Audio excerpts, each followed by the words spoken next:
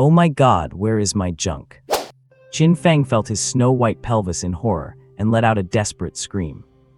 Just 10 minutes ago, billions of people around the world were suddenly transported and forced to participate in a cruel game called Global Lords. When the select initial faction panel popped up, Qin Feng looked at the 5 options and thought he was being a calm and wise strategist. Humans gave you 10 spearmen, elves gave 5 archers, orcs gave 5 warriors, and demons only gave you 1 single horned demon. Only the Undead Faction started you off with a massive army of 100 skeletons. Qin Feng's calculations were spot on at the time. Even if they were 100 pigs, the enemy would have to spend forever just hacking through them, right? In case of danger, he just needed to run faster than his 100 cannon fodder minions. So without a moment's hesitation, he pressed the button for the Undead Faction. With a flash of white light, he did indeed receive his 100 skeleton minions. But he never expected that choosing a faction would not just decide his minions' race, it would change his own species as the Lord as well. His chest, which might not have been muscular but was definitely fair-skinned, was gone, replaced by a much whiter and incredibly exposed skeleton frame. Looking further down, he saw his bony, aesthetic legs and an empty, hollow pelvis. He traded his future happiness for 100 skeleton cannon fodder. Qin Feng knew the entire skeleton completely broke down. If he could turn back time to 10 minutes ago, he swore he would never have tried to be clever and pressed that damn option. 10 minutes ago. A cold, mechanical voice echoed in his mind. Lord, please select your starting faction. Option 1, Human, start with 10 Tier 1 Spearmen. Option 2, Elf, start with 5 Tier 1 Elven Archers. Option 3, Orc, start with 5 Tier 1 Orc Warriors.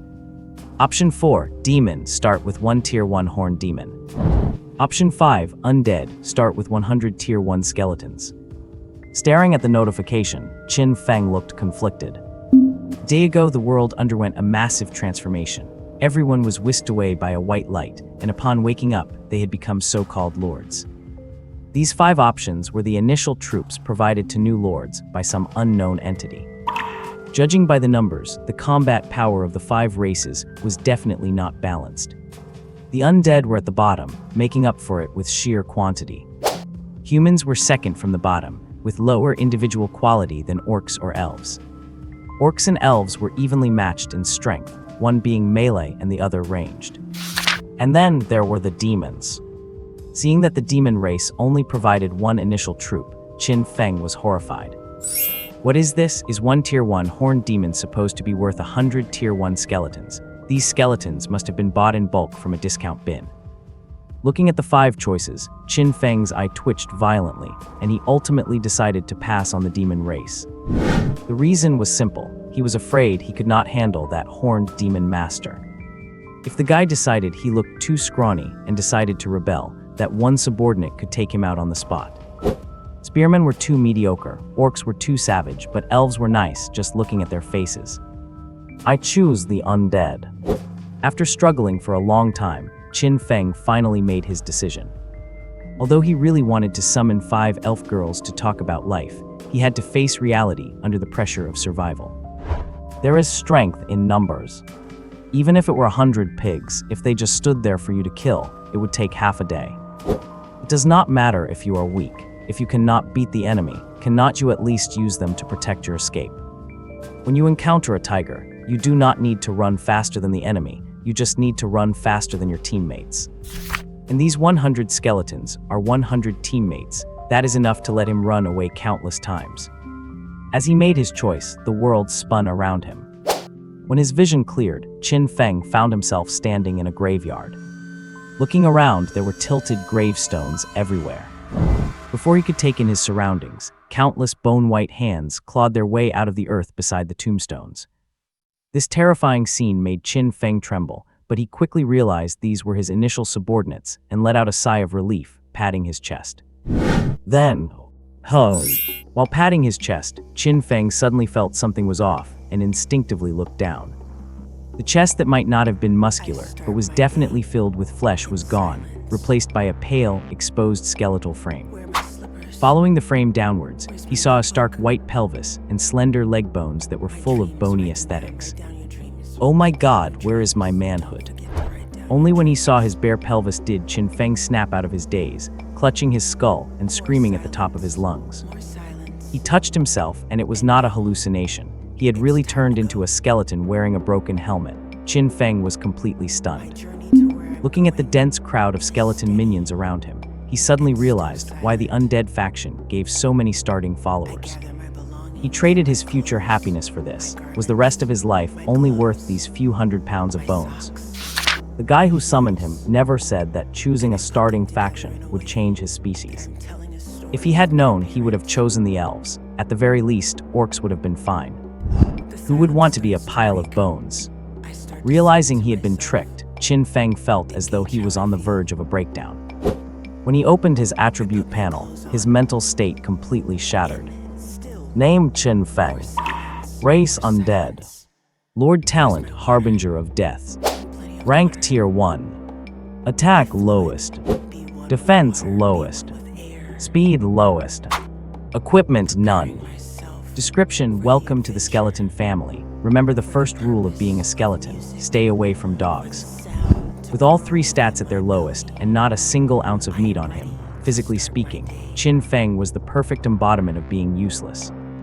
It was not just him. The 100 skeleton warriors around him also had the lowest stats.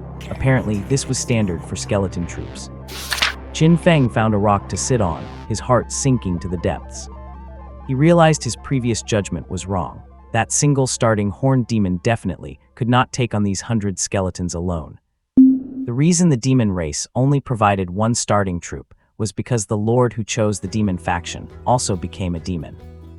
The lord himself was a powerful combatant comparable to a horned demon. Him plus the demon minion was the equivalent of the Undead Faction's 101 skeleton warriors. Choosing the undead meant sacrificing personal combat power for a large number of early game minions. Choosing the demon meant sacrificing early game army size to strengthen oneself. Qin Feng could not say for sure which opening had the advantage, but he knew that as a man, he had suffered an absolute loss. Because now that he was a skeleton, his junk was gone. In the graveyard, a large swarm of skeleton soldiers huddled together, staring blankly at their boss.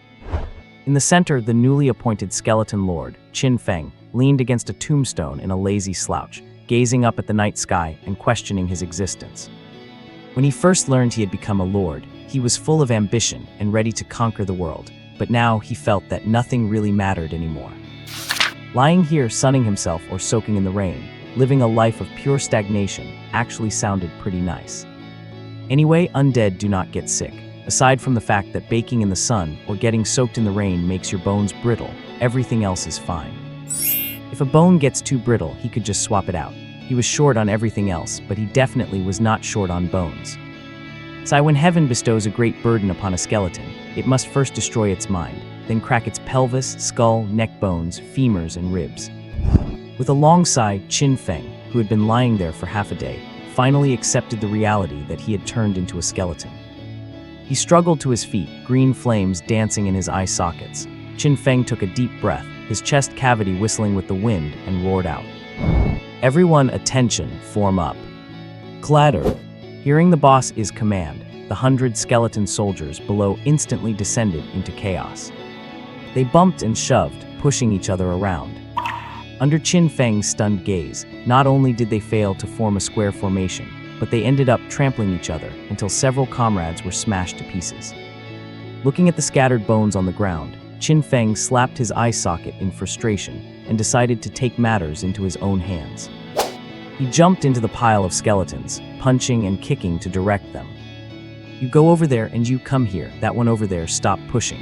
Your companion's head has been kicked around like a ball for half a day. Do you think you are on the national soccer team? Stand still. After some precise directing, the skeleton soldiers finally succeeded in increasing the number of scattered comrades from 6 to 14. Walking back to the tombstone and looking at the lackluster, ragtag formation in front of him, along with the skeletons still struggling to put themselves back together, Qin Feng's expression went blank. He absolutely refused to admit that his commanding was bad.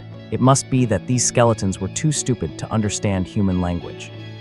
He sat back down in front of the tombstone, too lazy to bother with these idiots, and began to check his own status.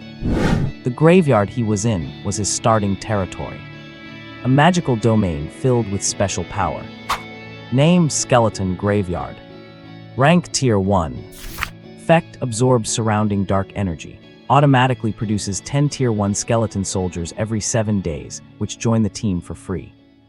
Description: do not complain that these skeleton soldiers are trash. They have not complained that you are poor. The Skeleton Graveyard was his only Lord building and his trump card for survival.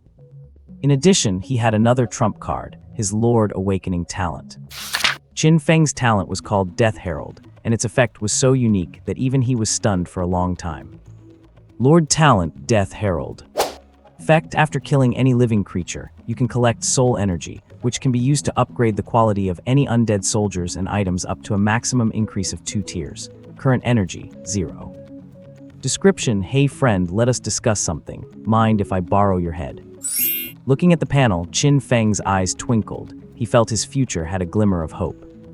If a Tier 1 skeleton soldier is trash, surely it would not still be trash after being upgraded to Tier 2, right?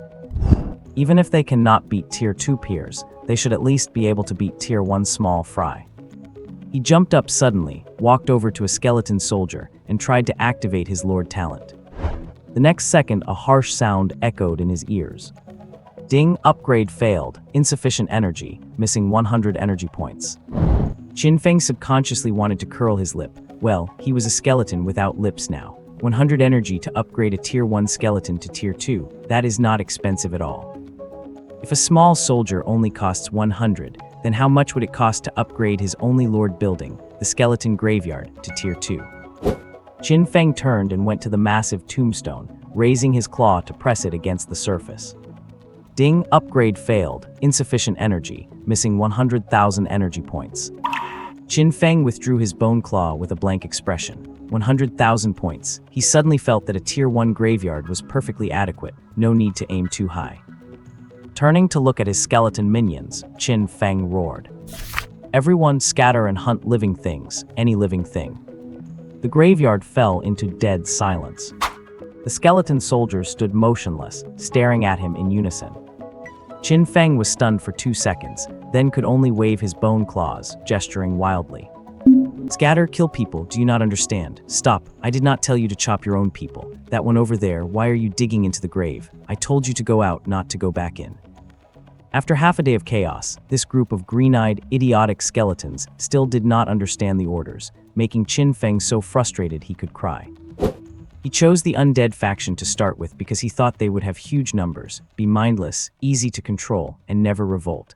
Now it seemed they indeed would not revolt. With that little intelligence, they could not even grasp the concept of a revolt. Stand still, all of you. Stop running around. You two there, grab that idiot digging into the dirt and pull him out. Do not let him burrow. Across the empty graveyard echoed Qin Feng's roars of impending collapse. Out in the wilderness, a squad of skeletons is marching along in a grand procession. The skeleton in the lead is the tallest of them all, holding a tattered flag with the character Qin written in black ink. This is the #1 flag-bearing skeleton, under the command of the newly risen, undead Lord Qin Feng. Its main task is to walk in front as bait and cannon fodder to draw out any potential ambush fire. The real Lord Qin Feng is currently disguised as an ordinary skeleton, hiding right in the middle of the pack. Only by seeing the dense forest of bone frames protecting him from all sides does he feel a shred of security. He brought the team out personally, this time to hunt living creatures and recharge his lordly talent. He originally planned to stay safe in his lair as the mastermind behind the scenes. After all, what kind of lord goes out to fight personally? But his skeleton soldiers are so unintelligent that if he left them to their own devices, they would likely get lost just outside the front door, leaving him no choice but to lead the charge himself. After leaving 50 skeletons to guard the lair, Qin Feng took the remaining 50 minions to scour the area, bagging 2 pheasants, a silly roe deer, a sparrow, and a wild boar. The team was actually counterkilled while hunting the boar. If it were not for the fact that skeleton soldiers can be reassembled as long as their skull's ghost fire is not extinguished, he would have lost 3 minions on the spot. This battle with the boar exposed a fatal flaw. The skeleton soldiers have no weapons. These brainless creatures do not pick up rocks or sticks when they fight. They just snap off their own ribs and charge into battle with their bones. Qin Feng has a splitting headache over this self-destructive fighting style that deals 0 damage to the enemy while costing him dearly. If ribs were actually effective weapons, he would not have had 3 shattered and 8 crippled by a single bore earlier. He changed his plan immediately. He does not need to craft armor yet, but he must get some proper weapons for his minions first. As the team advanced another few kilometers, Qin Feng suddenly stopped, the green ghost fire in his eye sockets flickering violently. He found it. Ahead of them was a massive bamboo forest. With just a little sharpening, bamboo makes for natural polearm weapons. Qin Feng led the charge into the forest, demonstrating how to chop the stalks himself. The skeletons followed his lead, and after an hour of work, they had felled plenty of bamboo, finally finishing a pile of crude spears with sharpened tips. These thin bamboo spears are not very sturdy or sharp, but their strength lies in their length and quantity. 1 or 2 skeletons with spears might be a joke, but 100 skeletons standing together with spears. Unless the enemy has ranged attacks, the enemy is the joke. Ranged attacks have always countered pike phalanxes, but a pike phalanx counters everything else. With these 2 or 3 meter long spears, Qin Feng can form his own bone phalanx and sweep through everything, or so he thinks. The weapons are made, but a new problem arises. How do you get these skeleton soldiers to pick them up? Listen up, is it really that hard to switch weapons? Watch me. Let go of your rib, grab the bamboo with your claw. See, equipment swap success. At the front of the line, Qin Feng waved a short bamboo pole vigorously. He was met with a group of blank-faced, motionless skeletons. Looking at this crowd of idiots, Qin Feng was nearing a breakdown. He held a rib in his left hand and a bamboo spear in his right, charging up to a skeleton and growling. Do not turn your head, yes you, a half-meter-long brittle rib or a 2-meter-long sharp spear. Which one do you pick? The skeleton looked down at the 2 weapons, its ghost fire flickering in its sockets. Finally, it slowly raised its hand.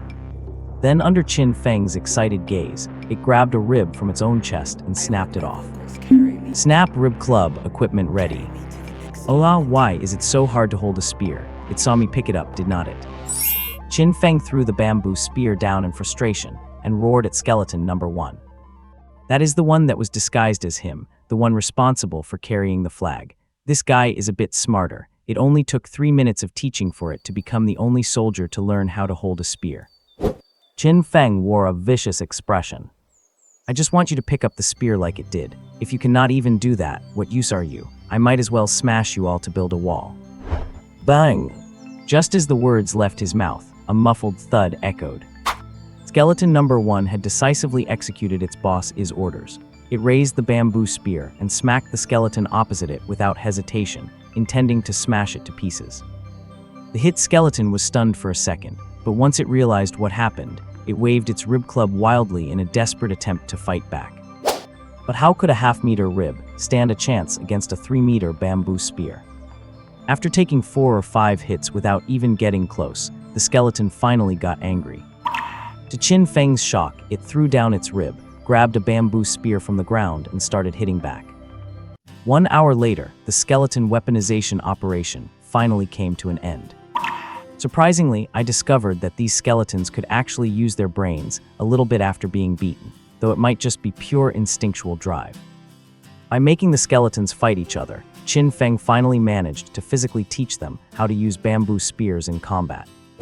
The price, however, was that more than half of the hard-crafted bamboo spears were destroyed even before the real battle began. After crafting a few more spears with the skeletons, Qin Feng led the skeleton squad, carrying their new weapons, out of the forest to begin their grand search for nearby living creatures. After searching around and hunting some wild beasts along the way, Qin Feng walked for half a day before finally spotting signs of living humans. On a hillside, a large number of skeleton soldiers stood motionless. At the very top, Qin Feng hid behind cover, carefully observing the situation in the distance. In the distance, within the grassland near the road, a wooden stockade was actually standing there.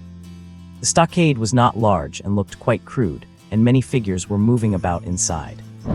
They held iron blades, looked fierce, and wore leather armor. They were clearly a group of bandits. To be precise, a special troop type called bandits. Name: bandits. Rank Tier 1. Talent: plunder when killing a creature. Gain 1 additional gold coin per kill. Attack: low. Defense: low. Speed: low.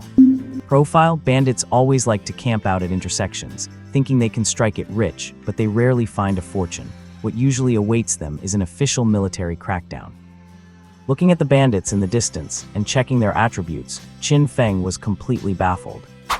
Talents, so soldiers can have talents too. Then why do my skeletons have absolutely nothing?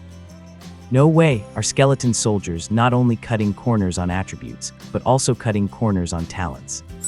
The boss who manufactured them must be too unscrupulous. Do they even have a production license? With a darkened face, Qin Feng withdrew his gaze. Having observed the enemy for a while, he now had a rough idea of the situation in the bandit camp below. Through his observation, he found that there were about a dozen bandits wandering outside the camp, and they were replaced by others from time to time. The largest number he saw at once was nearly 40 people. Qin Feng was not sure if there were more bandits inside, so he tentatively estimated the camp's population at 40. 50 against 40. On the surface, the advantage is on my side. But if you consider the quality of the soldiers on both sides, then I am the weaker party. A direct assault is absolutely out of the question. Even if I attack, I must assemble all my troops first.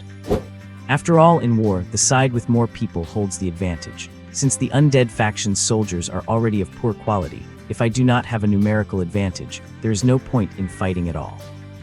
Just looking at these bandit thugs below, with 3 basic low-tier stats, Qin Feng had no doubt they could take on 2 of his skeletons each, and that was a generous estimate.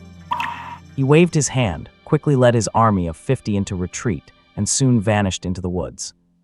He planned to return to his base and come back at night.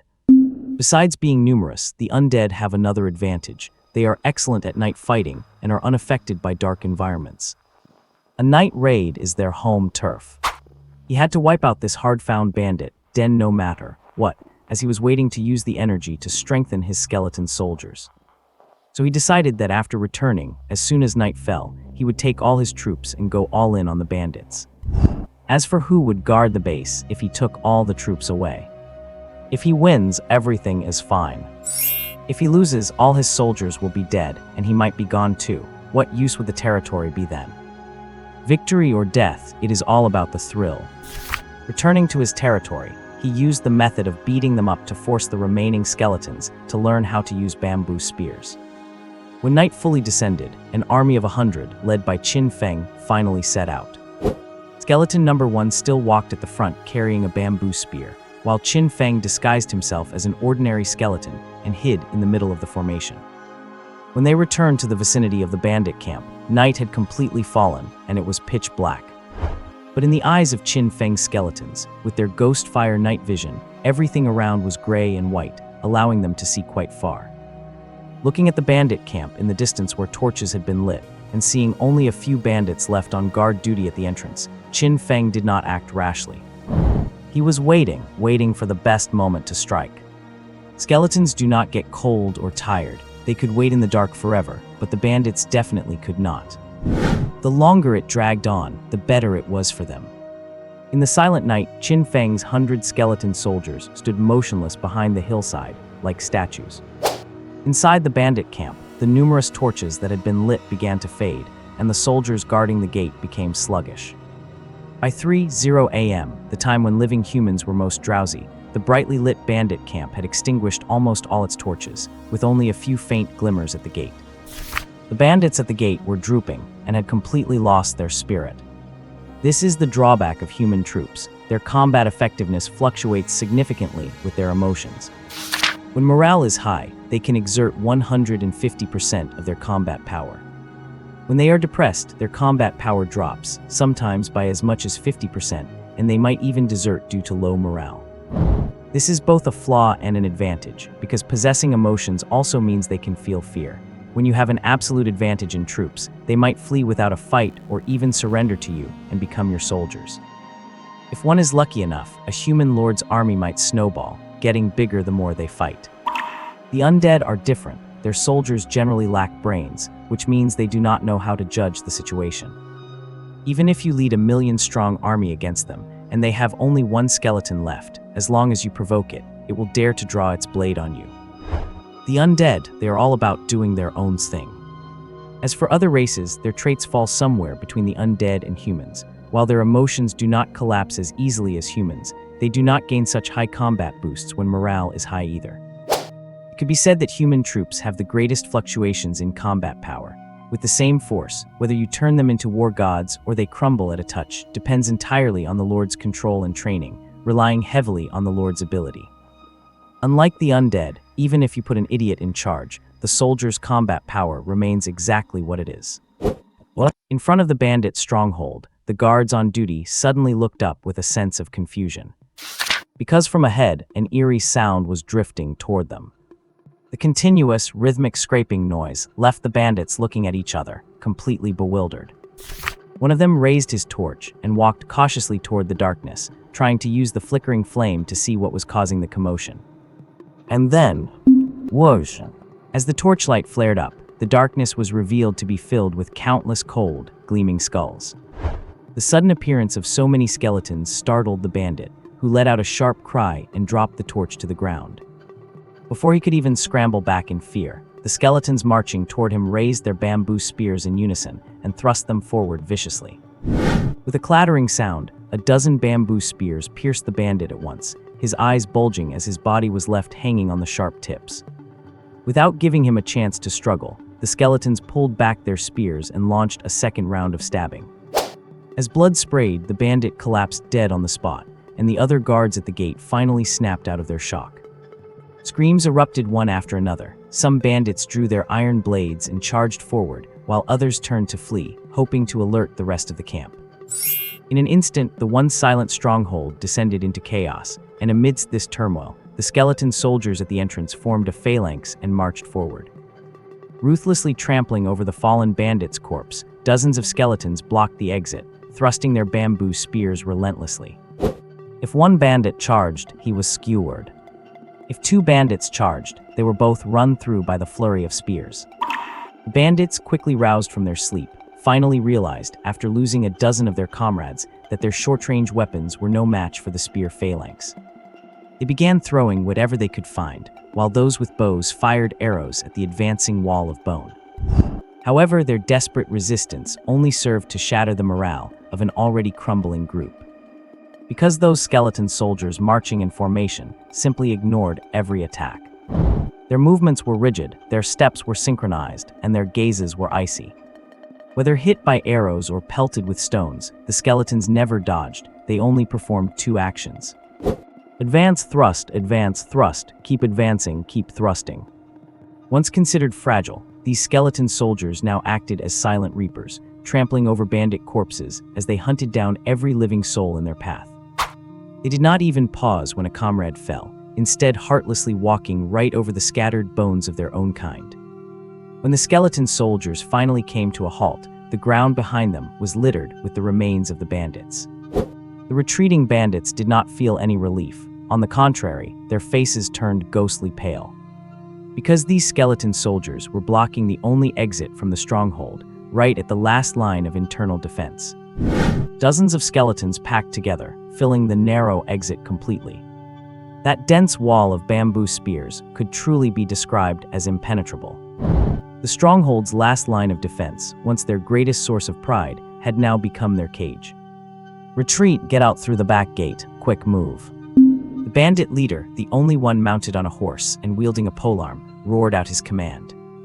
Without hesitation, he led his remaining men toward the rear exit. The stronghold had two gates, one at the front and one at the back, perfectly aligned to allow both offense and defense. That is, provided the forces were equal, but if the enemy held an absolute advantage. Clatter. Following the harsh sound, screams suddenly echoed from the front. The bandit leader, startled, pulled his horse to a sudden stop. He looked up in panic to find that at the other exit, an identical phalanx of skeleton spearmen was slowly marching toward them. Dozens of skeletons, just like the others, holding homemade bamboo spears. They marched with an intimidating presence, their long spears pointed forward. Some bandits trying to charge through the front slammed straight into the spear wall, their bodies riddled with countless holes. The second detachment of skeletons had arrived. Pincer attack. Sitting on his horse, the leader stared at the skeleton soldiers who blocked both exits, their spears leveled, watching them with cold, dead eyes.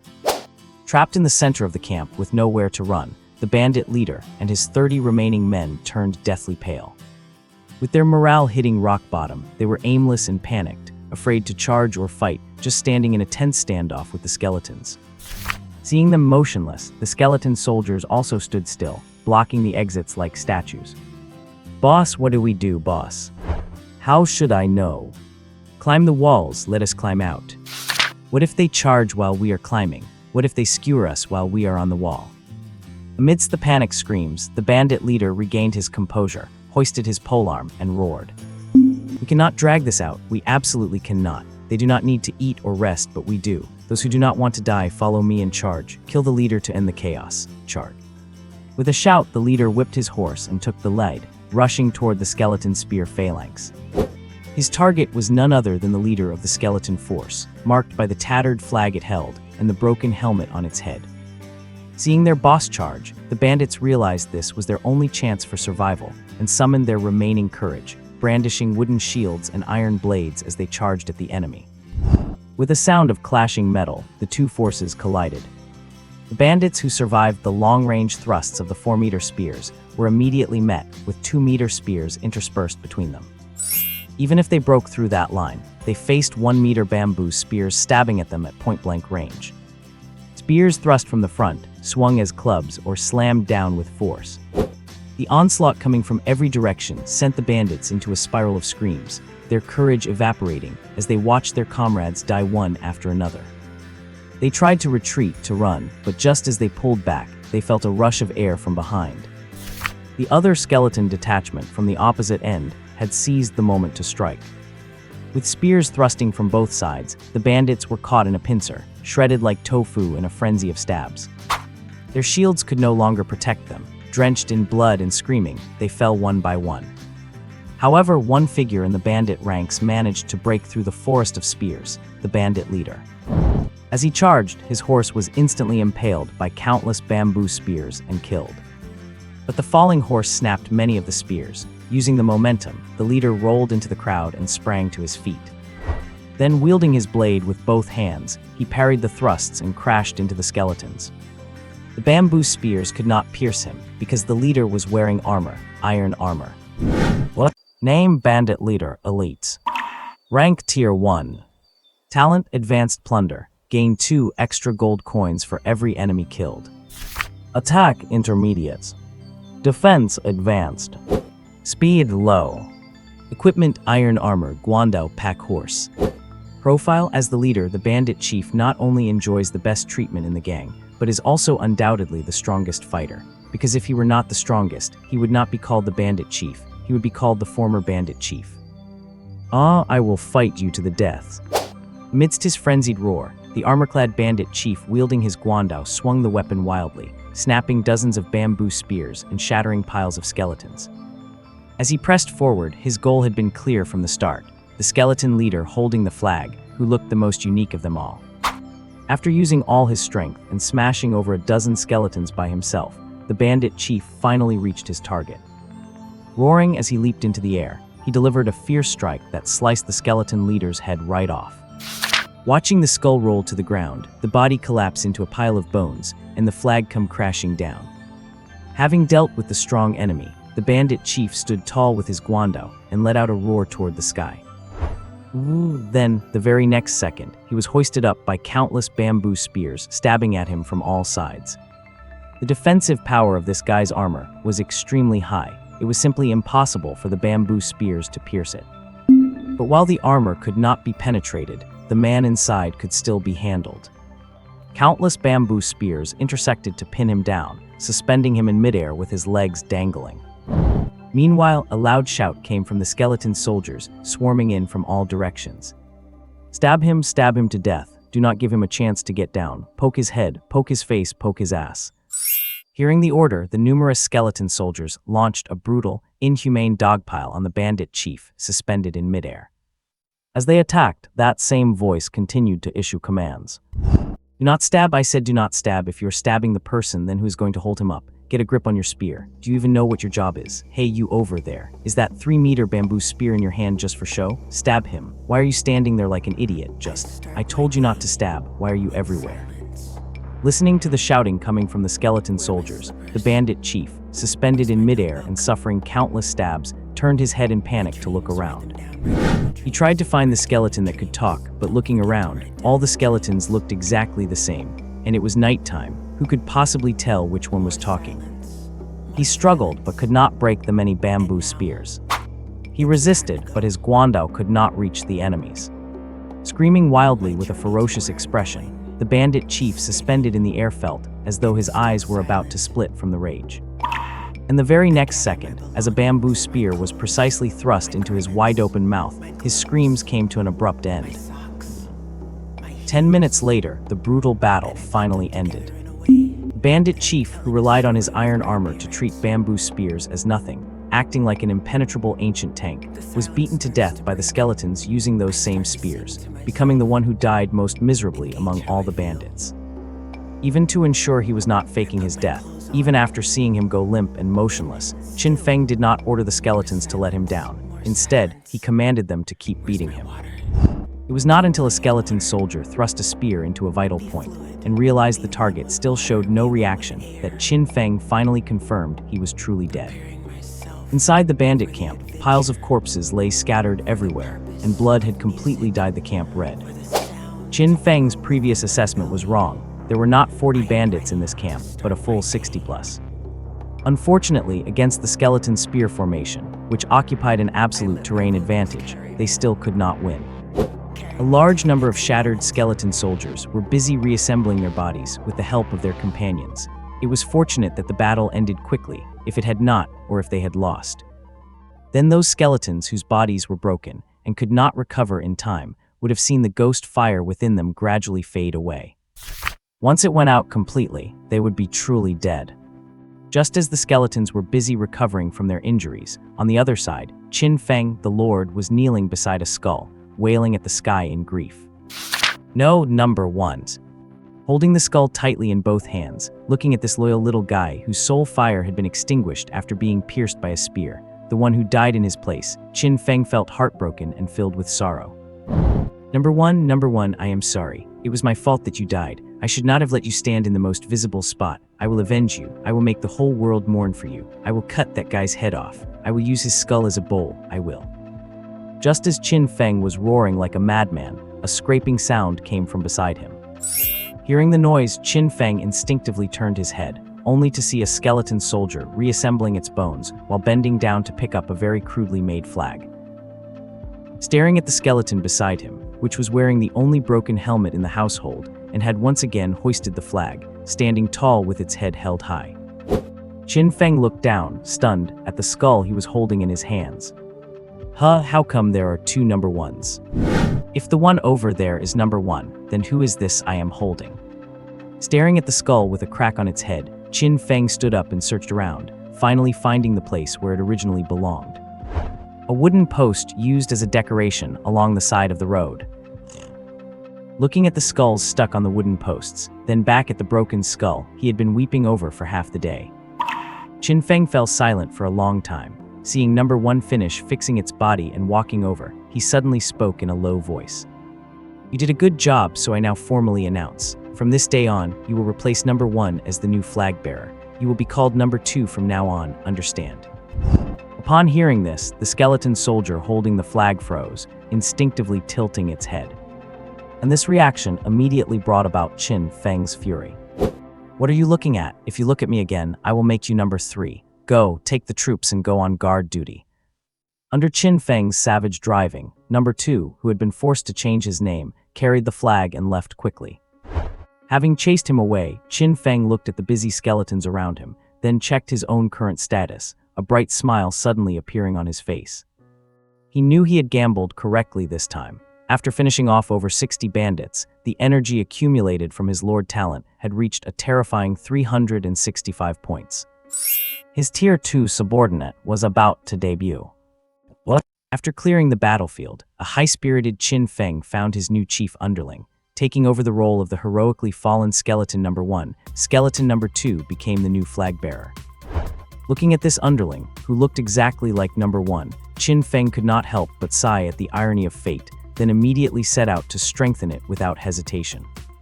One cough, number two. From now on, you are the first Tier 2 skeleton in our team. Embrace this glory. Qin Feng had originally considered using this first slot to strengthen himself, but considering he was not about to jump onto the front lines to risk his life, spending such precious energy on himself would be counterproductive. Therefore, to maximize his benefits, he chose to strengthen his underling first. As his Lord talent activated, the strengthening took effect quickly, and the familiar cold notification sound rang in his ears. Ding, 100 energy consumed, target strengthening complete. Hearing this news, Qin Feng was energized and excitedly opened number 2's attribute panel. Then he suddenly froze in place, because he discovered that number 2 had not, as he expected, become a tier 2 skeleton soldier on the spot. It was still tier 1, it had simply become a strengthened version of a tier 1 skeleton. Name: Skeleton Soldier, Elite. Grade: Tier 1. Talent: Bone Self-Healing. Damaged or missing bones can be slowly recovered. Attack: Low. Defense: Low. Speed: Low. Equipment: Bone Sword, Bone Shield. Profile: Elite Skeleton, the fighter jet among skeletons, oh yeah. Not only were its attributes fully improved and exclusive equipment acquired, but it also gained a talent. Looking at this so-called elite skeleton, whose attributes could finally compete with the lowest tier units of other races, Qin Feng's face fell. He knew things had gone wrong. The evolution path was not a direct jump in tiers, but rather an incremental progression. If there were elite skeletons, were there also super elite skeletons, ultimate skeletons, and ace skeletons? If he wanted to promote a skeleton soldier to tier 2, would he have to strengthen it 4 or 5 times? And the cost of this strengthening? This strengthening requires 500 points. Confirm. Listening to the voice, Qin Feng's mouth twitched, and he quickly canceled the strengthening. Looking at number 2, whose bones were now hardened, holding a bone shield in its left hand and a bone sword in its right, its presence significantly bolstered. Qin Feng shook his head with a sigh and quickly turned to the other skeletons. You have to eat one bite at a time. It seems the road to tier 2 skeleton soldier is still long and arduous. But he was not in a hurry. Undead creatures have no lifespan limits, so he could take his time. There will always be bread and milk. A tier 2 skeleton soldier will appear sooner or later. Realizing that the strengthened underling's attributes would not undergo a qualitative change, Qin Feng stopped being stingy with his energy and simply strengthened himself as well. Feeling his body's strength increase significantly, Qin Feng's gaze suddenly locked onto his own Lord talent, and as he paused his steps, a bold idea crossed his mind. Since the skeletons can be strengthened, the base buildings can be strengthened, even the bone sword and shield number 2 condensed, and even his newly acquired undead talent can be strengthened. Then could his own Lord skills also fall within this range? Could he strengthen himself? With a flicker in his eyes and excitement on his face, Qin Feng's trembling hand tapped on his Lord talent, and then, ding, energy required for strengthening, 1 million. Quietly retracting his hand and standing still for a second, Qin Feng suddenly grinned. 1 million, that does not seem like that much. As long as it can be strengthened, then everything is manageable. Tier 2, it seems that is not the limit of his soldier's strength, just the current limit of his pockets. Let us go, my underlings, follow your king out to keep killing. With a wave of his bone hand, Qin Feng, now full of hope for life, quickly led his skeleton troop, carrying bamboo spears as they marched outside. After this battle, his troop count had shrunk from 100 to 94. The intense brawl, especially the bandit leader's desperate charge, had permanently taken out 6 of his skeleton soldiers. With their skulls destroyed and soul flames extinguished, those skeleton soldiers could no longer be revived. But the sacrifice of those 6 had led to the growth of 3 others. More importantly, the bandit camp had provided him with a lot of spoils. A set of iron armor and a heavy blade stripped from the corpses were casually fitted onto number 2, making it look much more like a boss. Pile of dull iron blades were also armed to the skeleton soldiers. Given their intelligence, he would likely have to beat them up later to get them to wear this new equipment properly. Besides that, Qin Feng gained 765 gold coins, 213 iron coins, 226 units of wood, and a special blueprint. Qin Feng did not quite know what the gold and iron coins were for yet. But he knew the blueprint in his hand was definitely a treasure, as it was a Lord building blueprint. Name: Bandit Camp Blueprint. Grade: Tier 1. Building requirements: 1,000 gold coins, 500 wood. Building effect produces 5 bandits every 7 days. Recruitment price per bandit: 50 gold coins, 10 iron coins. Profile: still worrying about employment, still troubled by not having a job, join the bandit trade. 100 employment rate, no middleman to make a difference. What are you waiting for? A building that can create new underlings. This is absolutely a treasure. The problem is not just that it creates bandits, a very unreliable unit type, but that their race is different from Qin Feng's. If he builds this and recruits some bandit underlings, would they be willing to sleep in a graveyard with Qin Feng? That is a big problem. Returning to the base with his troops, he stored all the various resources into the tombstone in the center. Watching the 3 types of resources turn into beams of light and merge into the tombstone, Qin Feng frowned. He had thought about it for a long time on the way back, and finally decided not to build the bandit camp. After all, he had no energy to take care of living people like bandits. He would have to feed them and provide them with shelter. Skeleton soldiers are actually quite great. You do not need to worry about taking care of them, nor do you need to worry about morale. Just toss them somewhere when resting at night, and they will stand there all night. The only flaw is that their combat power is too weak, but Qin Feng's Lord Talent can compensate for that well. If that is the case, why look for other units? Undead underlings are Qin Feng's future. So he made up his mind. He wanted to be an undead lord, a pure undead lord. He is the man who will become the Skeleton King. What? In the wilderness, a graveyard with a completely different aesthetic from the surrounding natural scenery stood in a corner. Inside the graveyard, a large number of skeleton soldiers could be seen moving about, seemingly patrolling the area. Some of these skeletons carried bamboo spears, while others held bone swords and shields, looking quite professional. And in the very center of the graveyard, next to a huge tombstone, stood a throne made of mud. The throne was quite intricately shaped, and sitting upon it was a skeleton soldier, an imposing one wearing iron armor and a helmet, with a guandao and a flag planted beside it. That is right, he is Lord Qin Feng's beloved general, the Skeleton General, number 2. Following his usual routine, he was acting as a decoy for his boss, Qin Feng, sitting in a conspicuous spot to draw fire. As for the real Qin Feng, he was currently standing by the tombstone, excitedly rubbing his hands together. 7 days had passed since he became a lord, and during these 7 days, the skeleton army he led had achieved brilliant results. Not only had they wiped out a bandit camp, but they had also hunted down numerous wild beasts and fought several small roving groups. These groups belonged to various races: humans, undead, and Qin Feng even encountered a squad of elves.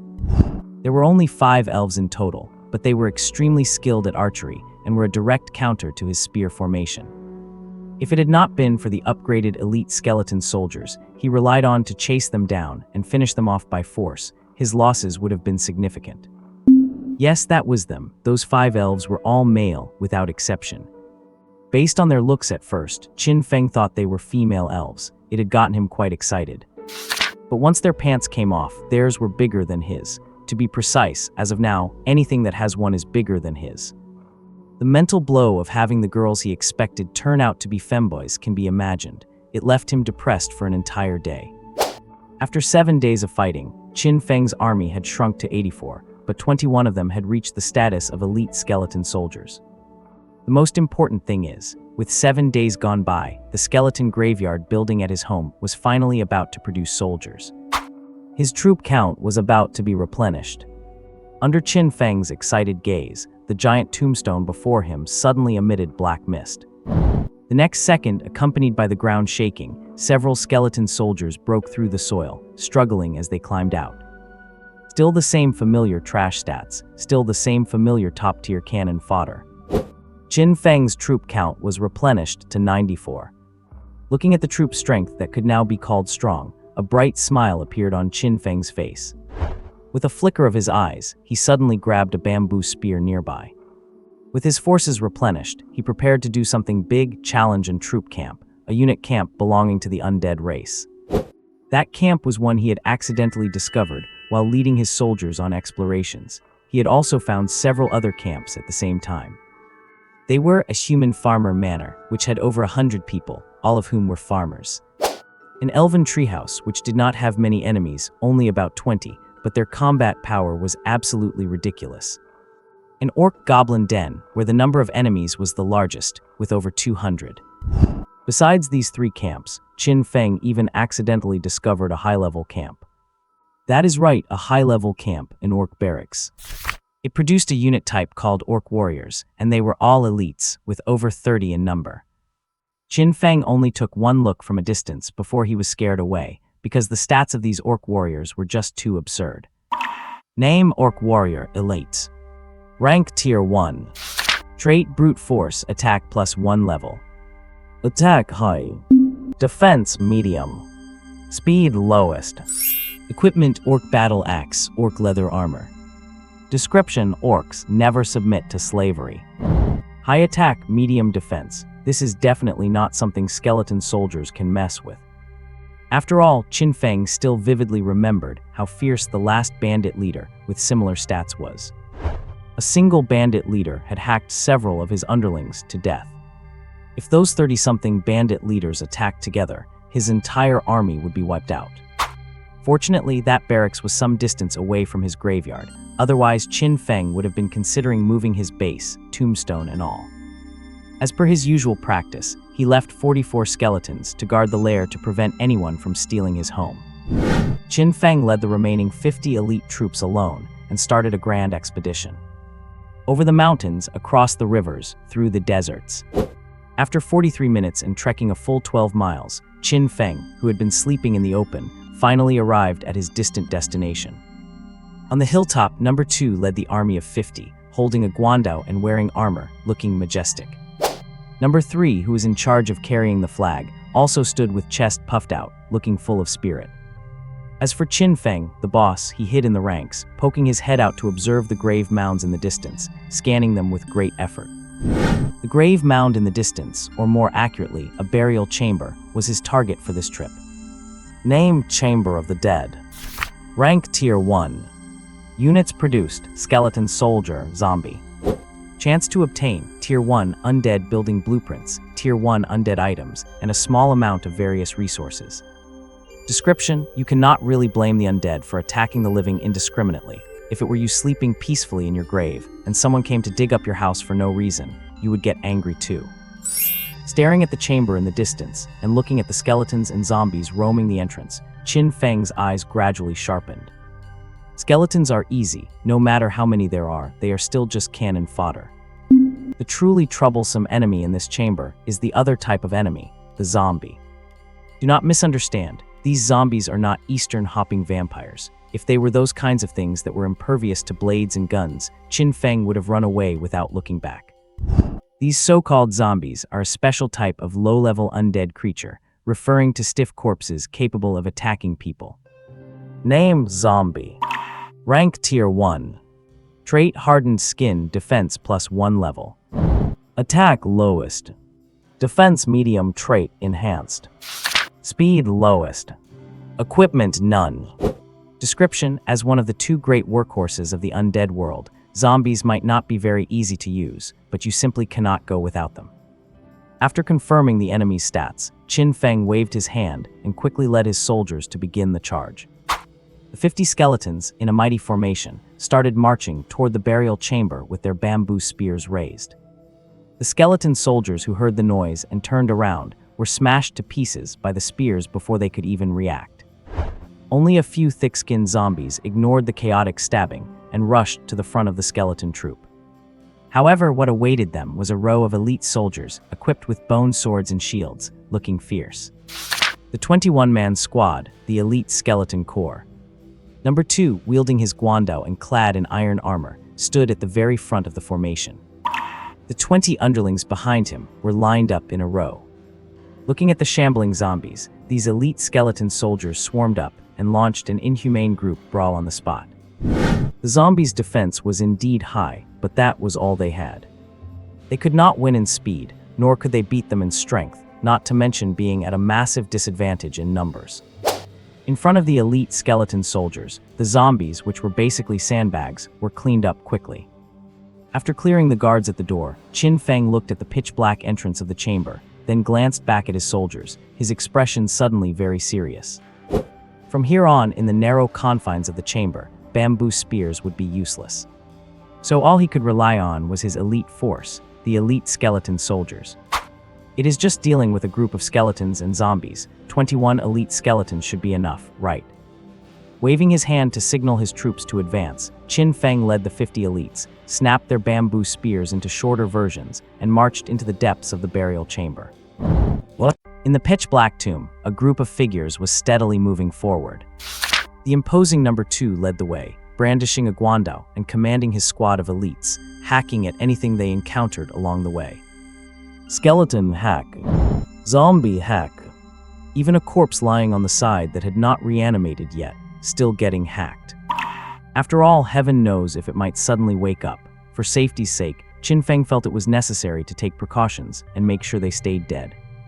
While the elite squad cleared the path ahead, Qin Feng led his ragtag troop behind, scavenging for loot. As for what kind of loot they were scavenging. What is this, a vase or a water cup? Could it be a spittoon? Forget it. Here, you take it and carry it on your back. If you lose it, I will turn your head into a spittoon. And what is this? A sword from the funerary goods? Why is it broken? Whatever, it is an antique at least. I will take it back for my collection, maybe use it to decorate my own grave later. Come here, you hold it. I did not say use it. Now you know how to hold a weapon. Where was this initiative earlier? Wait, do not move. Is that corpse's tooth gold? Someone, go over there and pull that tooth for me. I will use it later. The elite squad ahead was fighting for their lives, while Qin Feng and his crew behind were looting for their lives. He would take everything he deemed valuable. After all, he was not the one doing the carrying. If the stone coffin had not been so huge and heavy, he would have even dragged one back to use as his own bed. The team moved in stops and starts, soon fighting their way along the tomb passage to the very depths. And it was here that Qin Feng's skeleton squad finally encountered a formidable foe. In the spacious main tomb chamber, a large number of skeleton soldiers and zombies were wandering aimlessly. Most importantly, at the very back of this cannon fodder, there were over a dozen unique-looking zombies and skeletons. They are variants of the regular skeletons and zombies. You could call them advanced elite monsters. Name: Skeleton Lancer. Rank: Tier 1. Talent: Speed Dash. Possesses the ability to accelerate suddenly. Attack: Low. Defense: Lowest. Speed: Lowest. Equipment: Bone Lance. Briefing: a mutated strain of the common skeleton soldier. The Skeleton Lancer is obsessed with speed and excitement, thus mastering the art of the straight-line dash. Unfortunately, it never learned how to turn or brake. Name: Poison Zombie. Rank: Tier 1. Talent: Poison Mist. Emits a foul stench that slowly poisons any living creature nearby. Attack: Lowest. Defense: Low. Speed: Lowest. Equipment: None. Briefing: a mutant zombie. Its belly is always bloated, it emits a constant stench, and it even explodes upon death. Its main weapon is psychological damage.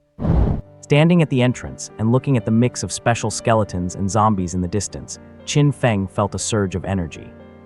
He casually tossed the funerary coat he had just stripped off a corpse to a lackey behind him, and realizing he had finally met a worthy foe, Qin Feng quickly ordered his soldiers to form ranks. He could not count on the common skeletons. He had already given up on treating those simpletons.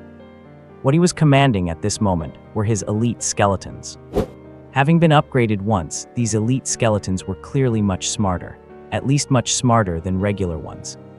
They could already understand some relatively simple commands. Under Qin Feng's command, the 21 elite skeletons quickly raised their shields and held the entrance firmly. Once his lackeys were in formation, Qin Feng unceremoniously grabbed a skull from a guy in a nearby coffin and hurled it with all his might toward the enemy. With a bang, the undead group was completely alerted, and countless undead began surging toward Qin Feng's position. The mutated undead in the distance, which Qin Feng deemed the biggest threat, also made their move. Amidst the howling wind, the soul fire in the eyes of those bone lance-wielding skeleton lancers flickered suddenly. The next second, with a whoosh, they accelerated and charged. Running at full speed, under Qin Feng's stunned gaze, they turned into bolts of lightning, smashing right through their own skeletons along the way. Then, without losing any speed, they slammed hard into Qin Feng's shield wall. The bad news was that the super shield wall, composed of 21 elite skeletons, was smashed apart on the spot, sending many of them flying and knocking down their comrades. The good news, however, was that the 8 skeleton lancers who slammed into the wall died. Looking at the skeleton lancers who had committed suicide so decisively, Qin Feng, standing at the back of the line, was utterly dumbfounded. Turns out these so-called skeleton lancers are just a suicide squad. Are suicide attacks even a thing for skeletons these days? Looking at the tragic scene and his own shattered bone shield formation, Qin Feng had to admit that these skeleton lancers had a few tricks up their sleeves. But that was all, literally just a few. The 8 skeleton lancers had sacrificed their lives to tear open Qin Feng's line, but although they were heroic, their companions were disappointing. By the time the other skeletons and zombies came stumbling over, the knockdown elite skeletons had already scrambled back up and reformed their defense. Those 8 heroic charging skeleton lancers, besides killing themselves, had not achieved anything. Actually, wait, while they were charging at top speed, they managed to spear 30 of their own. With the help of these 8 internal enemies, the battle in the tomb chamber ended quickly.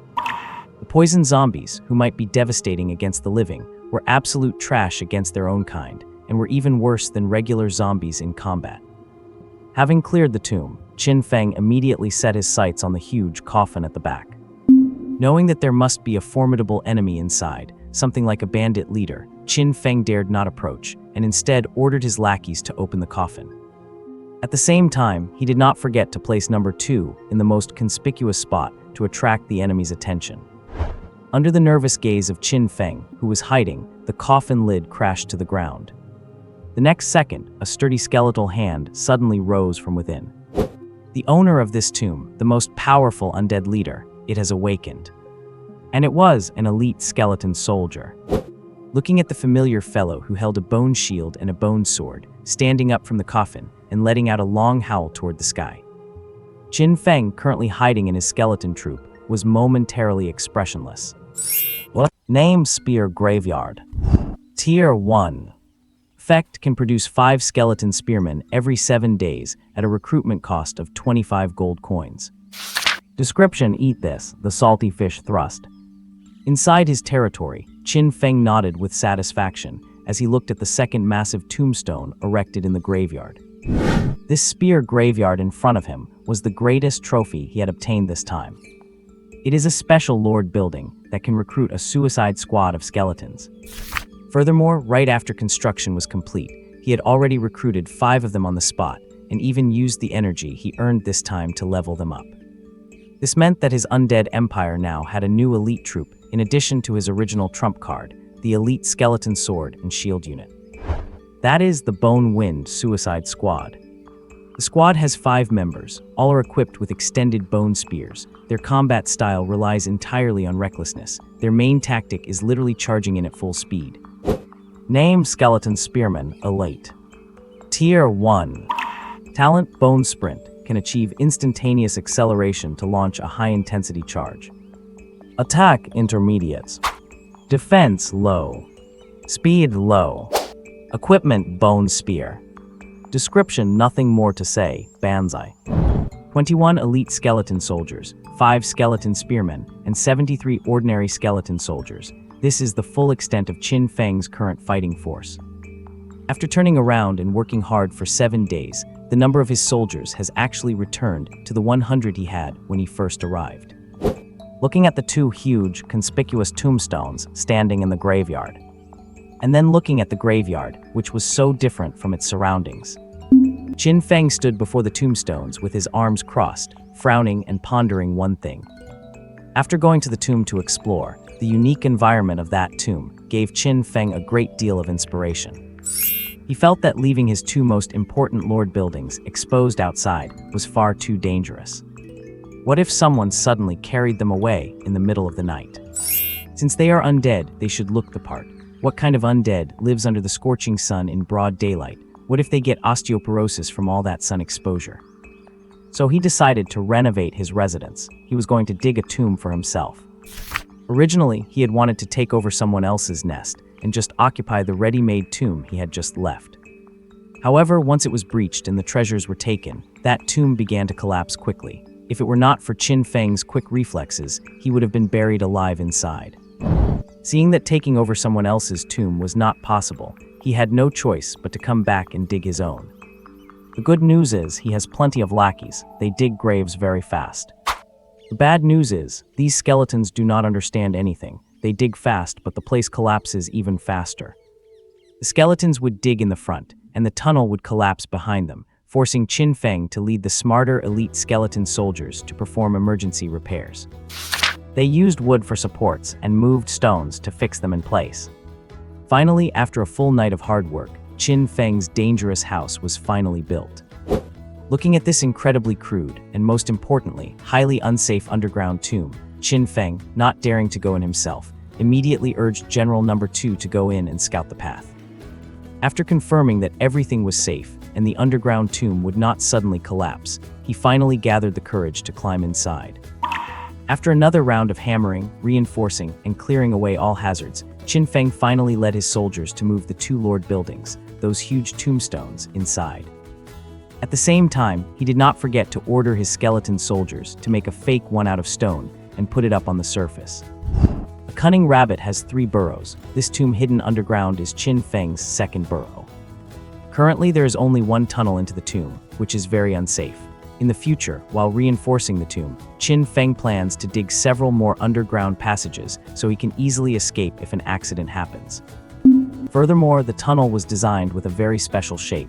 The path leading to the main tomb chamber is exceptionally straight. This is a professional runway that Qin Feng specifically prepared for his spear suicide squad. If anyone dares to chase him inside, then as many as they send into the tunnel, Qin Feng's elite skeleton spearmen will dare to kill them all. With nowhere to hide and nowhere to run, this tunnel is a manslaughtering field belonging to the skeleton spearmen. It is also the last resort Qin Feng uses to defend himself. If it comes down to it, and even the spearmen cannot defeat the enemy using the terrain, Qin Feng can still send in the elite skeleton sword and shield warriors to block the way and buy himself some final escape time. Having spent a day and a night finally finishing the underground castle, Qin Feng took the skeletons back to the surface and built a makeshift fence with bamboo, creating a decent-looking camp to protect the fake tombstone in the center. On the throne next to it, General Number 2, the Great Bone General, stands guard all year round. Hideout completed, disguise completed, and bait completed. With everything finally worry-free, Qin Feng left 40 ordinary skeletons to guard the camp and the underground tomb, while he took the other elite units and charged outward once again. His target this time, the human farmer's manor. 50 against 100, the advantage is with him. Half an hour later in a massive farm, the battle officially began. There was no real suspense in this battle. After all, farmers, as a Tier 1 human unit, are far inferior to spearmen. They are a special type of unit, whose primary ability is not actually fighting. Named Farmer. Tier 1. Talent Pay Taxes, provides 1 gold coin to the leader every 7 days. Attack Lowest. Defense Lowest. Speed Low. Equipment Pitchfork. Description: there are only 2 things in this world one cannot escape: death and taxes. Over 130 farmers, plus 1 farmer leader who carries a large pitchfork and can provide 10 gold coins every 7 days, with the entire fighting force in the farmer's manor. With a group of weaklings whose combat power is only comparable to ordinary skeleton soldiers, facing the elite skeleton unit, plus 5 reinforced skeleton suicide squads, it would be a miracle if they could win. To be accurate, after just taking 1 salty fish thrust from the skeleton suicide squad, this group of farmers, whose morale was already low, completely collapsed and scattered. And watching them flee in every direction, Qin Feng finally understood what their one stat that was not the lowest level, their speed, was actually used for. After a fierce slaughter, successfully destroying the farmer's manor and capturing a trophy, Qin Feng quickly led his troops away from the battlefield. He had to admit that the human faction really had a huge advantage in earning money, as they actually possessed units that could generate wealth. If he had thousands of farmers, would not he be able to rake in gold every single day just by lying there? Every 7 days, get thousands of gold coins for free. Think of how many spearmen that could buy. He could not spend it all, absolutely impossible to spend it all. Compared to the human faction, Qin Feng's situation is a bit tragic. He has nothing, and his starting units do not even have talent abilities. The only benefit is that they do not need to be fed. Once you get them, they are soldiers, and they do not care how harsh the environment is. They are just built to be tough. What? Charge, everyone charge, do not be cowards. Get in there. Anyone who retreats shall be executed. Deep in a forest, accompanied by roars, a large number of skeletons held shields over their heads, charging frantically toward the giant trees ahead. Up in those trees, inside a wooden cabin woven purely from branches, a large group of beautiful elven archers was unleashing a barrage of arrows. Skeleton soldiers are made of nothing but bones, which leaves massive gaps in their bodies, and more importantly, they are completely immune to piercing damage. This means that as long as they protect their vital skulls, they are virtually immune to arrow fire, making them a nightmare for archers. Well, that is, assuming the enemy is only using standard archery. At the back of the skeleton army, Qin Feng was loudly directing his minions to charge. This was his 6th assault on the elven treehouse. Just as he was roaring, a sharp whistling sound cut through the air. A second later, while he was hiding his head behind a tree, his body suddenly jolted. An arrow had actually pierced clean through the tree in front of him. The tip protruded from the trunk, stopping right in front of his forehead. Seeing the arrow that had almost claimed his life, Qin Feng froze in shock. Before he could even process it, another whistle pierced the air. With a crisp crack, a second arrow struck his shoulder, snapping his arm bone right in half. Looking down as his arm clattered to the ground, then up at the arrow that had punched through the tree, the soul fire in Qin Feng's eyes trembled wildly. Finally jolted into reality, he let out a shriek. Something's wrong, retreat, fall back. As he shouted, Qin Feng turned and fled, while a mass of skeleton soldiers raised their shields to protect him. The mighty skeleton army that had charged in like a storm retreated just as quickly, disappearing from sight in the blink of an eye. The elven archers guarding the treehouse lowered their bows and cheered loudly at the sight. Far away, having failed his 6th raid, Qin Feng sat dejectedly under a large tree, desperately trying to reattach his broken arm. As for where he got a new arm, kids, do not ask questions you do not want the answer to. He looked up at Skeleton General No. 2 standing nearby, who was stuck with so many arrows he looked like a hedgehog. He glanced at his other skeleton minions, their shields bristling with arrows, all missing limbs or bones. Qin Feng wore a long face, looking absolutely miserable. The second 7-day period had passed. During these past 7 days, Qin Feng had led his army of hundreds to break towns and storm fortresses, sweeping through everything. His army had leveled fortified farms, crushed massive goblin hordes in head-on clashes, and wiped out any wandering groups they crossed paths with. They were unstoppable. However, for the past 2 days, his heroic, fearless skeleton army had finally met their match, the elves, elven archers. Those pointed-eared devils, their accuracy is insane, and most importantly, they are ridiculously strong.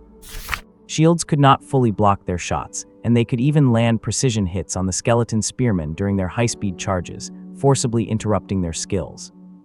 If it were not for Lord Qin Feng sensing the danger and personally ordering General No. 2 to lead the elite guard to hold a shield wall and save the spearmen's heads, his ace spear regiment would have been wiped out. 6 attacks, 6 failures. This time, even he had gotten injured.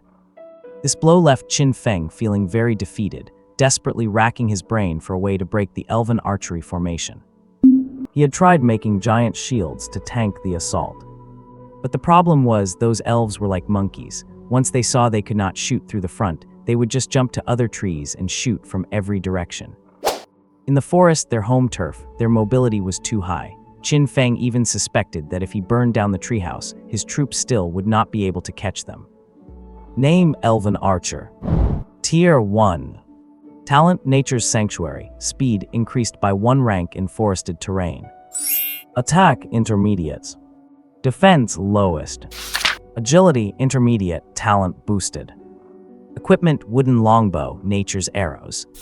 Briefing: As children of nature, elves are formidable in forest combat, capable of leaping between trees. Honestly, if they were not so good-looking, people would have called them long-eared monkeys ages ago. Looking at the conspicuous treehouse in the distance, Qin Feng frowned. If he could help it, he did not want to mess with these guys either. They were only 20 people, they barely dropped any meat, and they were hard to kill. Why bother? The problem was, unfortunately, this elven treehouse was not far from his lair. With these wild lord structures, once the number of soldiers hits a certain cap, new units just leave on their own to wander the surroundings. That is how the small roaming groups Qin Feng kept encountering were formed. He did not provoke them, yet these guys were itching for a fight. 2 days ago, a roaming party used an ambush to kill 2 of his skeleton minions, the kind that could not even be resurrected. If this can be tolerated, what cannot? And today, Qin the skeleton cannot tolerate it. He had always been the one bullying others with his army. Now he was the one getting bullied. Where is the law? Is there any justice left? So Qin Feng came with his main army, swearing to tear down that shack and kill every last one of those long-eared donkeys to end the threat once and for all. Of course, he had not succeeded yet. After thinking for a long time, realizing a frontal assault was hopeless and the losses were too high, Qin Feng finally decided to use the classic technique of his ancestors. Tunnel warfare. Start digging, attack from a place where they cannot shoot. They might be able to run, but he did not believe the trees could run away. Directing his skeleton minions, Qin Feng found a spot with great feng shui and immediately mobilized the masses for a massive excavation project. They had dug through tombs before, so they were already familiar with the process, and progress was rapid. To avoid tipping off the elves, Qin Feng specially sent General No. 2 with a unit of elite skeletons to the front lines to stare them down. He did not need them to break in, just to be a nuisance and keep the elves distracted. They dug for an entire day. As night fell, the skeleton army lingering by the treehouse finally retreated. The elven archers, tense all day, were finally able to catch a breath. Just as they lowered their weapons and ducked back into the wooden cabin, the soil beneath the massive elven cabin suddenly heaved. A second later, a pale skeletal hand burst through the earth, its claws clenched tight. What? Enemy attack. Kill. A shrill cry suddenly rang out, shattering the tranquility of the night woods. A large number of startled elf archers began firing desperately toward the ground below. And beneath the elven treehouse, countless skeletons were erupting from the soil, shielding their heads with one hand while frantically climbing up the trunks.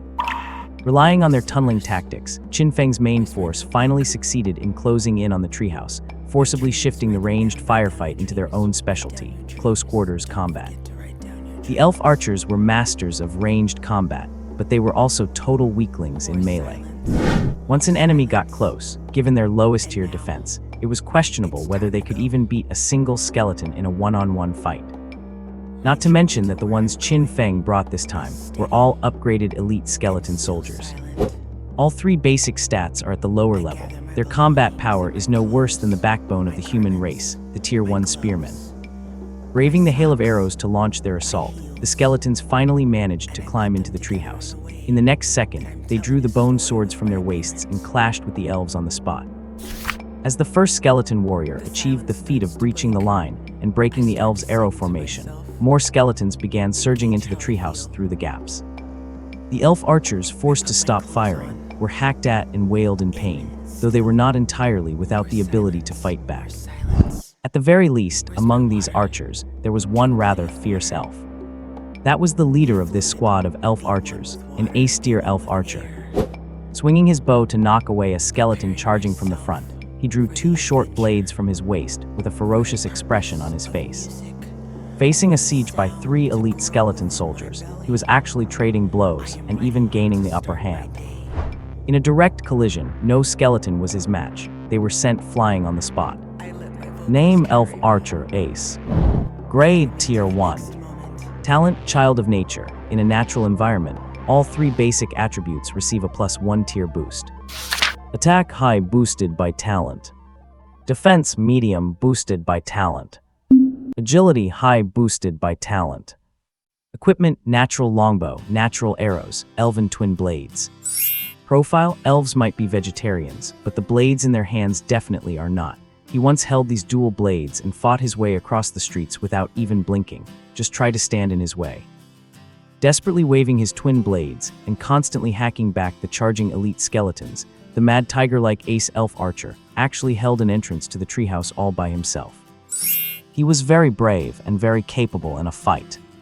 It was just a pity that he was the only one among the elves who could fight well. He successfully held his side, but the other 3 sides had already been quickly breached. As climbing sounds echoed, several skeletons with bone spears strapped to their backs struggled their way up. Looking at the chaotic scene within the massive treehouse, and spotting the ace elf archer standing out while fighting several enemies at once. These elite skeleton spearmen who had just climbed up did not hesitate, raising their spears and launching a sudden charge. With their talent skill activated, the skeleton's speed surged, and they zipped forward in a flash. Hearing the wind, the ace elf archer turned in a panic, but it was already too late to dodge. With several dull thuds, his body was impaled by the spears on the spot. In the next second, he was sent flying backward by the force until he slammed into the wall and stopped. Pinned to the wall by the spears, he still was not dead, desperately waving his twin blades in an attempt to strike the skeleton spearmen. But how could his short weapons reach the spearmen? Just then, a crowd of elite skeletons wielding swords and shields surged over, and under his horrified gaze, they raised their blades and slashed down fiercely. The battle in the treehouse ended quickly. Having lost the advantage of their home field, the elf archers became incredibly vulnerable. In just over 10 minutes, the elven treehouse had fallen silent. Qin Feng counted his numbers and realized he had lost 2 elite skeleton soldiers in this fight. He could not help but grit his teeth. After quickly collecting the loot, he led his men and turned back toward the base. He tossed the loot aside and immediately opened the map to inspect it. On a blueprint on the table, a very simple terrain map was drawn. Hills, streams, and forests were all marked in a childish style. Among these mountains and rivers, several spots were specifically marked, and most of them had big crosses drawn over them. These locations were the Wild Lord buildings that Qin Feng had discovered. Most of them had already been taken by him, such as the Farmer's Manor, the Goblin Lair, and the Elven Treehouse he had just finished off. Now, the only remaining location that could potentially threaten Qin Feng's territory was the last Wild Lord building. It was also the strongest Lord building Qin Feng had encountered so far, the Orc building, the Orc Barracks. High attack, medium defense, low speed, and their talent skill is actually self-healing. They are a group of born berserkers, and there are over 30 of them. Qin Feng dared not rashly challenge them, because even with his current strong forces, a head-on clash would surely result in heavy losses. But he had to deal with it. If you do not clear out that camp, it will produce a new batch of soldiers every 7 days. Not only would the number of soldiers inside keep growing, but they would also occasionally send out roaming squads to patrol the surroundings. Qin Feng did not want to be walking at night when 5 of these things suddenly jumped out, screaming, "Orcs will never be slaves," while swinging their axes at him. It is not about whether he can win or not. It is about whether his mental health can take it. Getting jumped like that out of nowhere, it would give him a heart attack, would not it? What, skeletons do not have hearts? Never mind then. Looking at the simple map he drew and checking on his underlings, Qin Feng quickly tallied his current military strength. 10 elite skeleton spearmen, 66 elite skeleton soldiers, plus 25 ordinary skeletons that had not been upgraded yet. A total force of 101. This was his remaining force after passing the second week, receiving reinforcements, and engaging in frequent battles that caused casualties. After fighting for so long, his force count was still hovering around 100, neither increasing nor decreasing much. Although the number of soldiers had not seen a massive increase, their combat effectiveness had definitely surged. Besides troops, he had acquired a large amount of resources and several building blueprints. Qin Feng could not use the blueprints of other races, but apart from those, he had also looted a special treasure, something he could absolutely put to use. And this item is called a treasure. Name: Golden Bag. Grade: Tier 1. Effect: every 7 days. It provides the owner with 150 gold coins. Profile: think it is weak. Try thinking about it this way. Having this is like receiving a pension without ever having paid into Social Security. Now, do you still think it is weak? What? In the woods, a skeleton troop was on the move, and Qin Feng was naturally mixed in among them. He ultimately did not dare to challenge that orc outpost directly, deciding instead to build up his strength first. He wanted to upgrade all his troops to elite status at the very least before clashing with them. Even for safety's sake, Qin Feng felt he should form a squad of secondary upgraded reinforcements to ensure they could face the enemy head-on before considering a confrontation. He needed combat power at the level of his current General Number 2. Exactly, to better project the majesty of a general, to ensure Number 2 could disguise himself as him more effectively, and to keep him from getting killed. At this moment, number 2 had become the only boss in the group to undergo a second evolution. Name: Skeleton Soldier Ace. Rank: Tier 1. Talent: Rapid Bone Regeneration. Broken bones heal rapidly. Attack: Intermediate. Defense: Intermediate. Speed: Intermediate. Equipment: Fine Bone Shield, Fine Bone Sword. Profile: an Ace-level warrior. This is quite common among other races' units, but extremely rare for the skeleton tribe, as they are usually too fragile to live that long. However, once they actually evolve into an ace, you will be surprised to find that they are still just as useless. With all 3 stats at intermediate level, they can tank, hit, and run. There are almost no weaknesses, so the combat power of an ace skeleton soldier is definitely decent. But compared to other races, they are a bit lackluster. Take an ace elf archer, for instance. They have superior stats across the board, and their innate abilities are terrifyingly strong. Most importantly, they are a ranged unit, and melee combat is not even their specialty. The base stats of a ranged unit are actually the worst at the same tier. Truth be told, a salted fish is still a salted fish even after it flips over. When it meets another fish that has flipped, it still gets crushed. Qin Feng, who is currently leading his troops wandering around in search of prey, has a very simple plan now. That is to raise all his soldiers to elite rank and form a 20-man ace squad. By then, with stats not far behind the enemy and a crushing numerical advantage, he should be able to take down that orc outpost easily. Is not war just about leveraging your troop numbers and equipment? That is the logic behind the idea that great warriors win without fanfare. Why take risks when you can win easily? So Qin Feng is not in a hurry. He intends to accumulate his advantages slowly and grow at his own pace. When setting out this time, Qin Feng followed his usual practice of letting General Number 2 take the lead, and he was cunning enough to never walk on the main road. While the main road is smooth and easy, it is far too conspicuous and makes one vulnerable to ambushes. Going through the woods is different. Although it is overgrown with weeds, thorns, and bushes, making it very difficult to travel, it has the advantage of being safe.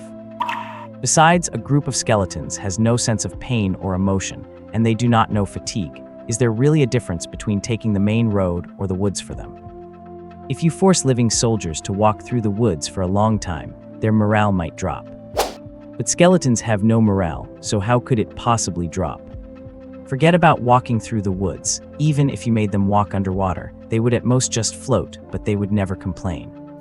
Taking the road less traveled has become a habit for Qin Feng. Even though last time this led to an ambush by a wandering elven squad, causing the loss of 2 generals on the spot, and indirectly starting the epic war with the elven treehouse. The forgetful Qin Feng still habitually takes the small paths, believing it to be safer. But this time his troops were finally not ambushed. In fact, not only were they not ambushed, he even had an unexpected discovery. The skeleton troop constantly moving through the woods suddenly stopped.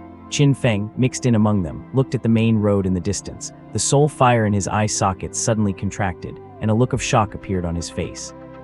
Because on the main road below, there was actually a troop approaching from the distance. That is right, a troop, not those small groups of wandering wild monsters he had encountered before. This was a real, authentic troop, a human troop. Leading them were spearmen, 30 or 40 of them. In the middle were sword and shield soldiers, about 20 shield-bearing warriors. At the very back were archers, also numbering over 20. And right in the center of the formation, there was a small cavalry unit. That is right, cavalry, soldiers riding tall horses. There were not many of them, only about 7 or 8. Among these cavalrymen, one could see a man dressed differently, also riding a tall horse, and he was even wearing a set of armor. Looking at the massive troop marching from below, with cavalry even carrying banners, Qin Feng was stunned. Recovering from his shock, he quickly ordered his skeleton minions to lie down and hide carefully. Hidden in the woods, standing on a small hill, he watched this troop pass by. He tried to scout their stats, but found he could not see through them at all, his expression turning somber.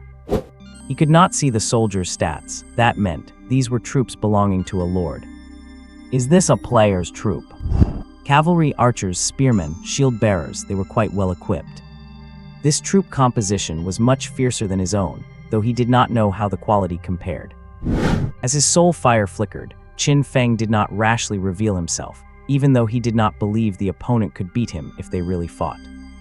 But what if he could not win? Besides, having finally encountered someone of his own kind, why rush into a fight? He still had many questions he wanted answered. Yet, even though he did not want to fight, Qin Feng did not dare to communicate with them casually either. After all, how does the saying go? The universe is like a dark forest. Every civilization is a hunter with a gun, or prey waiting to be hunted. The universe is like that, and now, the lords are effectively the same. Qin Feng could not guarantee whether the other party would choose to be friendly or draw their weapons upon seeing him.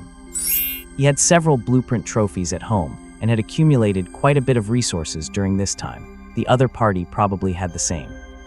If it were you and you encountered a lord you could not beat, would you choose to live in peace, or would you take them out to loot their gear? The spoils of killing a lord are far, far greater than destroying a wild building. Silently watching the troop pass by, Qin Feng hid under a tree in deep silence for a long time before finally making a decision.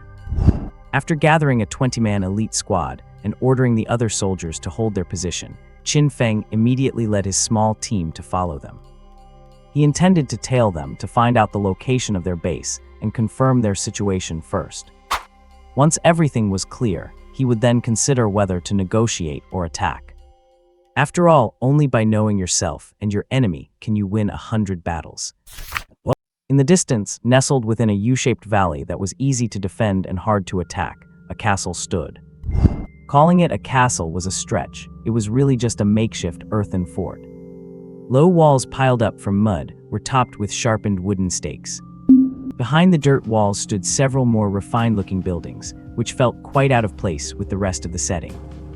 There was an archer camp, a spearman barracks, a sword and shield barracks, a farmer's manor, and even a light cavalry stable. Though the castle was small, it was fully equipped, even featuring 2 simple watchtowers at the entrance manned by archers serving as sentries. If Qin Feng's lair was nothing more than a beggar's shack, then this territory before him was a genuine fortress. As the wooden gate slowly creaked open, the main force finally returned from their hunting expedition in a grand procession. The soldiers scattered quickly, some resting while others drank, turning the camp into a bustling scene. At the same time, one could see many farmers busily hauling food and ale throughout the territory. The entire camp was thriving. Lord Kalen, clad in armor and leading his troops home, dismounted his horse. Looking at his territory and the soldiers wandering about, he could not help but reveal a bright, satisfied smile. He was also a player, a new lord who had been brought into this world at the same time as Qin Feng. His chosen faction was already obvious. He had selected the human faction. Kalen was extremely confident in his development speed, believing that among his peers, no one could outpace him. And all of this was thanks to his unique lord talent. Name: Kalen Lord. Grade: Tier 1. Lord Talent: Master Builder. Every 7 days, you are guaranteed to receive a building blueprint matching your current grade and faction.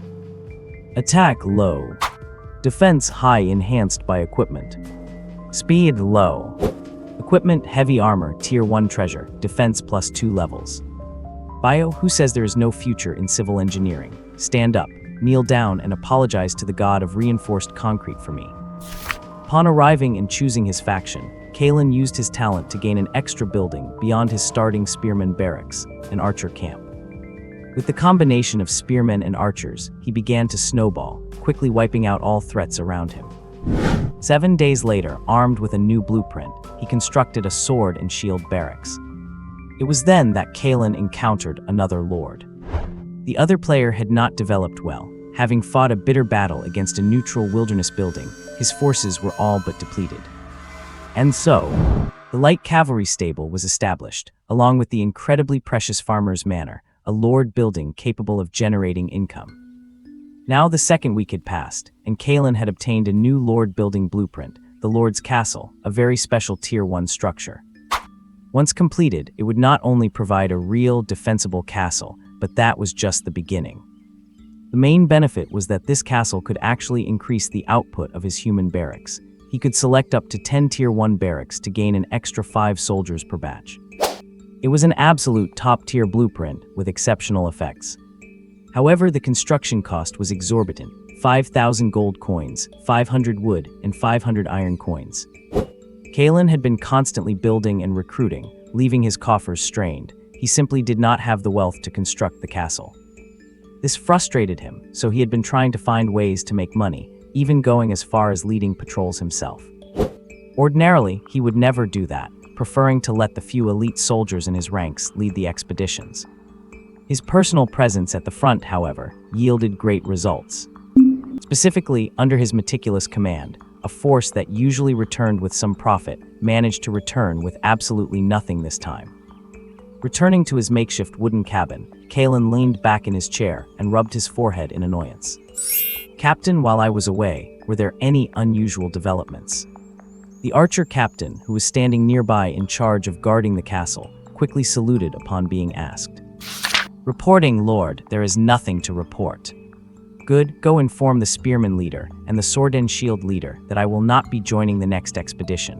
Let them lead the squads themselves." "Yes, sir."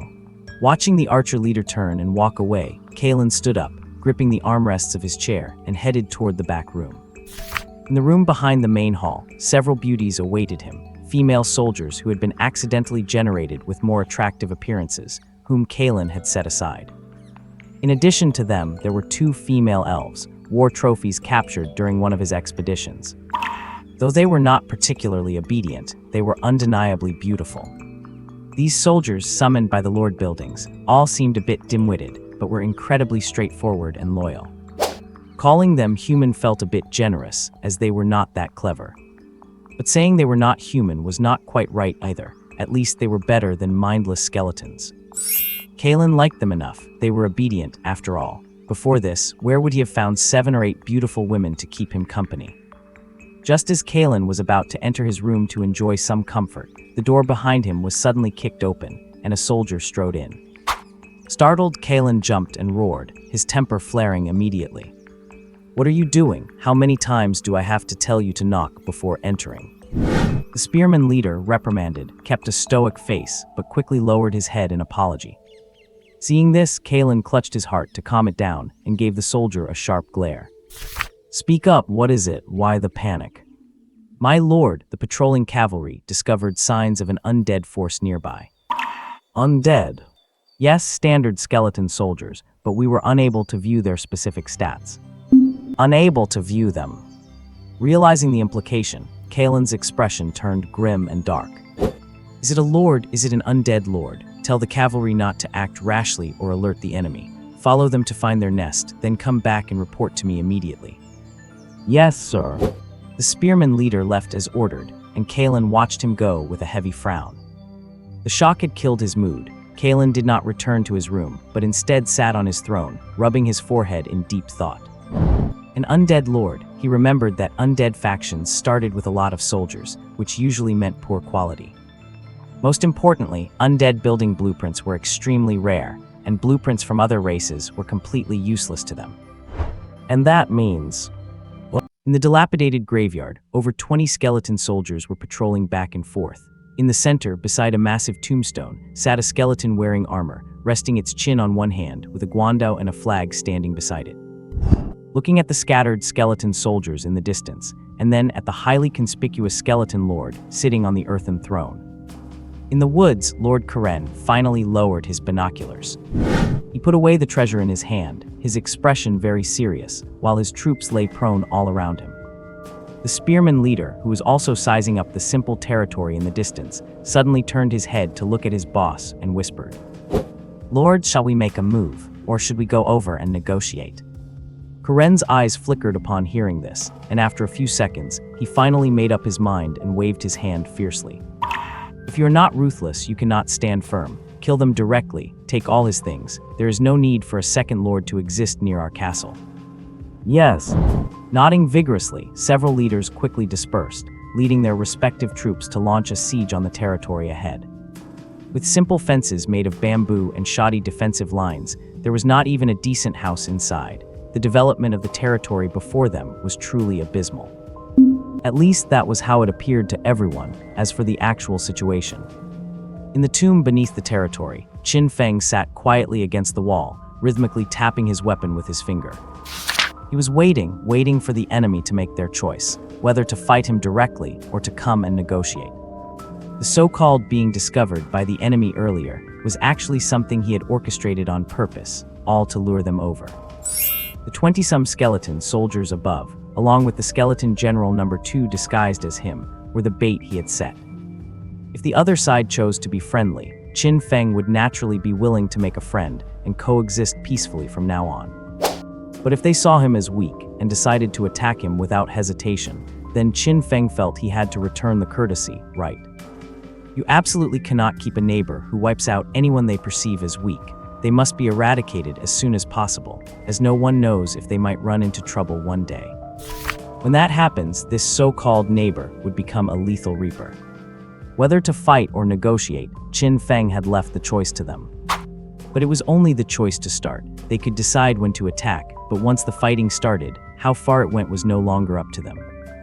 In the silent tomb, Qin Feng's finger, which had been tapping the weapon, suddenly stopped, and he abruptly raised his head. Listening to the sudden shouts of battle outside, he knew that the outcome of his first meeting with his own kind had been decided. He stood up abruptly, drew his weapon, and roared, "Boys, charge!" Hearing the order, the large number of skeleton soldiers standing quietly behind him felt the soul fire in their eyes tremble almost in unison, and they raised their weapons to charge toward the exit. Meanwhile, in the territory above, a brutal slaughter was underway. A massive surge of human soldiers pushed over the bamboo fences on the spot and clashed with the 20-some skeleton soldiers inside. The moment they engaged, the expressions of the swarming human soldiers changed drastically. Because they realized the situation was wrong, the fragile skeleton soldiers they expected to collapse at the slightest touch were now proving exceptionally tough. With shields in their left hands and swords in their right, they were not just fast, their skeletal frames were incredibly hard. Spears and swords struck them, but could not even sever them in one blow. The soldiers who slammed into the skeletons could not even knock them off balance or send them flying. These skeleton soldiers, armed with swords and shields, were actually trading blows evenly with the human soldiers, and even gaining the upper hand. Just as the soldiers were reeling in shock, dull thuds suddenly echoed from the soil all around the territory. The next second, the countless skeleton soldiers that had been buried broke through the earth, struggling as they rose to their feet. The ground beside them erupted as massive tunnels were revealed, and a tide of skeleton soldiers poured out, charging into the crowd with swords and shields. One moment they were surrounding the enemy, the next they found themselves surrounded in return. The many human soldiers who had been ambushed fell into a panic. Especially the archers who were caught in close quarters, unskilled in melee, they were no match for the elite skeleton soldiers and were scattered almost instantly. It is a recognized fact that among units of the same level, the undead have the largest numbers but the poorest quality. But that poor quality refers to their stats, certainly not their combat effectiveness. If two soldiers with identical stats were to fight, even a warrior of the demon race would absolutely lose to an undead soldier of the same caliber. The reason is simple: the undead do not fear death. Can other soldiers say the same? The undead feel no pain. Can other units claim that? The undead have no vital organs, their entrails are just for show, and they do not care if they lose a limb. As long as their soul fire does not fade, they will fight until they die. Can soldiers of other races do that? It is true that at the same level, the undead have the lowest base stats. But at the same attribute level, the undead have the highest combat strength. The madness of a warrior who is already dead can never be matched by a living one. On the chaotic battlefield, shouts and screams filled the air. Several spearmen thrust their weapons simultaneously, pinning a skeleton soldier to the spot and even snapping several of its ribs. However, despite such trauma, the skeleton soldier continued to advance relentlessly, ignoring the tearing of its bones, and swung its bone sword down toward the head of one of the spearmen. Before the other spearman could react in horror, a comrade nearby suddenly let out a shriek. Panicked, they turned to look, only to find a skeleton soldier, its lower half cut away and long gone crawling toward them at high speed. Weaponless, it gripped a spearman's leg tightly, biting down on his thigh, refusing to let go no matter how much he screamed or attacked it. Watching their companion run around screaming with half a skeleton hanging off him, the other spearmen turned deathly pale. Especially when they noticed their own forces across the battlefield were beginning to rout, a sense of fear took root in their hearts. This was the first time they had encountered such tough skeletons. In their minds, skeletons were supposed to be extremely fragile, shattering at the slightest touch. But how were these skeletons fragile? They were as hard as wood, and they simply could not break the bones. Especially these spearmen. Armed with spears, they should have been the natural counter to skeleton soldiers, sweeping them away with every strike. But now, unable to inflict damage, they had become the unit most countered by the skeletons. Facing their spear thrusts, the skeleton soldiers did not care at all. They just moved in and swung their swords. They could not stab them to death, and they could not break them. As the slaughter continued, the spearmen were the first to break. They began to flee in all directions, and as they ran, the other units followed suit. In an instant, the army collapsed like a mountain. The soldiers fled, and the skeleton soldiers pursued them, running with a speed that was anything but slow. Especially some of the spear-wielding skeletons, which darted about as if electrified, flashing through the crowd. Let alone the other soldiers, even the light cavalry could barely keep pace with them. Qin Feng's second trump card, the Skeleton Spearman Corps, had finally entered the fray. What is happening? What on earth is going on? My lord, never mind what is happening, we must flee. On the chaotic battlefield, a few cavalrymen surrounded Lord Karen, preparing to help him escape.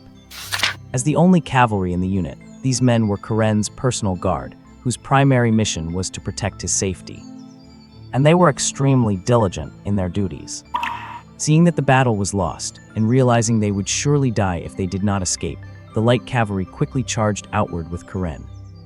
Along the way, whether they encountered skeleton soldiers or their own men, they crashed into them without hesitation, forcibly clearing a path for Karen.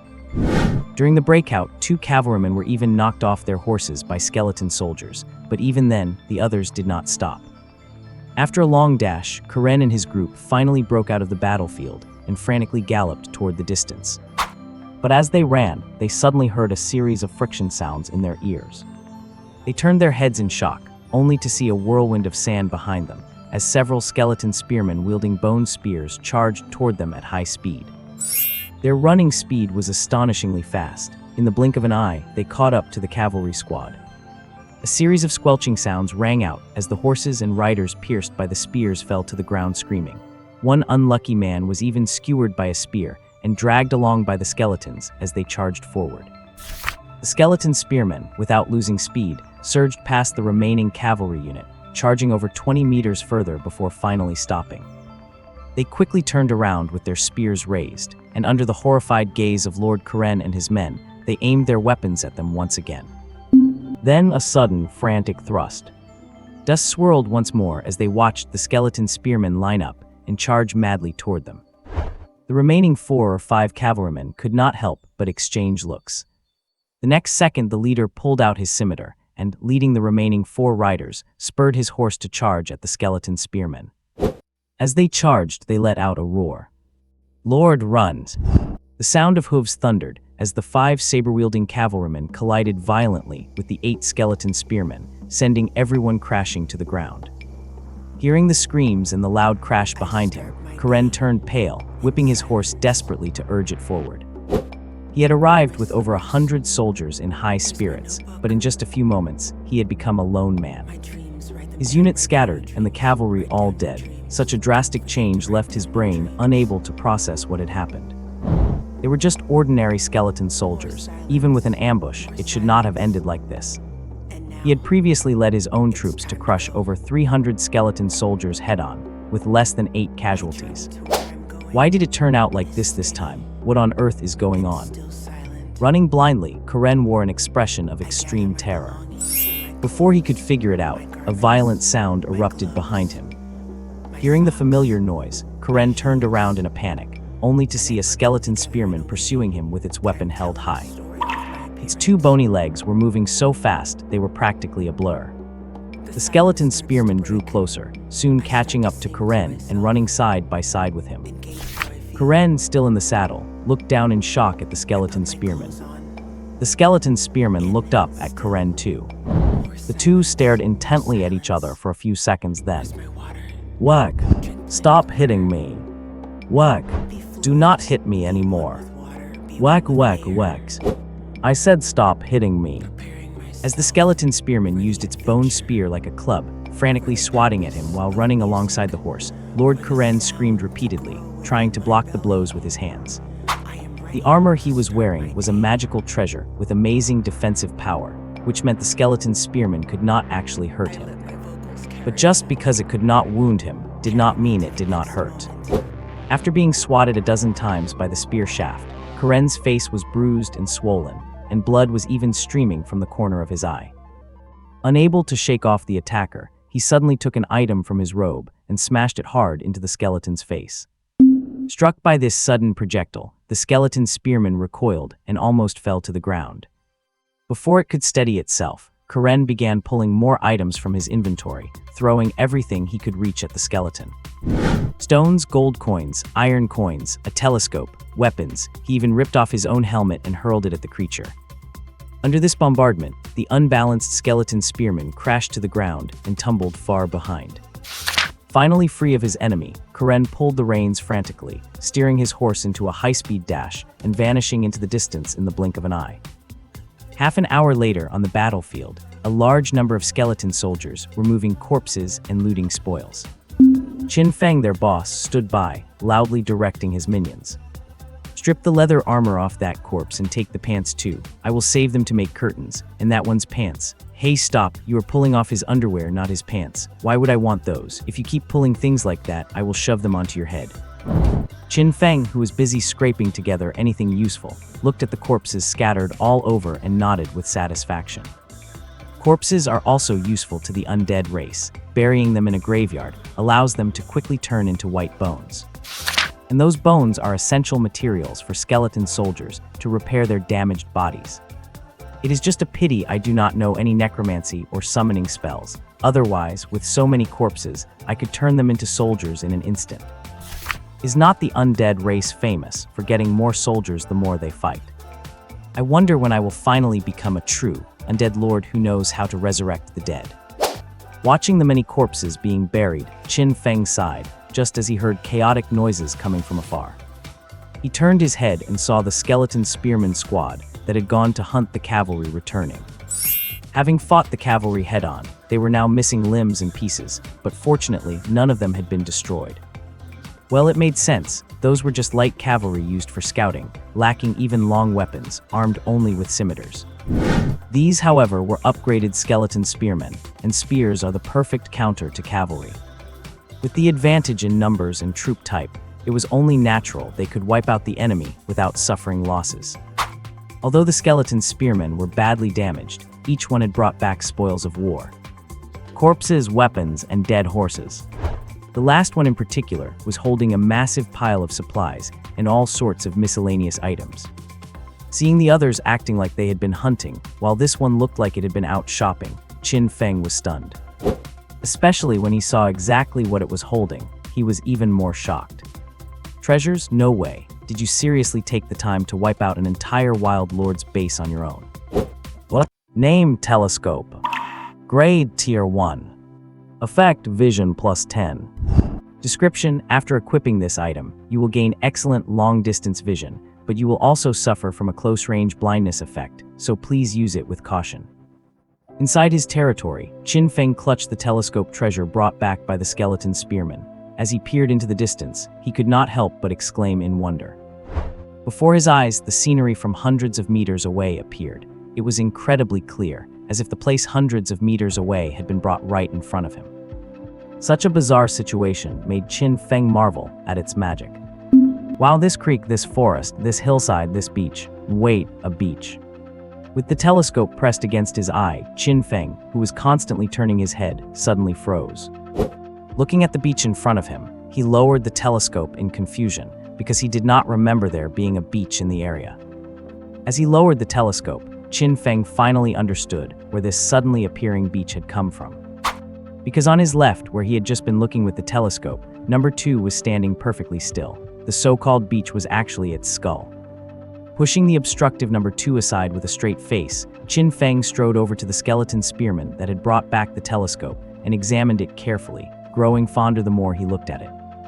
Just one trip out, and it brought back over 400 gold coins, several weapons and pieces of equipment, and even a precious treasure. This guy is a talent. Not bad, you performed very well. This lord is very satisfied, so I now formally announce. From today on, you are 3. No, number 2, you are in charge of leading the skeleton spearmen. As he spoke, Qin Feng also turned to look at the general, number 2, who was following him. As for you, considering you walked up with your left foot first, which shows little respect for this lord, I hereby formally announce, you are demoted to number 3. Qin Feng's words stunned the relatively intelligent former number 2. Before it could react, Qin Feng had already snatched the broken helmet off its head and happily placed it on the head of spearman number 2. He then walked away with his hands behind his back, shaking his head. General number 3, who watched his boss walk away, stood in silence for a long time. It was not until the newly promoted General number 2 walked past him wearing the broken helmet that he suddenly threw a punch, knocking number 2 flying on the spot. Catching the helmet midair, he solemnly placed it back on his own head. With a straight face, General number 3 hoisted his guando and turned to leave, leaving the spearman General number 2 lying motionless on the ground. Far away in a castle over 30 miles from Qin Feng's territory, Lord Karen, riding his warhorse, had finally managed to escape back. Just as he rushed into the camp, he tumbled off his horse and fell to the ground. Before the surrounding soldiers could come to help him up, he was already roaring. "Close the gate, close the city gate, hurry, quickly." Hearing their boss's order, the surrounding soldiers, though confused, quickly closed the gate. Watching the gate close rapidly, Karen still was not reassured. He ordered the soldiers to start moving goods and pile them all at the entrance to completely seal the gate. After doing all this, he finally let out a sigh of relief. He returned to the main hall and plopped onto his throne, his expression somewhat vacant. He had no more than 300 soldiers in total. If you count out the 100 or so farmers who had surrendered at first sight and had no combat ability, the soldiers who could actually fight numbered only about 100. Now his main force had been completely wiped out. All his cavalry were gone, and the spearmen and sword and shield soldiers left to guard the home were few in number. The remaining combat-ready soldiers added up to fewer than 50, most of whom were archers. What to do now, how to fight? If the enemy took the opportunity to chase them and attack the castle, what could he use to defend himself? Karen's thoughts were in a chaotic mess at this moment. Previously, he had always relied on his lord talent to lead a large number of soldiers and fight with superior numbers. He had never considered how to win with fewer troops because he was always the one with the most soldiers. But now everything had changed. The sudden loss of his main force meant his combat strength was severely lacking, while the opponent had suffered no losses. If he were given time, he could rely on the many lord buildings in his territory to quickly replenish his troops. While others could only recruit a dozen soldiers a week, he could recruit several dozen at once. It could be said that the longer it dragged on, the greater his numerical advantage would become. The problem is, will the enemy give him that time now? The terrified Lord Karen kept ordering his remaining soldiers to reinforce the defense line. He spent over an hour doing so. An hour later, before he had even finished the reinforcements, the archer on the watchtower pulled the bell hard. Hearing the frantic ringing, Karen's expression turned rigid. He hurriedly led his soldiers up to the city walls. Then, on the road in the distance, he immediately saw the sight he dreaded most. A massive number of skeleton soldiers. They had arrived. At the end of the road, over 100 skeleton soldiers held swords and shields, marching in neat steps as they headed this way in a grand procession. At the rear of the team followed 10 skeleton spearmen carrying long spears. 81 elite skeleton soldiers, 10 elite skeleton spearmen. After a fierce melee, some losses were sustained, but all of Qin Feng's troops had been promoted to elite status. They were all here. The familiar all-in wave, the familiar do-or-die attitude, the familiar start-is-the-decisive-battle mentality. Giving the enemy no time to breathe, Qin Feng, leading all his soldiers, chased them down immediately after regrouping, intending to wipe the enemy out completely. After all, the opponent's development speed was too rapid. In just 2 weeks, they had managed to scrape together over 100 Tier 1 soldiers. If given a few months, would not he be able to build an army of thousands? If he were allowed to keep developing, he would surely become a major threat. Since they had already become enemies, they could not coexist. Since that was the case, even if it meant exhausting his own troops, Qin Feng was determined to take him down today.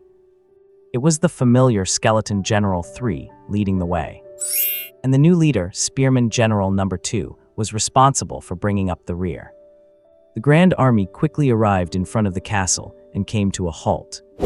Looking at the familiar skeleton troops below, Lord Karen, standing on the wall, had a grim expression. After staring silently at the skeletons below for a few seconds, he spoke, sounding somewhat nervous.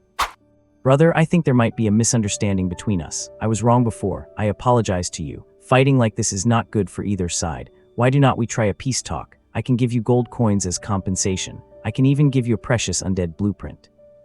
Looking at the dark mass of skeletons below, Karen was truly terrified. Having witnessed how ferocious these guys were in battle, he did not want to, nor did he dare to, test whether his remaining soldiers could withstand the opponent's assault. Therefore, he chose to take the initiative to seek peace, even willing to pay the price, even ceding territory or paying reparations. But the problem was that the one he was trying to negotiate with was not Qin Feng, but General Number 3. And Number 3 could not speak at all. Looking at Karen, who stood above him with a look of utter panic, General Number 3 remained silent. Just then footsteps approached from its side. It was Qin Feng, who had squeezed through the troops and walked up beside it.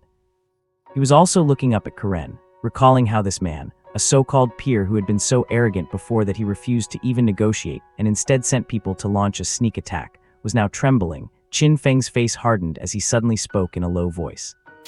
"Number 3, kill." As soon as the words left his lips, Qin Feng silently stepped back, merging into the skeleton troops once more and disappearing without a trace.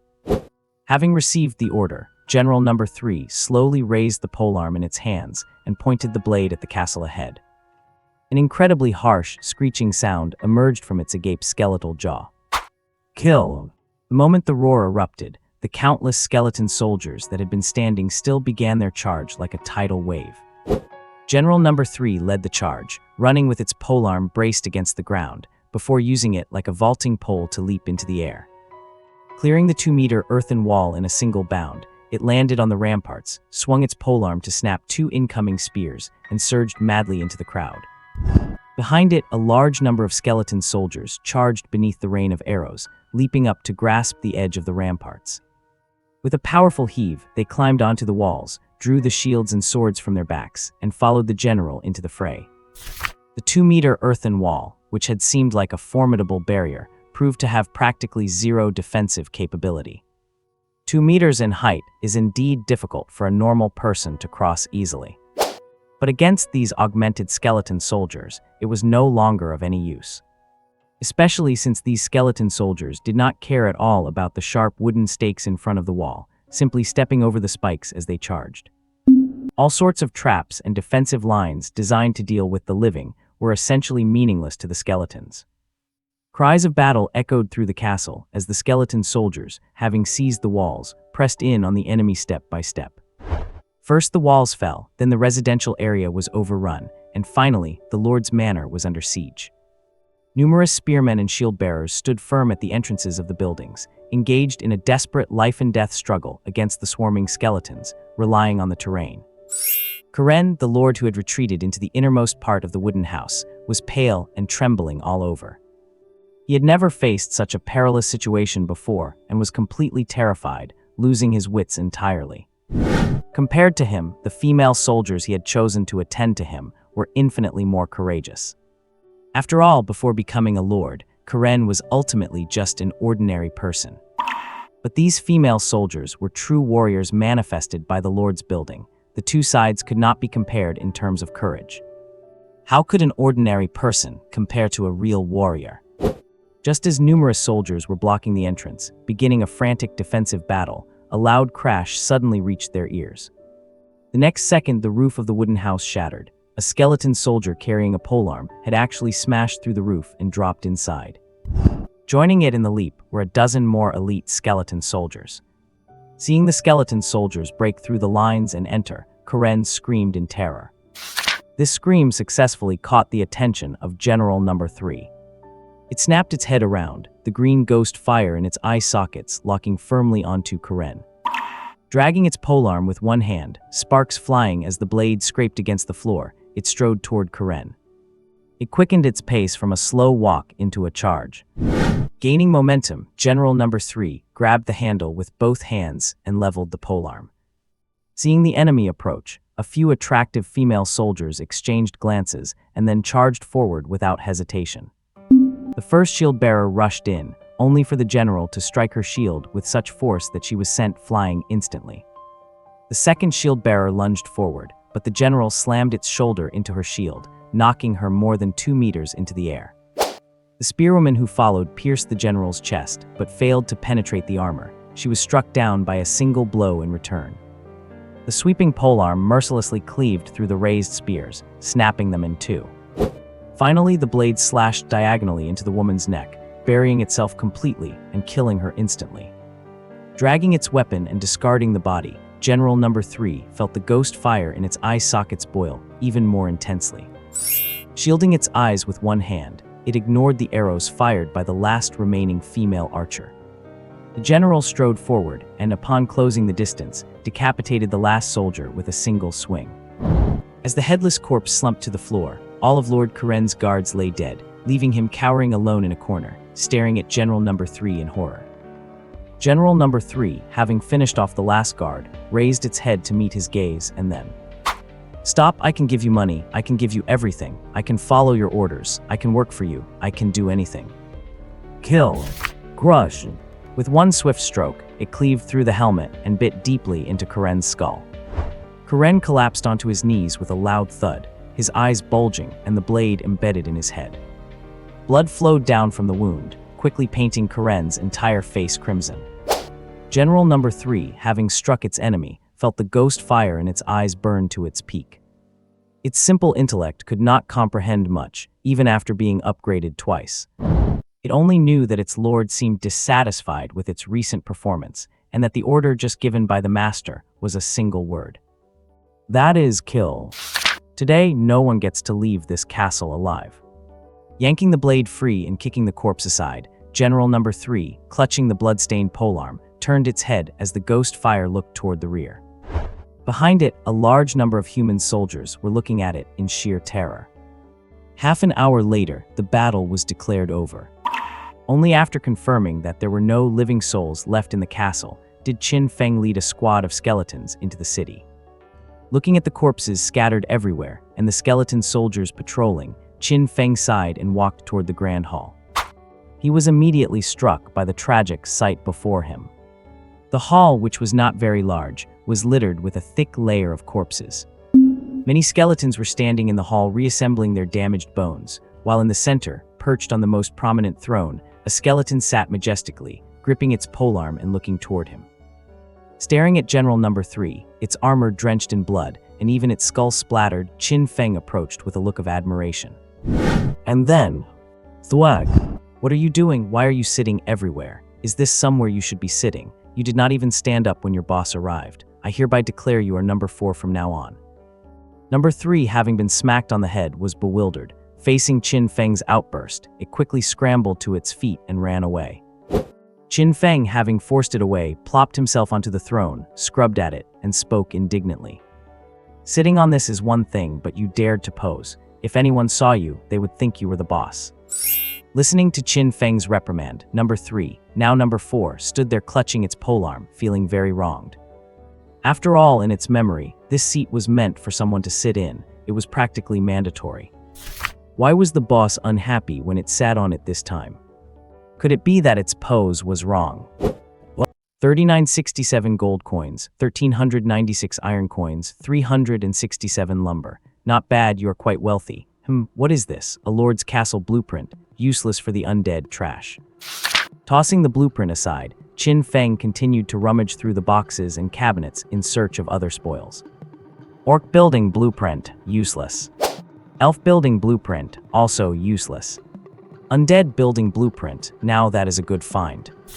Staring at the blueprint in his hand, a smile spread across Qin Feng's face, realizing his fighting had not been in vain after all.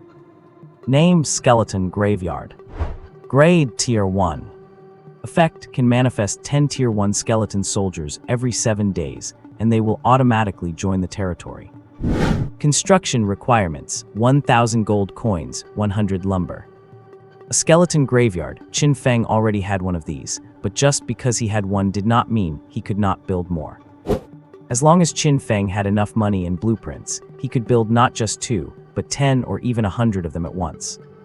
With this construction blueprint, the number of ordinary skeleton soldiers Qin Feng could get for free each week would officially increase from 10 to 20, a qualitative leap in recruitment. Nodding with satisfaction, Qin Feng quickly put away the blueprint. He looked at the heavy armor he had stripped from Karen, a treasure that added 2 levels of defense, and after a moment's hesitation, decided to equip it on Skeleton General number 4. Watching number 4's defense hit the top tier, Qin Feng nodded emphatically. Not bad. With the armor on, number 4 looks even more imposing, and it can take a beating. With it standing at the front, Qin Feng did not believe anyone would be able to target him. It is just a shame the guy cannot talk. At best, it can only make some simple sounds. If it could talk, he would be even safer. Walking out of the hall and looking at the simple castle around him, Qin Feng frowned and thought for a moment. Finally, he made up his mind. He was going to relocate his capital. This castle was far better than Qin Feng's old ruined graveyard. Surrounded by mountains on 3 sides with only one entrance, it was easy to defend and hard to attack. Had the walls not been so low and the troops so depleted, it would not have been easy for Qin Feng to take it down. Most importantly, it came with ready-made housing. Although Lord Qin Feng had plenty of talents under his command, with skeleton generals 4 and 2 acting as his right and left arms, none of them knew a thing about building houses. So Qin Feng decided to occupy the magpie's nest and turn this existing residence into his new home.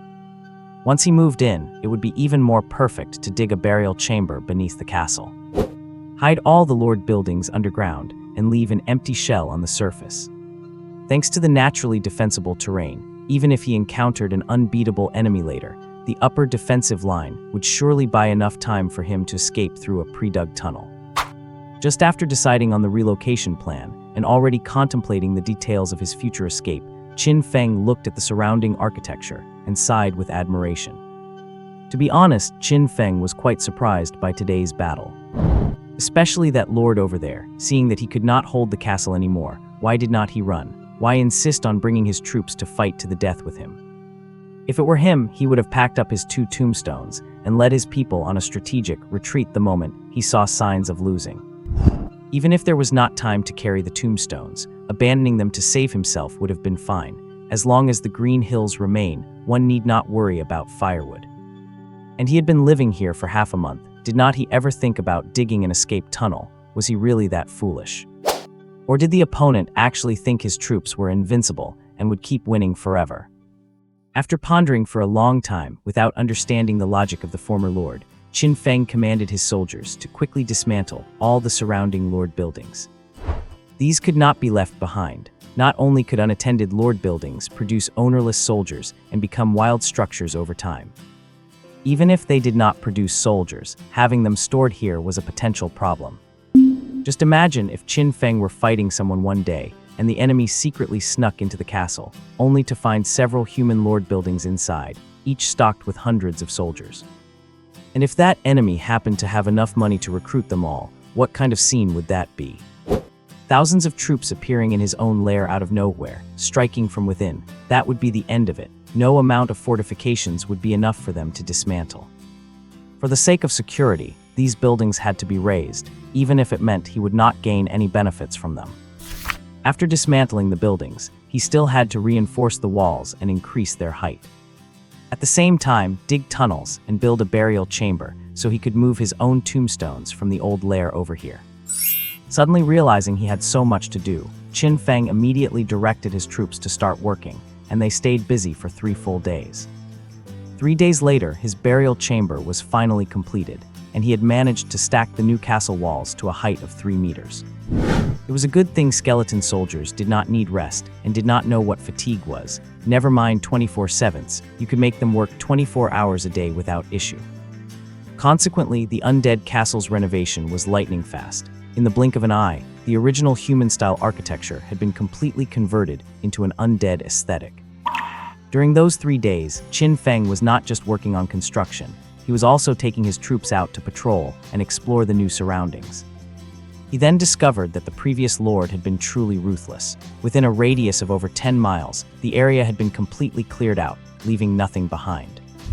Finding nothing left to scavenge, Qin Feng had to set his sights on that distant orc camp, as it was the only structure still standing within dozens of miles. Recruiting soldiers, remodeling the camp, building burial chambers, Qin Feng was having the time of his life staying busy. But after scouting the area, finding nothing to hunt, and returning to his lair, he did not notice the eerie changes occurring outside while he was busy improving his new home. As the time struck midnight, beams of light suddenly lit up across the previously cleared area. Accompanied by the trembling of the ground, a multitude of buildings slowly rose from the earth. Spearman Camp, Skeleton Graveyard, Elf Treehouse. One wild lord building after another emerged, and large numbers of soldiers marched out from within. Most importantly, that orc camp, which had not been cleared out earlier, eerily grew a size larger in its entirety. Stationed in the camp, the elite orc warrior chief felt his muscles bulge, and his name began to change. Slowly lifting his head, his gaze was no longer brutal or mindless. Instead, it shimmered with something called wisdom. On a hilltop some distance away from the orc encampment, the skeleton troop stood still and motionless. Qin Feng, their leader, stood at the very front, staring blankly down through his binoculars with a look of pure shock on his face, as if he had just seen a ghost. Having finally finished renovating his new base, he had brought his troops out this time to deal with the only wild stronghold in the vicinity, the orc encampment. However, after marching his elite troops there with great confidence, he did not charge in blindly. Instead, out of habit, he scouted the situation first, only to suddenly realize that something was very wrong. These orc warriors down there, their stats and numbers are completely wrong. The original orc encampment only had about 30 soldiers, all of them elite, with a veteran-level orc warrior as the leader. But look at it now, the name of the building below has actually changed to Orc Stronghold. The original 30 elite soldiers have expanded into a force of over 100. There are over 70 common-level orc warriors, more than 30 elite-level ones, and even several veteran-level orc warriors among them. And most importantly, that orc boss. What kind of monster is that, and what on earth are those stats? Name: Orc Warriors Hero. Grade: Tier 1. Talent: Warcry. Increases the attack power of all orc warriors within a 100-meter radius for a short duration, raising their attack rank by 1. Attack: Top Tier. Defense: Top Tier. Speed: Mid Tier. Equipment: Orc King's Axe, Orc Battle Armor. Description: when a unit evolves, there is a very small chance it will mutate into a hero level. He might not be the strongest fighter among his kind, but he is certainly the one with the highest status, because to his peers, he is the exclusive lord of their clan. Top tier attack, top tier defense. What kind of super soldier is this? And what is the deal with that talent? Is not the ability to boost the combat power of subordinates something only a leader can do? Looking at that so-called hero-level orc warrior in the massive camp, an incredibly tall figure holding a two-handed battle axe and clad in heavy metal armor, looking like a literal iron tower from afar, Qin Feng was absolutely stunned. Just as he was hiding on the hill, scanning the enemy's data through his binoculars, the orc warrior leader patrolling the camp below suddenly sensed something and looked up in his direction. Separated by hundreds of meters, it was impossible for the orc to see anything clearly, let alone notice the elite squad hiding there.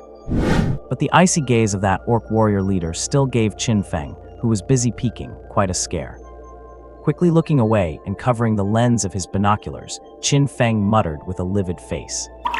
HMPH, such arrogance, you are asking for death. With a wave of his hand, Qin Feng turned and left decisively, followed closely by General No. 4, who was leaning on his guandao. The skeleton army, which had arrived so aggressively, left just as aggressively without killing a single wild monster on the way. After returning to their base, Qin Feng sat on his throne with one hand supporting his chin, his expression troubled.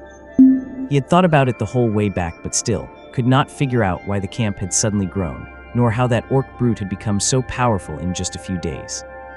This is trouble. Orc warriors were hard to fight on their own, but now there is this boss leading them. With him leading the charge, this is not just fighting a squad of common orcs anymore. It is effectively like fighting over 100 elite-level orc warriors.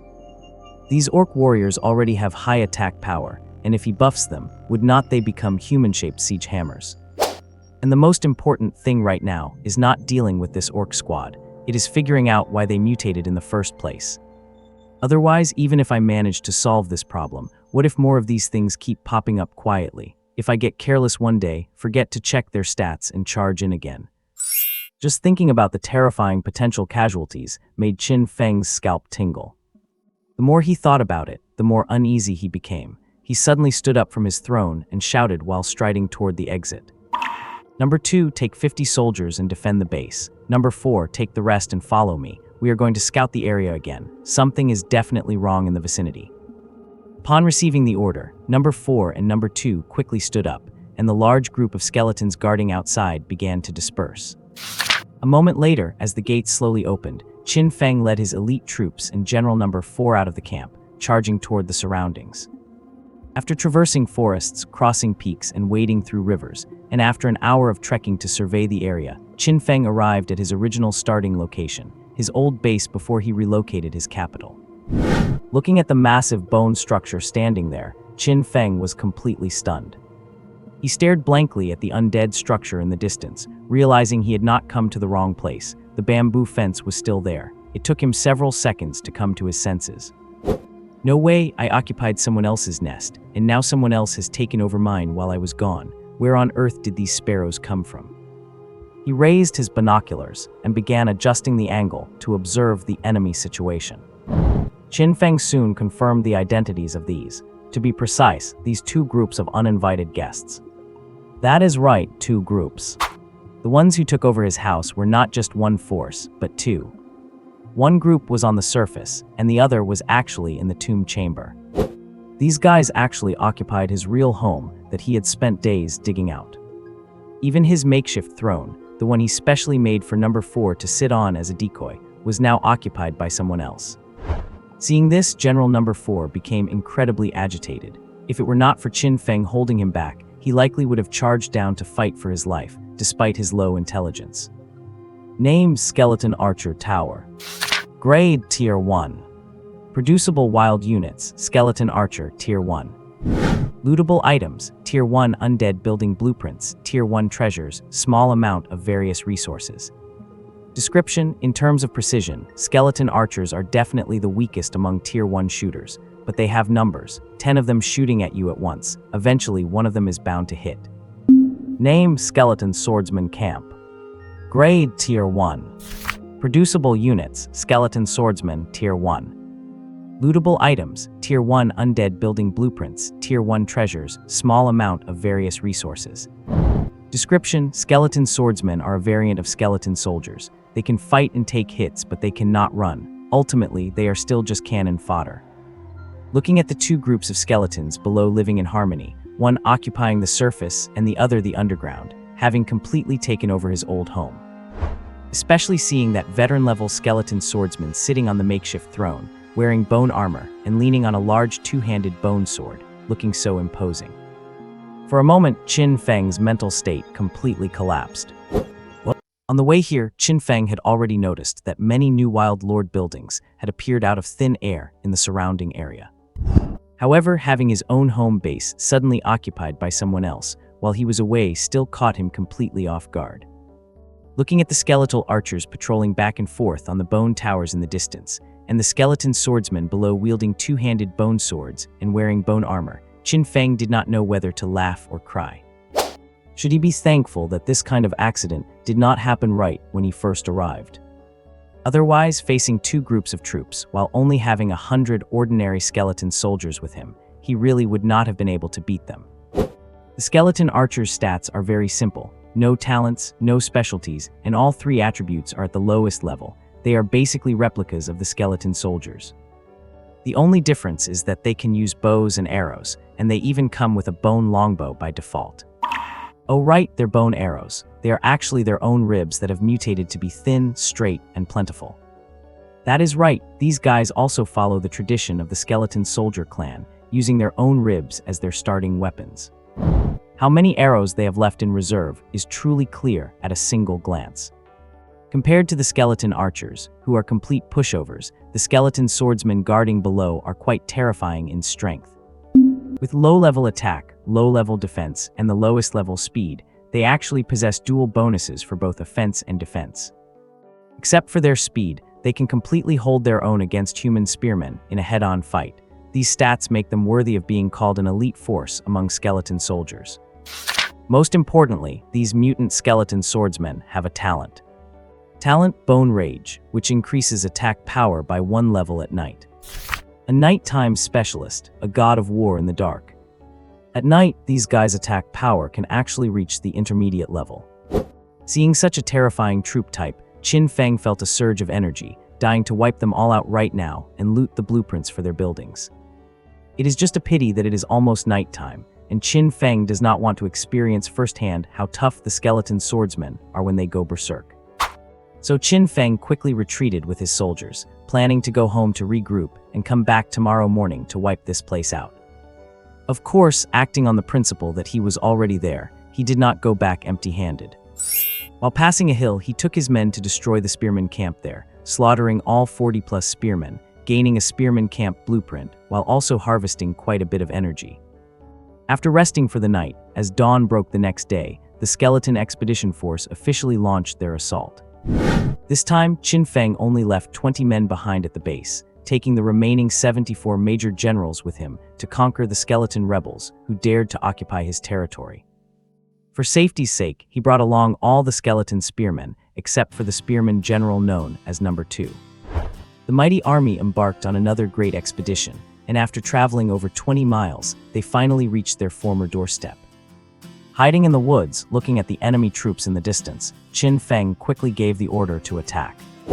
With his command, the entire army charged.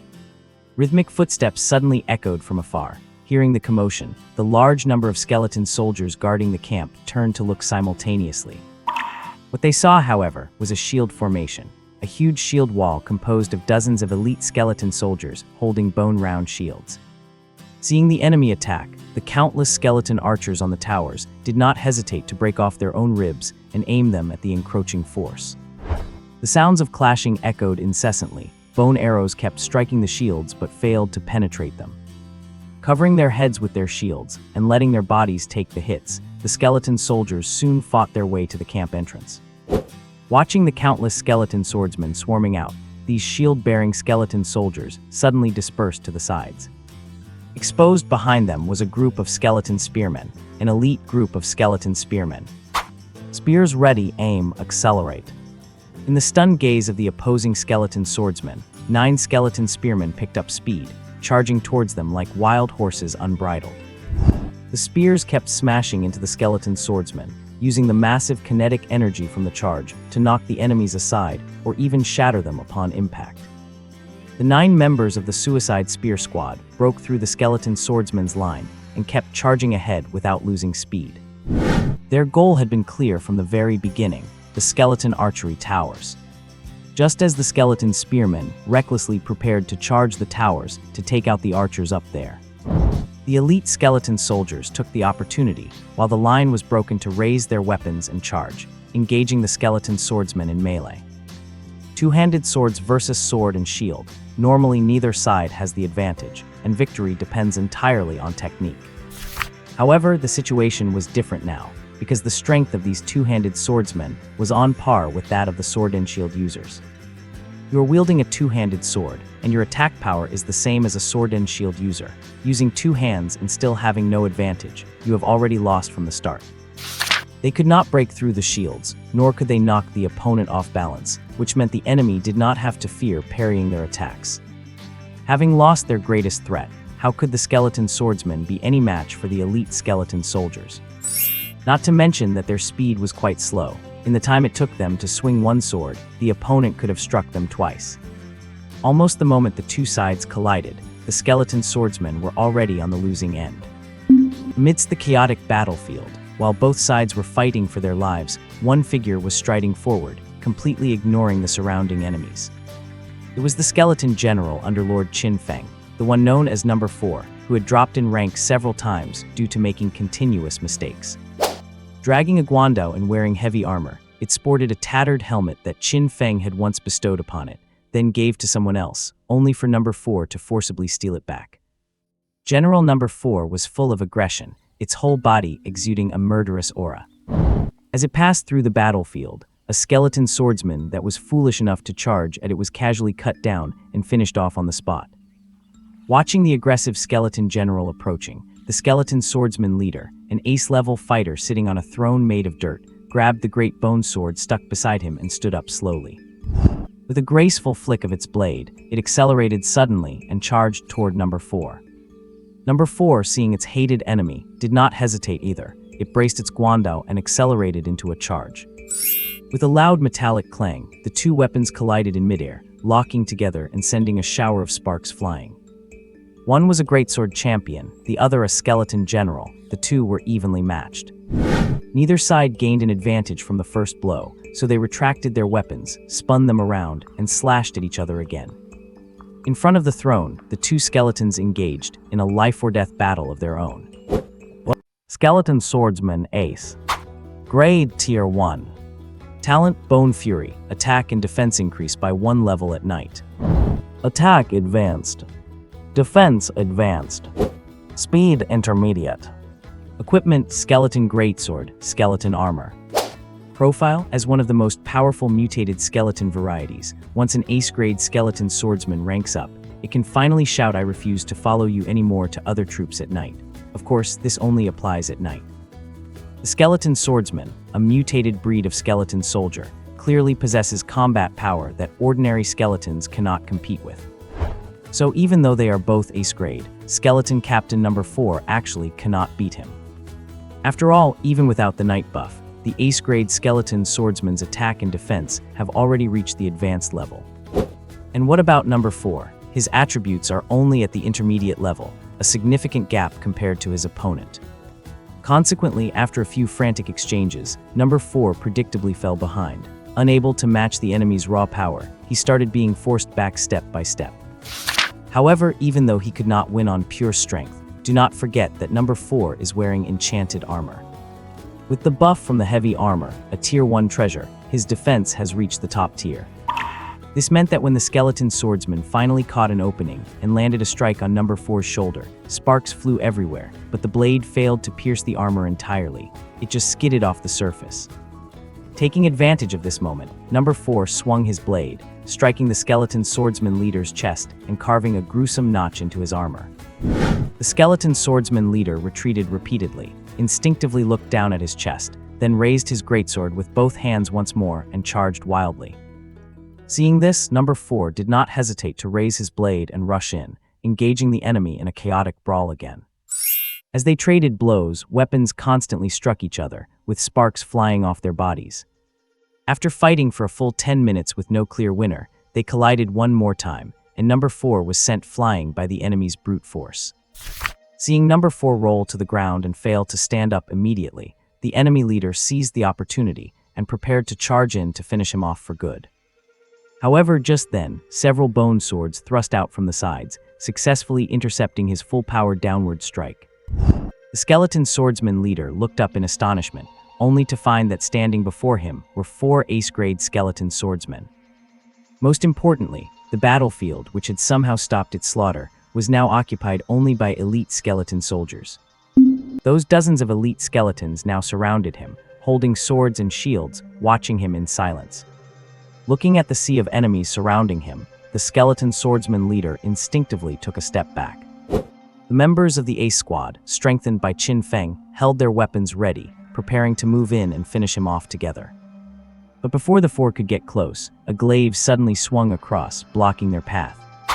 Struggling to crawl up from the ground, number 4 forced his 4 companions back with his weapon, then twisted his glaive and accelerated towards the enemy once again. Body spinning, glaive dancing, number 4 went all out on offense, launching a relentless series of attacks. Facing this onslaught, the surrounded skeleton swordsman leader began to retreat and defend.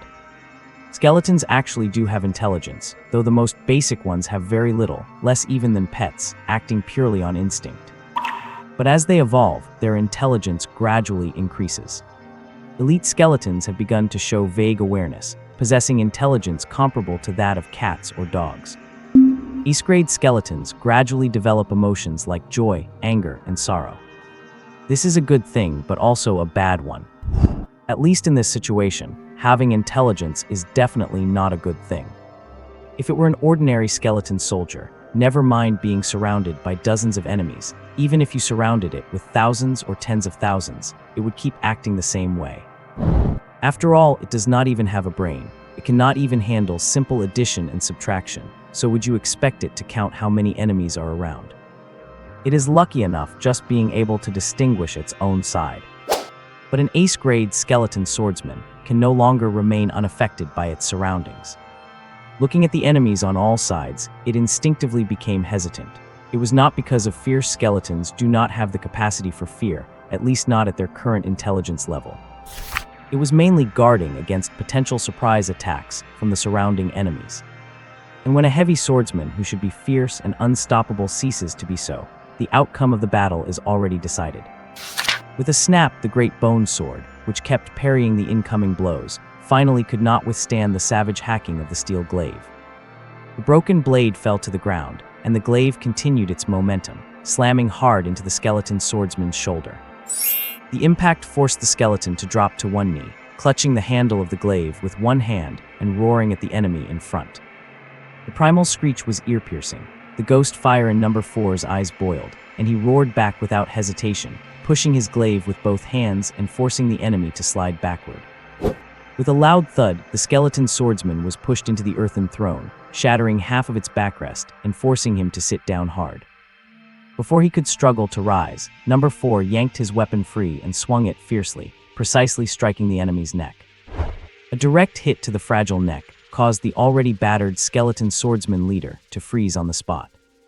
As his body went limp, his skull rolled off and he went completely still. Number 4, having decapitated the foe, retrieved his weapon, reached out to grab the corpse, and tossed it off the throne. Then he turned and sat down on the familiar, damaged throne, resting his chin on his glaive. Seeing this, the surrounding mass of elite skeleton soldiers and the 4 other ace-grade skeletons struck their shields with their bone swords in unison, creating a rhythmic thud. Only at this moment, after being singled out by Qin Feng to be the leader simply because he was relatively smarter, did number 4 finally earn the full recognition of his peers as their leader. Just as the battle ended here, the fight between the skeleton spearmen and the skeleton archers atop the skeleton towers was also nearing its end. However, their clash was not as brutal as below. The skeleton archers were no match for the spearmen. They were wiped out with ease, incredibly fragile. The only tough opponent, the ace-grade skeleton archer, was met with a simultaneous thrust from 9 spearmen. It had no room to parry and was pushed off the tower, shattering upon impact. After all, this so-called ace-grade skeleton archer, while its attack was advanced, had defense and speed that remained at the low level. Let alone the skeleton swordsman leader, it probably could not even win a duel against an average ace-grade skeleton soldier. The gap in strength between units of the same grade is real, and some are natural counters to others. With the war finally over, Qin Feng led his personal bodyguard squad back to his loyal skeleton lair at last. After tearing down 2 illegal structures and replanting his Qin-crested flag, Qin Feng looked at the imperial banner fluttering in the wind and nodded with satisfaction. Once again, he had asserted his sovereignty to all around and defended his homeland.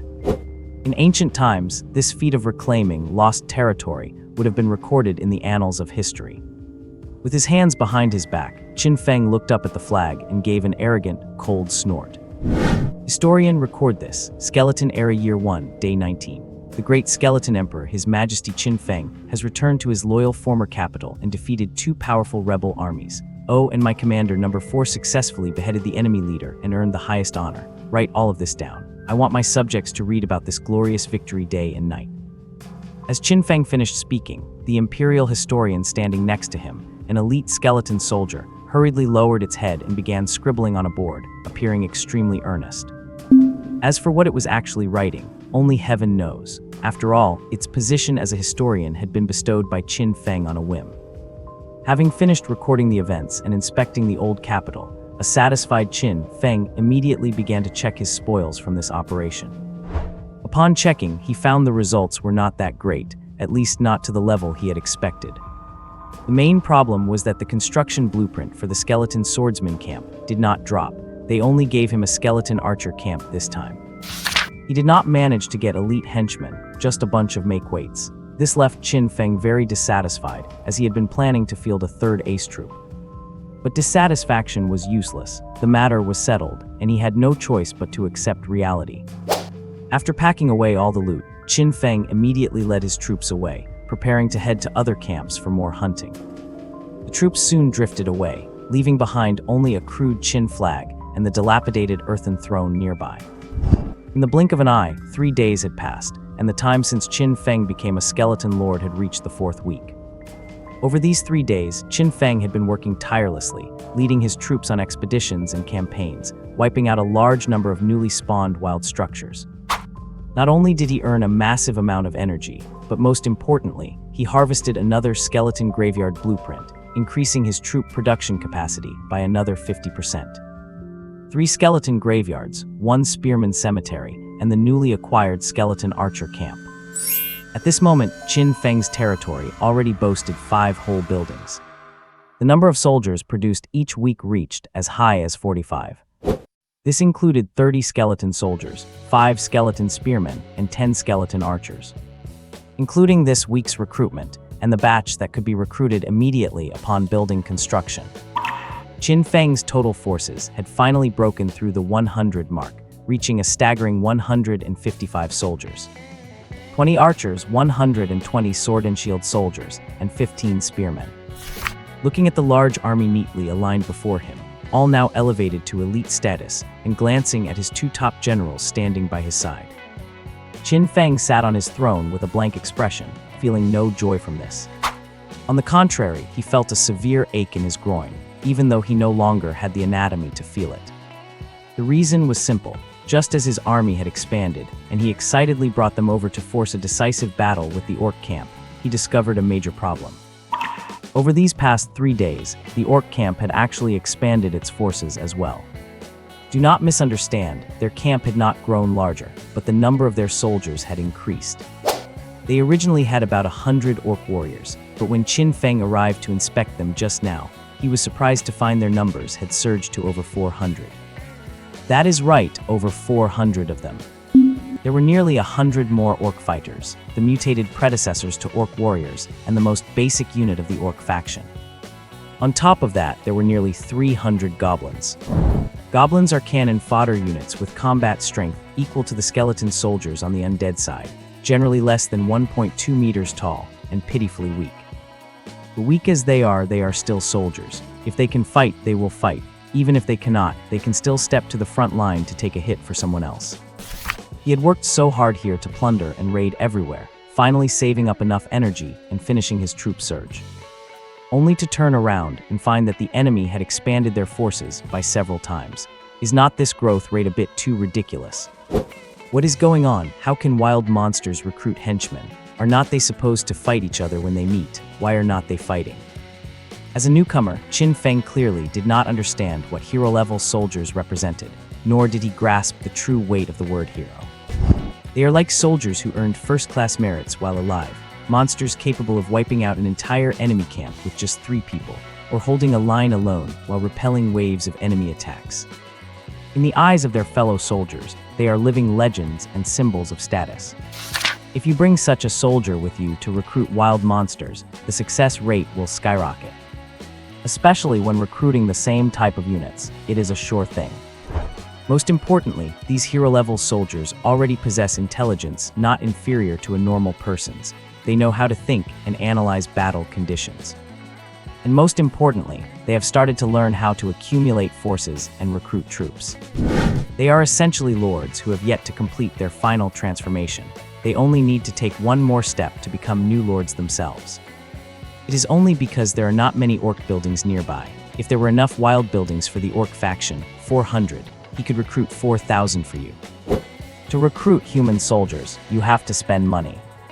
To recruit elven soldiers, they might not give you, the so-called hero warrior, any face, leading to a low recruitment success rate.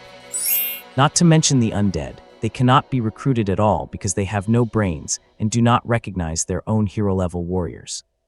Only the orcs, the group that cares most about honor and combat power, can achieve true, literal free recruitment. Once a hero of the same race lets out a roar, they might just happily follow them. Therefore, hero-level warriors of the orc race are often the most useful. Qin Feng sat on his throne with a deep frown. Although he still could not figure out where the orc warrior leader got so many new henchmen, he understood that this matter could no longer be delayed. He was afraid that if he let it drag on any longer, the orc warrior leader would pull more tricks. If one day it achieves some ultimate evolution, turns into a lord, starts building its own territory, and begins recruiting troops based on blueprints, would not that be the end of it? He must finish it off as soon as possible. As long as this guy is alive, Chin Nanchi will not be able to sleep. So he decided he would find a good opportunity for a surprise attack at night and finish him off for good. Night has fallen, and a rare heavy rain is pouring down over the barren plains. In the distance, at the orc stronghold that looks like a small fortress, the heavy gates creak open as a towering figure leads his elite troops out in long, purposeful strides. He is the hero of the orc race, the orc warrior Babula. Even the torrential rain cannot stop his quest to recruit more soldiers, for Babula feels a profound sense of urgency deep within. He has sensed the tension in the air and discovered that someone is obsessively hunting down newborn neutral structures. All around him, a formidable enemy lurks, one he has yet to spot, but who may have already discovered him. They are in the shadows, and he is exposed. This is a terrible position to be in. Ever since he awakened his consciousness and gained true intelligence, Babula has known that a battle with this hidden, powerful force is inevitable. The moment all the neutral structures around them are cleared, and only he and his enemy remain, they will clash to decide who stands victorious and who meets their end. Babula does not want to die. He wants to be the king of the orcs, to build his own city-state, and to conquer the world. Therefore, he needs troops, lots of them, troops that can help him eliminate any enemy. Leading his army into the pouring rain, Babula marches onward with a resolute gaze. His patrols found another orc structure far from his lair, and he is intent on recruiting that force. The orcs are a pragmatic race. If you want their respect, recognition, and loyalty, a mere title is not enough. Beyond status, you must possess real strength and command a force that is superior to theirs. That is why Babula has brought all the elites from his base, 100 orc warriors and 50 orc soldiers. Only an overwhelming advantage in numbers will force them to bow, and once he defeats their leader in single combat, he will add another elite squad to his ranks. He believes this newly discovered elite squad will play a decisive role in the wars to come. Because this new force is a cavalry unit, the heavy rain continuously washes over the ground, turning the earth into a muddy mess. The massive group of over 100 men crosses the hillside and quickly vanishes into the night. As orc hero Babula rushes his soldiers forward, he fails to notice one thing. Not far away, in the pitch-black rainy night, a group of skeleton soldiers stands perfectly still, letting the rain drench their bodies like stone statues. The enemy hiding in the shadows has already mobilized, even before clearing the surrounding areas. Standing among his troops, Chin Feng watches the distant orc army fade away, his expression blank as he utilizes the unique night vision of the undead. In truth, Chin Feng has a cowardly personality. The moment he senses he might lose, he becomes terrified. But he is also incredibly bold. Once he realizes a fight is unavoidable, he becomes fiercely aggressive. Orc hero Babula knows a battle with the hidden Chin Feng is inevitable, and Chin Feng knows it just as well. Terrified by Babula's frightening ability to mass-produce soldiers, Chin Feng decides that he cannot delay any longer. He makes up his mind during the day and launches a full-scale assault on the enemy camp that same night.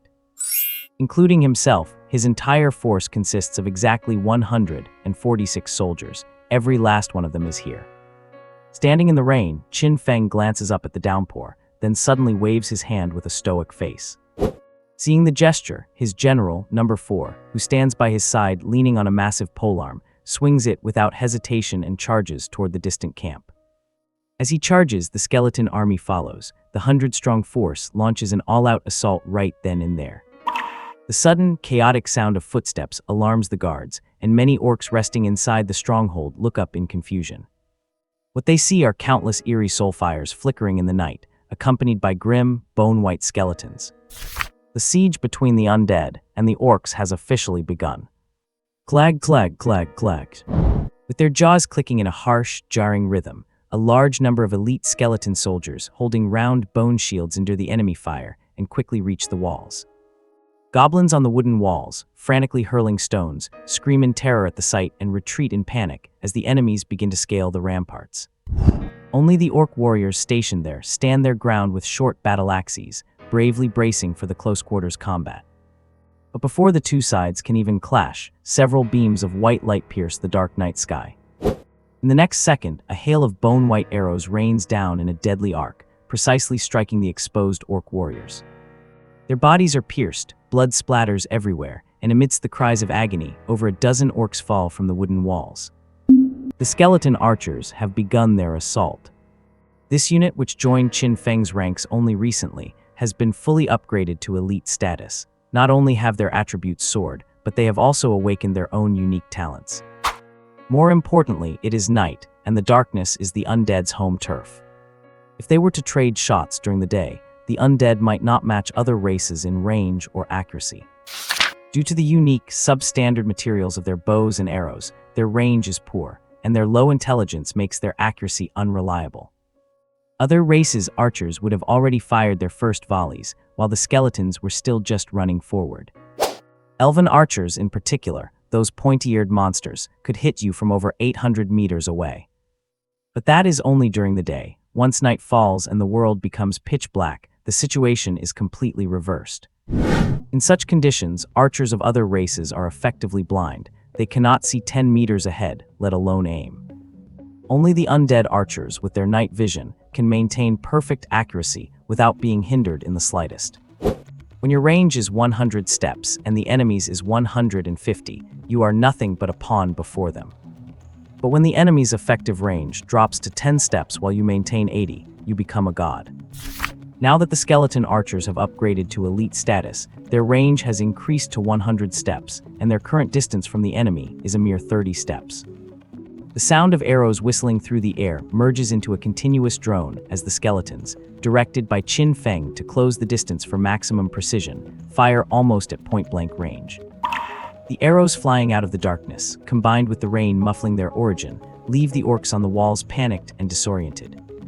Facing skeleton archers spread out and firing from every angle, the orc army, having no means of effective counter-battery fire, suffers heavy casualties. Name: Skeleton Archer Elite. Rank: Tier 1. Talent: Rib Reinforcement. A secondary mutation makes the ribs sharp and sturdy, providing armor-piercing effects that ignore defenses at or below the low level. Attack: Intermediate. Defense: Low. Speed: Low. Equipment: Bone Bow. Description: short range and low accuracy have always been the shortcomings of skeleton archers, but once there are enough of them, accuracy does not really matter anymore. Bone arrows with armor-piercing effects are clearly a great counter to orc warriors. Because the basic unit of this orc tribe happens to have low-level defense. Ordinary orc warriors have extreme stats, with intermediate attack, low defense, and lowest speed. Their intermediate attack power is boosted by their talent skill, Brutal Force, which adds 1 level to their attack. It can be said that among units of the same rank, their melee combat capability is definitely second to none. Compared to their variant species, the Orc Braves, their stats are not actually much different. The only differences lie in their weapons and body size. Orc Braves use long-handled, two-handed battle axes, while they use short-handled battle axes, and they are also slightly inferior in terms of martial arts. It can be said that the Orc Brave is just a larger version of the Orc Warrior.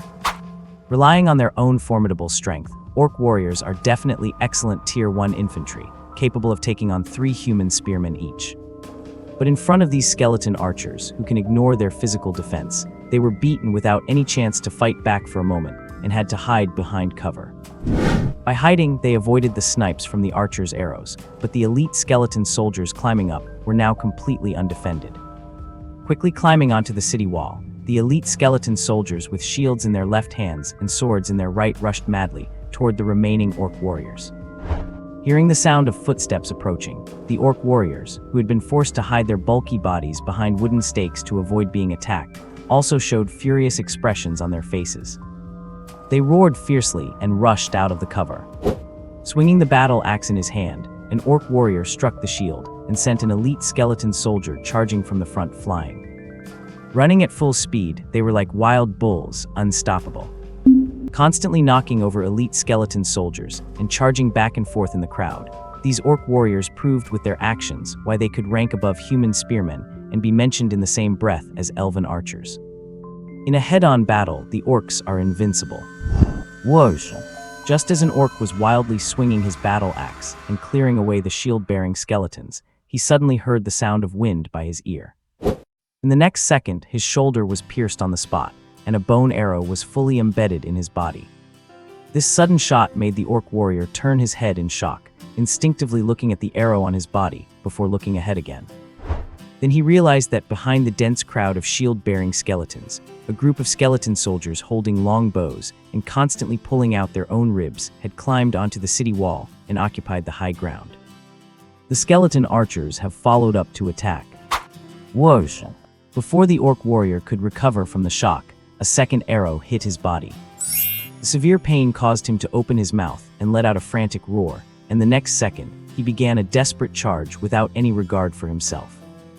Using his shoulder to lead the way and forcing his way through countless skeletons, he ran at full speed, trying to break through the defensive line and kill those damned archers in the distance. If he were facing ordinary skeleton soldiers, he could definitely do it, but unfortunately, what he was facing now were not ordinary skeletons, but a group of elites whose stats were not inferior to spearmen. After knocking over 6 or 7 skeletons in one breath, the orc warrior's pace was finally forced to a stop, and he was then pinned down by the skeletons swarming from all directions. With arrows raining down from above and skeletons swarming him from below, the once-proud, tall body of the orc had become the most obvious target. Even though this orc warrior was brave, facing constant attacks from all sides, he soon fell into the sea of skeletons. And not only did he fall, but his companions who were also being besieged were falling one after another. There were not many orc warriors left in the first place, and many had already been sniped to death by the skeleton archers. Without a numerical advantage, how could they possibly block the skeleton's assault? As the last orc brave fell, it signaled the total loss of the city wall. Qin Feng, who had climbed the wall with his troops, looked at the countless short goblins hiding below, seeing that all their base stats were at the lowest level, and waved his arm without hesitation. Kill! At his command, the skeletons launched an attack from all directions, while Qin Feng led a squad of skeletons to charge toward the central building. That was the core of this orc stronghold and the soul of this field structure. As long as he destroyed that place, not only would he gain loot, but more importantly, the enemy would lose their source of troops and become rootless water. This was the main reason he took the opportunity to lead his troops in a sneak attack. In the blink of an eye, 4 hours had passed. With the sound of footsteps, the orc hero Babula, who had been out recruiting, finally returned with his troops. And this time, he also brought back a brand new unit, a cavalry force of over 30 wolf riders. Sitting on a dire wolf, Babula immediately noticed that something was wrong the moment he approached his camp. Smelling the stench of blood spreading in the air, his face changed drastically, and he hurriedly urged his wolf to run toward the camp. When he reached the entrance, he froze completely in his tracks. The gate of the orc stronghold was wide open, and looking inside, the place was littered with corpses. The once lively camp was now deathly silent, and the most important orc barracks building in the center had completely collapsed from the loss of its core support. His home had been raided. Riding his wolf through the silent camp and looking at the scattered corpses of his soldiers, veins popped out on Babula's forehead. Letting the rain fall on his face and drip from his fur to the ground, Babula, his eyes filled with fury, gnashed his teeth. Just then, a voice came from behind him. "Lord Babula, it is the undead." It was the undead. Hearing the voice, Babula turned his head abruptly and found that the speaker was his newly recruited subordinate, the wolf rider leader. Having jumped off his mount, he was kneeling in a pool of blood, carefully examining the corpses. Picking up a piece of bone to examine it, and even sniffing it lightly, the wolf rider leader looked very certain. "These are the bones of skeleton soldiers. I can smell that rotten stench that belongs to them." "Skeleton soldiers?" "Yes." "Can you track them by the smell, even though it is raining right now?" Hearing Babula's low voice, the wolf rider leader slowly stood up, a ferocious smile on his face. "Tracking enemies in all kinds of environments is not that our specialty, my lord." Having seized the opportunity to wipe out the enemy's lair and consume their main force, Qin Feng has now led his troops back home. He did not let this victory get to his head, for he understood that as a lord, buildings and such were secondary. The most important thing was the soldiers. If the enemy's true elite forces still existed, they could always make a comeback. This operation could only be considered as a blow to the opponent, affecting their development. To take them out in one go, that would only be possible if Qin Feng could completely devour all their living strength and finish them off for good. As his subordinates relied on the bones stored in the fortress to restore their damaged bodies, Qin Feng, who had achieved a brilliant victory at minimal cost, sat on his throne contemplating his next move. A head-on collision is absolutely out of the question. Only idiots would line up to fight toe-to-toe when both sides have equal military strength. Even if he were to win such a bloody battle, it would be a Pyrrhic victory. Qin Feng worked hard to scrape together these meager assets, and he did not want to lose them all at once. But since the enemy's main camp has already been cleared out, what else is there to strike? Right, other territories. The opponent recruited so many troop types, each with its own field structure. These are their sources of power. If all his buildings could be destroyed, leaving him with no troops to recruit, then he would be completely finished. Unable to find any more reinforcements, he would only become weaker and weaker until his ultimate demise. This is the difference between hero-level soldiers and true lords. Lords can move buildings and spend money to set them up elsewhere. They possess the ability to gather all their subordinate buildings into one place for unified defense.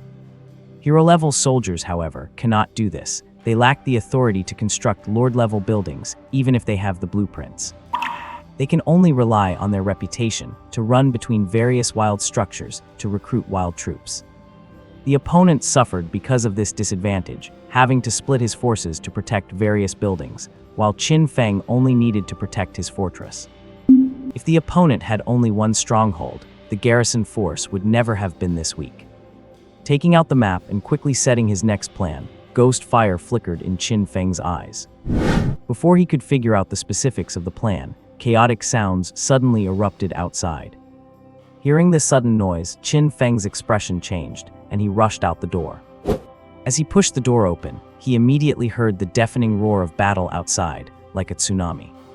Orc troops, they actually found this place and are attacking. Outside the castle, more than 200 soldiers were charging madly toward the city walls. The orc hero leading the charge, Babula, let out a heaven-shaking roar filled with fury. Relying on the unique reconnaissance talent of the Wolf Riders, he quickly tracked the scent to the culprit who destroyed his territory and launched an attack without hesitation. Hero talent War Roar activated. All surrounding orc warriors, attack power increased by 1 level. The current attributes of the orc warriors are top-level attack, intermediate defense, lowest level speed. Kill, avenge our brethren, kill them all. Kill. Amidst ear-piercing roars, countless orcs charged frantically at the wall. Seeing their exaggerated attributes, Qin Feng's face turned livid. Top-tier attack power, and there are over 100 of these monsters with such power. How is he supposed to fight this battle? Archers to the towers, everyone else defend the walls, start throwing things. Roaring, Qin Feng ran along the wall, issuing various commands. In a direct confrontation, his troops would definitely not match the enemy, but they had one advantage: they were the defenders. He had high walls and thick ramparts, and long-range shooters. The enemy had nothing but infantry. As long as he held them back and prevented them from scaling the walls and engaging in close-quarters combat, everything would be manageable. Knowing that Qin Feng was quite cowardly, he had never stopped reinforcing his walls. Under the day and night toil of the skeleton garrison, the only wall of this U-shaped castle had been built up to a height of 5 meters. The wall was stocked with heavy rocks and logs for defense, and several simple arrow towers had been erected. The entire fortress was built to be impenetrable, like an iron bucket. Everything about it, from inside to out, shouted 2 words: deathly afraid. Countless orc warriors, boosted by hero talents and carrying battle axes on their backs, scrambled madly up the wall. As they climbed, the skeleton soldiers on the walls lifted rocks to crush them, while skeleton archers in the towers fired arrows frantically downward. In an instant, the sounds of battle outside the castle merged into one, with orcs and undead engaged in a fierce siege, just like before. Only this time, the roles of attacker and defender had been reversed. An orc warrior climbed forward relentlessly, his head bloodied by falling rocks, his body pierced by several arrows, one even striking his eye. Relying on his intermediate defense, he endured all attacks and forced his way onto the wall. Looking at the skeleton soldiers pouring in from all sides, the battle-scarred orc roared fiercely, swung his axe, and swept it out. With a deafening sound, the elite skeleton soldier with the shield, once thought to be an iron wall, could no longer withstand the attack. The shield shattered instantly, and the skeleton soldier was sent flying. With just one strike, this orc warrior had taken out his opponent. But just as he finished off the first, a second opponent charged over with a shield. The orc warrior quickly swung his double-handed axe and smashed the second enemy to the ground along with his shield, but before he could deliver a finishing blow, he heard a sharp whistling sound ahead. Looking up, he saw two skeleton pikemen rushing toward him. They plunged their spears into the orc's chest, piercing him instantly. Despite his frenzied roar, they pushed him right off the wall. In the process, they even knocked off another orc warrior who had just climbed up. Climbing, intercepting, boarding the wall, and fighting. Using the wall as the front line, both sides fought a bitter, desperate battle. Below the wall were the terrifying orc warriors, and above were the coordinated skeleton soldiers and pikemen. Massive rocks and logs rained down like a storm, while the orc warriors used their bodies to withstand the bombardment and climb forward regardless. Orcs fell constantly under the walls, and skeletons perished at the hands of orc warriors just as often. Watching the horrific slaughter, the leader of the orc warriors, who had already charged once and been beaten back, grabbed his commander Babula, who was about to lead another charge, and shouted, "Hero, retreat, do not keep fighting like this." Babula, having been the target of concentrated fire for leading the charge, and now sporting a dozen arrows in his armor, shoved the warrior leader's arm away and roared, "Nonsense, so many of our kin have died. How can I just walk away? It is either him or me today." "Leader, it is night. This is the undead's home turf. The losses are too great. There is no need to fight them to the death at night. Retreat. The brothers cannot take much more." Hearing the orc leader's shout, Babula finally snapped out of his rage. Turning his head, he realized his elite forces had already suffered heavy casualties. Especially the first group that charged with him and was repelled. Out of the original 50, fewer than 20 remained, and every one of them was wounded. Even the warrior leader trying to stop him, who had charged alongside him, was covered in wounds, with 4 or 5 arrows sticking in him and blood streaming from the gashes. Looking at the corpses of his own kind piling up under the wall, and the soldiers still trying to climb while enduring the rock bombardment, Babula's pupils contracted sharply, and as he finally came to his senses, he roared out, "Retreat, pull back, retreat." Hearing the order, the battered orc troops quickly retreated into the distance. As they withdrew, the chaotic castle finally fell silent. Standing on the wall, Qin Feng watched the enemy vanish into the night, but he felt no joy in holding the wall. Because under the assault of that terrifying orc force, his own troops had suffered heavy losses too. On the walls, smashed skeleton remains could be seen everywhere. Take people to rescue the soldiers who are still hanging on, quickly. What? Inside the castle, as the battle concluded, Qin Feng, having finished counting his losses, sat silently on his throne, lost in thought. The scale of the losses from this siege was something he found hard to accept. He had occupied the absolute high ground, possessing multiple advantages in terrain, weather, and unit types. Yet, after such a grueling fight, he had still lost dozens of skeleton soldiers. Out of the 110 elite skeleton soldiers he had before, fewer than 90 remained. The 15 spearmen were reduced to just 11. The archers had not suffered any casualties. After all, if those standing on the towers had been taken out, it would have meant the walls were completely breached. A single battle with every advantage of time, location, and troops still resulted in the loss of nearly 40 men. Ever since he became a skeleton lord, Qin Feng had never suffered such heavy losses. How did they even find him? It was rainy and dark. How could they pinpoint his territory so accurately? The completely unexpected situation left Qin Feng's mind in total chaos. The only reason he had only lost 40 soldiers this time was because he was of the undead race and his troops were skeletons. As long as a skeleton's soul flame is not extinguished and the skull housing it is not destroyed, they can actually be brought back. Just patch up the bones and they are good to go again. With such incredible survival abilities, they had still been beaten to this state. If it had been any other race, they would have been wiped out entirely. If it was this hard to fight at night, what if they attacked again during the day? How would he handle that? Could he hold his ground, or should he just run? But the enemy had uncanny scouting methods. If they could find him perfectly on a rainy night, how could he run? Where could he even go? Leaning back heavily on his throne, he looked at his generals standing nearby. Gazing at the second spearman general, the soul flame in Qin Feng's eyes hardened, and his mind was made up. Just as Qin Feng reached his decision, on the other side, the orc hero Babula, who had retreated with his men, also looked stunned. If Qin Feng's troops, who were defending the castle with everything they had, suffered such heavy losses, his own forces, who had charged the gates all night under heavy fire, could not have suffered any less. Of his 60 orc warriors, fewer than 30 remained. His finest elites, over 100 orc champions, were reduced to barely 60. A single battle, half his forces were gone just like that. The orc barracks were destroyed, the source for recruiting new orc champions was cut off, and these were all the men he had left. In just one night, he went from having a strong force of 500 to having fewer than 100 left. The sheer scale of this loss left the orc hero Babula completely dumbfounded. Looking at his battered and wounded subordinates, his eyes were filled with confusion. Fortunately, troops recruited from buildings could slowly recover from their wounds and would not die just because of them. Otherwise, with the state his soldiers were in, he would be lucky if even half survived.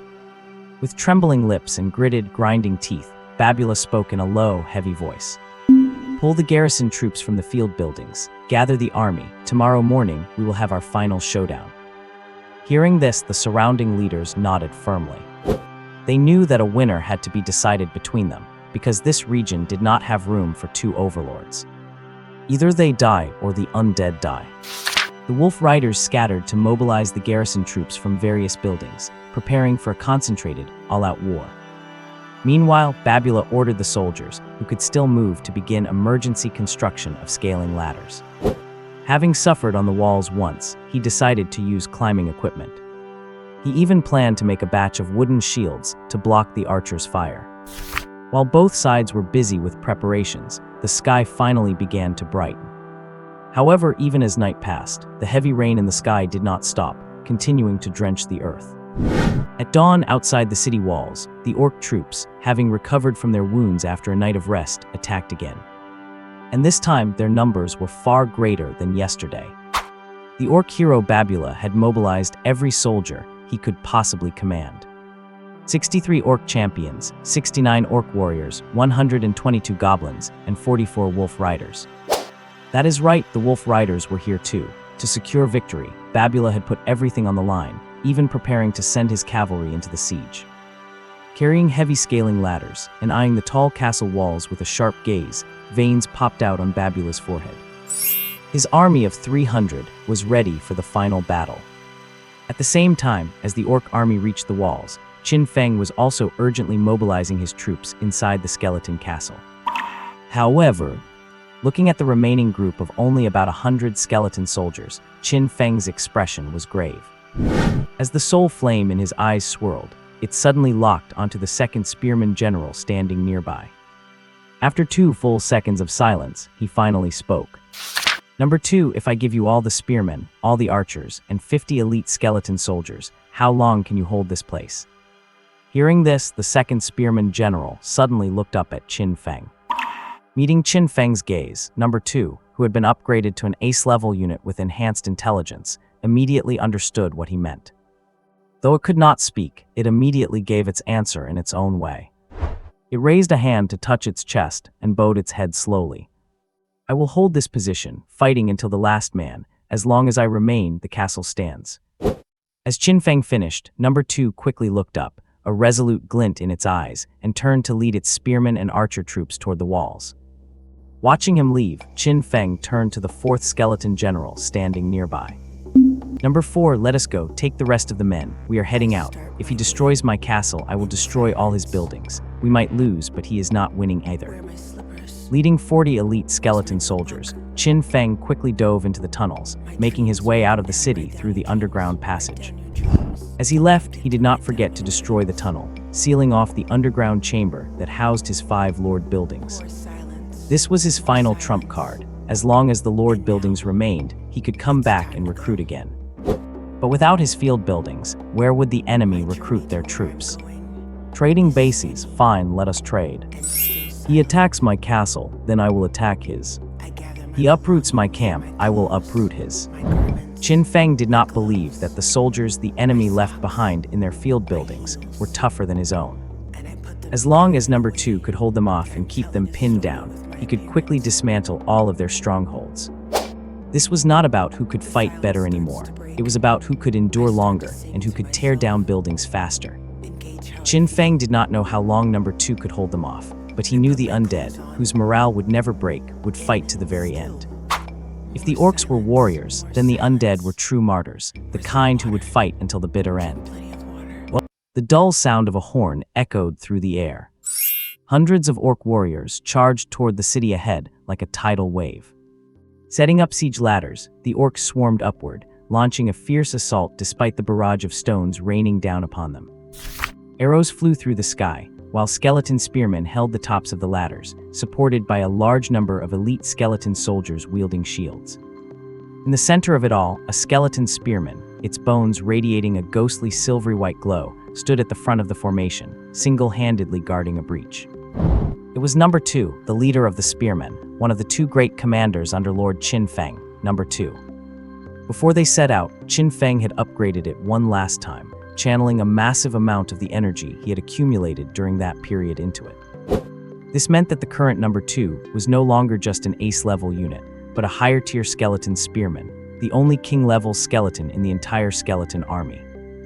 Name: Skeleton Spearman, King Tier.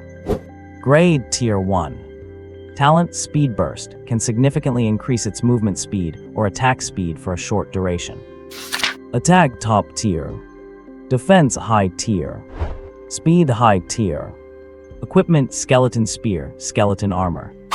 Profile: among every 10 common soldiers, an elite soldier is born. Among every 10 elite soldiers, an ace soldier might appear. But even among 100 ace soldiers, a king-level warrior may not necessarily be born. Even if it is just a king among skeletons, it is still a king. Holding its spear, number 2 thrust repeatedly at the charging orc warriors. It strikes fast and precise, almost 1 kill per shot. The area it guarded had turned into a meat grinder. Any enemy who dared to charge up there was struck down on the spot, and none were able to step onto the ramparts. Until... clang! A harsh metallic clash rang out, and number 2, despite thrusting with all its might, failed to take down its enemy this time. Because the one climbing up the ladder now was the orc hero, Babula. An existence whose attack and defense were both at the top tier, matching number 2 in level. The only difference was that one had evolved into a king-level unit, while the other had mutated into a hero-level unit. With a roar, Babula charged onto the ramparts, swinging his battle axe desperately and launching a life-or-death assault on number 2. Retreating while fighting, number 2 thrust frantically, and sparks flew between the two as neither could gain the upper hand. Babula excelled in high attack and defense, while number 2 relied on its balanced attributes. After fighting for a long time, number 2 dodged another sweeping axe strike, its eye sockets flashing with a sudden light. Next second, talent activated, Speed Burst. As a hero, Babula provided a terrifying boost to his army's combat strength. But he sacrificed his ability to buff his own strength. His talent effects could not be applied to himself. This meant that compared to a king-level warrior, Babula effectively lacked one ability, a point that was crucial, especially in a one-on-one duel to the death. The spear in its hand struck instantly, fast as lightning, more than twice as fast as before. Although Babula noticed this sudden strike from number 2, he simply did not have the speed to intercept it. With a dull thud, number 2's spear precisely pierced Babula's left eye socket. The weapon drove straight into his eye, causing blood to flow freely. Babula, suffering a critical wound, grabbed the shaft of the spear to prevent it from going deeper. Screaming in agony with veins popping on his forehead, Babula charged forward instead of retreating, swinging his battle axe wildly while taking advantage of number 2's inability to retrieve its weapon. Seeing this, number 2 was forced to let go and fall back, turning around to grab another spear from a fallen comrade to finish off the powerful enemy. But as it turned, it looked on in shock to find that the wall had completely fallen. Under the enemy's overwhelming superiority in numbers and power, the skeleton soldiers on the wall had been decimated. Seeing this, number 2 grabbed a discarded bone sword, hacking at the enemies while ordering the remaining soldiers to retreat through the vibrations of its soul fire. The skeleton soldiers quickly retreated to the residential area, but number 2 remained behind, fighting to delay the enemy and buy time for its troops. Swarms of orc warriors rushed at it, their battle axes raining down on number 2's frame. Its bone sword was snapped, its armor shredded, and even one of its arms was severed by an axe blow. With one arm missing, number 2 tumbled off the wall. The orcs above jumped down after it, attempting to finish off the skeleton, but they were skewered by other spearmen waiting below. Supported by its comrades, number 2 struggled to its feet, seized a spear from another unit, and began leading the remnants to hold a defensive line at the castle hall. 30 minutes later, the castle hall fell, and only 30 skeletons remained. Number 2 led the remaining troops back to the lounge, blocking the door and fighting to the bitter end against the incoming orcs. Another 30 minutes passed, and the Lord's Lounge was destroyed, its walls torn down, with fewer than 20 skeletons left. With nowhere left to go, number 2 chose to open the cellar tunnel that Qin Feng had previously excavated, continuing to engage the enemy within the cramped space. A straight, narrow tunnel was always the home turf for spearmen. For every step the orcs took forward, the spearmen took one step back, leaving piles of corpses with every move. A step back for every step forward, constant defense with every retreat. The remaining skeleton soldiers held onto the final line of defense, a defense that served no purpose at all. That is right, a completely useless line of defense. Because this cellar tunnel was, in fact, a dead end. The end of the path, which was supposed to lead to the underground tomb, had long since been destroyed. The moment they retreated into this tunnel, the fate of number 2 and the others was sealed. Only death awaited them. It was simply leading its subordinates to faithfully execute the final orders given by their leader. Fighting to the last soldier, while it stands, the city stands. 2 full hours, both sides fought tooth and nail in the tunnel for 2 whole hours. Only then did the orcs finally force the last of the skeleton soldiers to the very end of the tunnel. Staring at the dead end, and looking at the few remaining skeletons backed against the ruins. The orc hero Babula, who had lost an eye but still led the charge, stood there in complete shock. No buildings, no lord, there was nothing here. He had fought for 2 hours, sacrificed dozens of his brothers, only to capture this hidden tunnel that turned out to be a dead end with absolutely nothing in it. Scarred and exhausted, he led his remaining force of less than 100 against the few skeletons standing silently opposite them. Before he could recover from his astonishment, the sound of running footsteps echoed from behind him. A second later, a wolf rider scrambled in, breathless and disheveled. Bad news, leader, it is bad. The buildings, all our buildings are being destroyed. A squad of skeletons is tearing through our structures and is currently heading for the wolf rider camp. What? Upon hearing this terrible news, Babula trembled, swaying so hard he nearly collapsed to the ground. With wide eyes, he stared at the few remaining skeletons, watched their bone spears pointing toward him, then looked back at the tunnel behind him. Babula's eyelids twitched uncontrollably until he finally let out a savage roar. Retreat back to base. How could he not realize by now that this unit in front of him was just a throwaway pawn, a decoy, a sacrificial unit meant to die here? The real lord had escaped long ago and was currently raiding his home. What was the point of continuing to fight? What good would killing these few guys do? If all his buildings were destroyed, where would he recruit new soldiers in the future?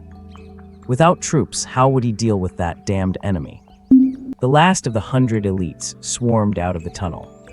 Babula, walking at the very end, paused to look deeply at number 2 before turning away without a backward glance.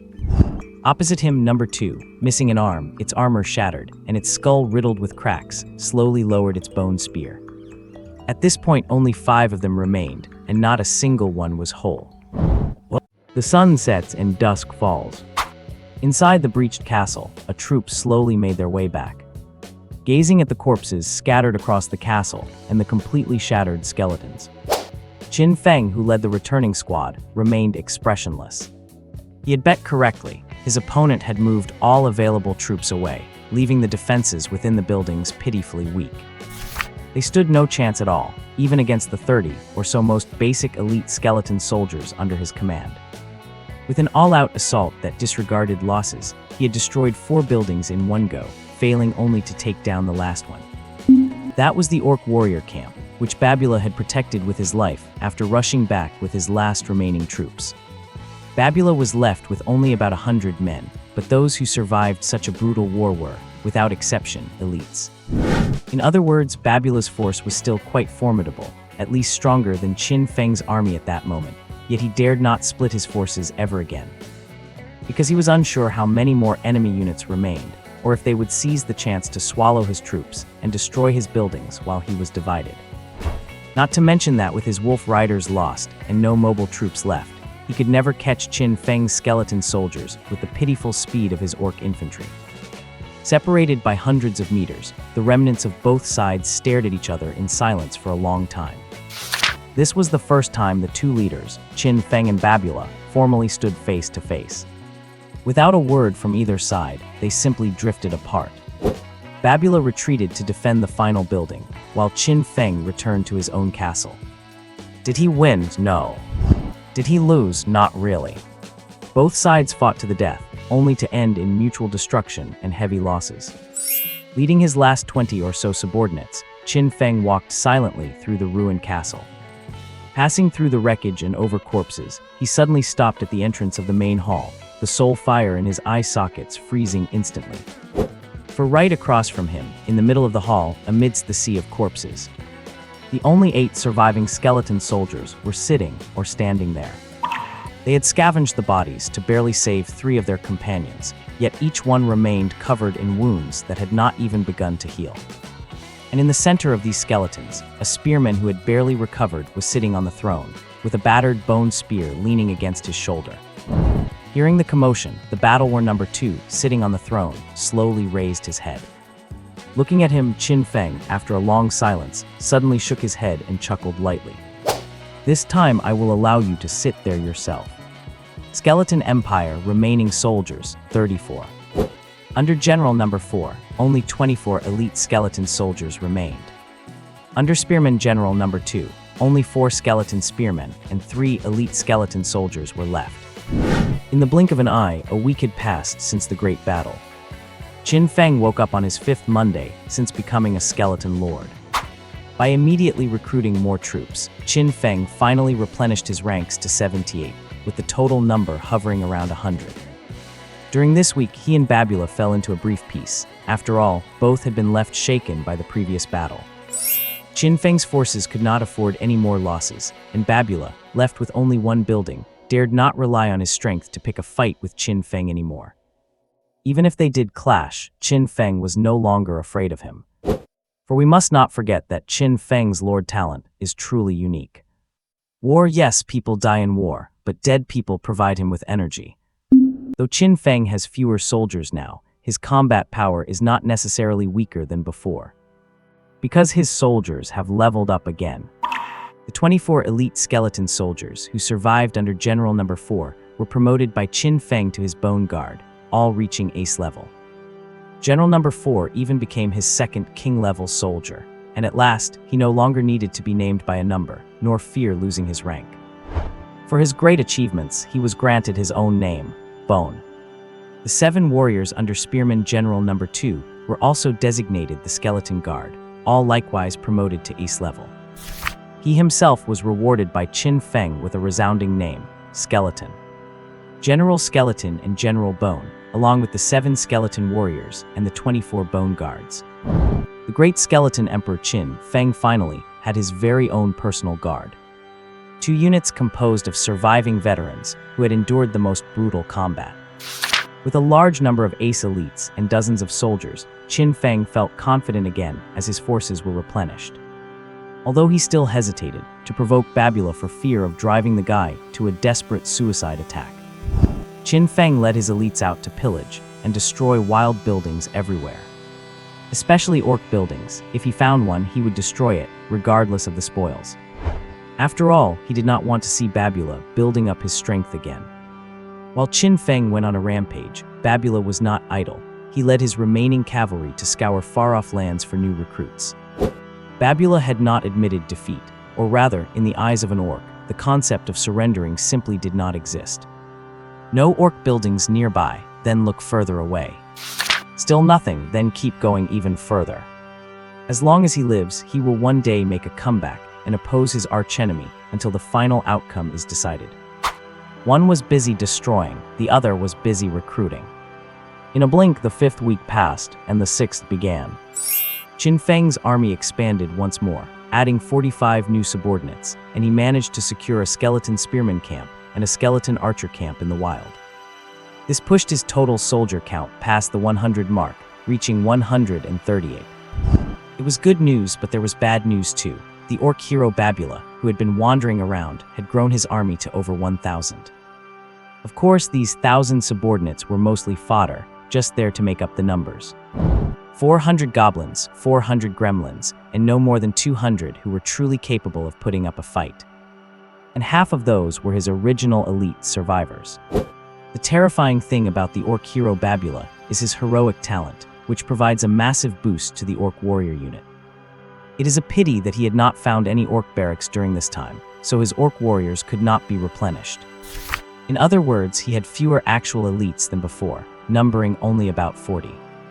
So on a dark and windy night, Qin Feng launched an all-out assault with his troops.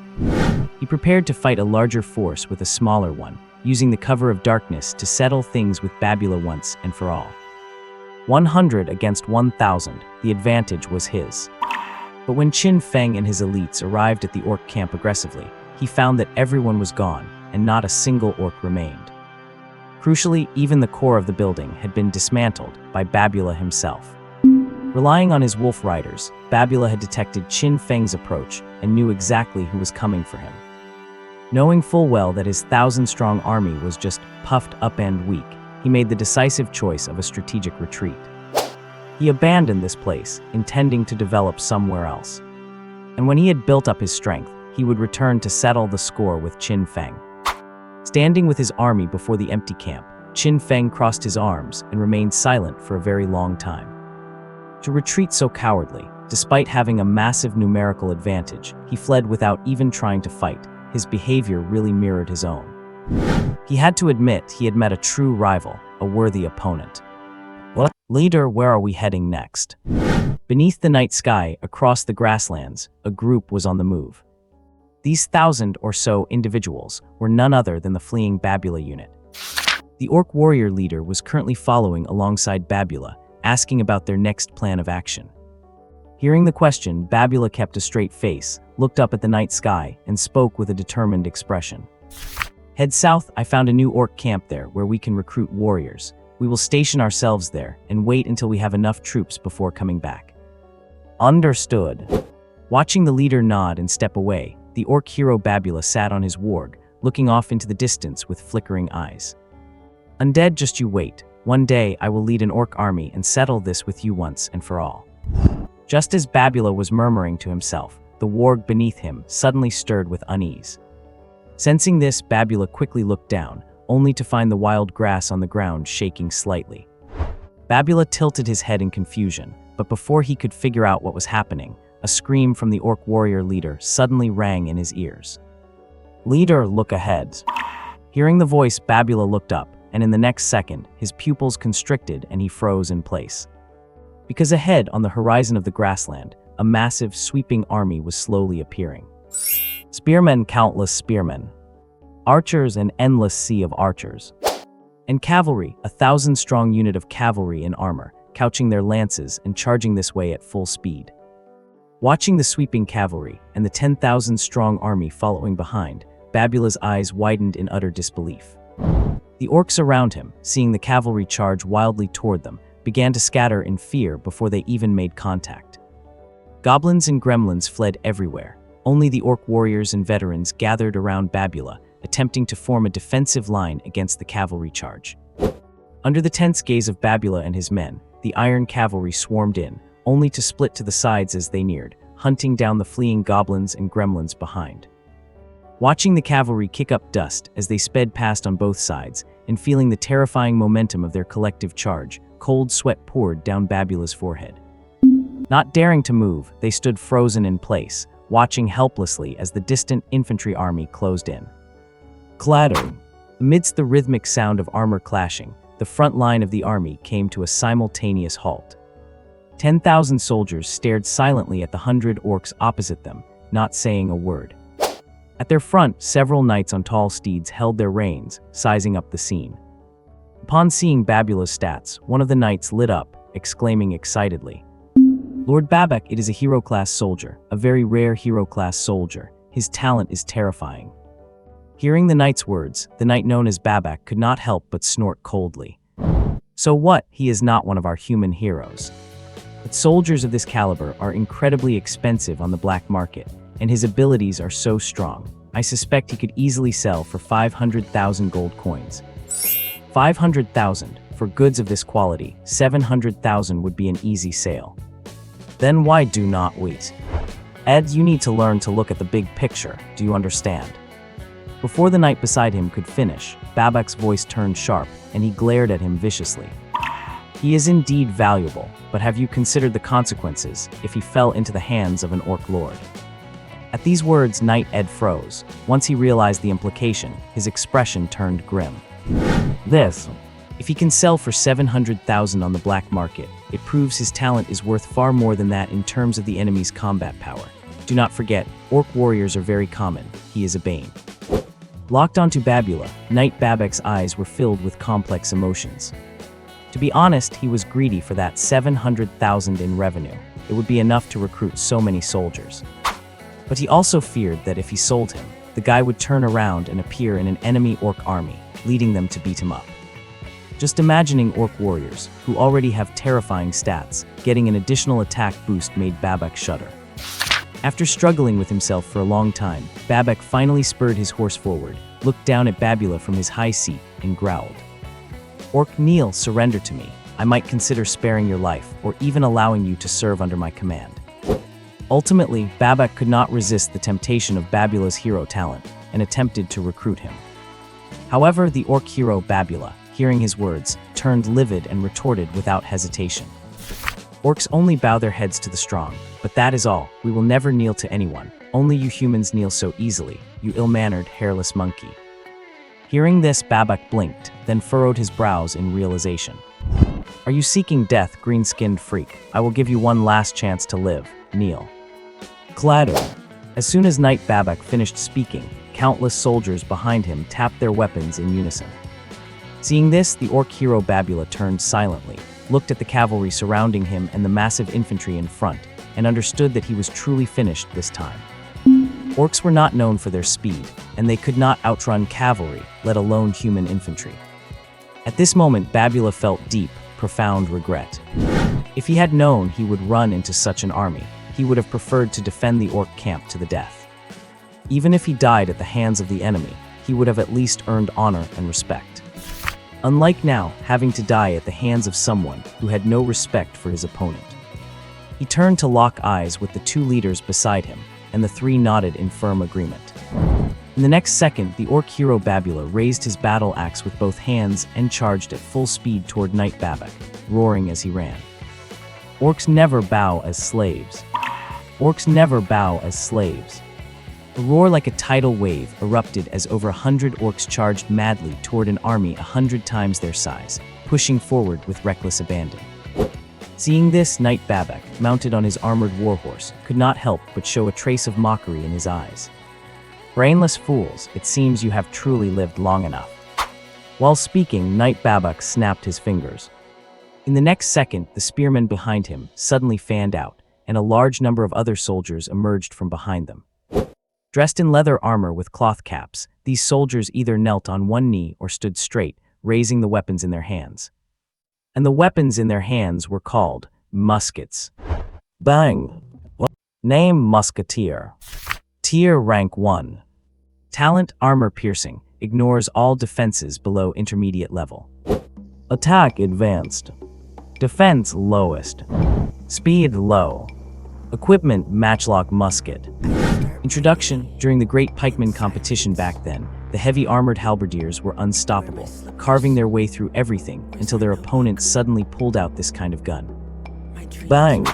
Amidst the deafening roar, a dense volley of bullets poured out, slamming directly into the charging swarm of orcs. In an instant, blood splattered as countless orcs crashed to the ground. The orc hero Babula, leading the charge, was struck by several bullets on the spot, his sturdy armor pierced right through.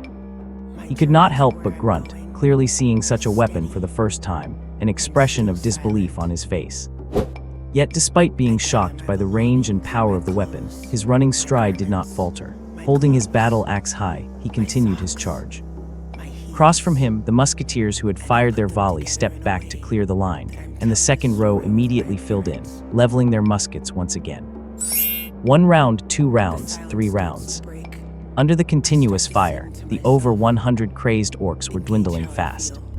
The orc warriors were dead, the orc champions were dead, and even the orc leader had fallen on the path forward. In the end, after taking 4 full volleys, only the orc hero Babula remained standing to reach the enemy. The concentrated fire of 400 musketeers had annihilated the elite 100-man unit with almost 0 losses. Staring at the Barbec Knight now within arm's reach, the battered and bloodied Babula roared, swinging his battle axe with all his might toward his foe. But before the axe could land, a multitude of spears thrust out from both sides, piercing through his prized armor as easily as tofu, pinning him through the body. Babula stood frozen, eyes wide as blood gushed from his mouth. Before he could even reach out to grab the spear shafts to fight back, more spears lunged at him. On both sides of the Barbec Knight, a group of imposing spearmen clad in heavy armor, sporting closed helmets and capes, launched their attack. And they were the armored spear guards. Tier 2 armored spear guards. With a powerful heave, they lifted Babula high, bringing him right before the Barbec Knight. Looking at the enemy right in front of him, Babula, whose battle axe had already fallen from his limp hands, tremblingly reached out a hand. Orcs and orcs will live forever. Whoosh! Before Babula could finish his sentence, a flash of cold light erupted. Barbec drew his knight's sword in a flash, slashing across Babula's neck. Watching the orc hero's arm drop limply, he calmly wiped the blood from his face. What a heroics, idiot! He signaled the spearmen to discard the corpse, and looking at the field of bodies, the Barbec Knight shook his head and chuckled. I only intended to tour my territory and clear out the new wild structures appearing after the blood moon. I did not expect such an unexpected windfall. Good thing I found him early, or he would have become a real threat. Ed. Here, my lords. I am taking his head back to claim credit. I will say we wiped out a fully developed orc hero, crushed his army of 20,000 and secured the town's safety. As for clearing this area, that is up to you. Do not disappoint me. At these words, Ed nodded fervently with excitement. Understood, rest assured, my lord. I will never let you down, Earl. Good, besides your own troops, I am giving you 100 musketeers. Use them wisely. These are elite units recruited from special blueprints I struggled to obtain from another plane. Do not lose too many of them, you hear? Yes. After giving the orders, Earl Barbec mounted his warhorse and rode away. Ed watched him leave, then turned to his 1,000 soldiers and the newly acquired 100 musketeers with a wide, bright grin. Looking at the neatly arranged musketeers beside him, he could not help but beam with joy. They might not be machine guns, rifles, or submachine guns, but they are still firearms, enough to crush things across eras. Good enough for me. Ha ha ha ha. Finally, it is my turn to handle such a lucrative job.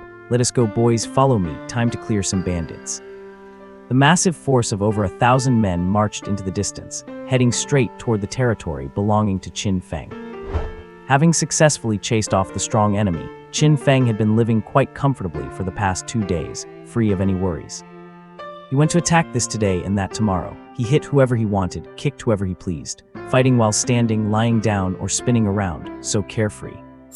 Within a 50-mile radius of him, no existence remained that could be called an opponent.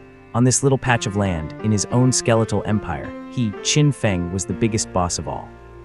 But Papa Qin had not enjoyed his life as a big boss for many days before he heard some terrible news.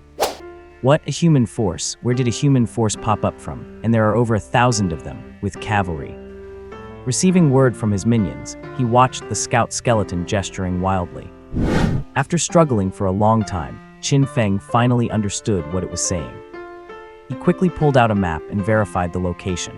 Looking at the area where the human force had appeared, his face changed instantly, a look of sudden realization dawning on him. Oh, I get it, this is bad. Is this the help that orc hero brought to squash me? That green-skinned guy has no sportsmanship. Where is the one-on-one? Where is the duel between men? Why bring in reinforcements? And why hire humans of all people? He discovered that the direction the human force appeared from was the exact path the orcs had taken. Qin Feng's heart sank, a bad premonition washing over him. He had heard long ago that the undead race was not very welcome. To be precise, they were extremely unwelcome. Basically, everyone who saw them would give them a beating. They were like rats crossing the street. After all, you could be in the middle of a fight with someone, only to find a bunch of bone piles digging up your ancestral graves, ready to wake your ancestors to help them beat you. Who could stand that? It was completely normal for two sides who were fighting to suddenly join forces against the undead because they appeared nearby, before resuming their own fight afterward. Because if you ignored them, by the time you settled your grudge with your opponent, you might find yourself facing an army of the undead. Along the main road, the sound of footsteps echoed as a troop marched forward with heavy strides. This was a well-equipped force consisting of 4 types: spearmen, sword and shield warriors, archers, and cavalry. It already possessed the 4 basic core units of the human faction. Furthermore, there were 2 very uniquely styled units among them, which must be rare troop types. One of these units was crossbowmen, a variant of the archer. They are a type that sacrifices firing speed in exchange for attack power, making them highly adept at hunting down powerful, low-numbered enemies. As for the other one, on the hilltop hidden in the forest, Qin Feng lowered his binoculars and rubbed his eyes in disbelief. He picked up the binoculars again to confirm what he saw, and after realizing his eyes were not playing tricks on him, he was left completely stunned. Guns? Why would there be guns in the Middle Ages? And firelocks at that? This style is all wrong. Staring at the 100-man musketeer unit, marching in neat formation in the distance, Qin Feng wore a look of total shock. After all, in a perfectly normal medieval adventure, having a group of musketeers suddenly pop up is quite the cultural shock. If they deal with this musketeer unit, will they send in a squad of machine gunners or even tanks next? We have not even reached the plate armor era yet, so why the sudden leap to the era of line infantry firing squads? What kind of crazy help did that orc hero hire anyway? Lowering his binoculars, Qin Feng turned very serious. Although he was not sure exactly what the situation down there was, he knew one thing: he and those people were destined to clash. After all, they were the ones who insisted on muddying these waters. With a swift wave of his hand, he signaled his men to retreat, and Qin Feng disappeared stealthily into the woods with his main force. Sticking to his old habits, he planned to strike at night. After all, he had the home field advantage. Why would not he use it? If you were fighting someone and had a handy club nearby, would you toss it aside just to pick up a banana and hit them with that? Unless you are a monkey gone wild. Just as Qin Feng was retreating, Lord Eid, who was leading the troops forward on the road below, was equally bewildered. He had been roaming the area for 2 days and had not found a single thing. Forget about wild troop-spawning structures, he had not even seen many wild mobs. The only group they encountered was a band of 20 or so goblins. Watching over 1,000 men chase after 20 little runts across the hills and fields, the scene was so brutal that even Eid himself could not bear to watch. Where are the people, the structures, the troops, the loot? Why is there nothing here? Why is this place so incredibly poor? Even his own miserable little territory had 3 or 4 wild structures, so how is this dump completely empty? Confused and lost, Eid was completely at a loss. He was also a lord, one summoned around the same time as Qin Feng. He had been luckier, choosing the human faction and spawning near a city. During a sweep of the area, he ran right into the city's troops. The bad news was that he mistook them for wild monsters, fought them, lost, and was promptly taken prisoner. The good news was that instead of beheading him, they recruited him, granting him the lowest rank of baron and a small territory. With a powerful backer, Eid developed rapidly, and in the blink of an eye, he had thousands under his command. Well, though most were peasants with no combat ability, he still had about 2,000 genuine soldiers. When he received the mobilization order from his superior, Count Babak, he did not hesitate to lead his army of 1,000 to join the fray. But after wandering around, he realized there was no fray to join.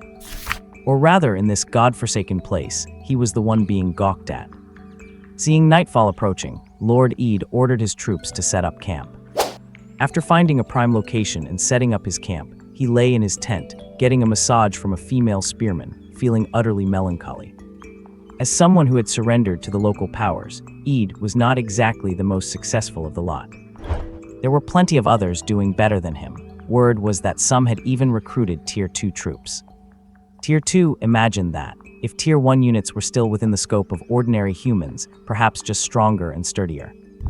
Then Tier 2 units were already superhuman, with stats that were increasingly absurd.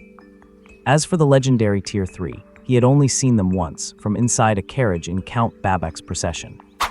Those guys were treated better than Count Babak himself. The Count still had to ride a horse, while they rode in a carriage. Why such VIP treatment? If you could wave a stick and launch fireballs like machine gun fire, instantly scorching a vast area of land, you would get a carriage too. That is right, those guys were mages, Tier 3 units, fire mages. They were basically walking artillery, human-shaped rapid-fire mortars, automated terraforming devices, and natural-born arsonists. According to Count Babak's bragging, one fire mage, if used correctly, could easily wipe out an entire battalion, 1,000 Tier 1 soldiers. Their combat power was simply ridiculous. As a count, after years of saving and earning merit, Babak only had 10 fire mages in total, and he treasured them like gold. These fire mages were arguably the top-tier combat power in the nearby cities. It is rumored, however, that there are even stronger units beyond the Tier 3 fire mage, though they have only appeared once in history. That would be the troops led by the first king during the founding of the human empire, the Tier 4 angels. A group of terrifying monsters that could fly, tank hits, and excel in both ranged and melee combat. They had not appeared since the death of the first king. Nobody knew if the recruitment method had been lost. Looking at his own squad of nothing but Tier 1 soldiers, Eid could not help but sigh. It was not that he did not want to recruit Tier 2 troops, nor that he lacked the money. The issue was that the buildings for recruiting Tier 2 soldiers were monopolized by the upper-crust nobles, and he had no channel to access them. Sometimes you could find a stray Tier 2 soldier for sale on the black market, but the price was so exorbitant he could not afford it. In the end, Eid fixed his gaze on his musketeers. Just as I thought, technology really does change destiny. Tier 2 units, who cares? Once I get my hands on machine guns, I will mow down anything that moves. Now, what was the formula for gunpowder again? What? Night fell quickly, and the makeshift camp soon plunged into silence. Just as the vast majority of soldiers had returned to their tents to rest, the army of skeletons hidden in the darkness finally launched their attack. Bang! A loud noise suddenly rang out. Lord Ad, who was not resting at the time but was busy carousing with 2 female crossbowmen in his tent, was startled so badly that he gave a violent jerk and scrambled up in a panic. What is it? What is it? What on earth is happening? Just as he stood up in a panic, the tent flap was pulled open, and a fully armed spearman rushed in. Report, someone is raiding the camp under the cover of night. Raiding the camp. Hearing these words, Ad's face turned livid. He immediately realized that things had gone south. There must be another wild lord nearby. Speaking of wild explorations, Ad was not afraid of wild structures or wild troops. What he feared most were his own kind, those transmigrators who had been airdropped in and reincarnated as lords of various races. Because no one knew what kind of lord talents the others had, or how many troops they commanded. The main thing is, you know your own kind best. These transmigrators have all been tempered by modern environments and bombarded by the information age. Their schemes are craftier, their ideas are more devious, and their hands are itchier than anyone else's. Their style is completely different from that of the native-born lords. Chivalry, gentlemanly conduct, what kind of nonsense are you talking about?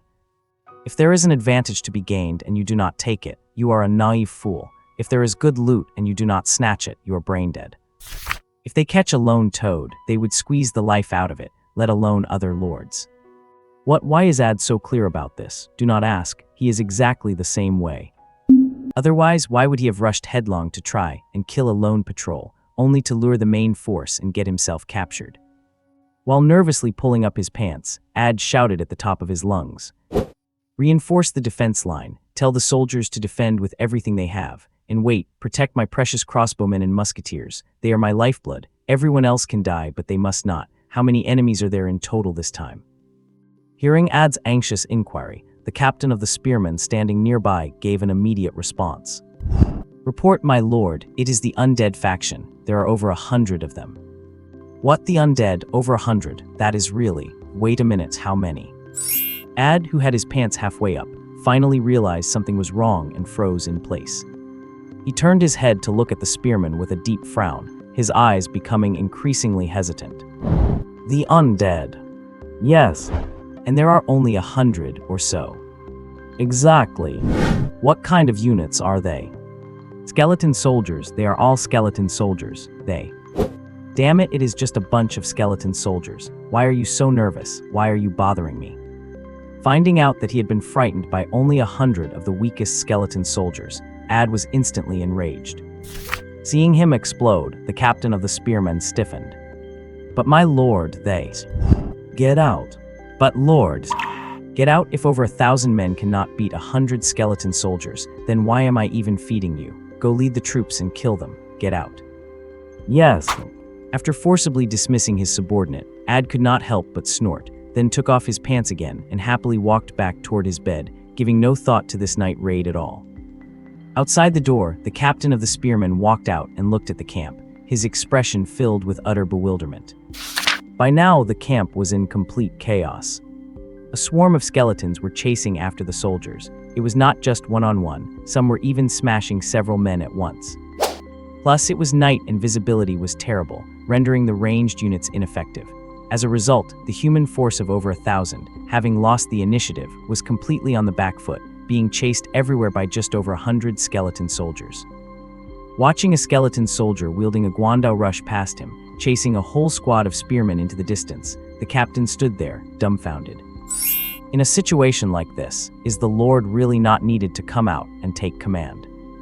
In the blink of an eye, it was early the next morning. Having had a wild night and slept especially well, Lord Ad finally walked out of his tent, full of energy, after the sun had already climbed high. Then he was completely frozen in his tracks. Because his massive army, which had been full of high spirits and vigor yesterday, looked miserable this morning. There were wounded soldiers everywhere, corpses scattered about, and every soldier was dejected. Clearly, morale had hit rock bottom. This sight left Ad stunned, especially after counting the heads and finding that his force, which had been over 1,400 strong yesterday, had lost over 300 men in a single night and was now only around 1,000. He was completely dumbstruck. Spearman captain, where is the spearman captain? Bring him to see me. Running through the camp with a dazed expression, Ad tried to find the commander who had been in charge of the night watch. Very soon, guided by other soldiers, he quickly found the spearman captain, or rather his corpse. It was not just the spearman captain, the sword and shield captain who assisted with the night watch was also dead. Looking at the large pile of corpses, Ad finally realized something was very wrong. Are you kidding me? Over 1,000 men against 100 skeleton soldiers, and you ended up with these casualties. What are you, the incompetent Emperor Zhu Qixin? Hearing Ad's roar, several of the soldier captains standing in front of him kept their heads down, saying nothing. In fact, they were quite puzzled themselves. Usually, they would be the ones fighting over 1,000 skeleton soldiers with only 100 of their own, and they could do it with virtually zero losses. How did the situation reverse today? What is the toll? Did my elite troops suffer heavy losses?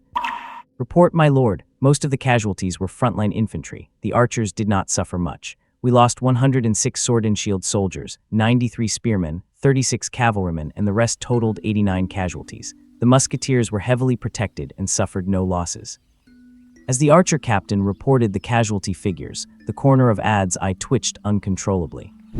After all, it pained him. These were soldiers he bought with real money. They were his property. He had just let loose yesterday, and here he was, notified early this morning that he had lost hundreds of men and tens of thousands of gold coins. It was enough to make his heart stop on the spot. You have to realize that because his lord talent was decent, the reward he got for being recruited was only 20,000 gold coins. Half of it was gone in one fight. This was way too expensive. With a grim face, Ad gritted his teeth. Where is the enemy? Did they run away? Upon hearing this question, the several captains exchanged glances with strange expressions. Report, my lord, they did not run, they just pulled back. Pulled back? Yes, once they realized we had reacted and were organizing a formal defense, they retreated, but they did not go far. They are camping on a hill in the distance. As soon as the captain finished speaking, Ad's eyes widened in disbelief. They do not run after getting the upper hand. and they are still waiting there to face us. They really think I am a soft target, do not they? Even a clay statue has a temper. Everyone assemble, prepare for battle. Yes. What? As the sound of the horn rang out, over 1,000 human soldiers began to form their ranks. Led by the furious Lord Aid, they immediately began to march toward the enemy. Although hundreds of his men had been wiped out in a surprise attack overnight, Aid did not back down. On the contrary, he was furious and he was confident. The loss of infantry did not mean much to him, as he never focused on infantry anyway. Archers were his main force. He played with a positional warfare strategy. As long as his archers did not suffer heavy casualties, his combat effectiveness remained completely unaffected. To poke a tiger in the behind and then stand there watching the show, that is absolute suicide. Amid the wailing horn, the 1,000-man army quickly arrived at the hill. Qin Feng, upon learning of the enemy's approach, immediately ordered his own 100-man army to fall into line. In an instant, the two sides, separated by 200 meters, stood in a silent standoff. Looking at the mere 100 skeletons across the field, Aid's face turned livid. Not bothering to communicate with the enemy, he immediately began to deploy his troops, setting up his favorite tactic. A tactic he called the infantry harvester. Sounds intimidating, right? But the so-called tactic is actually very simple. First, find a sloping terrain. Then have the archers, crossbowmen, and newly acquired musketeers quickly line up on the slope and take aim. Next, throw the spearmen and shield bearers out in front to form a defensive line. Finally, he would lead the cavalry to sit at the very back, both to hold the position and to execute the final tactical sweep. The formation is simple and brutal, but absolutely effective. Archers made up a full 60% of Aid's forces. 400 archers, 200 crossbowmen, and 100 musketeers. This was an exaggerated ratio, considering that in normal warfare, infantry is the main force. The reason Aid recruited so aggressively and was courted by native lords for enlistment lay entirely in his lord talent. His lord talent was called ranged fanatic. The effect is that recruiting Tier 1 and Tier 2 ranged units costs 50% fewer resources. It was thanks to this ability that other lords took notice of him, helping him become familiar with everyone and even becoming a confidant to Count Babak. His daily job was to help other lords in the same faction recruit archers at half price, saving them money, while he took a small commission for himself. Even the rare crossbowman building blueprint in his possession was a reward for helping Count Babak recruit a large number of musketeers and saving him a fortune. With this money-saving talent, it was destined that archers would always be the most cost-effective unit under his command. And for the archer unit, the difference between having few and having many is like day and night. That is why Aid had such a bizarre troop distribution, while others relied on cheap infantry with archer support. He relied mainly on expensive archers with infantry support, a completely unconventional style. With such overwhelming firepower, his battles along the way were nothing short of brutal. Wild buildings, shoot them. Wild armies, shoot them. Other lords, shoot them. As long as he was not ambushed, everything in front of his 500 archers was just a target. Very few could withstand the arrow rain and charge right up to his front lines. Not to mention that now, he had a unit of musketeers with even longer range and greater lethality. Looking at the motionless skeleton army, Lord Aid had a ferocious look in his eyes. Having already suffered a loss at their hands, he was itching for revenge. With a forceful wave of his hand, Aid, without saying a word, began issuing orders. Amid the clattering, the crossbowmen in the front row knelt on one knee, raising their crossbows into position. Archers pulled back their bows, ready in the rear for a volley. At the very front, the 100 musketeers had already finished loading, holding their muskets in a classic three-line volley formation, fingers on the triggers, ready to fire. Silence fell over the hilltop, watching the 1,000-man army across the way fully deployed. Qin Feng, standing with his own elite troops, curled his lips in disdain. Then with extreme arrogance, he hid at the very back of his line and waved his hand hard. Seeing the gesture, the skeleton general, Bone, standing at the front of the army in precious armor and wielding a heavy guandao, flicked his weapon. He began to stride toward the enemy line, dragging his weapon behind him. As he moved, the skeleton soldiers behind followed. the 100-man army held their shields high to protect their heads and began their advance. 180 meters, 150 meters, 120 meters. Fire! A roar echoed out. Aide, mounted on his horse, swung his arm down hard. The next second, the 100-man musketeer squad at the front of the line pulled their triggers without hesitation. The same terrifying unit that had previously slaughtered orc warriors like livestock had once again raised its blades. And this time they were still unstoppable. Bang! The thunderous roar of muskets joined together as a storm of bullets rained down on the advancing skeleton army. Sparks flew everywhere, and the shields rang with the impact of lead. The skeleton army, having taken the full brunt of the direct fire, suffered casualties of, well, not a single one fell. The forward movement stopped abruptly. The skeleton soldiers, still behind their shields, lowered their heads to inspect their bodies and looked at each other in confusion. Seeing their bone shields embedded with steel pellets and their bodies virtually unscathed, the skeletons shrugged in bewilderment. A second later, they raised their shields and bone swords again, following General Bone into a charge. And this time they were not just walking, they were running. Watching the skeletons rush forward frantically, Lord Aide, sitting on his horse, was completely dumbfounded. A full volley of muskets, and not a single one died. You have got to be kidding me. Archers, crossbowmen, fire at will, fire at will. As the order was passed down, the countless archers, who had been ready, unleashed a hail of fire. Arrows blotted out the sky, and crossbow bolts fell like dense rain. With archers providing lobbing fire and crossbowmen firing directly, the two sides coordinated seamlessly. And still, not a single one died. A vast number of arrows struck the skeletons, simply passing through the gaps in their bones. Even when they occasionally hit bone, the arrows would slide off the surface because the bones were far too hard. Under that overwhelming rain of arrows, not a single skeleton collapsed. They continued to charge ahead as if nothing had happened. The shields they held were bristling with arrows, looking like hedgehogs from a distance. Skeleton soldiers are the natural counters to ranged units. They inherently possess a 50% arrow evasion effect. After all, they do not have flesh and blood, just bones. However, ordinary skeleton soldiers cannot withstand heavy arrow fire because their bones are too brittle, and they would snap if hit. But the skeletons under Qin Feng's command are different. The weakest among them is elite tier, with not a single one of their 3 base stats falling below low tier. Combined with tougher shields to protect their heads, the only vital point. This resulted in a skeleton army that was both lean and sturdy, possessing a slim figure that any woman would kill for, truly becoming the nightmare of every ranged unit.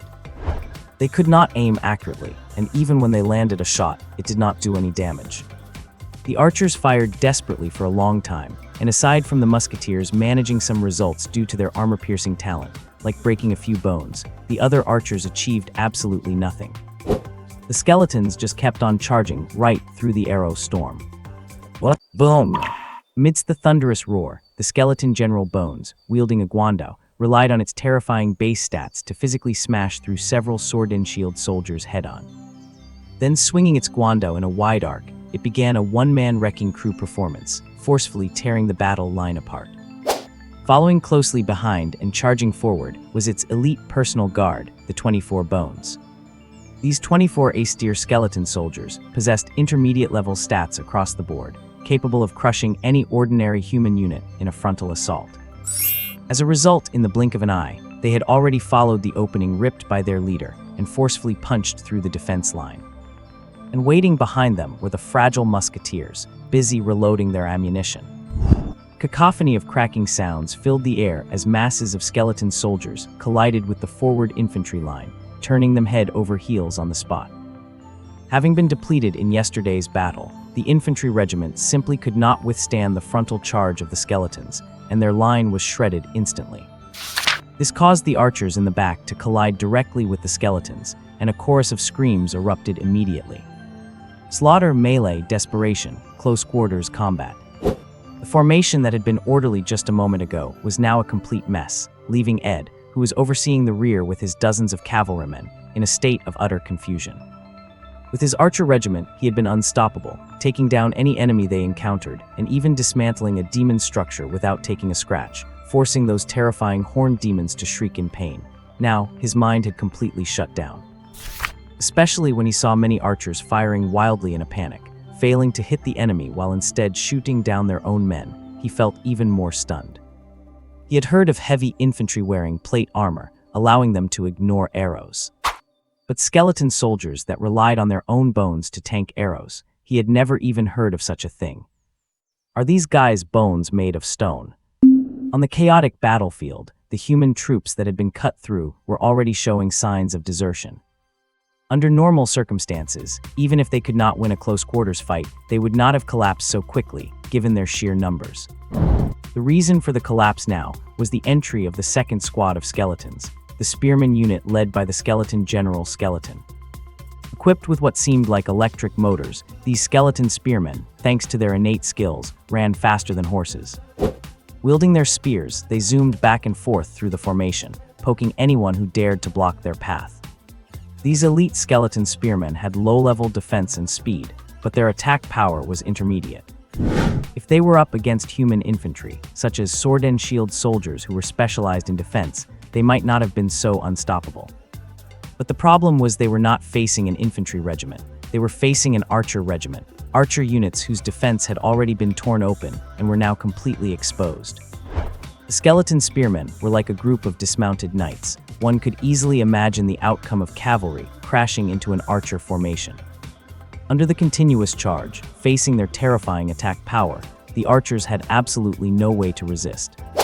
Block they could not. Fight they could not win. Run they could not outrun them either. Especially the leading general, Skeleton, and the 7 skeleton heroes ranked up with him, they were like a sieve. Everywhere they went, no unit could maintain its formation. They were either scattered or slaughtered. There were only about 20 skeleton spearmen, which was not a large number, and the damage they caused was limited. But the problem was that their charge was a devastating blow to morale. Seeing dozens of skeleton locomotives charging at you with spears, knowing a collision meant death, who would not feel terrified?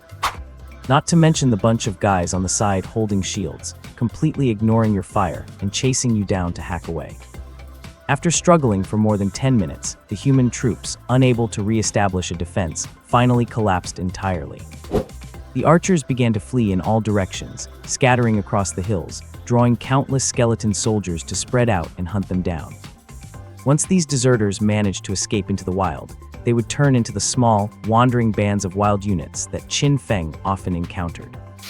Near large battlefields, as one side suffered defeat, well-organized wild units could even appear in the surrounding areas. For instance, a 100-man infantry squad, a 100-man archer company, or even a 100-man cavalry troop. While these fleeing archers might not form such a scale, they were definitely enough to give anyone who ran into them a world of trouble. After all, do not forget, there were absurd things like musketeers mixed in among them. If you get shot by one of them, except for Qin Feng's skeletons, any first-tier unit would go down. Qin Feng, hidden among the ranks wielding a bone sword and disguised as a common skeleton grunt, protected by 4 ace-tier skeleton soldiers, could not help but laugh out loud as he watched the battle reach its conclusion. The reason he dared to face 1,000 troops with only 100, and openly at that, was because he had already used his binoculars to spot the flawed distribution of the enemy's forces. So many archers in the group, was not that just a free meal served on a silver platter? Except for those absurd things like elven archers, who could snipe you from 800 meters away, Qin Feng's upgraded skeleton soldiers had never feared any archers. Using muskets to shoot skeletons, what, are they all Olympic champions? Do they really think the weapons in their hands are sniper rifles? Do not they have any clue about the accuracy of a musket? Not to mention that Qin Feng's troops were elite skeleton soldiers, with ace-tier skeletons leading the charge.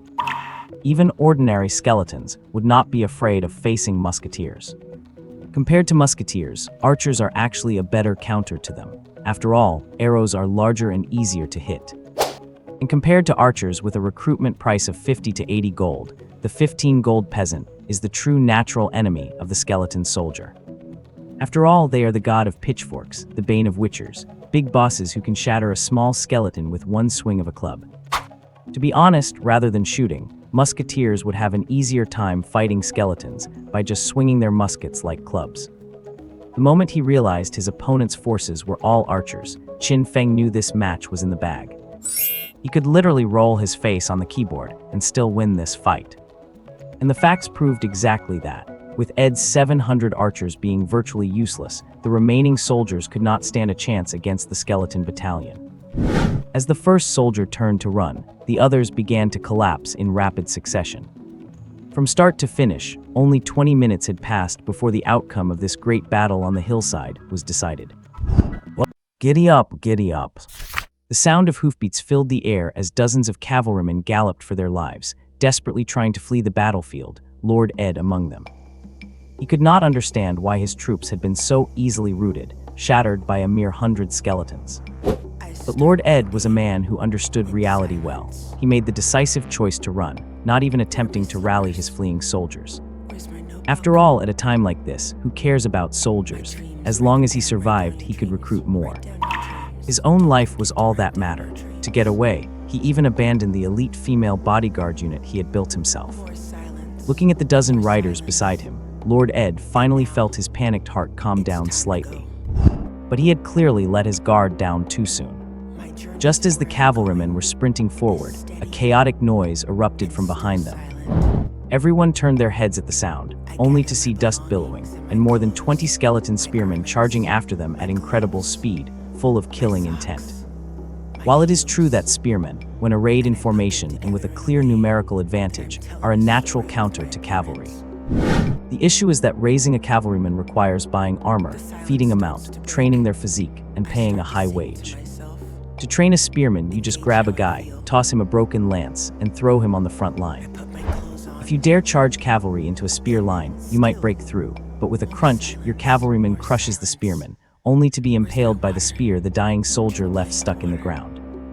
You could crush 4 spearmen in one go, but tell me, who is really the one losing out? It is like a pilot sacrificing himself to take down 10 infantrymen. Do you think the commander will be happy? No, he will only call you a fool. He had 40 or 50 riders, while the enemy only had 20-something spearmen. It was already generous of him not to chase them down, yet they actually dared to pursue him. Lord Ed, already fuming, felt his face turn blue with rage at the sight of the small group of skeleton spearmen desperately chasing him. Without a moment's hesitation, he yanked the reins and led his light cavalry unit in a turn to strike back at the pursuers. He was determined to crush these death-defying piles of bones before continuing his escape. 2 minutes later, on the main road, a dozen cavalrymen were whipping their horses for dear life, pushing them to their limit. And behind them, 8 skeleton spearmen were also running for all they were worth, trying to catch them. The earlier charge had been successful, but they slammed right into the skeletal general and its 7 warriors. Those who died did so instantly, without even a scream. That one charge had slashed Lord Ed's force from 50 riders down to 12, scaring him so badly he nearly wet his pants. He scrambled away again, his spirit truly broken this time. He wanted to escape, but he could not, mainly because he could not shake off the skeleton spearmen. Those pursuers were running so fast their bony legs were blurring, and their straight-line speed was simply absurd. Although Ed and his men soon realized the skeletons struggled to turn, and managed to lose most of them with sharp maneuvers. The skeletal general and its 7 warriors were not having any of it. Having been upgraded, they had learned how to turn sharply, and even how to sprint in short bursts. If they learned how to brake, they could pass a driving test. There was no way the cavalry could shake them off. Most importantly, the skeletons never got tired and could run forever, but the horses could not. Amidst the thunder of hooves, the skeletal general and its group gradually caught up, galloping right alongside the cavalry. The two sides stared each other down, trading blows and stabs. They began a running brawl.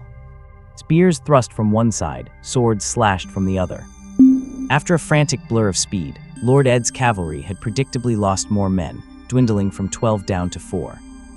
Then, seeing they were hopelessly outmatched, the final 4 riders exchanged a look, nodded in unison, and with a ruthless decision, drew their blades and scattered in different directions. They had chosen to abandon their lord and become deserters. For a moment, only Lord Ed was left, spurring his horse to continue the frantic escape. He hoped these mindless skeletons would chase the 4 deserters and spare him. But his hope was dashed. The skeletal general and its group did not even acknowledge the deserters. All 8 of them pursued him without a second thought. The reason was simple. Lord Ed was dressed much too flashy and aggressively. And in the limited intelligence of the skeletal general, anyone dressed like that deserved to die. Just like that one guy who once stole its helmet, constantly argued with it, and relied on being the first appointed official to bully the other skeleton soldiers. The general could not tell the difference between a lord and a soldier, but its instinct drove it to destroy anything that looked out of the ordinary. Looking at the 8 skeletons closing in, and the skeletal general in the lead, who had already raised its spear to impale him before it even reached him. Lord Ed, his face full of despair, let out a piercing scream. No, Zblice. Half an hour later, on the now quiet battlefield, Qin Feng sat in a chair, fingers crossed against his forehead, silently waiting for his soldiers to return. As for where the chair came from, being the boss came with its perks. Beside him stood not only a historian of the Skeleton Empire, but also a dedicated personal attendant. The attendant's primary job was to carry the chair, ready to seat Qin Feng at any moment. After all, as a skeleton, that was the only pursuit of vanity Qin Feng could afford. Surveying the brutal battlefield and the piles of corpses, Qin Feng said with a solemn expression, his chin resting on his crossed fingers. Historian put this on record. Year 1 of the Skeleton Empire, Day 51. The great skeleton emperor Qin Feng has led his loyal skeleton legion to crush a massive human army on a 10,000-meter high mountain, defending the territorial integrity of the empire. Hearing the order, the skeleton historian beside him, frantically, began scribbling on its board. It did not actually know what it was writing, but it knew that if it did not write, the boss would get angry. So it had to write, even if it was just nonsense. The boss never looked anyway, and would likely forget what he asked it to record by the very next day. Just as the historian scribbled away, and Qin Feng waited with regal poise, the sound of footsteps signaled the return of the skeleton soldiers, who had been scattered in pursuit. The first to return was General Whitebone, leading his 24 subordinates. He had been incredibly heroic along the way, taking out a large number of enemies. Most importantly, he brought back many of the spoils Qin Feng had specifically requested, the muskets. Seeing General Whitebone kneeling on one knee and holding up the loot, Qin Feng stood up in excitement and quickly helped him to his feet. Oh my, as expected of my #1 favorite general, General Whitebone is truly heroic and incredibly efficient. What is this gunshot wound on you? Were you injured? Damn it. This piece of junk almost cost me one of my best generals. It must be destroyed. As he spoke, Qin Feng picked out a broken matchlock musket from the loot and threw it hard onto the ground. Then he happily picked up the remaining intact muskets to examine them, only to suddenly freeze. These muskets were indeed complete, but Qin Feng discovered he could not use them at all. Because this so-called musket was not a gun at all. It was not a projectile weapon. There was no gunpowder inside, and the firing mechanism was not based on primer acceleration, but some kind of unknown energy. This thing was only called a musket, but it was actually a special magic-infused weapon that could only be used by the musketeer unit. Getting his hands on it was useless. He could only use it as a club. In other words, his grand plan to assemble a skeleton musketeer squad had come to an end before it even began. This unexpected discovery completely ruined Qin Feng's good mood. He had thought his troops would jump straight from the cold weapon era to the age of firearms, but it seemed he had just been overthinking things. Actually, come to think of it, how could old-fashioned muskets have such terrifying power, piercing through tree trunks with a single shot? If they were normal muskets, they probably would not even be able to phase these soldiers summoned from buildings. Besides, Qin Feng could not recall any soldier whose shield could withstand arrows with the power of sniper fire.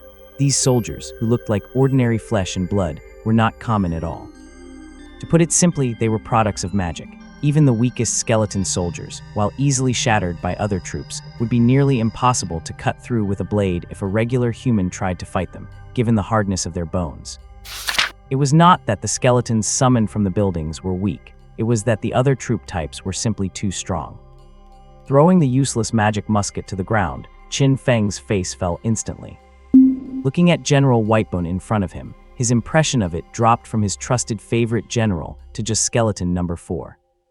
Just as Qin Feng was sulking, footsteps were heard in the distance. The second general was leading his team back. Rushing to Qin Feng and kneeling on one knee, General Skeleton solemnly presented the spoils he had captured, a treasure. Seeing this, the soul fire in Qin Feng's eyes flickered. He shoved General Whitebone's head away without hesitation and quickly walked toward his favorite General Skeleton.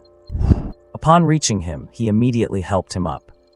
"Oh my, as expected of my number one favorite general, General Skeleton, you have worked hard. What is this gap on you? Were you injured? Damn the enemy. They almost cost me one of my best generals. I should cut them into 1,000 pieces."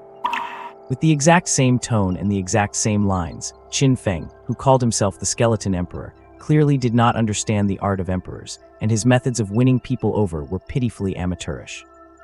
But the good news was that his soldiers did not have much brain power either, so this trick actually worked on them. Watching General Skeleton, whose soul fire was trembling with excitement, Qin Feng patted its shoulder as a reward, then ran off to the side to check the loot. After Lord Ed was stabbed to death, he dropped a large amount of gold coins. Practically everything in his inventory had fallen out.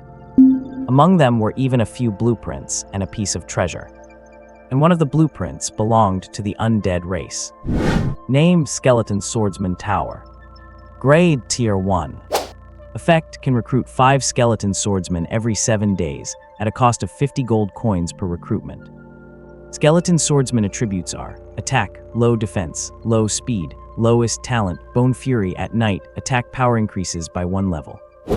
Description: as one of the few skeleton soldiers capable of going head-to-head with units of the same level from other races, skeleton swordsmen are the final saving face for the low-level skeleton race, unlike those brainless skeleton spearmen who only know how to charge. This was the strongest Tier 1 unit of the skeleton race that he had once encountered but failed to acquire. It had returned to his hands in such a special way. An excited Qin Feng held up the blueprint and gave it 2 hard kisses. After carefully putting away the blueprint, he took out the other treasure to examine it. When he saw the attributes of this treasure, he could not help but look stunned. Because this was actually a special type of treasure. Name: Deceiver's Orb. Grade: Tier 1. Effect: can change the attributes displayed by your soldiers, allowing anyone to see them, limited to Tier 1 units. Description: you need to be cautious when you are out and about. Sometimes, the monsters whose attributes you can see might not really be monsters. They could be the soldiers of some cunning old fox waiting for you to take the bait. An orb that can change displayed attributes. This is definitely a great treasure, a strategic level treasure. This means Qin Feng can disguise his own troops as common skeleton soldiers, or even disguise them as wild monsters. This ability is fantastic. It will surely have amazing effects when ambushing others, or protecting himself. Excitedly putting the orb away, Qin Feng turned and gave General Skeleton a thumbs up. "Skeleton, you have made a great contribution. I now officially announce that you are the number 1 general under my command." Hearing this, Skeleton immediately stood straight and pounded his chest hard with his hand. He lowered his arm only after watching Qin Feng leave completely. Then he slowly turned his head, his neck creaking, and suddenly looked at his competitor, General Whitebone. Noticing the gaze, General Whitebone also turned to look at him. After the two stared at each other in silence for a moment, General Skeleton suddenly reached out, trying to take the broken helmet off General Whitebone's head. But the moment his claw reached out, it was ruthlessly swatted away by General Whitebone. Hearing the crisp sound from his arm, General Skeleton's soul fire flickered in irritation, and he unyieldingly reached out again, only for his claw to be swatted away again. Reach again, swat again. Keep reaching, keep swatting. Still reaching, still swatting. After having his claw swatted away 6 or 7 times, General Skeleton, whose soul fire was now boiling, finally gave up on the idea of just taking the helmet. Because the entire skeleton had lunged forward, trying to snatch it by force. Watching his rival lunge to snatch his precious helmet, General Whitebone could not just stand by. And so, the two guys began to tear at each other. Their sudden fight stunned the 24 Whitebone guards and the 7 skeleton warriors standing nearby. Reacting quickly, they looked at each other, and then... Minutes later, Qin Feng finally returned to the battlefield, holding a tattered cloak he had found somewhere as a reward for General Skeleton, but he froze in his tracks. Looking at the elite troops brawling in front of him, especially seeing his 2 favorite generals lying on the ground, twisting and pulling each other's skulls, Qin Feng was absolutely dumbfounded. Are you serious? So skeleton soldiers can have internal conflicts too? Well, inside the skeleton castle, the undead army finally returned in triumph, carrying countless spoils of war. Back at his lair, Qin Feng immediately returned to the main hall, went down through the tunnel into the underground tomb, and prepared to build the skeleton swordsman tower. As for his two favorite generals, at the entrance of the skeleton castle, White Bone and Skeleton were leading their personal guards, silently standing there in punishment. The reason for their punishment was fighting and brawling, which disrupted the harmonious and friendly environment of the undead empire. Having advanced to the king tier, their intelligence had improved, and they had started to think, but Skeleton and White Bone still could not grasp very complex concepts. However, they already possessed relatively simple emotions, such as holding a grudge. Since Qin Feng was their lord, they certainly would not hold a grudge against him. So they both decided to take out their frustrations on each other.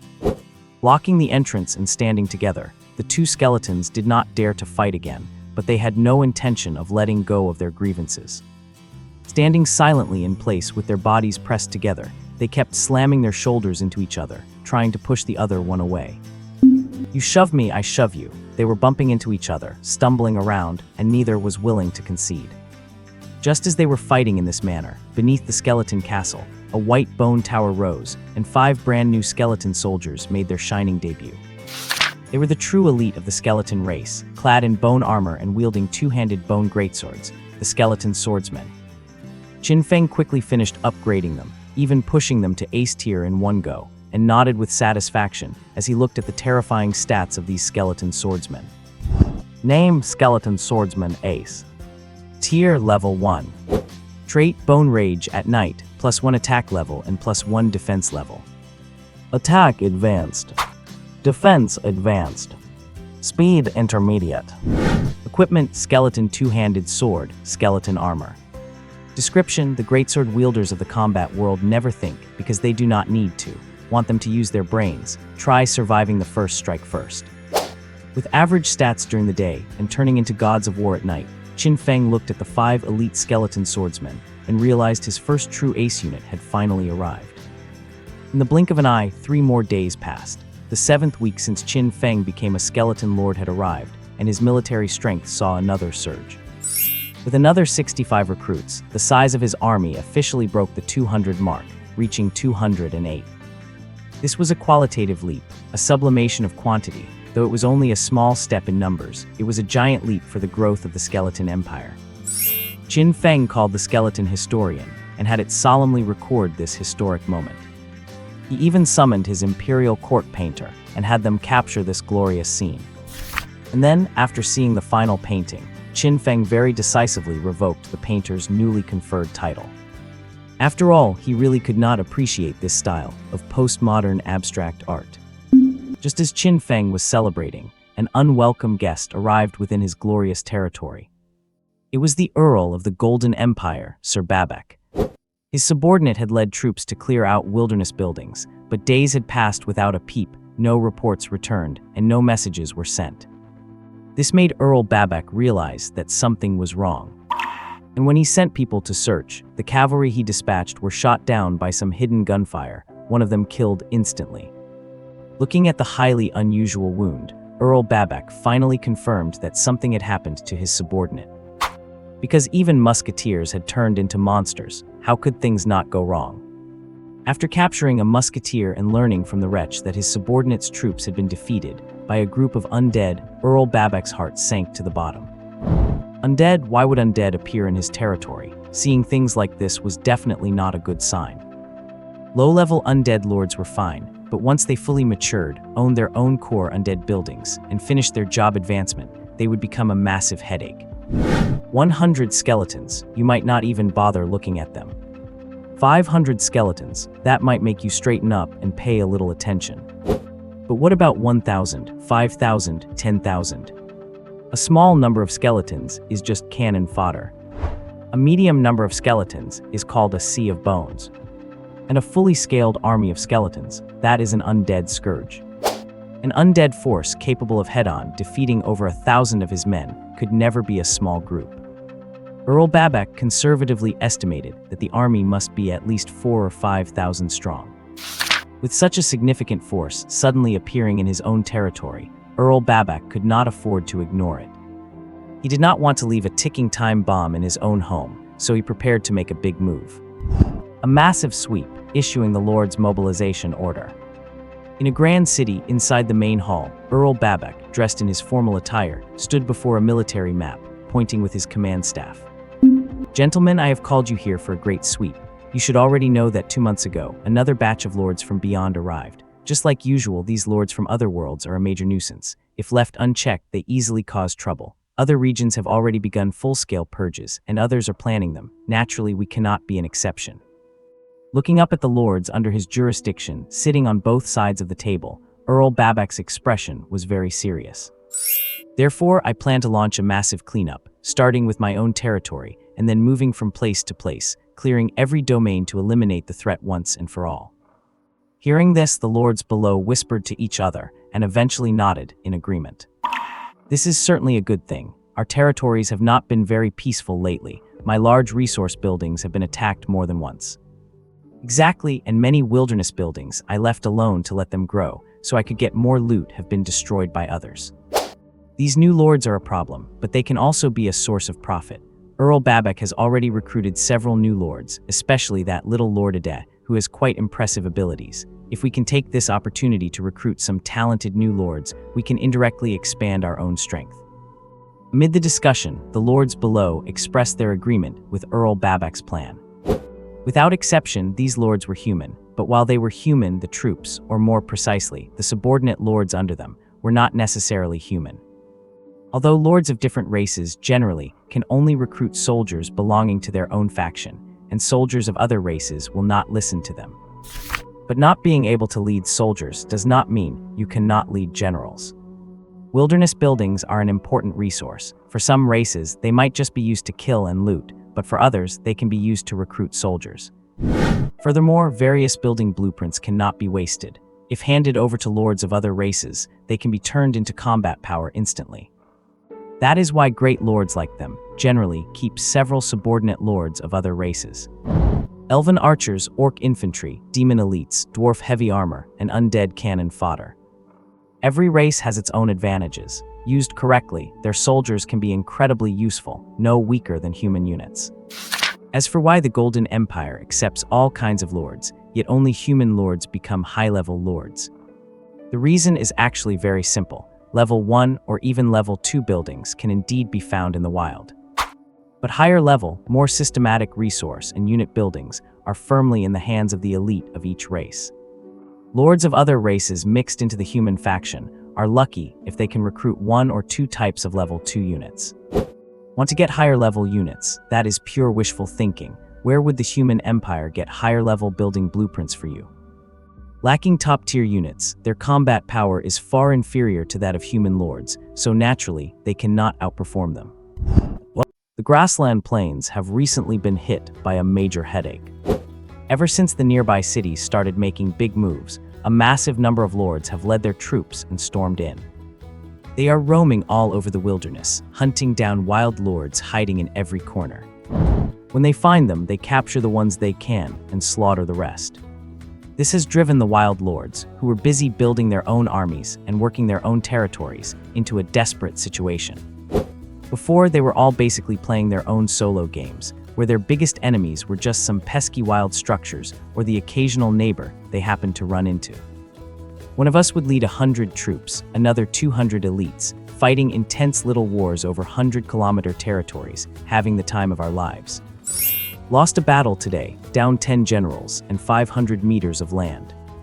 Won a big victory tomorrow, took 20 heads and grabbed 2 miles of territory.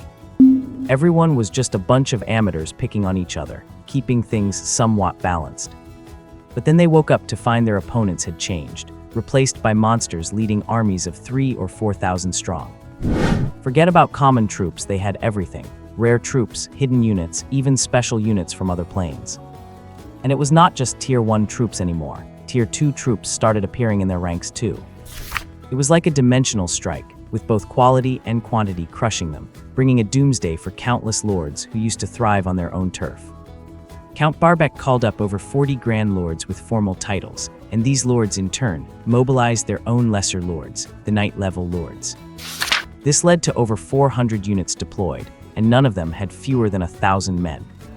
The vast territory was filled with roaming troops and patrolling soldiers, destroying everything in their path while hunting for targets. After catching a wild lord, if they had good talents and were sensible, they would just recruit them. If their talents were mediocre or they were too stubborn, there would just be one more corpse added to the tally. This sudden commotion naturally alerted Qin Feng as well. To be accurate, his territory was still considered a high-risk zone. It was not because his area was rich in resources, but because it sat on the mandatory path to the rear grasslands. This meant that Lord troops were constantly passing through his region. Even if the area was large, it was inevitable that some would cross his doorstep. Naturally, the castle he had fortified for safety, with its 7-meter-high walls, drew extra attention. So, outside the castle, a force of 3,000 stood silently, gazing at Qin Feng's lair without a word. A troop leader atop a tall steed furrowed his brow and turned to look at the lord beside him. "My lord, should we go in?" Hearing this, the lord standing nearby turned and gave him a look. "What do you think?" The cavalry leader gave an awkward smile, said nothing, and just lowered his head. Opposite them, inside the crumbling castle with half a wall collapsed, a group of goblins was frantically moving stones to prepare for battle. There were over 100 of them, a decent number, led by an ace-level goblin leader. But given the combat strength of the goblin race, watching a goblin slip while carrying a stone and falling off the wall to its death was quite the comedy. The lord standing outside rolled his eyes and quickly waved his hand. "What a waste of time, retreat." "Yes." As the troops turned, thousands of men marched away in a grand procession. Seeing them leave, the goblins cheered, thinking they had once again scared off a powerful enemy. This was not the first lord troop to check the place out, and it definitely would not be the last. They were attracted by the castle's high walls, only to be disgusted and driven away by the goblins inside. The first group to arrive, seeing the intact 7-meter walls, actually thought they would hit the jackpot and found a powerful wild lord. They not only rushed in themselves but called 2 allies, gathered 10,000 men, and even brought out catapults. But after smashing through the walls, instead of finding a lord and treasure, they found a bunch of goblins shivering in the hall. This was the 17th lord troop to drop by, but they did not choose to storm in, so they did not become the 9th joke of an army that took the goblin castle too seriously. By now, word had spread among the lords about this castle occupied by goblins. Everyone knew about this dump.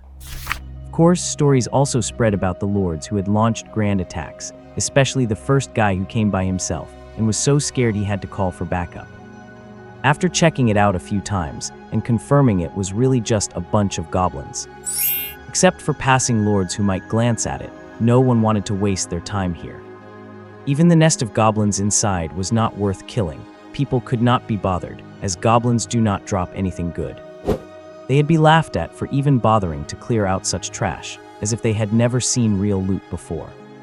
But the lords who kept coming and going did not know that while there was nothing good above, there was plenty of it below the castle. Beneath the castle, in a massive tomb, Qin Feng and his minions were hiding in silence. Once he sensed trouble, Qin Feng decisively hid his men, sealed the entrance, and to prevent anyone from digging him out, built 2 orc structures on top, goblin dens. And he even spent the resources to recruit the goblins inside. Obviously, orc goblins would not obey an undead lord like Qin Feng. Qin Feng did not plan to order them around, he just wanted them to live in the castle. For safety, Qin Feng did not even meet them. This resulted in the unmanaged goblins quickly becoming wild monsters, treating the castle as their stronghold. With the castle as a base, they even started recruiting, attracting many wild goblins to join them. Their population growth was way faster than his. It took Qin Feng nearly 2 months to amass 200, while they got over 100 in just a few days. It is just goblin nature, being weak, they love to stick together and will naturally flock to any perceived show of strength. This rapid population growth turned out to be a good thing for Qin Feng. In truth, the more commotion those goblins made above, the safer he was hiding below. By occupying the castle, they had become his perfect umbrella for staying hidden. What? Crunch! Above ground, the dirt suddenly bulged. The next second, a skeleton slowly poked its head halfway out of the soil. The ghostly soul fire in its eye sockets flickered slightly. After turning its head around to confirm the direction, it quickly burrowed back into the dirt. And in front of it, a wild building stood quietly. Deep underground, in a tunnel, a large number of skeleton soldiers were digging vigorously, while the leader at the very back kept filling its inventory with soil. They were Qin Feng and his skeleton legion. After accidentally discovering that many big players had arrived outside, they were forced to move underground to survive, planning to wait for the heat to die down before emerging to conquer the world again. However, hiding forever was not a long-term solution. Their group of over 200 had to eat eventually. Even if skeleton soldiers did not need to eat, they still needed to grow. The Lord's world is brutal. If you are not progressing, you are regressing. Qin Feng did not want to fall behind, so he had to consider how to continue hunting while stuck underground. In the end, he really came up with a great idea, and that is... In the orc camp, a large number of orcs were patrolling. The constant passing of foreign lord armies nearby made this group of orcs very nervous. It was fortunate that the foreign lord's main goal this time was wild lords, not clearing out wild buildings. Otherwise, with only 100 or so troops, they would have been wiped out long ago. Because they were not human troops, and there was no benefit in killing them, they were lucky enough to escape the human lord's purges. But their luck ended there. With a boom, the ground suddenly exploded, and the next second, a skeleton soldier carrying a guandao burst out from the soil. Without giving the surrounding orcs any time to react, it raised its weapon and slashed. As it emerged from the tunnel, more skeletons began to crawl out of the ground. In the blink of an eye, over 100 of them had climbed out.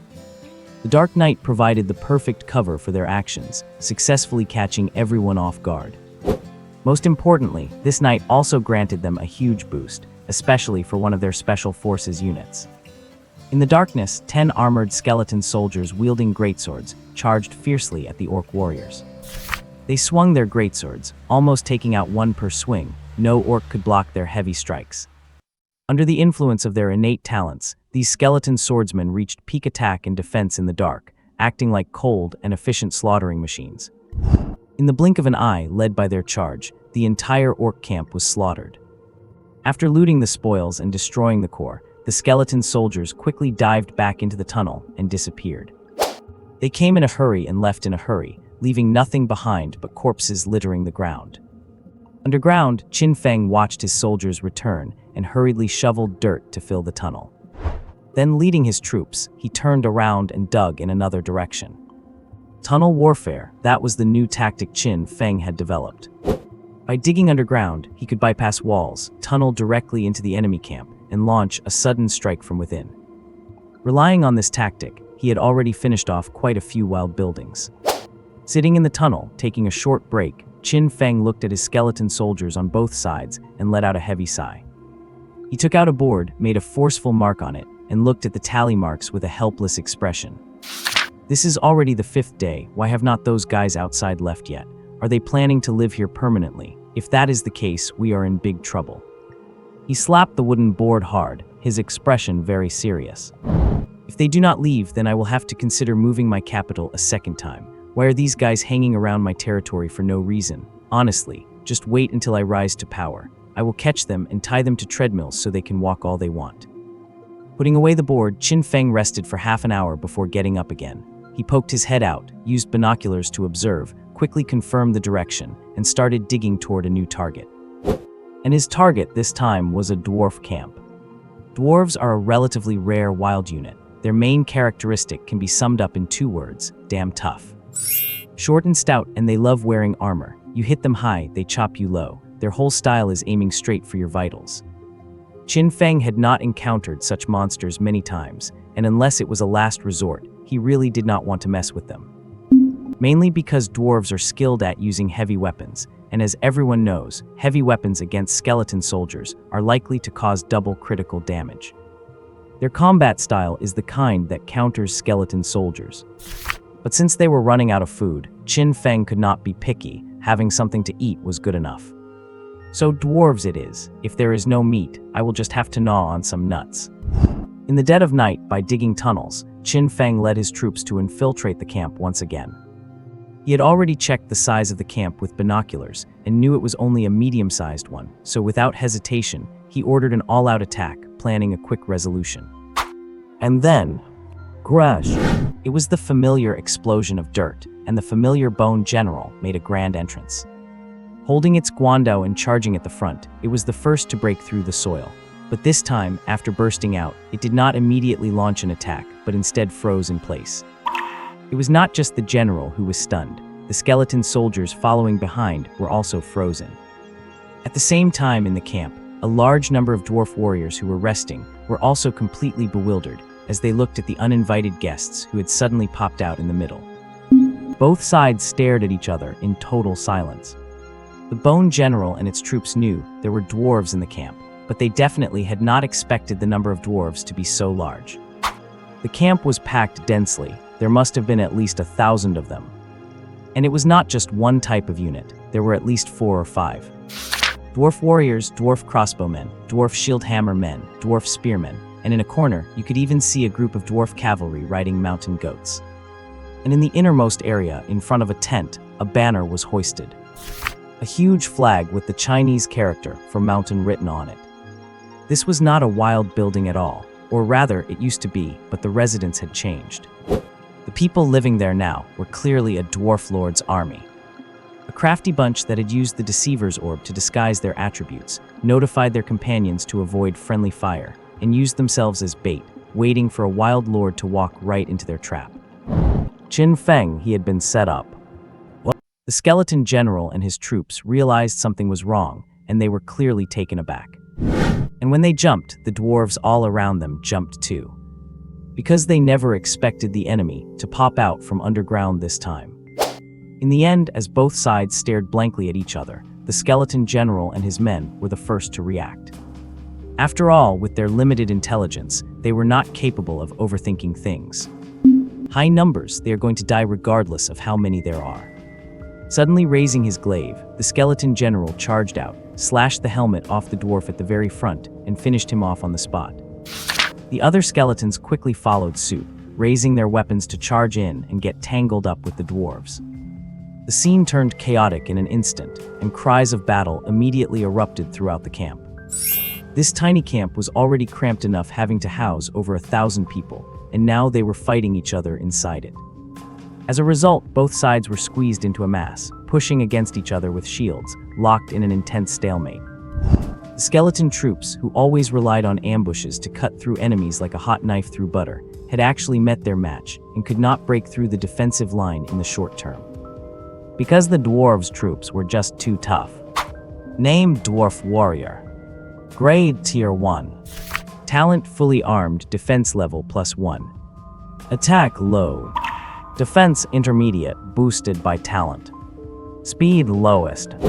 Equipment dwarf battle axe, dwarf iron armor. Profile: never make fun of a dwarf's height. Other people call their big brothers to fight. These guys just take their axes to you. Defense level +1. This talent effect is simple, but absolutely brutal.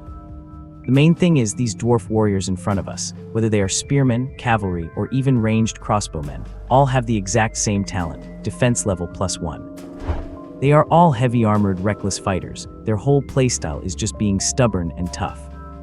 Faced with one ironclad little guy after another, the skeletons were genuinely having a hard time hacking through. Of course, that only applied to the ordinary skeleton soldiers. Amidst the clashing forces, 10 skeleton swordsmen wielding greatswords finally charged to the front line with cold glints in their eyes. This so-called reinforced defense was no different from paper in the face of their terrifying attack power. With every swing of their swords, either a shield shattered or a body fell. The 10 greatsword wielders charged into the crowd and began a bloody massacre. As they tore through the ranks, a group of skeleton spearmen immediately launched their own charge. First, they punched through the incredibly sturdy dwarf hammer and shield line. Then they punched through the equally tough dwarf spear line. Next was the third line of steel axe wielders. After piercing through 3 lines, they finally broke through the infantry blockade and tasted the fruits of their victory. Which was the line of dwarf crossbowmen who were also wearing heavy armor and were just as tough. There is no way to pierce through this. The charging skeleton spearmen were stunned. It was their first time charging such a tough line and running into such durable archers. It was also the first time they had ever seen archers who, when approached, did not run, but instead drew single-handed axes and charged back at them. In the chaos, with both sides fighting fiercely, Qin Feng realized things were going wrong and ordered his troops to retreat, finally ending the battle. Countless skeletons quickly retreated and scurried back into the tunnel. The skeleton general, acting as rearguard with his 24 underlings and 10 skeleton swordsmen, hacked away a while longer, killing many pursuers before finally ducking into the tunnel as well. The camp returned to silence, leaving behind bodies everywhere and a bunch of bewildered dwarves. And among these dwarves, one wearing heavy armor, who unusually lacked a beard, looked as if he had seen a ghost. He was the lord of this force, the dwarf lord Hu Yang. Looking at the piles of dwarf corpses, he still had not recovered from the shock. What just happened? A bunch of skeletons do not sleep in the middle of the night, suddenly crawl out from underground, kill over 200 of his men without a word, and then crawl back down. Is this a joke? Are the roles reversed between us? Close quarters combat is not that always the dwarf race's home turf. Seeing that the enemy had not lost many men, while his own side suffered heavy casualties, Hu Yang completely lost his cool. Since he became a dwarf lord, he had never been bullied like this before. Using melee combat to kill so many dwarves who were masters of melee, how is that any different from having a robber steal your money? This is a slap in the face, pure and simple. Pursue, everyone pursue, kill them. With a roar, dwarf lord, Hu Yang quickly led his elite troops in pursuit. And these elite troops were the reason he dared to chase the enemy. This was an elite unit by nature, the Dwarf Vanguard. Name Dwarf Vanguard Elites. Grade Tier 1. Talent Defense +1 level. Attack Intermediate. Defense High boosted by talent. Speed Low. Equipment Dwarf Iron Spear, Dwarf Iron Armor. Profile Army Charge, Nutwall Sprint. Amid the grating sound of iron armor, dozens of dwarf vanguards clutching 2-meter iron spears dashed into the tunnel and tangled with the retreating skeleton troops. Tunnel warfare is not just the skeletons' home turf, it is actually the dwarves as well. After all, their natural stature, under 1.4 meters tall, made them very adept at moving through tunnels. Even their iron spears were detachable, allowing them to be broken down from 2-meter-long spears into 1-meter short spears for better mobility. This allowed them to move freely in the tunnels and quickly catch up to the skeleton troops. In an instant, long spears flashed as a crowd of elite dwarf vanguards formed a phalanx and began wildly thrusting away. As they thrust, the skeleton troops responded in kind, with ranks of skeleton spearmen forming up to exchange pokes with them. One side had intermediate attack and high defense, while the other had high attack and intermediate defense. Both sides went back and forth, neither willing to yield. Spears kept thrusting through the air, clashing and intertwining. These two unlikely groups were playing out a classic Macedonian phalanx duel, right there in the narrow confines of an underground tunnel. The sounds of clashing metal were constant, with the spearmen jammed at the front and a crowd of soldiers packed behind them. The scene was like a traffic jam during rush hour, completely gridlocked. Everyone stood staring at each other from a distance, unable to do a thing to help. Who would win in a spear-poking contest? That remained to be seen. But there was one thing Qin Feng knew. In a tunnel war, his side definitely had the advantage. The reason is simple, because he was the one who led the construction of these tunnels. And he himself is an unlicensed, inexperienced, and unprofessional hack contractor. Can you even call what he built a tunnel? They are more like long, coffin-shaped death traps that could collapse at any moment. Even he felt terrified crawling through them, having been buried alive in them more than once. They dare to fight him in these condemned structures. What is the god of construction their dad? Even if he was, the god of construction cannot save them today. That is according to Qin Feng, the architect of dangerous buildings. Watching the two armies desperately stabbing at each other, Qin Feng suddenly roared and gave the tunnel wall a mighty kick. Then's rumble. What? The ground sank heavily as the earth suddenly exploded outward, and a skeletal arm violently broke through the soil. It then slowly clenched into a fist before sticking up a thumb. After a hard struggle, Qin Feng and his crew finally managed to crawl their way out of the dirt. Shaking his head to knock off the remaining soil, Qin Feng looked around and roared out loud. Bone, take your team and keep digging. If you find our men, pull them out. If you find the enemy, bury them back down. Skeleton, take your spearmen and skeletal swordsmen. Charge those bastards for me. Following the order, the two generals immediately began their tasks. General Bone led his minions in a desperate dig for skeletons, while General Skeleton led his spearman unit on a charge toward the enemy camp ahead. Because most of the main force had entered the tunnels to give chase, there were very few dwarf troops left in the camp, and the vast majority were crossbowmen. Though dwarf crossbowmen are not really much different from heavy infantry, they are basically solid tin cans. But at the end of the day, they lack heavy weapons and can only rely on the little axes in their hands to fight. This meant that when faced with the charge of the skeletal spearmen, their resistance was not very strong. The sudden collapse and the resulting chain reaction in the tunnels buried everyone inside. However, skeletons do not need to breathe and can dig themselves out, but the dwarf troops did not have that luxury. Skeletons are buried in the ground by nature, so being buried feels like coming home. Are dwarves the same? Half an hour later, amidst the ruins, the earth exploded as several figures struggled to crawl out from the soil. The dwarf lord Hu Yang, who had been buried in the tunnel, had not actually died. He was struggling to climb back out. Furthermore, many of his soldiers were still alive, even after being deprived of oxygen for half an hour. Take that elite dwarf vanguard unit, for example.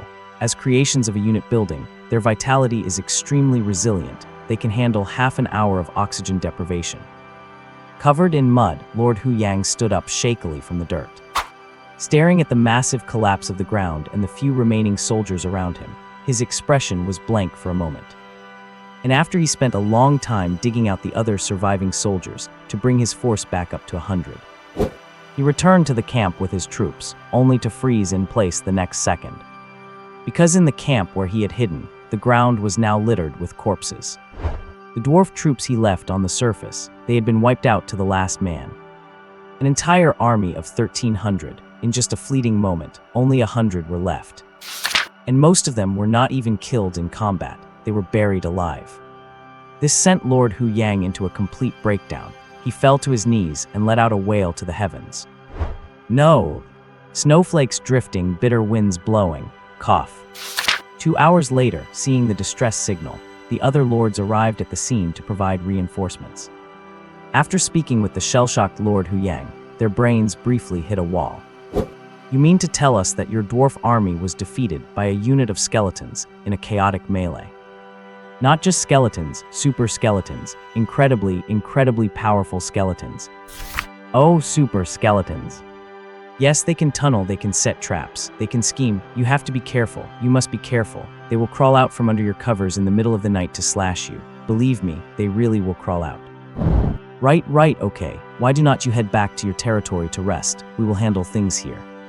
Do not be careless, you absolutely cannot be careless. Reinforcements, call for reinforcements. Move the main army over, bring everything. You have to lay down iron plates on the ground. Lay down iron plates, iron plates.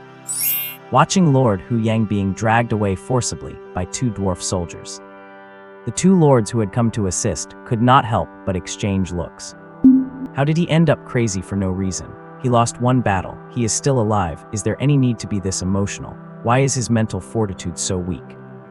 Oh, you do not understand. Even though dwarf troops are fierce, they are expensive. Recruiting a dwarf soldier does not just cost gold coins, it takes a ton of iron coins too. The cost to recruit one is enough to recruit 5 spearmen. Losing over 1,000 in one go, you would go crazy too. Upon hearing this, the other lord immediately realized. No wonder they act like they have lost their wives whenever their soldiers die. That is not even the worst of it. You have not seen a demon lord. The cost to recruit a single horned demon is enough for you to recruit 20 spearmen. Die 1,000. If he lost 100, he would pass out on the spot. Looking at the large number of corpses around, the two lords furrowed their brows. What do we do next? You want to handle it, or should I? Under these circumstances, I suppose I have to step in. Hearing his companion's question, the lord next to them, who was exceptionally handsome with pointed elf-like ears but had skin so black it was almost reflective, smugly brushed back his hair. Tunnel warfare, daring to use tunnel warfare against me, the dungeon lord. I admire his courage. Does this guy really think skeletons are fast at digging? Troglodytes, start digging. With the order given, a large number of soldiers suddenly emerged from behind him. Holding iron shovels, they were short and stubby with earthy yellow skin. They were Tier 1 special units, known as the drills of the underground, the troglodytes. They are also one of the exclusive breeds of the Dungeon Faction. The Dungeon Faction is a very unique side. The unit composition of this faction is incredibly complex. It has got all sorts of freaks and monsters, basically a wild circus of chaos. If God created other factions by infusing them with their own unique traits, then creating the Dungeon Faction was like taking all the leftover scraps, throwing them into a trash can, and seeing what came out. Can they fight? Generally speaking, dungeon units are not much for fighting. But being unable to fight does not mean they are not useful. With a clattering sound and dust flying, hundreds of troglodytes swung their shovels frantically, moving like bulldozers and vanishing from the surface. Terrifying digging speed, plus bodies adapted with severely degraded sight but highly developed senses of smell and hearing. This group of troglodytes, they were born for civil engineering work. 10 minutes, it only took a mere 10 minutes for them to dig an incredibly straight and spacious tunnel. They even used a special mucus secreted from their bodies to reinforce the walls, hardening the soil until it became indestructible. They, by following the residual scent, rapidly closed in on the departed skeleton army. What? In the dilapidated underground tunnel, Lord Qin Feng, who had just retreated inside, was busy conducting a post-battle debriefing. The skeleton soldiers opposite him were holding up boards in a decent manner, pretending they knew how to write and take notes. With his hands clasped behind his back, Qin Feng paced back and forth, speaking loudly as he walked. This is a very important lesson. The enemy proved with their actions that they are extremely vile and cunning.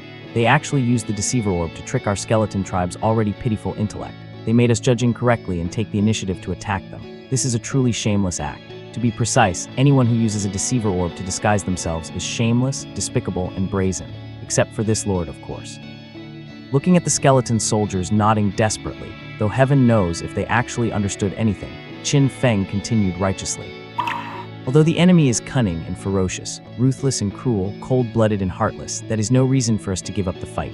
The skeleton tribe will never be slaves. We must struggle. We must fight. We must battle these hostile forces until we die. After we go back, I want every one of you to write a 10,000-word essay titled My Struggle and hand it in tomorrow morning. Hearing Qin Feng's words and watching their boss acting crazy again, the skeleton soldiers looked at each other in confusion, before suddenly breaking into synchronized applause after a second of blankness. They did not even know what my struggle was, and they did not even know how to read. Regardless, when the boss talks, never mind what he is saying or whether you understand it, just clap. Just as the underlings were clapping frantically, and Qin Feng was clenching his fists, preparing to say a few more words to stir up the atmosphere, a series of noises suddenly came from behind him. Hearing the sound, Qin Feng turned his head in confusion, only to see the dirt explode as an ugly, earthy yellow head suddenly broke through the ground. The head, which had popped out right beside Qin Feng, let out a shrill roar the moment it appeared. Looking at the creature's wide-open mouth, filled with rows of jagged yellow teeth, Qin Feng was so startled that he opened his own skeletal jaw and screamed. Oh, yo, oh, smack. With a crisp sound, Qin Feng, who was screaming while throwing a punch, landed his fist right on the troglodyte's face. Then this troglodyte, whose face had collapsed on the spot, was physically silenced, its head drooping as it stopped moving entirely. Even though this troglodyte was dead, as the wall shattered, more troglodyte heads burst through the wall and began to screech. Looking at a wall full of heads, Qin Feng retreated in terror, shrieking as he backed away. What is happening? Why are the rats in this world so big? Did they come from the south? Spearmen, spearmen. Hearing their bosses shout, the surrounding skeleton spearmen reacted quickly, raising their spears and starting to thrust. As they stabbed frantically, these troglodytes, who were responsible for the tunneling, died on the spot. After they were finished, the wall in front collapsed entirely, revealing a large number of troops behind it. Troglodytes, gnolls, dark elf archers, lizard men. A huge crowd of Dungeon Faction soldiers stood in the spacious tunnel, a black mass of them, glaring at them with ill intent. The dungeon lord in the lead was wearing black armor, riding a lizard beast, holding a lance, and looking down at Qin Feng and his group with a look full of disdain.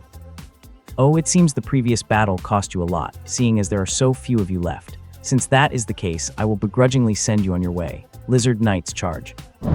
Following his order, the 50-plus lizard knights beside him, a group of lizard men riding lizard beasts, quickly gripped their spears and sprinted forward. This group of lizard knights ran extremely fast, even faster than warhorses, and most importantly, they could traverse mountains and ridges as if they were walking on flat ground. However, speed comes at a price. For instance, their defense is very low, as they are a unit that purely prioritizes speed and impact. And opposite them, charging to meet them, were Qin Feng's skeleton spearmen, the unit most impervious to shock charges. Watching the frenzied lizard cavalry charge toward them, the skeleton spearmen looked at each other, and the next second, they all raised their spears in unison. At the entrance of the tunnel, another lord was quietly guarding the area with his men, looking at the silent entrance and flicking a dagger back and forth out of boredom. He had not followed them into the tunnel. It was not that he did not want to, but his companion would not let him in, complaining that his troops would interfere with the performance of the dungeon army. The lord never doubted for a second whether his companion could win. After all, the strange and unpredictable abilities of the dungeon army were no joke. He was just wondering why the enemy had not come out after so long. Could it be that they were hard to deal with? Just as he was wondering, movement finally came from the long silent tunnel. Hearing the sound, the lord's eyes lit up, and he immediately led his men over. But just as they got close, they saw a familiar figure suddenly burst out from within. It was his companion, the dungeon lord. The dungeon lord, with a look of extreme panic, had only barely poked his upper body out before he started screaming. "Help, save me, save me." What? Listening to his companion's frantic screaming, the other lord looked utterly baffled. Before he could even react to what was happening, the dungeon lord, who was screaming wildly and trying to climb out, suddenly let out a shriek and was yanked back down with a swoosh. The entrance returned to silence. Realizing something was wrong, the lord immediately sent 2 soldiers down to check the situation. Only after confirming there was no danger did he follow them down himself, and then. Inside the straight tunnel, blood was splattered all over the walls. Standing at the tunnel entrance, the lord stared at the scene before him, frozen in shock. Ahead, the tunnel was covered in corpses, a massive number of them. Troglodytes, dark elves, lizard men, and gnolls lay together, all covered in piercing wounds. And at the end of the tunnel, a large number of skeleton soldiers stood perfectly still like statues, with only the ghost fire in their eye sockets burning silently. At the very front of the line, you could see a skeleton soldier inspecting a body, the body of the dungeon lord himself. Hearing the noise from the other side, Qin Feng, who was busy receiving the loot dropped by the dungeon lord, looked up quickly. Seeing the troops that had crawled down from the other side, Qin Feng was terrified. He retreated while shrieking. "Oh no, the crime has been exposed. Bones, quickly silence them. Do not let them leave alive." Hearing his boss's order, the ghost fire in the skeleton general's eyes flickered, and he immediately led his spearman troop into formation. With spears pointing straight ahead, the 40-plus spearmen accelerated instantly. They launched a ruthless charge on the spot. Skeleton-style salted fish thrust. Looking at the crazy charging skeleton spearmen, the lord, who knew how fierce these guys' suicidal attacks were, hurriedly ordered his shield bearers to step up and form a defensive wall. In an instant, countless round shields formed a wall of iron. They combined to block the entire tunnel. Many spearmen even immediately thrust their spears through the gaps, turning the shield formation into a steel hedgehog on the spot. And then, the next second, the shield wall shattered. The skeleton general, acting like a locomotive, led the 7 skeleton warriors and rammed into the shield wall head-on. Ignoring the sea of spears, they smashed the shield formation into pieces. Countless shield bearers were sent flying, and the defense line was gouged wide open right through the center. Before the shield bearers could struggle to stand up and regroup, more skeleton spearmen were already charging with spears in hand. With a clattering sound, these high-speed skeleton spearmen trampled right over the human troops, killing and maiming countless of them. Looking at the skeleton spear troop that had smashed through the shield wall and was charging wildly toward him, leaving a trail of corpses in its wake. In that moment, the lord finally understood exactly how his companion's troops had died. This damn straight tunnel was basically built for the enemy to kill everyone. Who designed such a crappy piece of terrain? What? I'm not crazy, I'm not crazy. Do not fight them in a straight line. Do not fight them in a straight line. They will charge, they will rush in, they will slaughter everyone. Let me go, I am not crazy.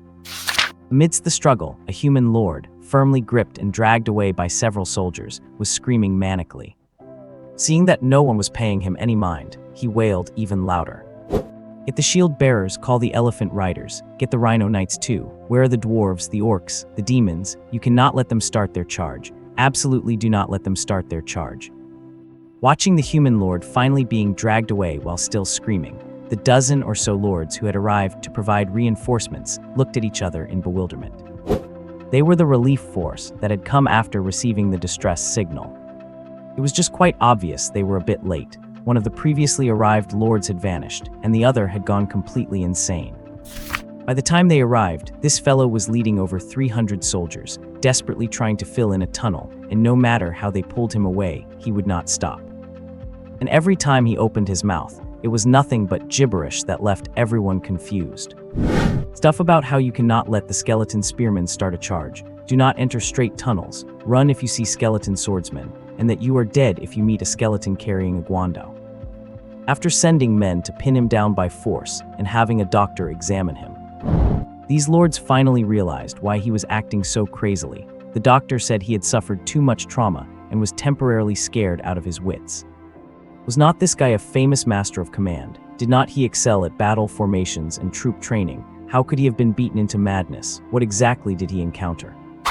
And where were his soldiers? Did not he bring 2,000 elite troops this time? How were there only 300 left? And where were his elite super troops, those heavily armored swordsmen with high attack and defense who always charged into the front lines during battle? How come not a single one could be found? Staring at the tunnel that had been completely blocked off, then glancing at the remaining troops whose morale was at an absolute low, the dozen or so reinforcing lords had very confused expressions. They simply could not fathom what kind of enemy could drive a master commander who excelled at winning against stronger foes into such a state. What do we do now?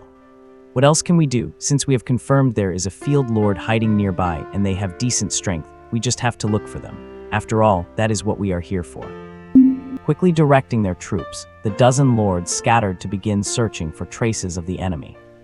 And just as they were searching, Qin Feng, who had led his team to drive off the pursuers by force, had already moved to another area with his heroic subordinates by digging tunnels. As for which specific area, how could he possibly know? Just as mentioned before, he was not a professional when it came to civil engineering. He was only responsible for digging, and as for where exactly they ended up, well, that was up to the heavens.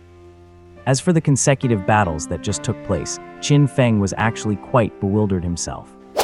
First, a bunch of squishy guys took the initiative to create a straight tunnel and openly challenged his spearman troops.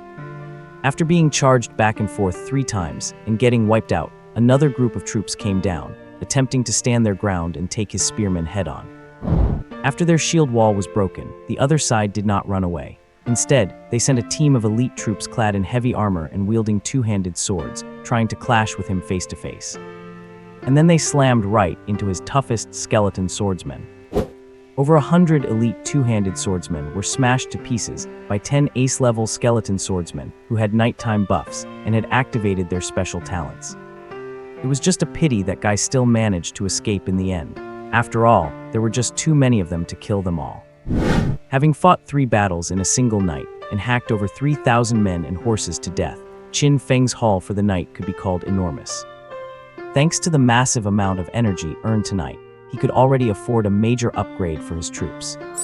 But he did not get carried away by success. After all, while his soldiers were elite, his opponents had the numbers. Fighting few against many, there is always danger in that, cannot act recklessly. Must learn to eat them away bit by bit, avoid their main forces and focus on the small ones, relying on the skeleton race's tough combat power to avoid the enemy's edge and attack their vulnerable. Wait, is something not right here? Turning his head to look at the skeleton troops following behind him, at this crowd of notorious cannon fodder, Qin Feng's expression gradually turned strange. Wait, is not the Undead Faction supposed to rely on numbers, so how did he end up using elite tactics? What happened to the human-sea tactics? What about the endless swarms? Did something go wrong with his development path?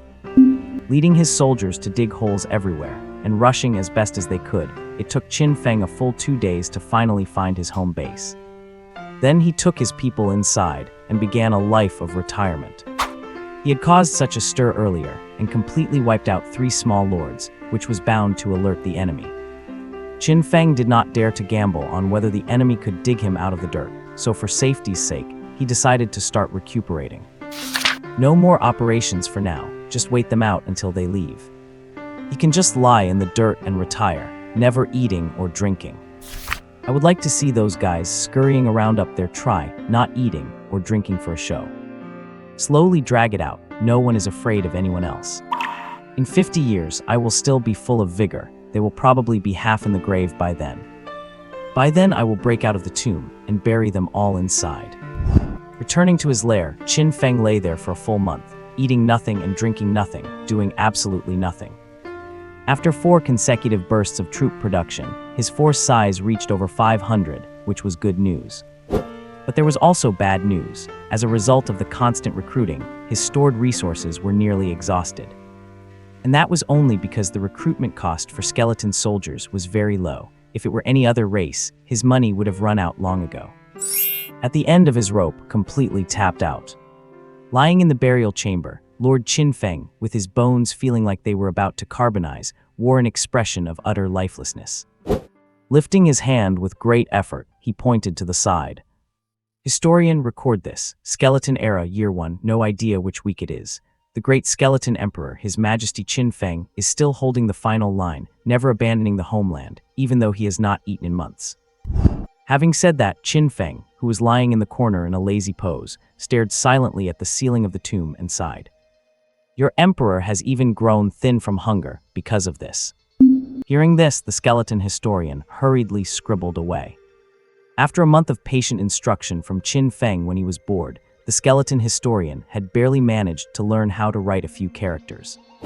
Of course, only a few. For the vast majority he could not write, he still had to mark them with an X. So, His Majesty X Feng says he is thin. Looking at the words he had written, the skeleton historian, who had been upgraded to ace level, nodded with satisfaction. Just then, footsteps were heard from nearby. Hearing the sound, Qin Feng lifted his head weakly, only to find that the one running over was his scout unit he had dispatched earlier. Just a bunch of newly recruited, unupgraded, expendable skeleton soldier cannon fodder. The order he gave them was simple: do not come back until you have gone a long time without seeing any large enemy troops pass by. Now that it was back, did not that mean? Qin Feng's eyes lit up, and he suddenly sat up from the floor, instantly shaking off his half-dead state and regaining his energy. Skeleton Lord restored to full health. What? The lords of the Golden Empire have finally retreated. After ravaging this area for a whole month and believing they had cleared it out, they immediately followed Count Babak to march toward other territories, intending to help other lords sweep their lands as well. And with their departure, the former king of this territory has announced his return. Outside the severely damaged castle, accompanied by the sound of footsteps, more than 500 skeletons appeared majestically on the horizon. Qin Feng walked at the very front, holding a makeshift giant flag, standing proudly. Letting his flag with the Qin character flap in the wind, and wearing a ragged cloak he had scrounged from somewhere, he looked at his former capital and let out a sudden, roaring shout. Gorama, your emperor has returned.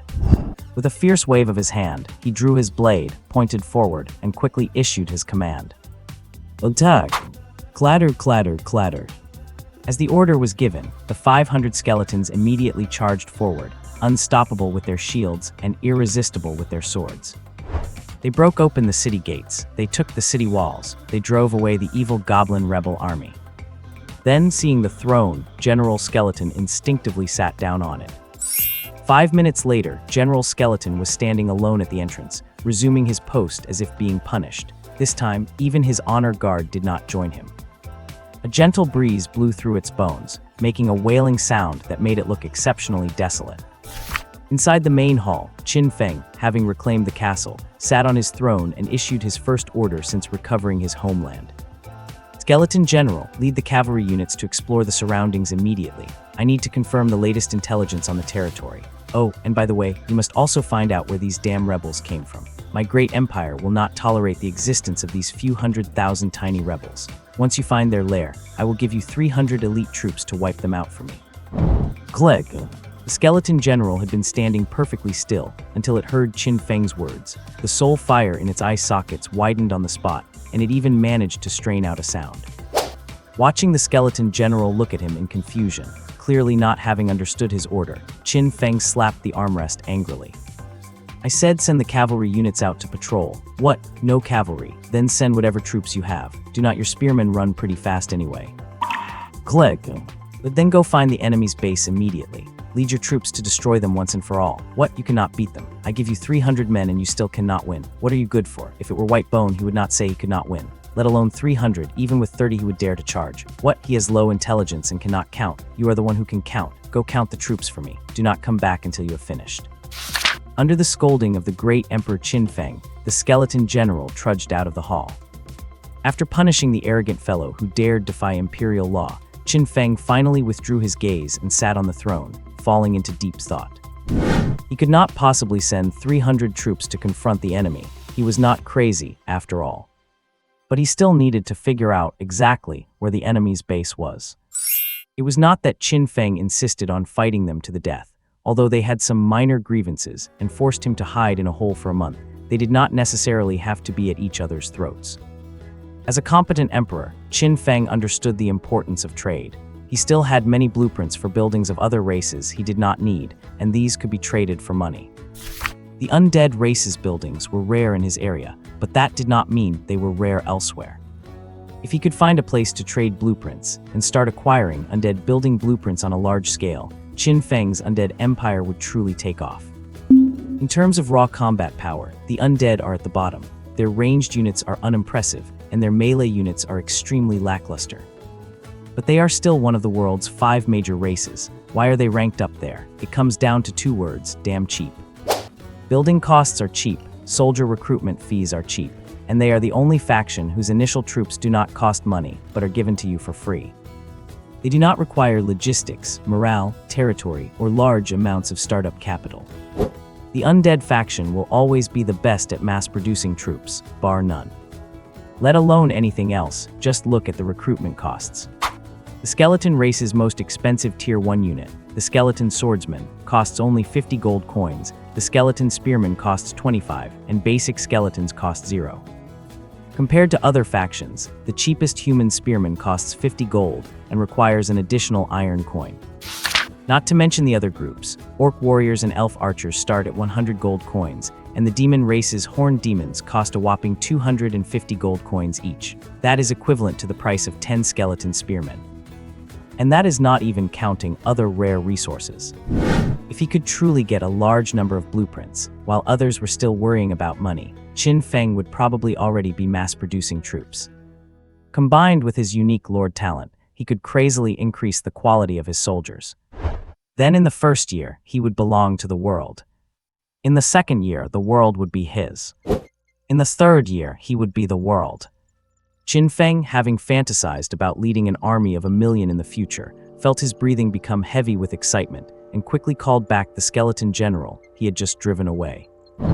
Although this skeleton general was not very obedient, it was at least not as foolish as the White Bone general. But currently he only had these 2 great generals under his command. The White Bone guy was obedient, yes, but his intelligence was concerning.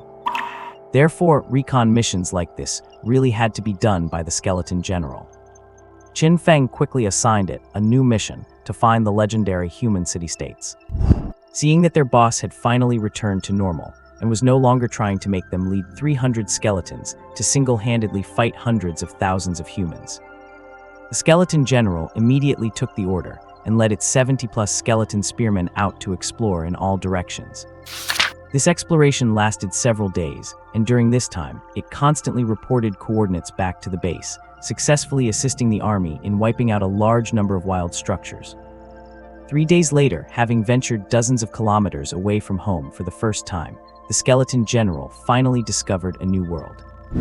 A human city, a large-scale city in the true sense of the word. It had found it.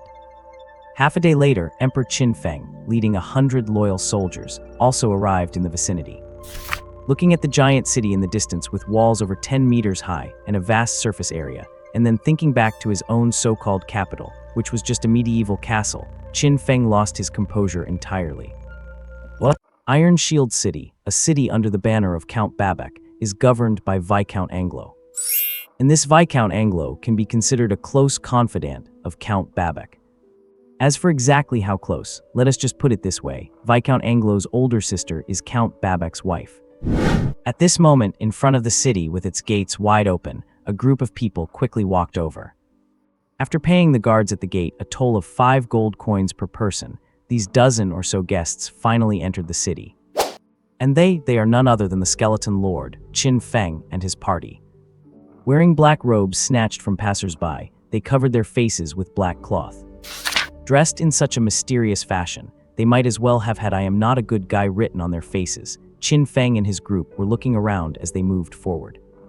In the streets at this moment, among the bustling crowds, travelers of countless races were weaving back and forth. That is right, countless races. Orcs, elves, humans, goblins, trolls, dwarves, even the undead. They had every race and every type of status. Some were soldiers, some were lords, and some were beings whose attributes could not be discerned. As the only major trading hub in the vicinity, this is a famous trading location, so regardless of whether they are hostile factions, they basically all come here if they want to buy or sell things. Iron Shield City also accepts everyone. As long as you have money and are not here to cause trouble, you are welcome. Among the pedestrians constantly moving around, Qin Feng even saw many high-level troop types he had never seen before. The undead races Tier 2 troop, Black Knights, and various variants of the Black Knight. The orc races Tier 2 troops, Lionmen chieftains and Tigermen executors. The dungeons Tier 2 troops, Minotaur vanguards and Raptor knights. In the crowd, Qin Feng even saw a Tier 3 unit, and it was a Tier 3 unit from his own undead race, the Necromancer. Named Necromancer. Tier 3. Talent: Skeleton Resuscitation, can produce 10 skeleton soldiers daily. The quality and profession of the skeletons depend on the strength of the corpse. Attack: low level. Defense: lowest level. Speed: lowest level. Equipment: Wizard Staff, Death Cloak. Introduction: now you know why the undead are a major race. They come with a mobile barracks and produce troops every day. Are you scared yet? A monster that can recruit 10 soldiers for free every day. Is this the true value of a legendary Tier 3 troop? Watching the Necromancer float quickly past, wearing a black cloak with a shriveled face, Qin Feng sighed with envy. That is right, it floated past. This Necromancer can fly, and its speed is shockingly fast. Do not think it is slow just because its three-dimensional attributes are low. You must know that its so-called lowest level speed is only relative to troops of the same level. Among Tier 3 troops, the Necromancer's speed might indeed be third-rate. But among Tier 2 troops, even the fastest soldier definitely cannot outrun it. This is the value of cross-tier strength. High-level troops have no trash, even if it does not use anything. Just by swinging the staff in its hand, it could rely on physical force alone to wipe out all members of the honor guard currently by Qin Feng's side. That mages are physically weak is only a rule in games. These troops summoned from buildings in front of you will not fall for that at all. Quickly weaving through the crowded masses, after asking around, Qin Feng finally found the place he wanted to visit most, the auction hall. Looking at the massive building before him, Qin Feng took an excited breath and walked inside quickly. He did not bring his underlings in this time, but left them in a corner of the lobby instead. After all, just entering the auction hall costs 100 gold coins per person. 100 gold coins, that is enough to recruit 4 skeleton spearmen. He could not bear to spend that money, so Qin Feng chose to go alone. As for how Qin Feng could communicate with the people of this other world, the moment he arrived here, Qin Feng automatically learned the local language, and he could speak every language. When anyone of any race speaks to him, he can instantly learn their unique language in the next second. It is not just him, everyone on the scene can do it. Even the skeleton soldiers under Qin Feng's command have this trick. Entering the Great Hall, finding his seat, and scanning the surroundings, Qin Feng excitedly tapped his femur with his fingers. And above, on the auction platform, items were being auctioned off 24 hours a day without stopping. Everyone please look, this auction item is a top-tier Tier 1 treasure, Sword of War. Its effect is to lock onto up to 100 Tier 1 soldiers and increase their attack power by 1 level, a treasure that can increase attack power for batches of troops. There is no need to explain how important that effect is. The starting auction price is 5,000 gold coins. The auctioneer on the platform said this while pulling off the red cloth, revealing a large black sword underneath.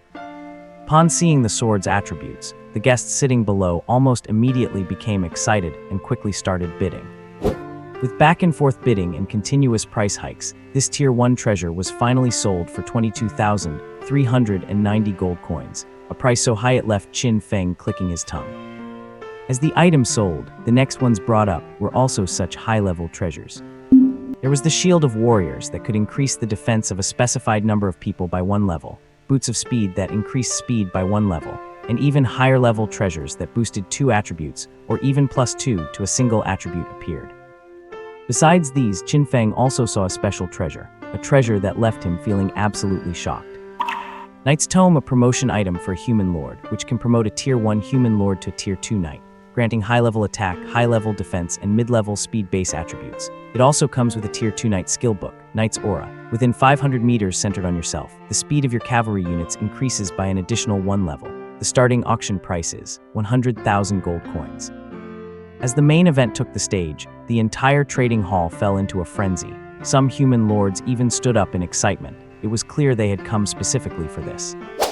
Ultimately, after a period of fierce competition, this special item and the exclusive skill book were sold for a staggering price of 510,000 gold coins. The human lord who bought the certification got up and left immediately, not wanting to stay even for a second. The countless other human lords watching him leave had eyes so red they were almost glowing. And after selling this precious item, the auctioneer on the platform also immediately turned and left. His work for today was done. Next, another auctioneer would continue the auction work. Auctioning a top-tier treasure before stepping down and when starting a session is a tradition of their auction house. The other auctioneer who quickly stepped onto the stage had no small talk and no intention of introducing himself.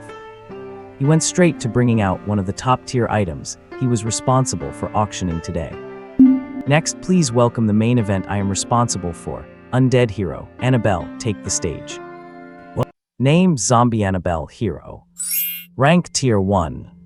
Hero talent, Guard Captain. Select 10 Tier 1 undead soldiers and increase their 3 main attributes by 1 level. Attack, Advanced. Defense, Top Tier. Speed, High. Equipment, Iron Sword, Iron Armor. Introduction, Annabelle was a skilled centurion who led her squad to victory after victory, until she encountered a Tier 2 unit.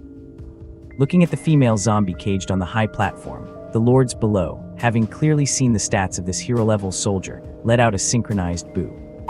The zombie hero's stats in front of them were not bad, and its abilities were decent, but the problem was that the number of soldiers it could strengthen was just too small. If it could strengthen 1,000 people, it would definitely be a big shot. If it could strengthen 10,000, it would be a living legend. Even if it could only strengthen 100, one could form an elite unit that would play a critical role in a decisive battle. But the problem is it can only strengthen 10 people, which is quite awkward. What use are 10 skeleton soldiers? Even if all their attributes are top tier, they cannot turn the tide in a decisive battle. Such a small number means they are destined not to change the course of a battle. They really can only be used as guards. Seeing the lords below losing interest on the spot, the auctioneer on the high platform smirked. Seeing that the atmosphere had been built up enough, he finally grabbed the loudspeaker and shouted, "Everyone, the ability to strengthen only 10 soldiers may indeed not seem very useful, but what if it works like this?" As he spoke, the auctioneer waved his hand, and a lady in the distance saw this and immediately let out a skeleton soldier. And the skeleton soldier she let out was none other than the strongest among the Tier 1 undead units, the Skeleton Knight. And it was an ace-grade Skeleton Knight at that. Top-tier attack, top-tier defense, though the speed is only at the lowest level. It is equipped with a bone spear, bone shield, bone sword, and wears heavy bone armor, making it extremely well-equipped. After ordering the Skeleton Knight to stand still, the auctioneer quickly tapped the iron cage, signaling Annabelle inside to activate her talent. Hearing the sound, the zombie hero Annabelle raised her head listlessly and obediently activated her ability. As a beam of light flashed by, the next second, the stats of the ace-grade Skeleton Knight standing nearby changed dramatically. Name, Skeleton Knight, Ace. Rank, Tier 1. Talent, Skeleton Warhorse, can consume bones to summon a skeleton horse with advanced attributes in all categories. Attack, Limit Breaking. Defense, Limit Breaking. Speed, Low. Equipment, Skeleton Vanguard Sword, Skeleton Vanguard Shield, Skeleton Vanguard Spear, Skeleton Vanguard Armor. Introduction: cavalry is always more precious and more capable than infantry, a theory that holds true even among the skeletons. Seeing the revealed stats of the skeleton knight, the venue suddenly fell into silence. Qin Feng looked at the special numerical values appearing on the skeleton soldier that he had never seen before, and he was completely bewildered. Limit breaking? What does limit breaking mean? Was not top tier already the highest level? Is there actually a level above that? After a full few seconds of silence at the venue, gasps of astonishment suddenly rang out. Listening to the successive exclamations, the auctioneer could not help but curl the corners of his mouth. That is right, the ability of Hero Annabelle can break through conventional limits. All you lords should know that normal base stats do not increase once they reach the top tier, and neither treasures nor hero talents can help. One can only rely on the soldier's own abilities to surpass this limit. But this zombie Hero Annabelle can rely on her hero talent to forcibly help her 10 subordinates break through this restriction. Squinting his eyes, the auctioneer spoke in a low voice. 10 skeleton soldiers with top-tier attack and defense might indeed not be able to turn the tide, but what about 10 Tier 1 skeleton soldiers with limit-breaking attributes that can go head-to-head with Tier 2 units? 10 Tier 2 units. Is that not enough to turn the tide? The most important thing is that the loss of a single Tier 2 unit is too great. Would you dare to use them to charge? But with Hero Annabelle here, you can use 10 Tier 1 units to charge. You will not feel the heartache if they die. Picking up his hammer and striking it hard, the auctioneer shouted. Zombie Hero Annabelle, starting bid, 25,000 gold coins. Following his words, the lords below immediately began to murmur, and then the bidding started. In the end, Annabelle was sold for a high price of 55,900 gold coins. Although the price was not low, it was not ridiculously high either. Seeing this scene, the auction staff could not help but sigh, understanding that this was normal. After all, while Annabelle's hero talent has a very high ceiling, the problem is, who can find that many ace-grade skeleton knights for her? Most importantly, why did she have to be an undead race of all things? Where are there so many skeleton soldiers with top-tier attack and defense in the undead race? Trying to gather 10 of them is just too difficult. Looking at Annabelle, who was being pushed away in her cage, Qin Feng, sitting below, felt his soul fire tremble with envy. To be honest, if he could, he would love to buy this skeleton hero, as this ability is very suitable for his lord talent, but the problem is he has no money. Not to mention 50,000 gold coins, he could not even pull out 5,000 gold coins right now. The only reason he attended this auction was to broaden his horizons and familiarize himself with high-end treasures. The things he wanted to buy, such as various common undead blueprints, were not eligible for the auction. He could buy them at nearby shops. As the transaction for Annabelle was completed, the auctioneer started the next round of bidding. A short while later, another item caught Qin Feng's eye. Name: Skeleton Knight Tower. Rank Tier 1. Construction cost: 5,000 gold coins. Effect: can recruit 5 skeleton knights every 7 days, with a recruitment cost of 50 gold coins. Skeleton Knight stats: attack intermediate, defense intermediate, speed lowest, talent. Skeleton Warhorse can summon a skeleton horse with low-level attributes in all categories. Introduction: speaking of which, does a skeleton wearing armor count as light cavalry or heavy cavalry? Cavalry, the only missing link among the 4 basic unit types under Qin Feng's command. Seeing this architectural blueprint, Qin Feng's eyes lit up. Just as he was about to speak, he heard a shout from afar. Someone had already made an offer, and they increased it 5-fold right away. Seeing the price shoot up to 25,000 on the spot, Qin Feng's face went black. After glaring at the opponent fiercely, he rummaged through his pockets but found nothing. Seeing that he really could not come up with the money, he suddenly stood up and waved at a nearby waiter. When the waiter came closer, he took out a blueprint and discussed it with him. In a moment, while others were still fighting desperately, the auctioneer suddenly knocked on the table. I am very sorry, everyone. A gentleman has applied for a trade-in. After we contacted the owner of the blueprint, they agreed to this transaction, so this item is no longer for auction. Please forgive us. Next, we will auction the next item, 2 Tier 2 Elven units, Elven Swordsmen. What? The one bartering with the Skeleton Knight Tower was, naturally, Qin Feng. And the item he brought to trade was also a blueprint, one belonging to the human faction. It was a human castle blueprint he had accidentally obtained from Karen, the first lord he encountered. You can imagine how rare a blueprint is that can increase the production cap of soldiers in 10 Tier 1 barracks. This deal was definitely a win for the other party. As long as they were a human lord, there was no way they would refuse. Even if they were not a human lord, they could definitely sell this blueprint for a much higher price. Therefore, the moment Qin Feng took out this blueprint, the deal was as good as done. After quickly acquiring the final piece of the puzzle and gathering all 4 basic unit types for the Undead Faction, Qin Feng sat at the auction for a while longer.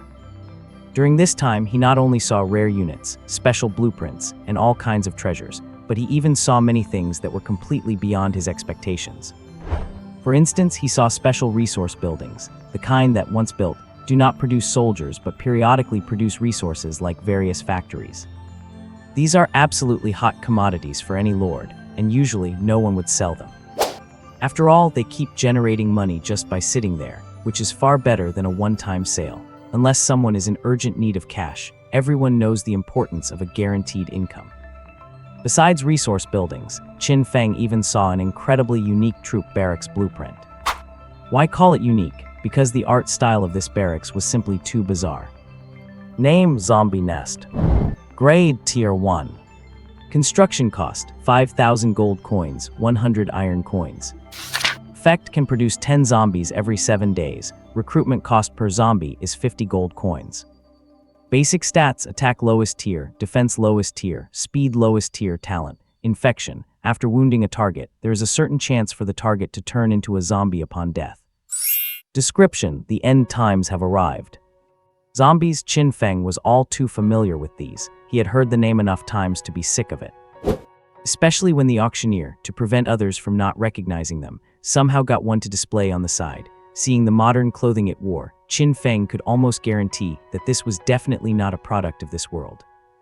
Just like the musketeers he met earlier, these were specialty goods from other worlds.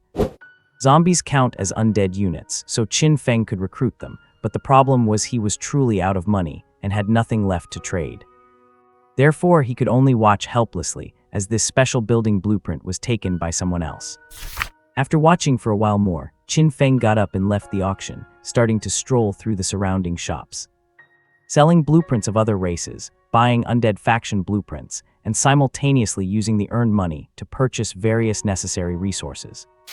In just a moment, all the building blueprints Qin Feng had accumulated during this time were sold out. Carrying a large sum of money and several blueprints for his own buildings, he finally prepared to leave. Calling his few personal guards, Qin Feng and the others walked through the city gates and strode away. But Qin Feng, who had moved away quickly, did not notice that behind him, on a pavilion in the city, a man with a pale blue face was quietly putting away his binoculars, his eyes flashing with malice. Returning to the wild, calling out the other troops hidden in the burrow, Qin Feng led his 100-strong guard unit toward his lair. As he walked, he happily counted his spoils from this trip. His gains this time were not small. He had scavenged quite a few Undead Faction skeleton building blueprints. Specifically, 2 skeleton graveyard blueprints, 1 skeleton spearman barracks, and 1 skeleton archer barracks.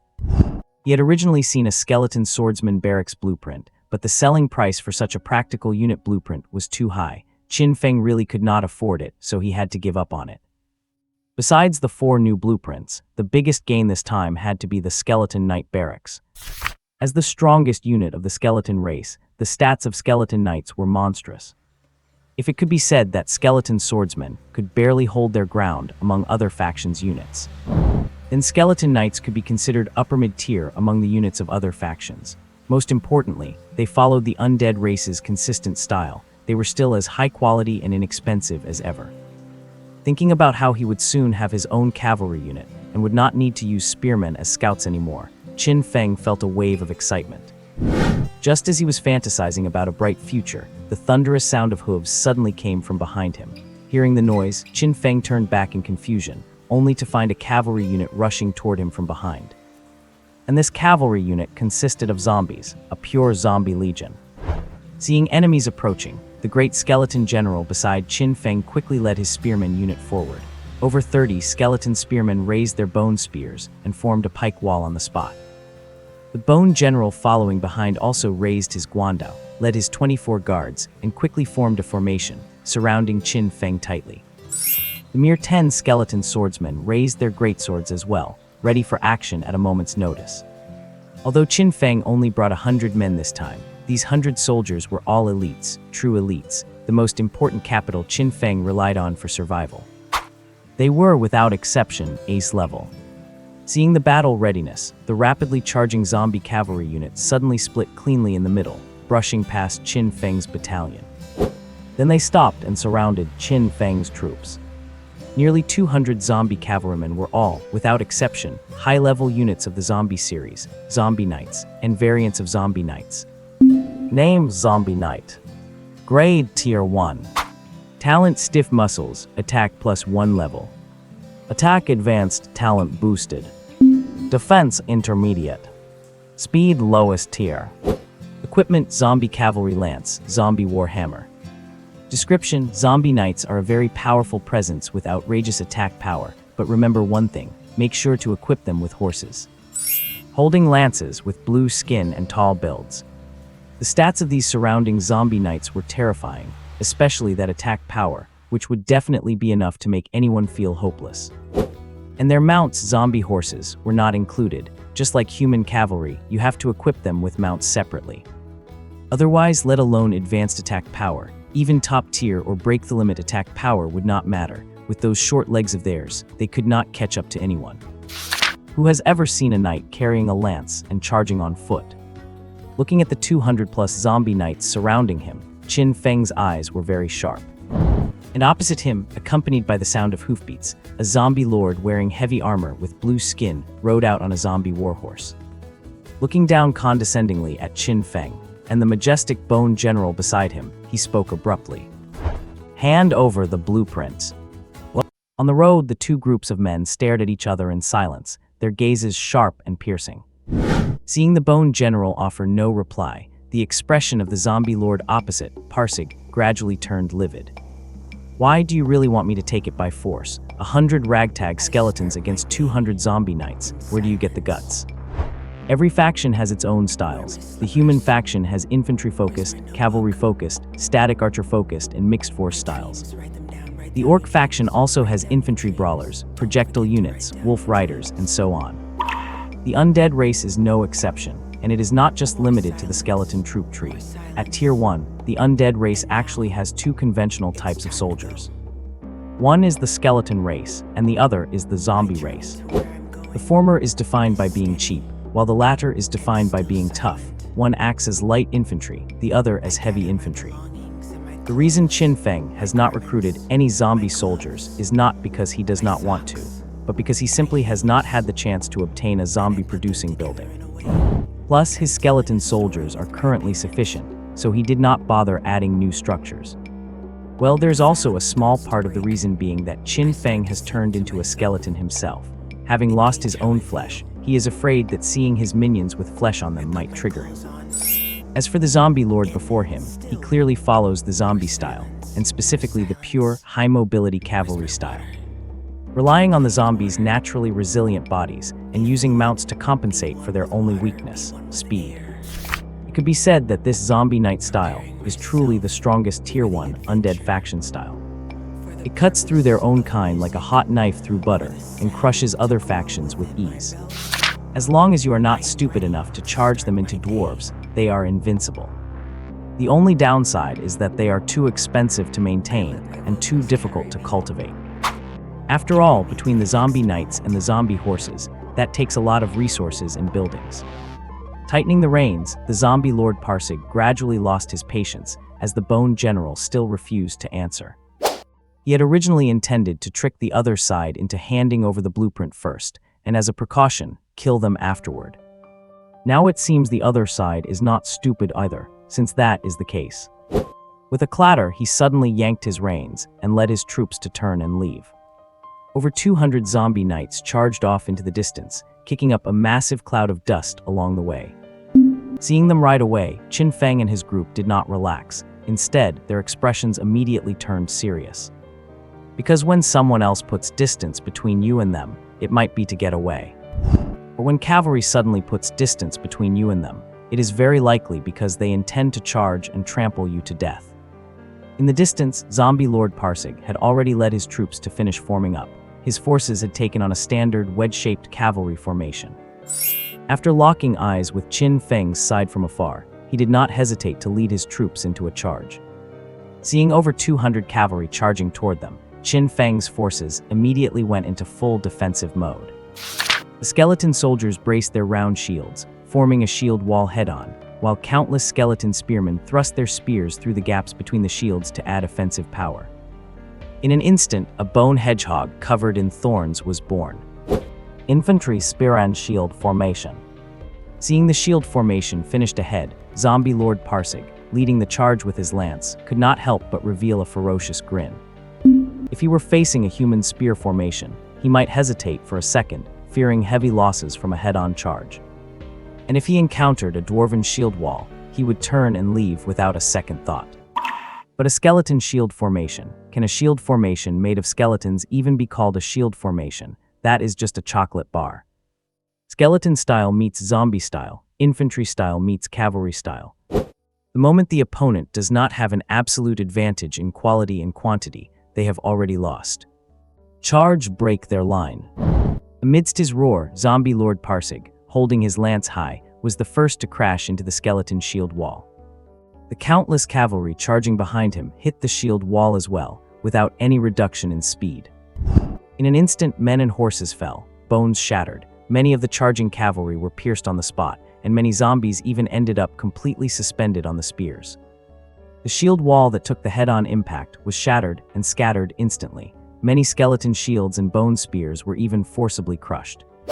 Under the direct head-on collision, neither side gained the upper hand.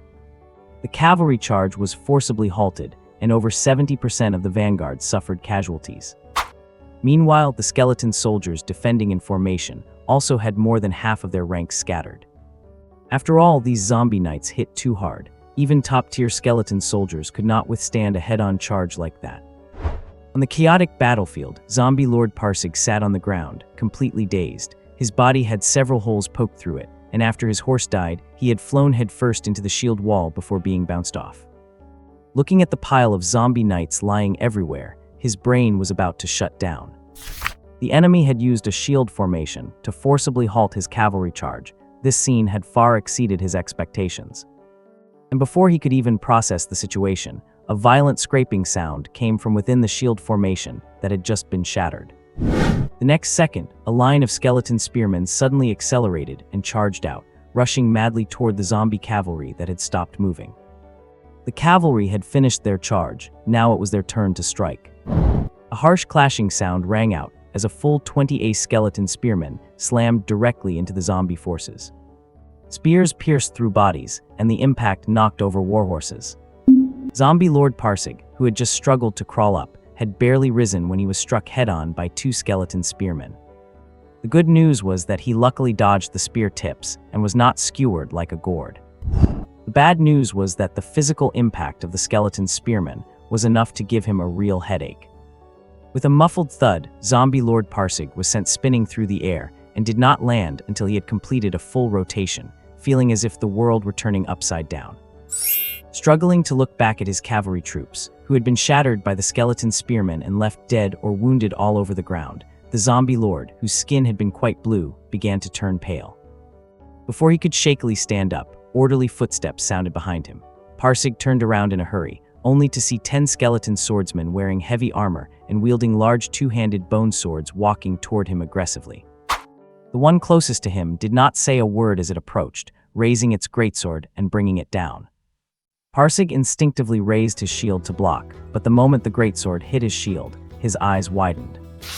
A terrifying, massive force came from the shield, slamming him down to one knee with a dull thud against the ground, and causing large cracks to appear on his shield. Before Zombie Lord Parsig could recover from the shock of taking that blow, the skeleton swordsman had already followed up with a sweeping strike. The greatsword slashed right into the zombie lord, not only severing one of his arms, but also sending his entire body flying. Even without the aid of knight or talent buffs, an ace-level skeleton swordsman is not something Parsig can handle alone. Spearmen charge, once the spearmen are done, the swordsmen charge. Swordsmen charge, once the swordsmen are done, the shield-bearers charge. Spearmen, swordsmen, and shield-bearers, these three units charged in sequence, trampling over the zombie cavalry that had already come to a halt over and over again. The zombie knight's stats are indeed terrifying. Their initial attack power is advanced enough to look down on everyone else. But that comes at the cost of speed. To achieve ultimate attack and defense, heavy cavalry units often suffer from abysmal speed. The skeleton knights are the same, and so are the zombie knights. When they bunch up and charge, they are truly unstoppable. But once that charge is intercepted and they are dragged into a melee, things get a bit awkward. If the opponent's stats are not any weaker than their own, it gets even more awkward. That is exactly the situation now. The zombie knights, who should be the masters of charging, are instead being torn to shreds by the infantry. The zombie warhorses, lacking sufficient stats, were rammed to death directly by the spearmen. Just as they managed to climb back up, they collided with those bosses, the ace-level skeleton swordsmen. Do not let the name deceive you. Although they hold two-handed bone swords, 80% of the damage they deal is blunt trauma. It is all about the swinging and the smashing. And that kind of blunt force is the absolute bane of zombies and skeletons. Barely having survived the violent charge of the skeleton swordsmen, they were immediately engaged by a phalanx of skeleton soldiers, who locked them in close-quarters combat. In the distance, 20 ace-level skeleton archers were firing away. The armor-piercing effect of those mutated rib arrows ignored intermediate defense, piercing right through with every shot. The cavalry and infantry here were fighting like it was a street brawl, turning the scene into total chaos. Elsewhere, for some reason, the zombie Lord Parsig, who had been locked onto by a skeleton swordsman, was being battered and crawling for his life. Facing the slashes of the greatsword, he had no means of parrying. He finally got 2 reinforcements, but because they were too slow to react, they were sliced up by that greatsword-wielding guy in just a few hits. Watching the skeleton swordsman duck under a warhammer swing and strike back with a single sword stroke. He severed the zombie knight's leg on the spot, causing it to collapse with a boom, then seized the blade, gripped the greatsword by the hilt, swung it around, and smashed it backward. With a loud bang, the skeleton swordsman used the bone greatsword like a warhammer, slamming the hilt directly into the zombie knight's head behind him, knocking it to the ground. Seeing those fluid, expert techniques and the brutal finishing move, the battered zombie Lord Parsig standing across from him was completely stunned. Especially when the skeleton swordsman, after stabbing the zombie knight twice, shouldered his greatsword and slowly turned to look at him, the ghost fire in its eye sockets narrowing into a mocking grin. Parsig's mind went blank. It has intelligence. This skeleton soldier actually has intelligence. It even has emotions. Ace level. This is actually an ace-level skeleton swordsman. Stumbling backward in terror, Parsig turned and ran, sprinting desperately toward a zombie warhorse in the distance, hoping to mount and escape. The good news is, he successfully reached the zombie warhorse. The bad news is, the moment he climbed onto it, a greatsword came spinning through the air and hit the warhorse square in the head, taking it out instantly. Parsig, falling along with the horse, sat on the ground and watched the skeleton swordsman approaching with heavy strides, screaming in terror and frantically throwing everything he could reach at it. The skeleton swordsman let all sorts of debris clatter against its bone armor, not slowing its pace for even a second. It marched up to the horse's carcass, pulled out its greatsword with a yank, turned abruptly with the sword on its shoulder, and with a fierce glimmer in its eye sockets, prepared to finish the enemy off. But after turning, it realized the enemy did not need finishing off anymore. Beside the zombie Lord Parsig, who had stopped screaming and collapsed on the ground, a skeleton spearman was busy poking his corpse with its spear, and quite viciously at that. Looking at the prey that had been sniped and finished off by a single spear thrust, and then at the skeleton spearman still busy poking him. The skeleton swordsman stood there, letting its sword hang low, and fell into silence. After several full seconds, it dragged its greatsword over, and when the skeleton spearman looked up at it, it did not even think, it just gave the guy a slap. The skeleton spearman, whose head did a full spin, was stunned on the spot. Subconsciously reaching up to straighten its head, it stared at the skeleton swordsman in silence for 2 seconds, and then, what is going on there? Are not they both zombies? Why are those skeleton soldiers fighting each other? Watching the 2 skeleton soldiers in the distance, pulling each other's heads and digging at eye sockets, neither willing to yield. Qin Feng, who was watching from afar, was completely baffled. Shrugging in confusion and deciding not to bother with those 2, he began searching for his target once more. By the way, where is that zombie lord? Where the hell did he disappear to? You would think a leader would have a unique look, but no, the whole place is full of zombies. I cannot tell who is who. I really cannot let him get away. After all, to field this many rare zombie knights, he must be loaded. If I chop this old timer down, he is bound to drop a ton of gold coins. Qin Feng searched everywhere with high hopes, but found nothing. The body of the zombie Lord Parsig was actually lying right next to those two brawling skeletons he had ignored, with a spear sticking out of him, sleeping soundly. Half an hour later, the battle finally ended. None of the 200 zombie knights escaped. Well, technically, they did not have the concept of escaping. Every zombie and their warhorse lay on the ground, completely converted into Qin Feng's energy.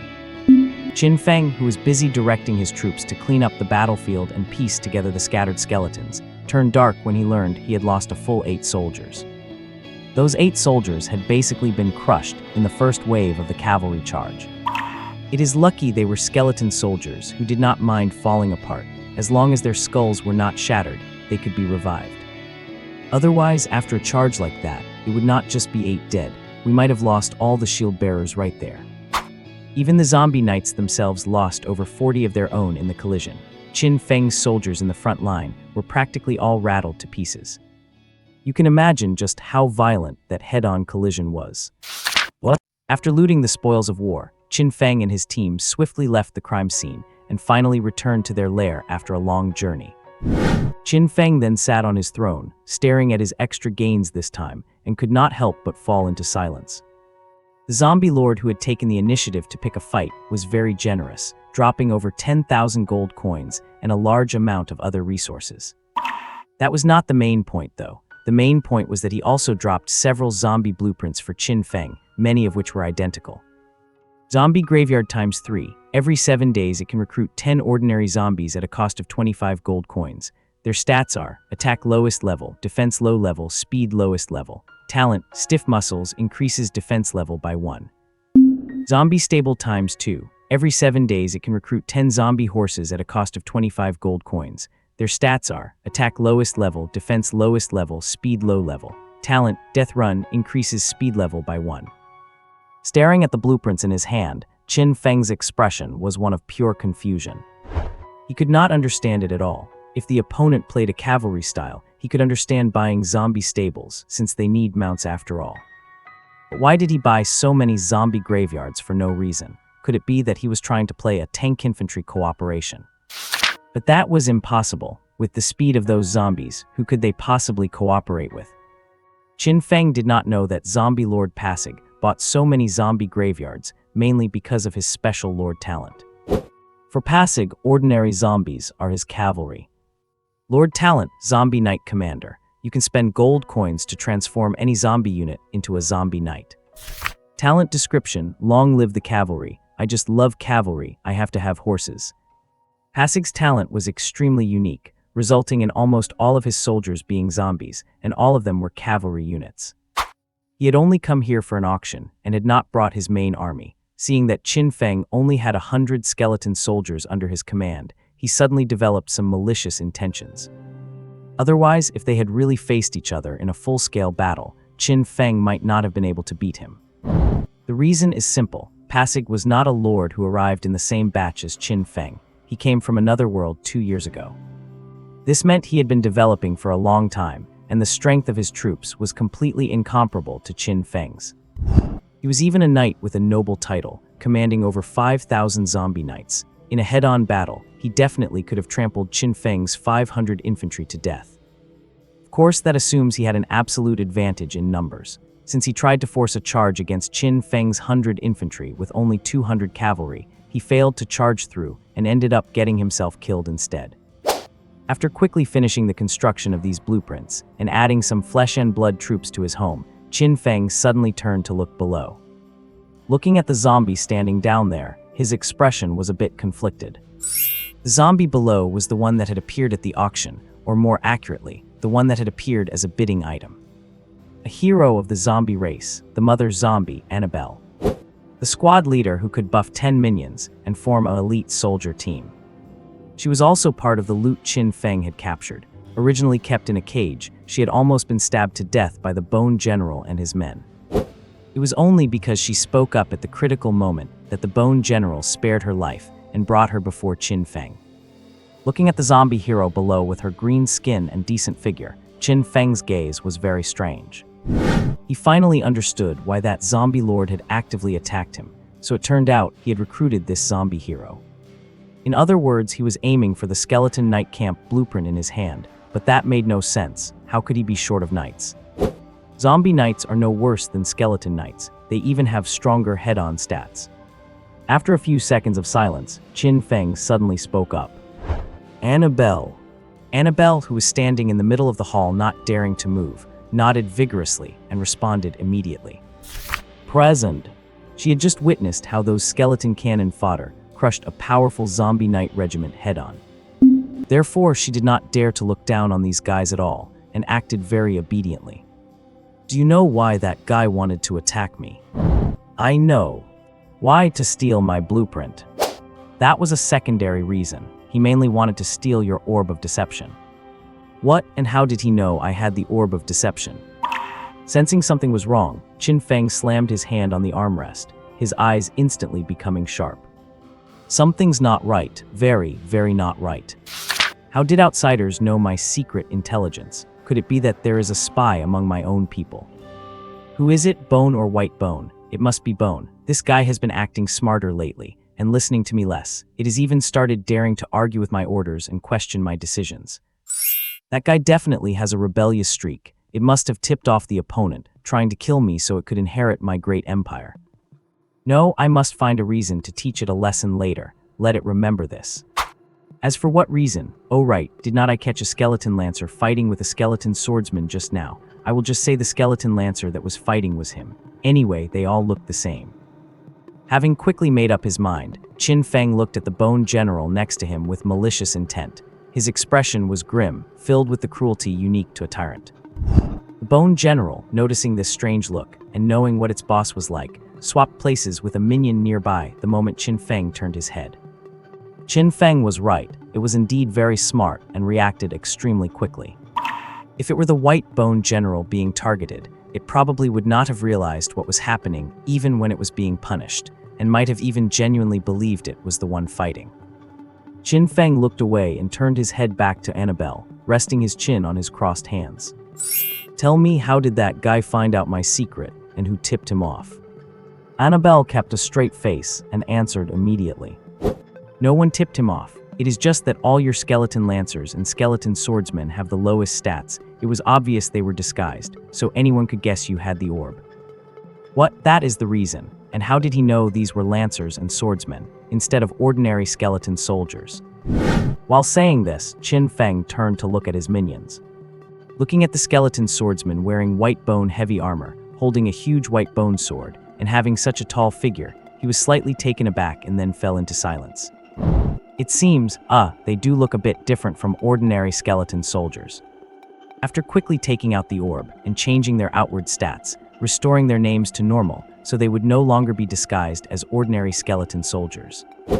Qin Feng put away the orb, turned to look at Annabelle again, rested his chin on his crossed hands, and said in a deep voice, "Besides that reason, is there no other reason?" Annabelle was startled and shook her head immediately. No. Are you sure there is none? There really is not. Are you sure it is not possible? But there really is not any. Is not there some guy carrying a spear who secretly tipped them off, leaked my intelligence to the enemy, and harbored evil intentions? While saying this, Qin Feng gestured to the side. Like the one standing there. Annabelle's face gradually showed a sudden realization, and she hesitantly pointed in the direction Qin Feng had indicated. Yes. Aha, I knew it. I finally caught you, you little brat. You are not leaving this gate for the next 7 days. Go stand guard right now. Excitedly grabbing the skeleton lancer, Qin Feng grinned with a ferocious smile. The skeleton lancer he grabbed looked utterly bewildered.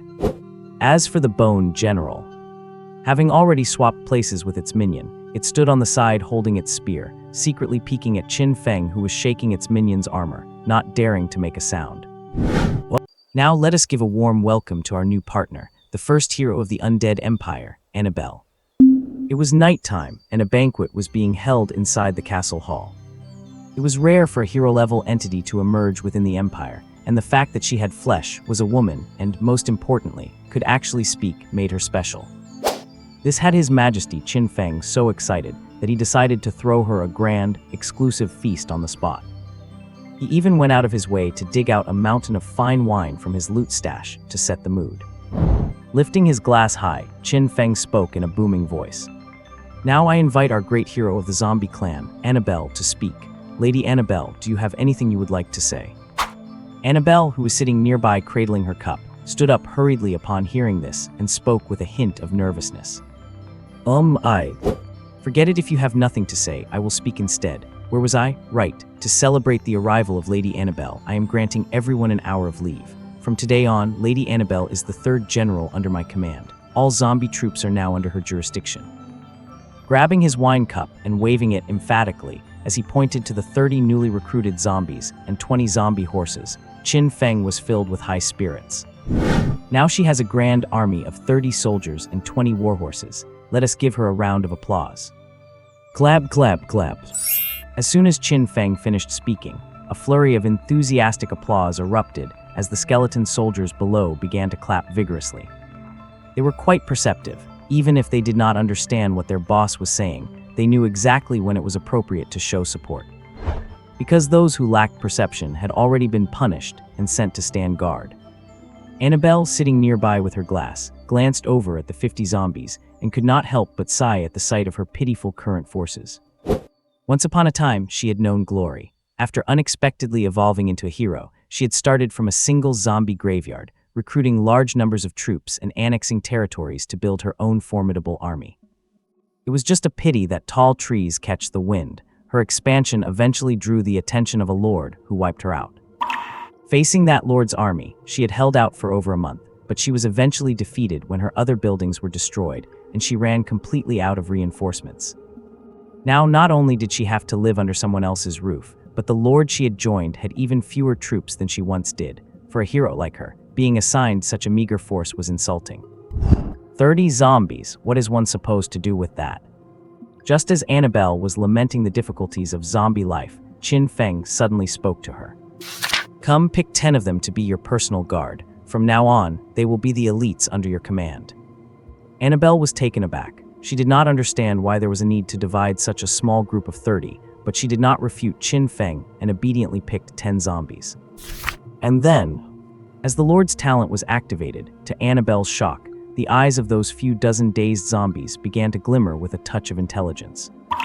Most importantly, their strength underwent a heaven-shaking transformation. 20 elite zombies, 15 elite zombie horses, 10 ace-grade zombies. There were also 5 more ace-grade zombie horses. These were the mounts Qin Feng had prepared for his generals and himself. As for why he needed 5 mounts for 3 generals and 1 boss. Do not be ridiculous, a boss has to have his privileges. He cannot ride 2 at once. Okay, actually he cannot, but he can at least keep a spare.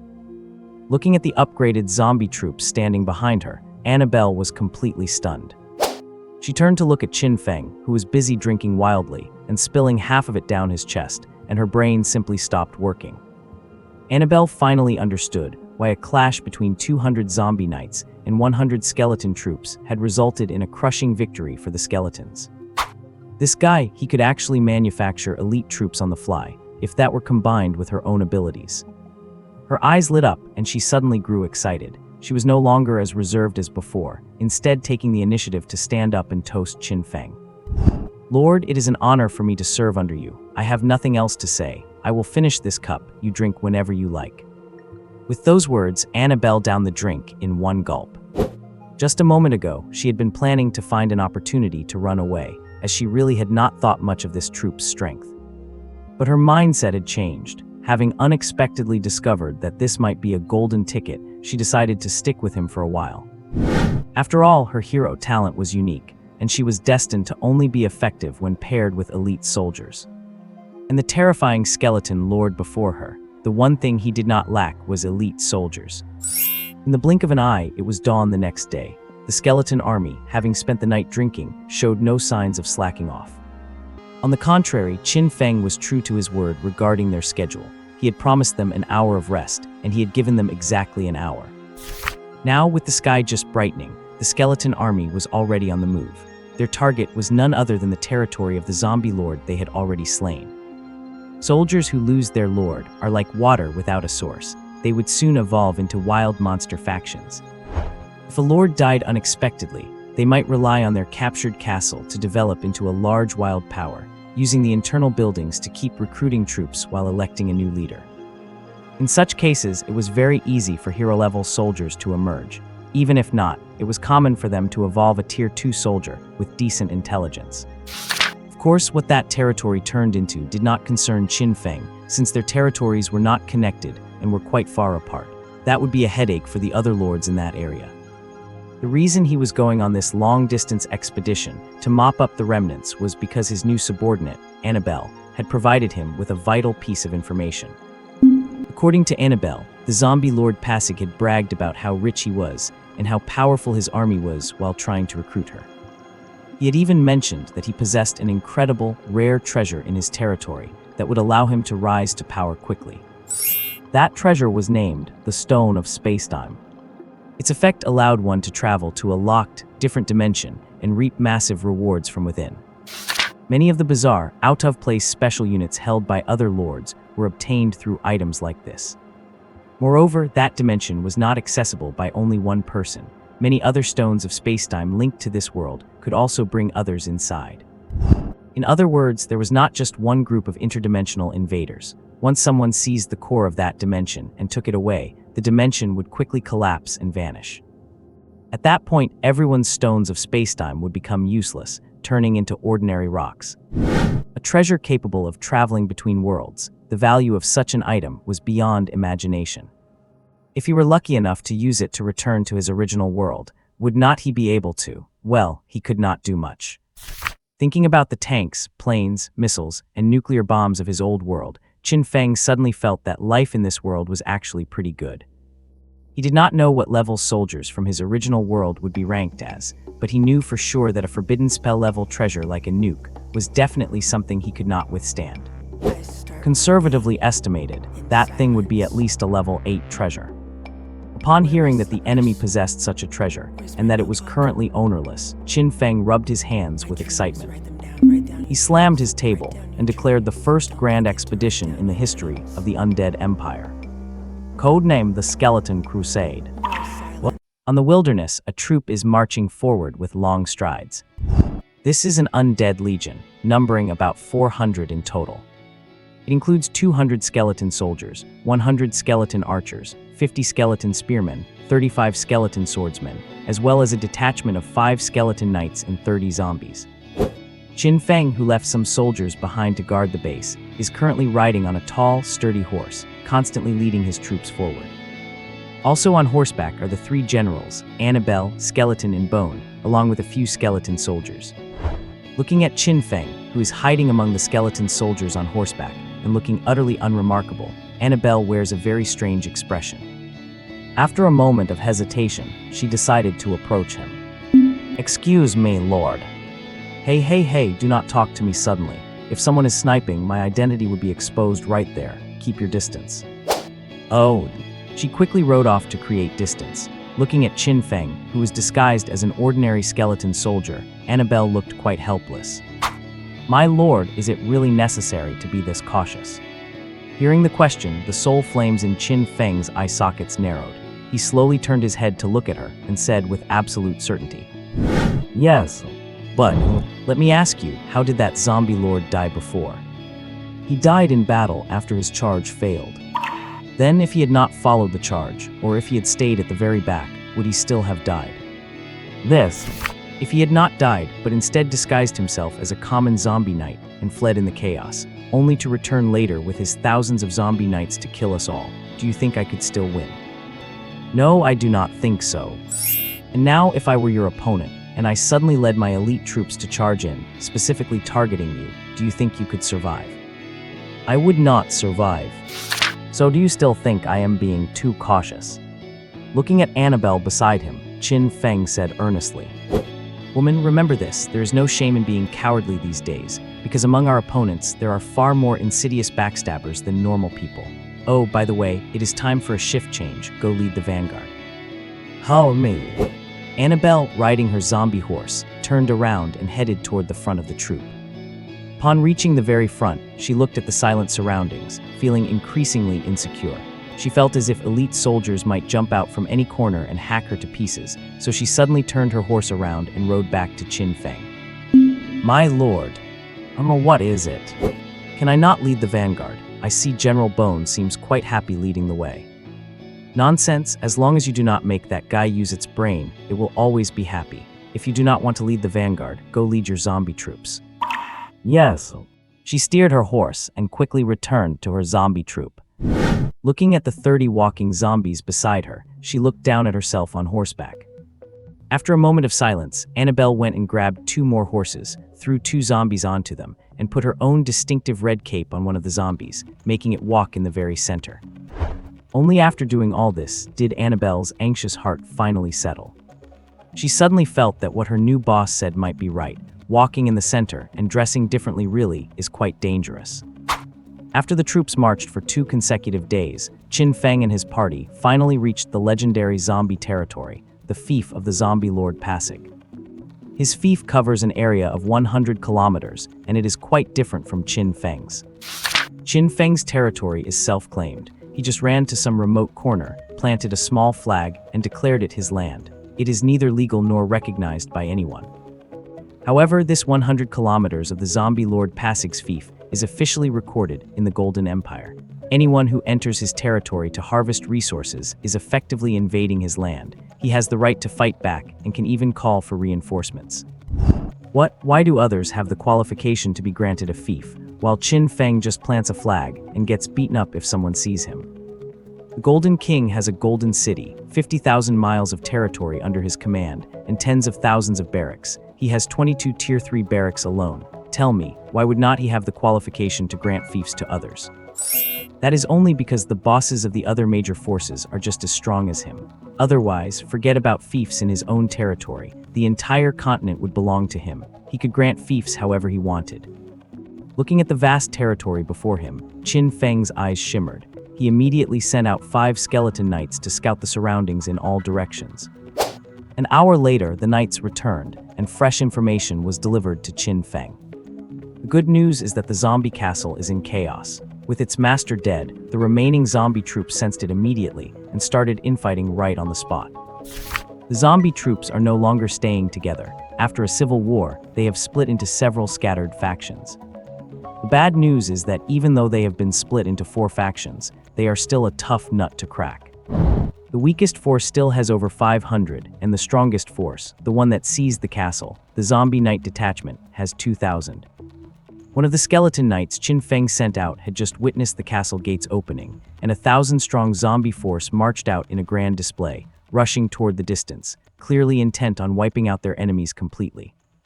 After receiving the intelligence, Qin Feng quickly summoned his generals to hold an impromptu pre-battle meeting. Drawing a simple map on the ground and highlighting several key locations, Qin Feng squatted down and pointed with a small wooden stick. Ignore the other enemies. Our main goal is to storm the zombie city. We need to seize the space-time stone, so as long as we take that place, we are done. Upon hearing this, Annabelle, squatting beside him, frowned deeply. But my lord, there are 2,000 troops in the city. I am afraid it would be difficult for us to take it. Correct, so we absolutely cannot attack head-on. My plan is to dig a tunnel into the city, and while they send out their troops next time, we will strike from the inside. Drawing a big circle at the location of the castle and tapping it hard, Qin Feng's voice was firm. Cavalry that cannot charge is as useless as trash. As long as we engage them in hand-to-hand combat inside the castle, one of my soldiers can take down 10 of theirs. 400 versus 2,000, the advantage is with us. Tunnel warfare is one of Qin Feng's specialties. He has used this tactic to trick quite a few opponents before.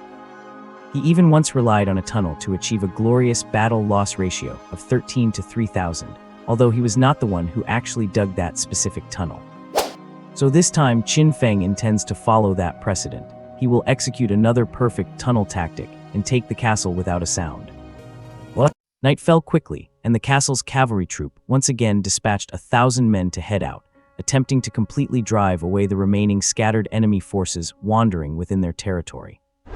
It was at this very moment that, beneath the castle, a tunnel was being rapidly dug. Calculating the distance and direction, Qin Feng realized they had reached the area right under the castle and suddenly nodded to the Bone General at the very front. The Bone General, the most obedient and reckless of the entire squad, did not hesitate to thrust upward, breaking through the soil then and there to enter the castle interior. And then, as it poked its head out of the dirt, it froze in place. Because all around, in the area where it had just emerged, stood a large number of zombies. A vast pitch-black sea of them, numbering at least 1,000, had surrounded it completely, all of them silent, looking down at it. This foolproof tunneling tactic, it had actually been discovered this time. Before the Bone General could recover from the shock, a flurry of warhammers descended, raining down blow after blow onto its skull. In an instant, sparks flew, and with a non-stop banging sound, the Bone General was literally hammered back underground. Meanwhile, numerous zombies had already raised their lances, frantically thrusting them into the ground to attack those in the tunnel through the thin layer of soil. They were actually able to accurately locate where Qin Feng and the others were, and could even see the specific route of the tunnel beneath. You have to realize that even Qin Feng and his crew, who were digging the tunnel, until they actually reached a spot, they did not even know where they were going to dig. Looking at the lances frantically stabbing down, the ambushed skeleton troops were terrified. After snapping out of it, the skeleton spearmen began to strike back with their own weapons, and for a time, both sides were stabbing at each other through the earth. As for the other skeleton soldiers without spears, they lunged upward, relying on sheer brute force to smash through the remaining half-meter of soil. They broke through to the surface. The failed stealth mission officially turned into a battle. Following the troops out from underground, Qin Feng realized the moment he emerged why they had been discovered. Because right here inside the castle stood a tall tower. In the center of the tower hovered a massive energy sphere. At this moment, it was emitting a red glow, shining down towards the ground. The entire tunnel that Qin Feng and his group had dug, it was marked clearly for all to see. A special defensive building, the Tower of True Sight. It can reveal the location of all non-allied targets within a certain area. This castle, which had been developing for 2 years, it actually had an anti-infiltration mechanism. It was fortunate that this city had lost its lord, and the ordinary zombies lacked the intelligence to understand such a structure.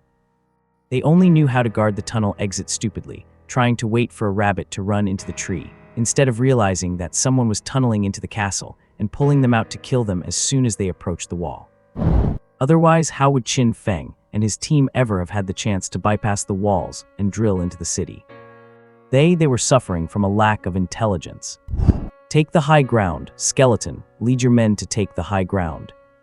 In the team, watching the zombie troops pouring in from all directions, Qin Feng shouted his orders. Hearing the order, the skeleton general immediately led his spearmen to charge, covering the archers as they advanced toward the city walls. The castle was not filled solely with zombie knights. Besides them, there were many skeleton archers and their variants, the skeleton crossbowmen, defending the place. But these fragile cannon fodder troops could not stop the collective charge of the spearmen. Usually they were used to cover the cavalry during combat. When someone laid siege, the cavalry would go out to fight, and they would fire wildly from above. Relying on the zombie knights' defense, they never had to worry about friendly fire. They just fired away, creating an excellent arrow rain effect.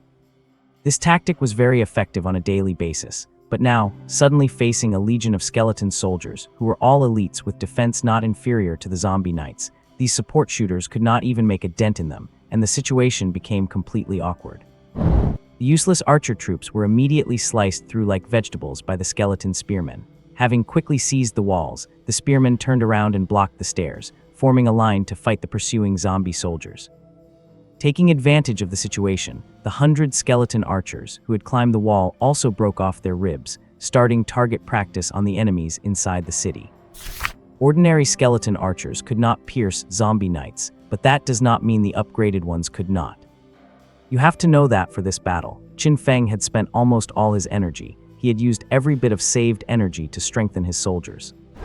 This meant that among these 100 skeleton archers, quite a few were at the ace level. Mere intermediate defense, against their armor-piercing riberos, it was completely useless. Upgrading a normal soldier to elite costs 100 energy. Upgrading elite to ace requires 500 energy. Upgrading Ace to Champion requires a full 2,500 energy. And breaking through the limit to reach the second tier requires a full 10,000 energy. Which means the cost of strengthening one second-tier skeleton soldier is enough to strengthen 20 ace-level skeletons.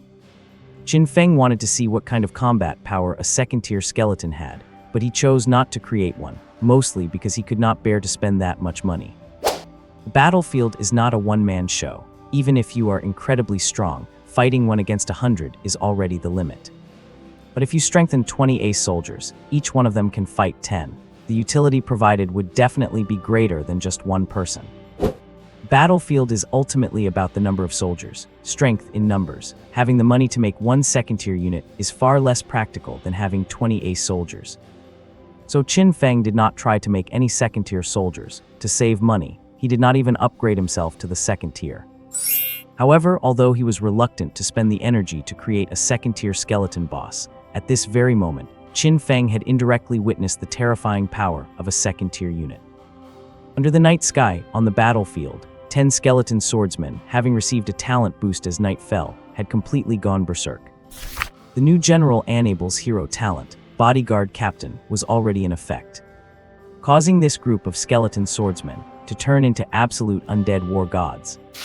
Attack off the charts. Defense off the charts. Speed advanced. A violent slaughter is beginning.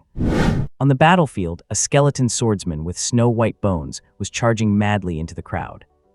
Zombies kept lunging at it to block its path, but any zombie that collided with it was sent flying into the air the very next second. After charging a dozen meters in one breath, the skeleton swordsman stopped, pushed off the ground with one leg, and swung its greatsword in a fierce circle. Several lances thrusting from the front were snapped in two instantly, along with the arms of 2 zombies. Wielding its sword with both hands, the skeleton swordsman slashed frantically, cleaving a zombie in 2 with one strike, knocking down a second with a punch, and then crashing forward with its shoulder, using its armor to shatter a thrusting lance, before slamming into the 3rd zombie and tossing it high into the air. Violent momentum, terrifying attacks, unbreakable defense. Combined with the exceptional swordsmanship gained from reaching the ace level. The 10 strengthened skeleton swordsmen, possessing offense and defense superior to first-tier soldiers, were unstoppable as they rampaged through the zombies. Bodyguard squad, no, they were a vanguard squad. On the battlefield, 10 skeleton swordsmen were still rampaging, unstoppable. Charging at the forefront of the formation, their so-called bone armor was actually grown into their bodies and could not be removed at all. This meant there were no chinks in their armor. The idea of trying to stab them through the gaps was simply impossible. The only vulnerable spot on a skeleton swordsman was the neck, but with their excellent combat skills, they consciously protected their vitals, making them nearly indestructible. Just as these skeleton swordsmen were recklessly charging, a piercing sound of wind suddenly erupted. In the next second, a massive crossbow bolt descended from the sky, slamming precisely into one of the skeleton swordsmen. The skeleton swordsman's bone armor, which was so invulnerable that even a zombie knight's full-force attack could at most leave a scratch, was pierced through in a single strike. The immense momentum even dragged the skeleton swordsman backward, sliding it several meters before it came to a stop. It had been impaled and pinned to the ground by a 1-meter-long bolt. Seeing this, Qin Feng's expression shifted drastically. He quickly looked up and discovered that a massive ballista was operating on the innermost castle wall. No, to be precise, it was not just a ballista, it was a rapid-fire bolt cannon. Above, 2 zombie knights were straining to turn the gears, causing a second bolt to automatically rotate and load into the launcher. The zombie knight in charge of the cannon swiveled it, aimed at another skeleton swordsman, and pulled the trigger ruthlessly. With another resonant hum, a massive bolt shot out towards the second skeleton swordsman. This skeleton swordsman reacted quickly and attempted to dodge, but it was still a split second too slow. With a thunderous boom, the bolt struck its arm, spinning the entire body around before it crashed heavily to the ground. Upon landing, the arm that had been struck was completely shattered and gone. A Tier 1 defensive building, a mechanical rapid-fire bolt cannon. Gazing at the cannon reloading, Qin Feng's face turned pale. Not having expected such a devastating weapon inside the castle, he hurriedly shouted out his orders. Bone, lead the others and charge, make it stop. Hearing the command, a red light flashed in General Bone's eye sockets. He swung his guandao to hack away the blocking zombies and led his 24 guards charging toward the castle. During the charge, every skeleton soldier encountered along the way immediately followed behind, and in the blink of an eye, they formed a squad of 40 or 50. The mechanical rapid-fire bolt cannon is incredibly powerful. It can even achieve precise snipes on Tier 2 units. But such a weapon has a flaw. It cannot handle large-scale enemy charges and is highly vulnerable to human-C tactics. The owner of this castle, the zombie Lord Passig, was certainly aware of this, so he had prepared countermeasures in advance. Those were the other 2 Tier 1 defensive buildings. A harsh, grinding noise rang out as the weapons on either side of the bolt cannon suddenly pivoted toward the charging skeleton soldiers. And those 2 weapons were known as Gatling Vulcans, also known as vehicle-mounted 6-barreled rotary machine guns. Hum-rat-tat-tat-tat-tat-tats. The ear-piercing sound of gunfire erupted, and a fierce sheet of muzzle fire lit up the air. A dense storm of metal rained down, constantly bombarding the charging skeleton squad while indiscriminately shredding the zombie knights in the vicinity. The bodies of the zombie knights were riddled with holes in an instant. The charging skeleton soldiers had their bones shattered on impact. The zombie knight operating the Gatling Vulcan held the trigger down relentlessly, firing wildly at the crowd below. The skeleton soldier formation charging from the front was practically scattered on the spot. Even General Bone was sent rolling on the ground, unable to even stand up. Seeing this, Qin Feng was stunned. He never expected that in this magical medieval siege, modern technological weapons like Gatling guns would suddenly appear. Had he traveled through time or had the weapons? Annabelle, who also noticed this, wore a grave expression. She did not know what a Gatling gun was, but she knew that a weapon with such a rate of fire was the bane of cannon fodder troops, mowing them down in swaths. Even elite and veteran skeleton soldiers could not withstand the firepower. They were either torn apart or sent tumbling and rolling. Clearly, human-C tactics would not work. Lightweight skeletons, even if they could endure the shots, might not be able to withstand the kinetic impact of the bullets. Therefore, Annabelle decisively activated her hero talent and led her own zombie troops to charge forward. Talent buff, all stats increased by 1 level. 10 zombie guards, defense raised to the maximum. Hum-rat-tat-tat-tat-tats. The harsh gunfire rang out again. Bullets bombarded the zombie troops, only for sparks to fly as they were deflected away. Annabelle charged at the front with a shield, followed closely by her 10 buffed zombie guards. These 11 pushed through the hail of bullets and quickly stormed the castle. Along the way, they were sniped by the rapid-fire bolt cannon, sending 2 of them flying instantly. As the remaining zombies reached the top of the castle, the rapid-fire bolt cannon and the Gatling Vulcans lost their chance to fire again. Both sides on the roof clashed in a chaotic melee. The 3 defensive buildings that had been wreaking such havoc were now completely silenced. Defensive buildings, reconnaissance structures, 10-meter-high impregnable walls, 2,000 archers and crossbowmen, and 5,000 zombie knights. Zombie Lord Passig's true strength was far beyond what Qin Feng had imagined. If the opponent had not been so arrogant and carelessly got himself killed, Qin Feng would not have been confident of taking this castle from the front, not even with 5,000 men, let alone 500. This was the foundation of a lord who had been developing for 2 years. And this was just a knight-tier noble. Even if he was powerful, he had no business challenging barons or higher-tier lords. The true noble lords, occupying territories spanning hundreds or thousands of kilometers, and having developed silently for countless years, Qin Feng dared not even imagine how terrifying their power must be. At the castle, Annabelle led the zombie troops in a desperate fight against the enemy.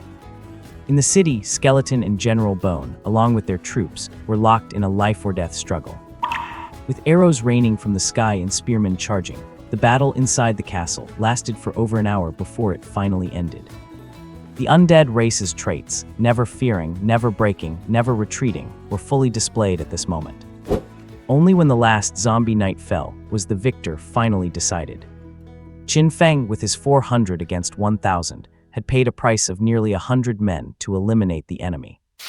And that was only because the enemy lacked a commander who knew to specifically destroy the skulls to truly kill the skeleton soldiers. Otherwise, his casualties would have been even higher. Inside the corpse-strewn castle, Qin Feng finally let out a sigh of relief as he watched the terrifying cavalry that had rivaled his own army being wiped out.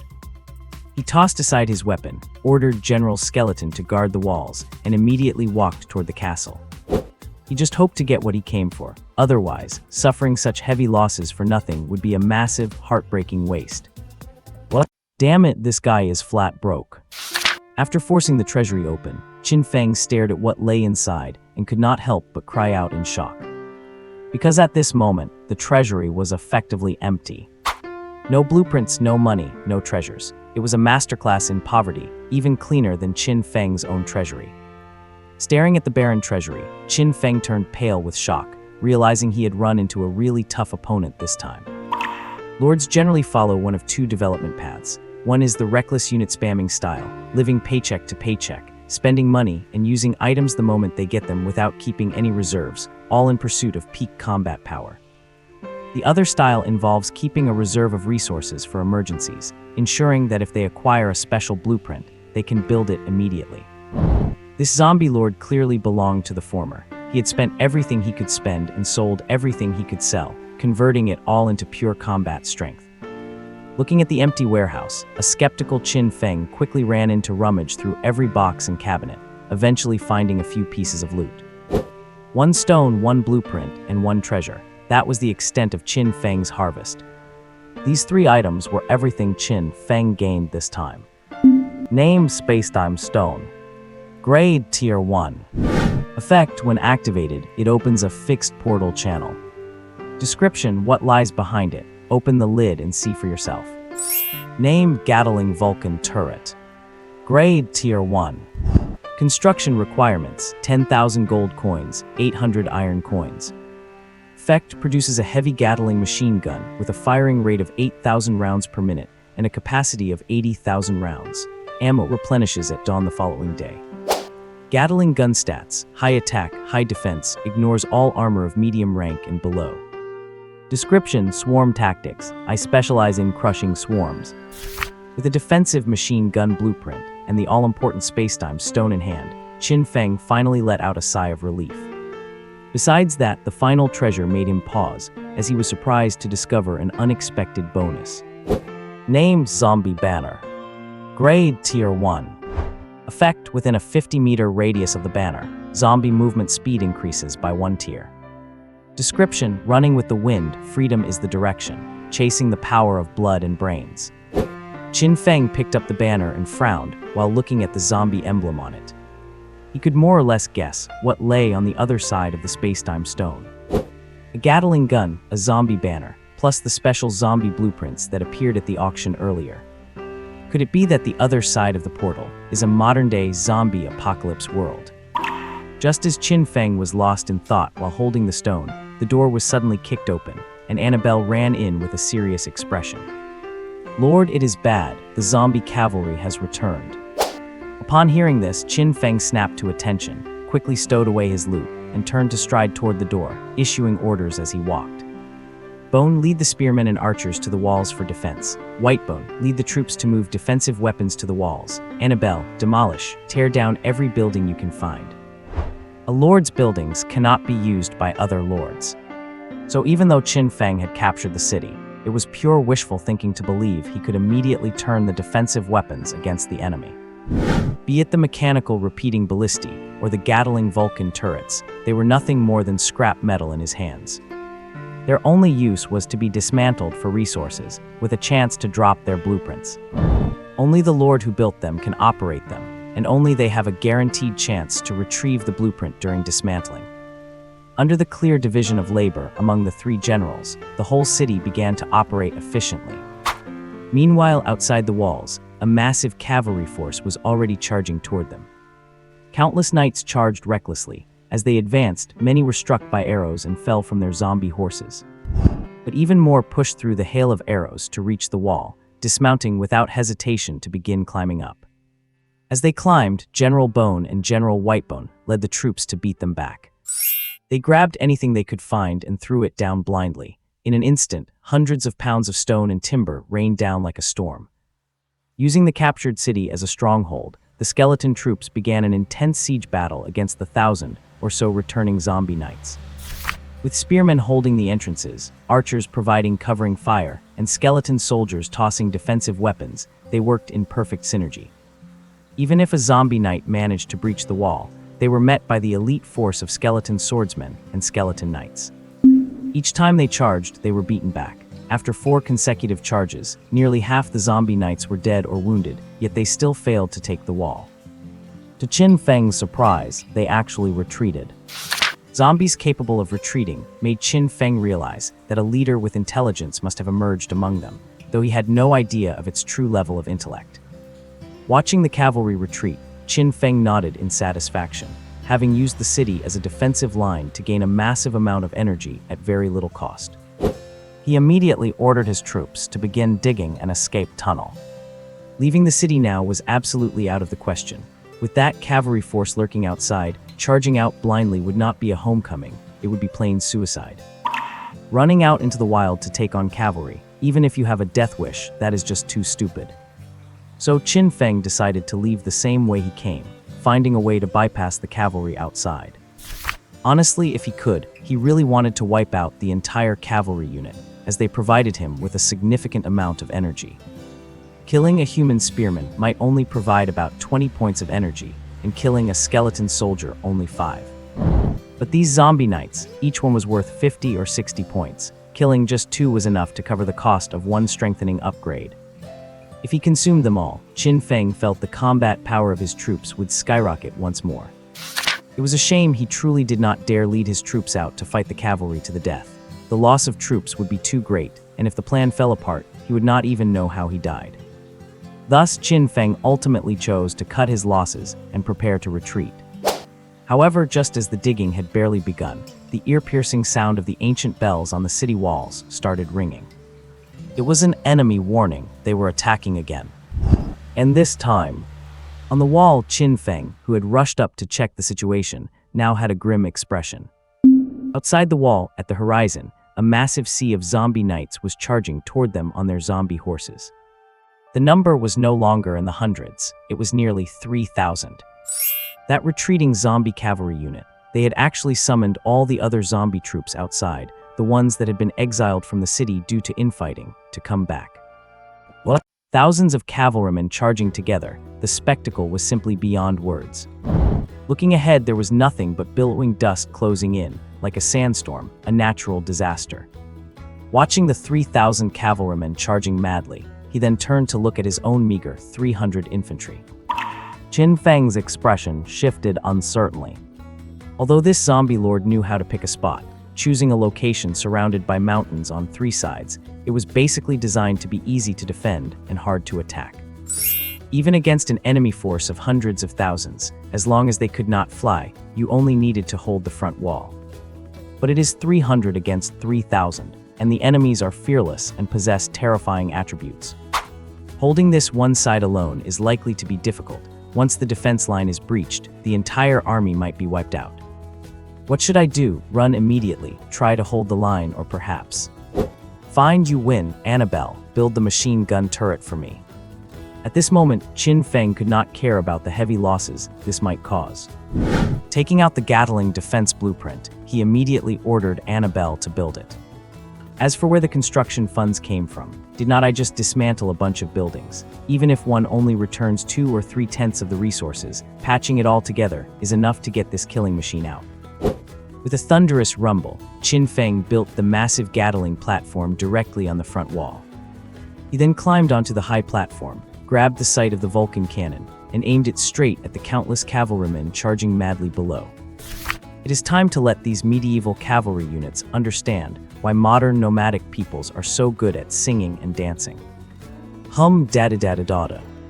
Violent muzzle flashes lit up the night, and a continuous storm of metal sprayed outward. The cavalry formation charging madly was instantly torn apart, horses mangled, rolling as they slammed into the ground. Wherever the metal storm passed, not a single living thing remained standing. Its ability to ignore defenses of intermediate level and below is the absolute nemesis of zombie cavalry and all low-level troops. Cavalry charging head-on into a Gatling gun turret sounds insane, Anyone reckless enough to do that is either crazy or just plain stupid. Watching their companions being torn to pieces, surely even the bravest cavalry unit would see their morale collapse. Yet the zombie cavalry below kept charging, pushing forward through the rain of bullets without taking a single step back. Charging, still charging, the zombie cavalry right now is perfectly embodying the meaning of being fearless of death. They are truly demonstrating the undead race's fanatical way of fighting, victory or death. Under the Gatling fire, a large number of cavalry actually managed to reach the base of the wall and started blindly climbing to attack. Both sides were once again locked in a brutal battle. On the wall, the machine gun roared. At the edges, the two armies clashed in slaughter. Qin Feng operated the Vulcan cannon while pouring the energy he had just earned into his troops. Reinforce, reinforce, keep reinforcing. Constantly solidifying the front line while firing at the battalions gathered below. The fortress had now completely turned into a meat grinder. The Gatling gun and the skeleton troops on the wall acted like interlocking gears, ruthlessly shredding anything that got close. This siege battle that took place in the night lasted for 2 full hours before coming to an end. 10 minutes into the battle, the Vulcan cannon's ammunition was completely exhausted, officially falling silent. Looking at the massive number of enemies remaining, Qin Feng dismantled the cannon without hesitation, then used the remaining gold and iron coins to rebuild it, forcibly refreshing the ammo count in this way. 10 minutes later, the Vulcan cannon's ammo was depleted once again. And this time, Qin Feng had no more money to rebuild it. Having dismantled it, Qin Feng had to command his soldiers to engage the enemy in close quarters combat, though by now, almost all his troops had reached ace level. There were still over 1,000 zombie knights remaining on the other side. After all, zombies are incredibly hard to kill. Even if a Gatling gun can damage them, getting rid of them completely is not as simple as just sweeping them once. You have to keep firing, you have to keep sweeping, otherwise you will just blow off their limbs, and they will keep crawling to bite you even if they only have one arm left. 2 hours later, silence finally returned to the battlefield. The walls in the ground below were piled high with corpses like small hills, mixed with countless bone fragments. After some cleanup, Qin Feng finally tallied the casualties.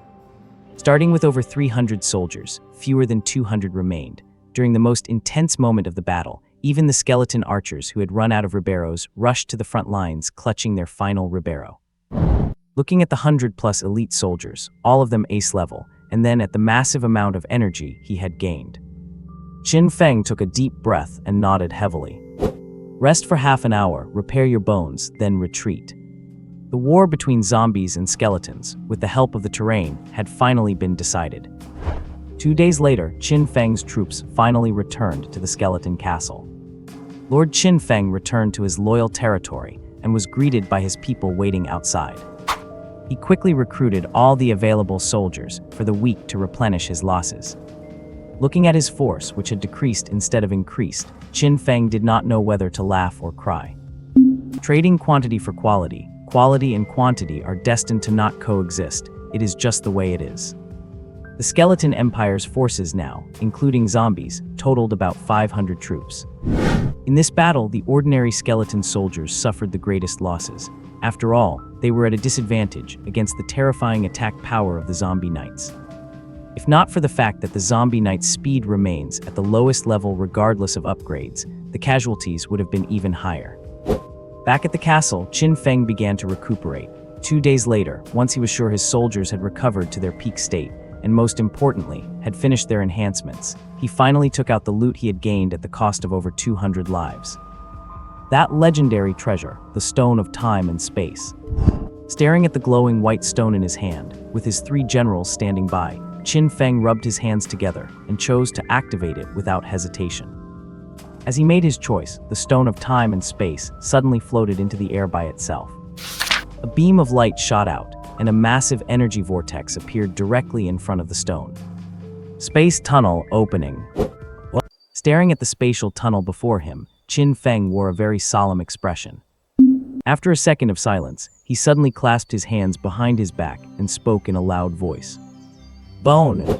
Clatter! The sound of rattling bones echoed, and hearing the call, the skeleton general quickly stepped forward. Seeing it walk out, Qin Feng nodded and spoke with gravity.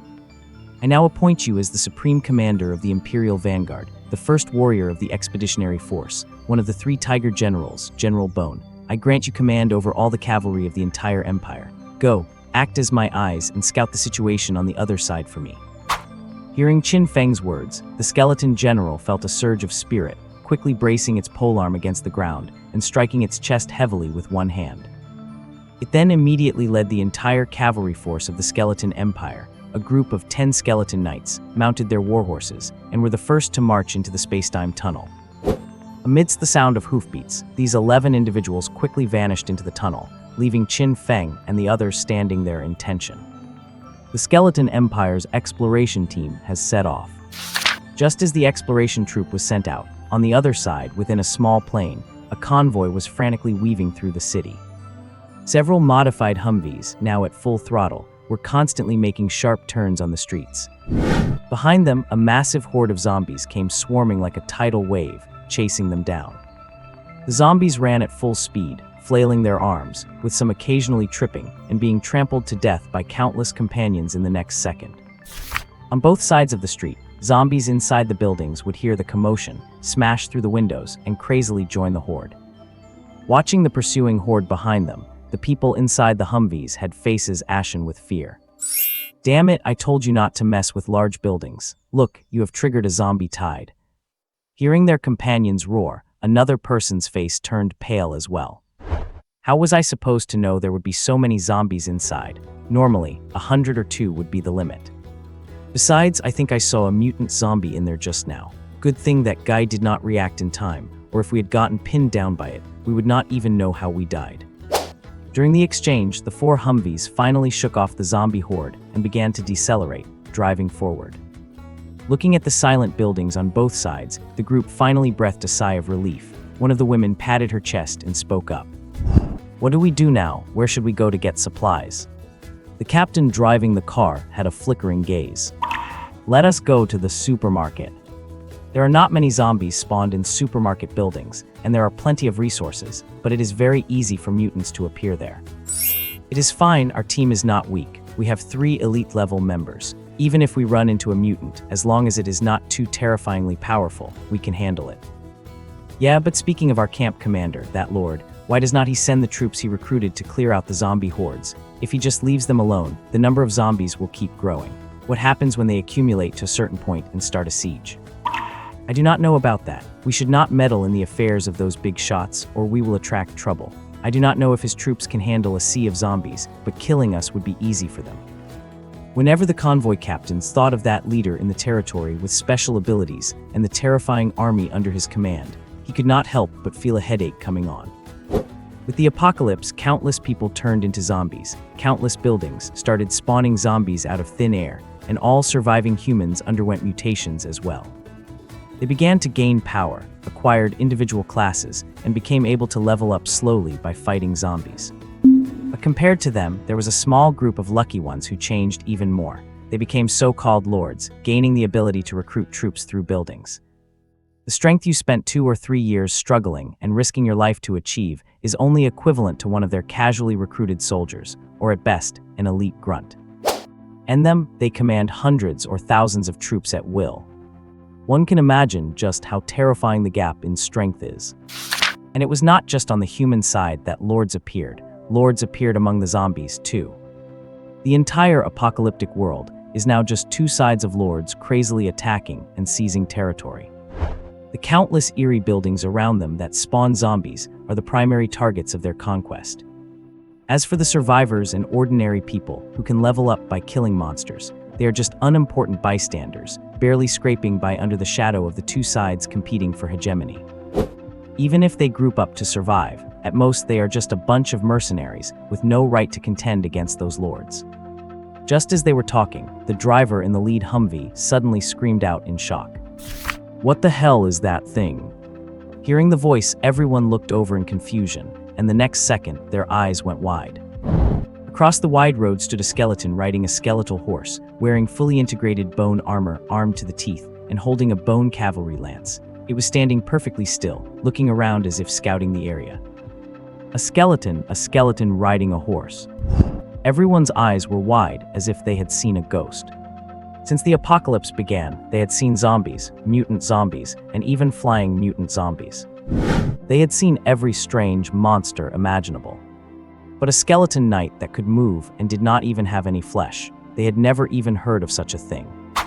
Rubbing their eyes in disbelief, one of the supply team members could not help but say, "Did I encounter a poisonous zombie and get poisoned, leading to hallucinations? How can I be seeing a skeleton riding a horse down the road in broad daylight?" The captain driving next to him turned serious. Gripping the steering wheel tight, he spoke in a cold voice. "It is not a hallucination. It is real. A new mutant zombie species has appeared. Zio Ling, take a photo. Everyone else prepare for impact. We are driving through." Copy that. Hearing the order, Zio Ling immediately took out the camera to take pictures, and the others buckled their seatbelts. No one suggested getting out to test its strength. After all, facing such a brand new type of zombie, this is not an experiment, it is a gamble with your life. If you run into one that is powerful or has special abilities, like a self-destructing mutant zombie, with a single boom, everyone would be dead. When you encounter a new mutant zombie, running away, taking a picture, and reporting it to the Lord for an intelligence fee is the safest approach. On the road, Zio Ling began snapping pictures like crazy, and the drivers floored the gas. Meanwhile, after entering this unknown plane, Skeleton Knight number 3, who had been ordered to explore, had dismounted and was standing next to an abandoned car, knocking on it. It was also tugging at the desiccated corpse inside, as if trying to wake it up to ask this fellow creature what the situation was here. The corpse, which had been dead for years, naturally would not wake up to answer questions, and it remained aloof throughout. Just as the Skeleton Knight walked away from its companion and prepared to check out an unfamiliar building nearby, a harsh sound reached its ears. It was the roar of an engine. Hearing the noise, the Skeleton Knight looked up in confusion, only to see 4 massive steel boxes rushing toward it at an astonishing speed. Looking at the strange iron boxes it had never seen before, the not-so-bright Skeleton Knight tilted its head, its mind filled with confusion. Strange, can iron things come to life too? Just as the Skeleton Knight was lost in thought, the Humvee reached it and slammed into it without hesitation. Bang! What? Screech! With a harsh sound of impact and grinding metal, the Humvee collided head-on with the Skeleton Knight, sending the creature flying almost instantly. However, what happened next was beyond everyone's expectations. The Skeleton Knight, despite the direct impact, did not fall apart. In fact, it remained completely unscathed. Clinging to the front of the vehicle, it slammed its legs into the ground and braced its bony hands firmly against the hood. In the next second, as sparks showered from the ground and the people inside stared in shock, the skeleton soldier actually relied on brute force to force the speeding Humvee to a complete stop. Having skidded over 20 meters and carved 2 straight trenches into the earth, the Skeleton Knight, still gripping the immobilized Humvee, slowly raised its head. Its skull, burning with green ghostly fire, stared directly at the people inside through the windshield. "Quick, reverse now, hurry." "I cannot, it has lifted the front wheels. It has lifted the entire front of the car." "What kind of monster is this? What kind of monster is this?" Amidst the terrified screams, the driver desperately wrestled with the controls, trying to distance the Humvee from the enemy. But the entire Humvee had its front end hoisted high into the air, with the tires dangling helplessly. No matter how much the driver stepped on the gas, it was useless. To the horror of everyone, the Skeleton Knight began to exert even more pressure. The Humvee began to tilt forward, the angle becoming steeper and steeper. It was actually planning to use brute force to flip the entire vehicle over. As the people inside noticed this, their screams grew more frantic. One person even leaned out of the window, drew a handgun, and fired wildly at the Skeleton Knight, but it was to no avail. The bullets hit the knight only to be deflected by its hard bones, not even leaving a scratch. Just as the Humvee was about to stand on its end, a piercing roar echoed out. It turned out that the other Humvee, which had already passed, had turned around and charged back, slamming hard into the Skeleton Knight from behind. The Skeleton Knight was not particularly heavy. Even with continuous enhancements, it weighed at most 400 pounds. This caused it to be knocked over by the sudden impact, rolling right under the Humvee. With a loud boom, the tilted Humvee crashed back down, slamming onto the hood of the second vehicle. The team leader, who was driving the second car, roared while shifting into reverse. "Quick getaway, go." With a hum, the driver spun the wheel and performed a slick drift. The leader took the lead while his companion followed, and both vehicles sped off frantically into the distance. Only the skeleton knight was left behind, slowly crawling up from the ground. What the hell was that thing? It was terrifying. It is my first time meeting a monster that could stop a Humvee dead in its tracks. What kind of strength does it have? Inside the car, seeing that they had finally shaken off the enemy, everyone finally breathed a sigh of relief. A woman, pale with fear, clutched a submachine gun and trembled uncontrollably. The moment she locked eyes with that skeleton, she felt like she was face to face with the Grim Reaper. Hearing her words, the others still looked shaken. I have encountered mutated zombies that could stop a car, but they were always massive. This is my first time seeing a monster so small yet so incredibly powerful. And it is just a skeleton, right? It does not even have any muscle. Where does that kind of power come from? Who knows, maybe its muscles and tendons are hidden inside the bones. They exchanged words, their racing hearts slowly returning to a normal rhythm. Just then, the woman who spoke first suddenly shrieked in absolute terror. "It is catching up, it is chasing us from behind." "What?" Hearing this, they looked back in a panic and discovered that on the road behind them, the sound of heavy hooves was ringing out. The skeleton soldier, previously knocked down, was now riding its skeletal steed, chasing them at an absurd speed. Wielding a lance mounted on a warhorse, with ghostly flames burning in its eye sockets. Transformed into a knight, it was closing in from behind at a speed that surpassed the Humvee. A cavalryman chasing a motor vehicle. This impossible scene was actually happening. "Shoot fire." They kicked open the rear hatch and flung the side doors wide. The squad members inside aimed their weapons at the charging skeleton knight and poured a torrent of fire. Rifles, submachine guns, even a machine gun. A sky full of bullets bombarded the skeleton knight, but amidst the sparks, they failed to penetrate its bones. Instead, the bullets just ricocheted everywhere. Seeing this, everyone's faces turned deathly pale. It is intermediate level defense or higher. Small arms are useless. Get the heavy weapons. Use the rocket launcher. Amidst the screams, a large man grabbed the rocket launcher handed to him and hoisted it onto his shoulder. Seeing his companions clear out of his line of fire, he pulled the trigger.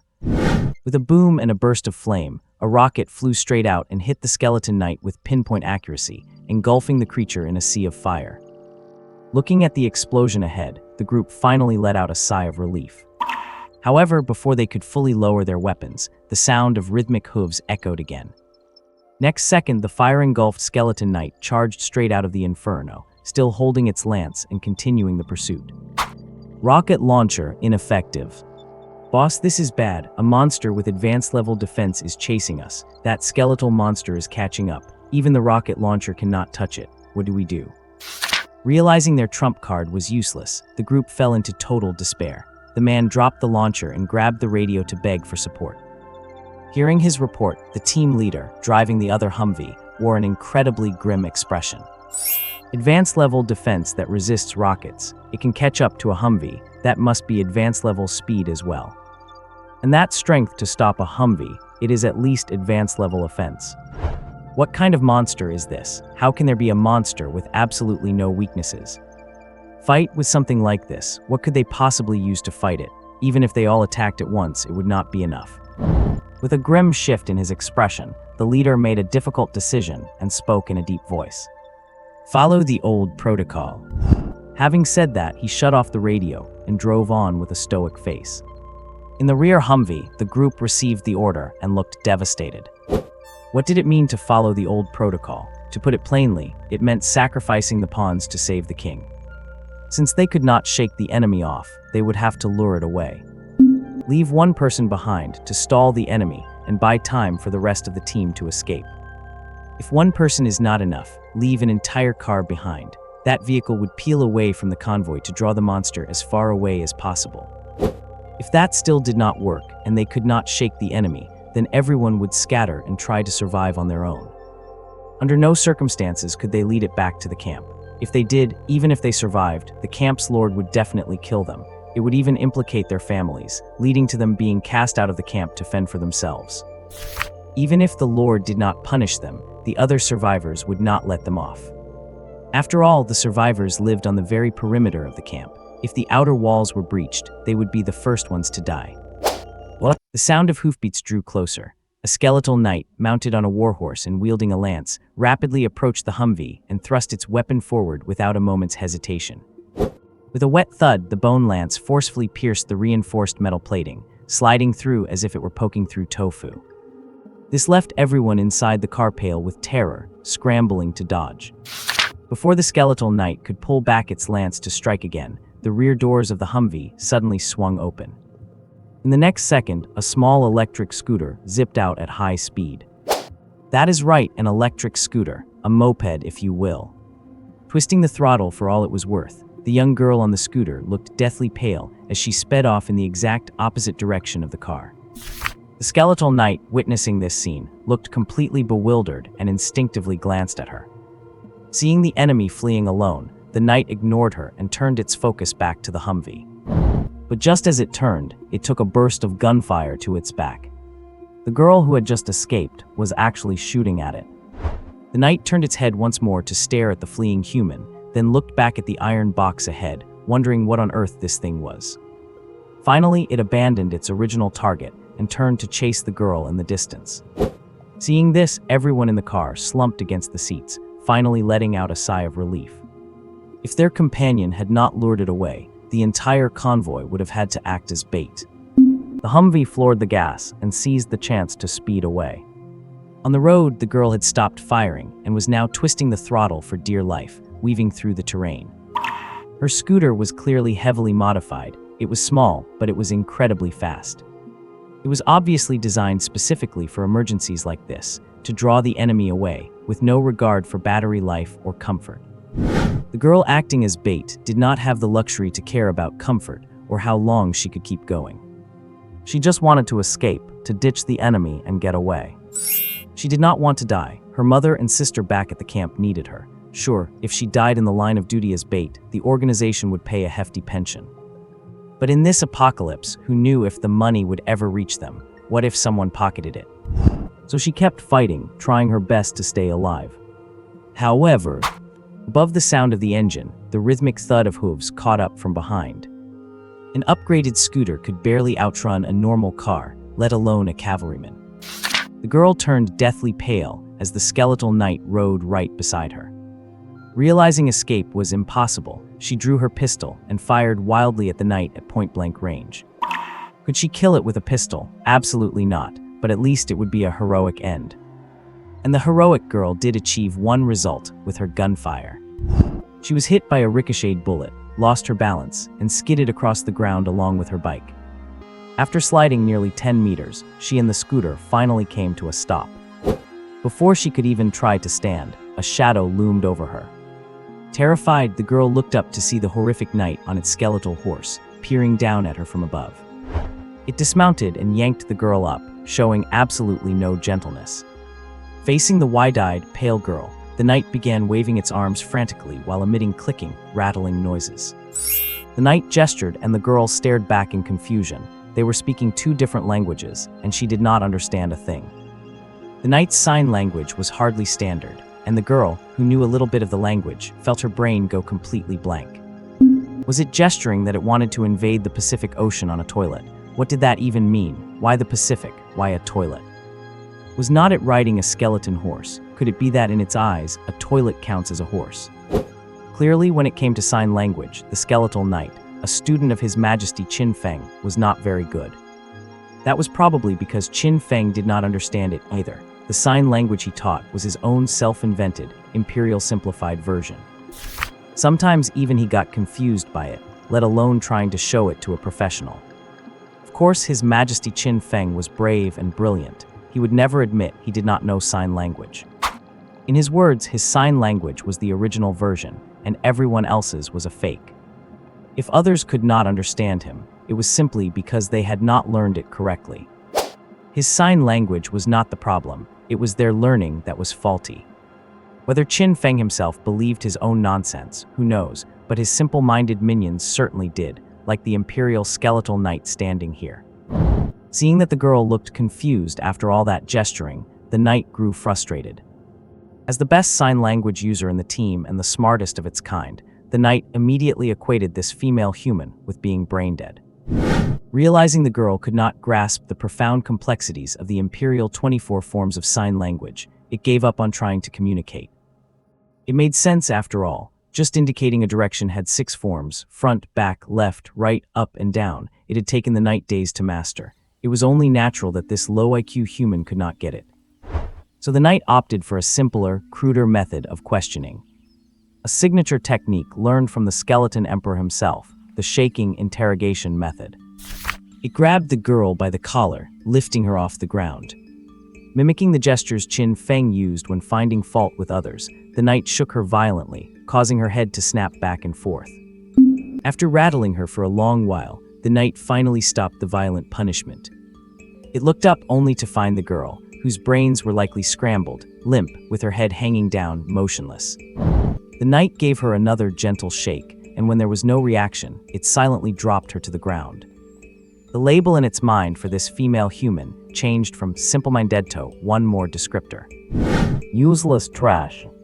His Majesty could shake the bone generals and skeleton generals for a full half-hour, and they would be perfectly fine, still lively as ever. This one kicked the bucket after just a minute. What a worthless thing. Finding that its prey had died before it could get answers, the skeletal knight shook its head in frustration, remounted its horse, and rode away.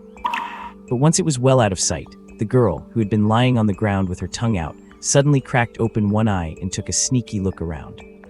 What? 2 hours later, the Empire's vanguard cavalry finally successfully completed their mission and returned to Skull Castle through the portal. Using skillful sign language, they quickly described everything they had seen. Qin Feng, who was standing opposite watching the signs, nodded with satisfaction. He gave a thumbs-down gesture. They are weaklings. He opened his arms wide. There are many of them.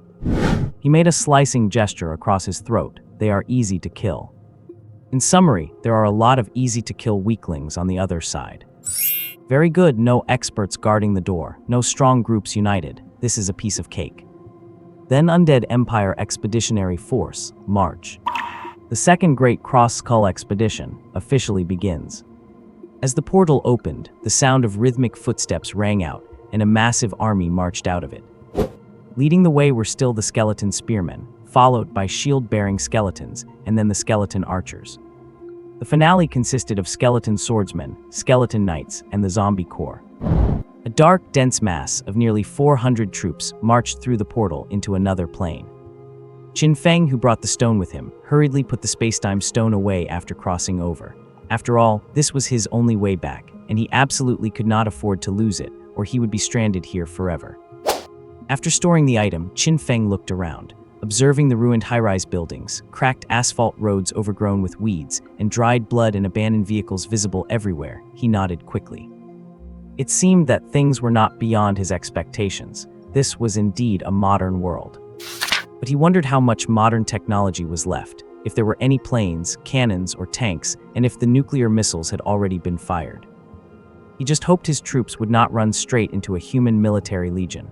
Otherwise, with just this many men, he feared a single machine gun squad could wipe them all out. Full of apprehension toward human firearm firepower, Lord Qin Feng led his main force steadily forward. The huge commotion caused by his large-scale march soon alerted the enemies in the vicinity. With a crashing sound, windows and doors shattered, and countless zombies crawled out from every corner. Dragging their arms and swinging their bodies, they rushed toward him in a bizarre, frantic posture.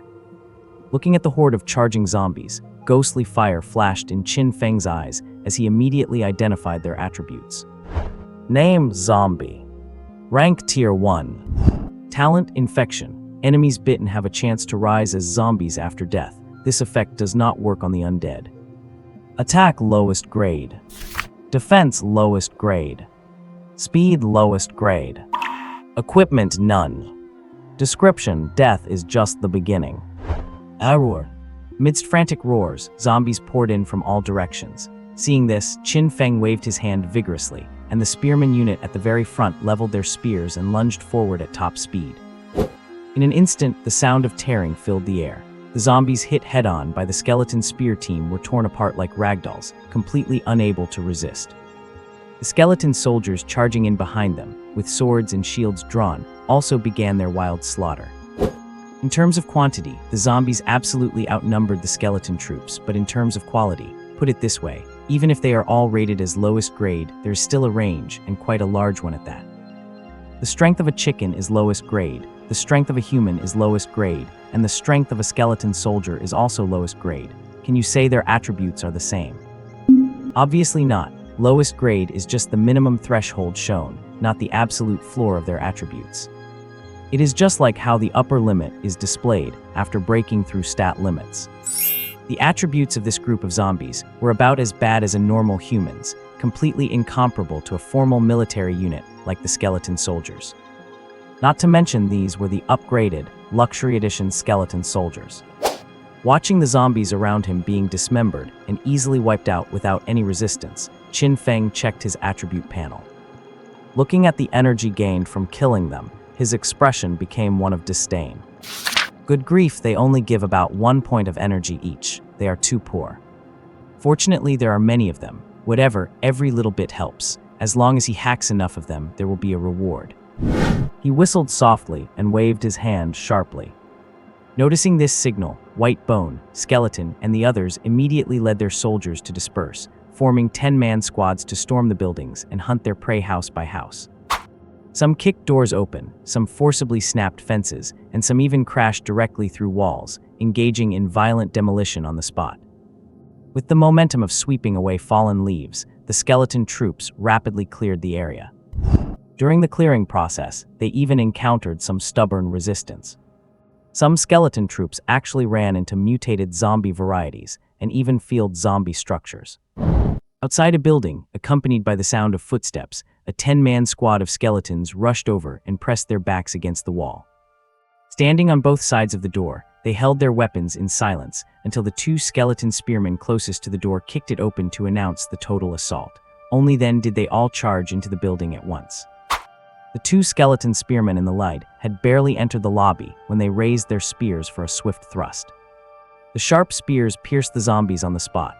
The spearmen hoisted the bodies and continued charging toward the next enemy without slowing down. The 4 sword and shield skeletons that rushed in behind them held their shields and bone swords high, hacking at every zombie they saw. Following them were 3 skeleton archers, who constantly pulled arrows from their own ribcages and fired at enemies while advancing. As for the captain, who brought up the rear of the 10-man squad, it was a skeleton swordsman carrying a great bone sword on its back. It pulled the greatsword from its back and spun its wrist with a flourish.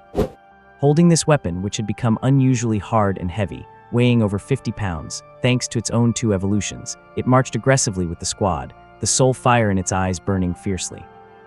The Undead Empire Multi-Unit Special Task Force is the full name of these skeleton 10-man groups, a special tactic developed only recently. This tactic was customized by the Empire's new hero, Annabelle, based on the Empire's current troop composition, to effectively make up for the shortcomings of individual units and maximize their strengths. With ranged, melee, and mid-range capabilities, plus an elite captain to handle the tough targets, it proved extremely useful in chaotic battles. After Annabelle reported this new tactic to the High Command, the great skeleton Emperor Qin Feng decided to adopt it on the spot, praising Ms. Annabelle for her resourcefulness and claiming she possessed 30% of his own wisdom. Yet as he approved the tactic, Emperor Qin Feng had another little secret motive. Adopting this 10-man tactic served another purpose. Whenever a unit committed an error, he could easily implement decimation, randomly selecting a poor soul from the 10 to punish. Furthermore, if he specifically wanted to pick on someone, it made it convenient for him to pull strings behind the scenes. Following rigorous training, such as making sure not to stab or shoot their own teammates, the 10-man skeleton squad quickly fought their way through the hall and headed deeper inside. Before the zombies could bash the rear doors open, those tightly shut doors suddenly exploded inward with a loud boom. The next second, a massive tide of zombies surged out. In the corridor where the zombies kept pouring through, an incredibly tall zombie, wielding a battle axe fashioned from a steel pipe, strode out behind them. A zombie soldier variant, or as survivors in this world preferred to call them, a mutant zombie, had appeared. Name: Zombie Thug. Grade: Tier 1. Talent: Physical Mutation, additional +1 attack level. Attack: Intermediate, Talent: Enhanced. Defense low. Speed lowest. Equipment modified steel pipe axe. Description: a muscular zombie whose body has undergone mutations, causing its muscles to grow frantically. Aruo. Amidst a piercing roar, the zombie thug swiped its axe to fling a pesky zombie aside and charged crazily toward the skeleton squad with long, heavy strides. It ran with extreme speed, its tall and hulking frame creating an immense sense of oppression as it charged. It looked exactly like a natural-born butcher. And yet, no sooner had it rushed out of the tunnel than a skeleton archer shot it through the head, finishing it off instantly and cleanly. Perhaps for ordinary survivors, this thing is terrifying with its thick skin and incredible strength. But for an ace-level skeleton archer, what does a low defense rating even mean? Even if it had intermediate defense, one arrow to a vital spot is all it takes to die. Following the fall of the first mutant zombie, doors on both sides of the hallway were kicked open, and more mutant zombies of all types rushed out. There were crawlers that could leap and climb on walls, tentacle zombies with hands mutated into poking and stabbing feelers, and armored zombies with hardened, keratinous muscle layers.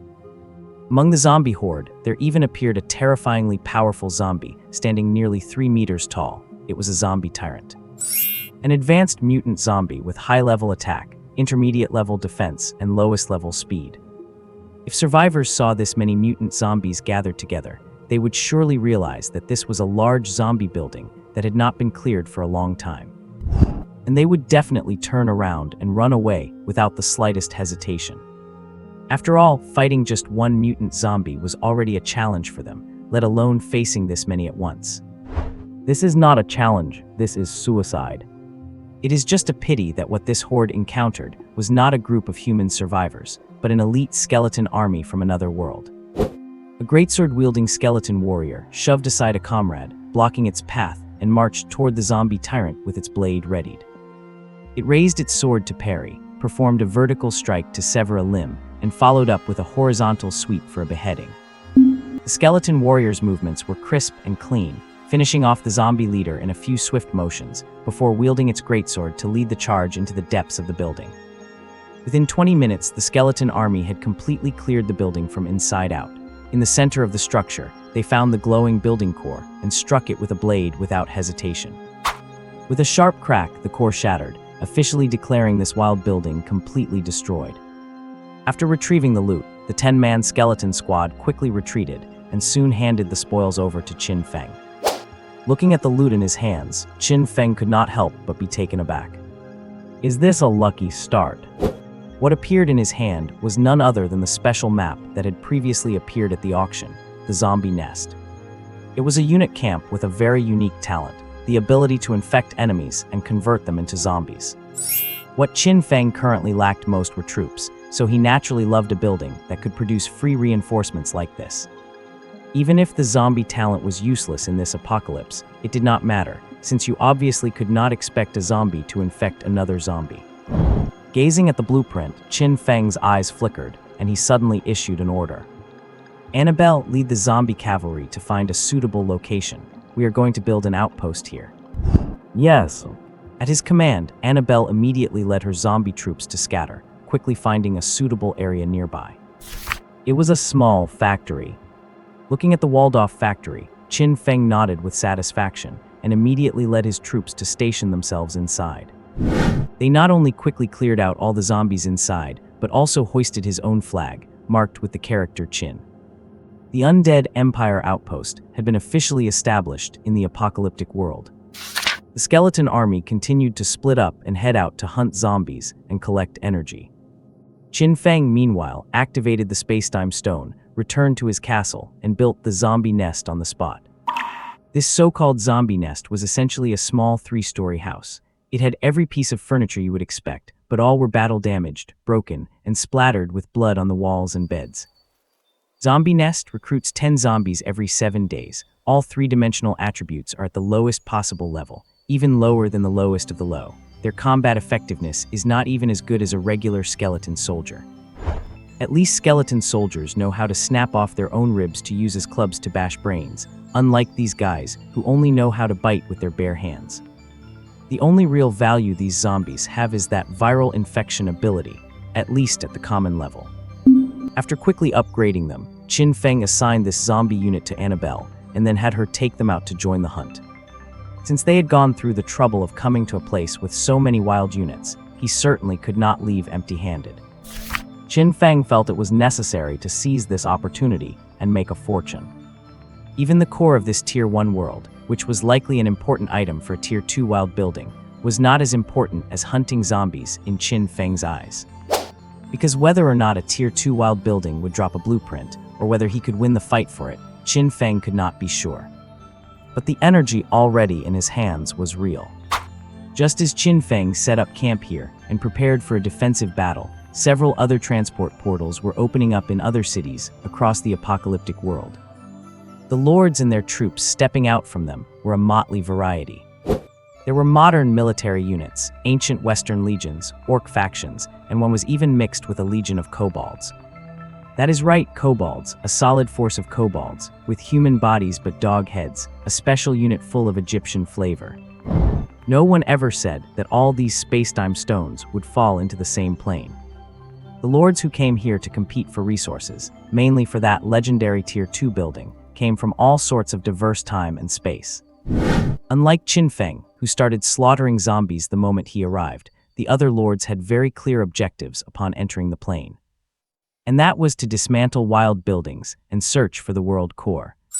Of course, if they encountered native lords of this world, they would not mind killing them to see if they dropped any good loot. To be accurate, an invader lord was already fighting with a local lord at this very moment. Spartan warriors versus modern soldiers. In the blink of an eye, several days had passed. The skeleton troops had been very busy these past few days, constantly hunting zombies everywhere, and had nearly cleared out half of the city. With the start of a new week, Qin Feng's forces were reinforced, and their strength grew terrifying, reaching nearly 800 total troops in an instant.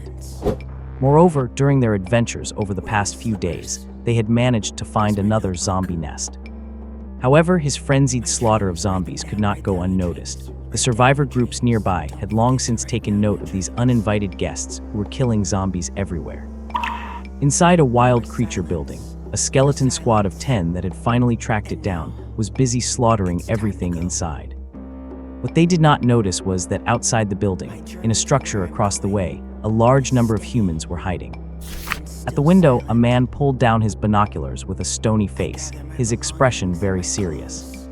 A subordinate standing nearby had also been watching the distant building, and seeing the boss pull back, he suddenly spoke in a low voice.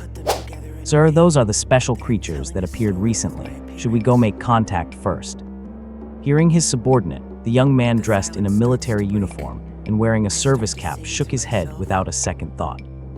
"Contact? We cannot make contact. These unknown entities are extremely brutal. Have you heard of the Carlin survivor camp?"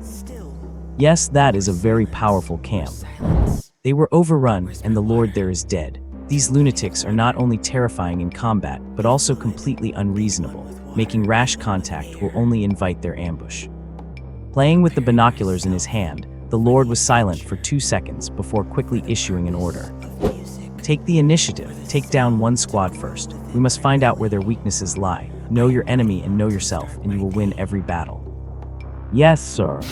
Having received the order, the subordinate turned and walked toward the stairs, waving his hand as he went. Seeing the gesture, the tall soldiers in matching uniforms on both sides hurriedly followed. These soldiers were the warriors this lord had recruited from the building, Tier 1 Riflesmen. Name: Riflesman. Rank: Tier 1. Talent: Bayonet Charge. The first physical attack launched within an hour gains an extra 2 levels of attack power. Attack: Low. Defense: Lowest. Speed: Lowest. Equipment: M. Garand Rifle. Description: the crisp sound is the whisper of death, endorsed by the thumb-biting Garand Rifle. In addition to the rifle-wielding soldiers, there were also many others with different configurations mixed into the formation. Riot police wearing riot gear, carrying shields and sidearms. Assault soldiers carrying submachine guns with grenades hanging from their belts. Shotgunners carrying large-caliber shotguns. At the very back of the formation, there was even a machine gunner carrying a machine gun. In this apocalyptic world, the human faction soldiers were actually all modern infantry. The main force quickly arrived at the entrance. The riot police led the way with shields, followed closely by the assault troops who kept one hand on a riot trooper's shoulder while holding their submachine guns, and right behind them were the masters of urban combat, the shotgunners. The tactical squad closed in, stepped over the corpses, and began to search through the building.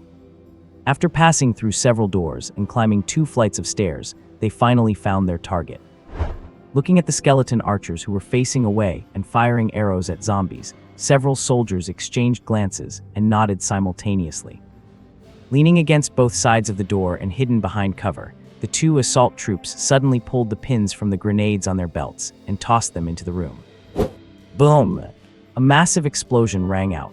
It was clear that the grenades used by these recruited soldiers had been magically enhanced, and their lethality was astonishing. With just 2 grenade blasts, the entire room was left in ruins. The 3 skeleton archers, who had been facing away, were blown away on the spot. Seeing this, the Special Forces unit blocking the entrance did not hesitate to charge into the room in formation. Using the riot troopers as cover, submachine guns and shotguns opened fire, instantly raining overwhelming firepower down on the skeleton troops who had been caught off guard and had not yet reacted. The ambush launched by this Special Forces unit was fast and steady, a textbook operation. However, the anticipated scene of the skeleton troops being wiped out instantly did not occur. While the skeletons were being pelted with gunfire, sparks flying and bones cracking, not a single one died immediately. The local lord, who had led the troops in an attempt to capture an enemy alive and figure out the nature of these outsiders, had ultimately been too careless. He had thought that with a Special Forces ambush, at the very least, he could wipe out the enemy's skeleton archers, or perhaps even take them all out in one go. But little did he know, these seemingly fragile ranged archers were actually of ace-level quality. Their 3-dimensional stats were all at the medium level, and their defense was far from weak. Therefore, while the grenades blowing them away had caused damage, they had not been enough to finish them off. Instead, the skeleton squad of 10, subjected to a hail of bullets, reacted immediately. 4 skeleton soldiers raised their shields to protect their heads and ran over to shield the archers behind them. The 2 skeleton spearmen at their side turned and launched a charge on the spot. How could the shield of a riot trooper withstand the master-tier thrust of an ace skeleton spearman? With a crunch, both riot troopers were impaled along with their shields in an instant. The skeleton spearmen, losing none of their momentum, carried the corpses forward and crashed into the next group of enemies. With a series of rapid thrusts, the 2 skeleton spearmen scattered the enemy formation, with 3 or 4 corpses skewered on each of their spears. Before the soldiers who had been knocked to the ground could struggle to get back up, a shadow appeared before them. The leader of the skeleton squad, the skeleton swordsman, it had arrived. A sweep of its greatsword cleaved 2 soldiers standing together in half. With 2 loud bangs, having taken point-blank shotgun blasts to the body that sent sparks flying off its armor, it slammed its shoulder into the shotgunner, who had just managed to stand up. With a loud crash, the shotgunner was lifted by brute force and smashed hard against the wall. The next second, the shotgunner smashed through the wall and went flying outside.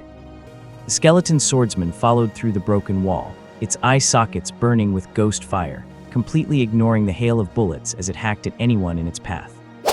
At the same time, the skeleton archers had recovered and were already knocking arrows and firing again.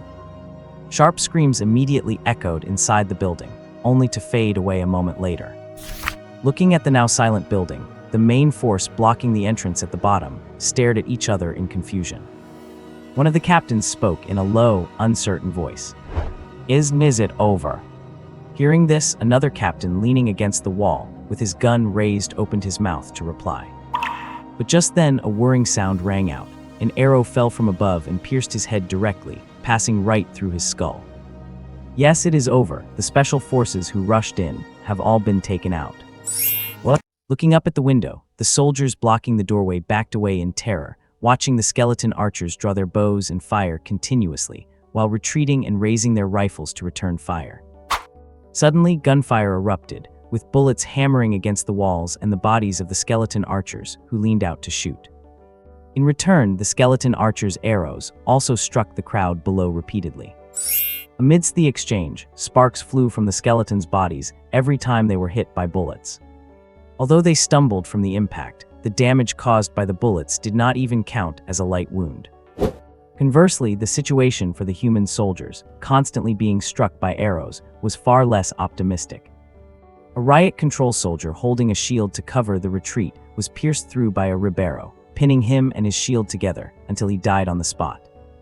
Riflemen hiding behind trees or bunkers were also shot through their cover one after another, meeting a miserable death. Realizing that their small covers were useless, the group panicked, running and shooting while searching for sturdier shelter.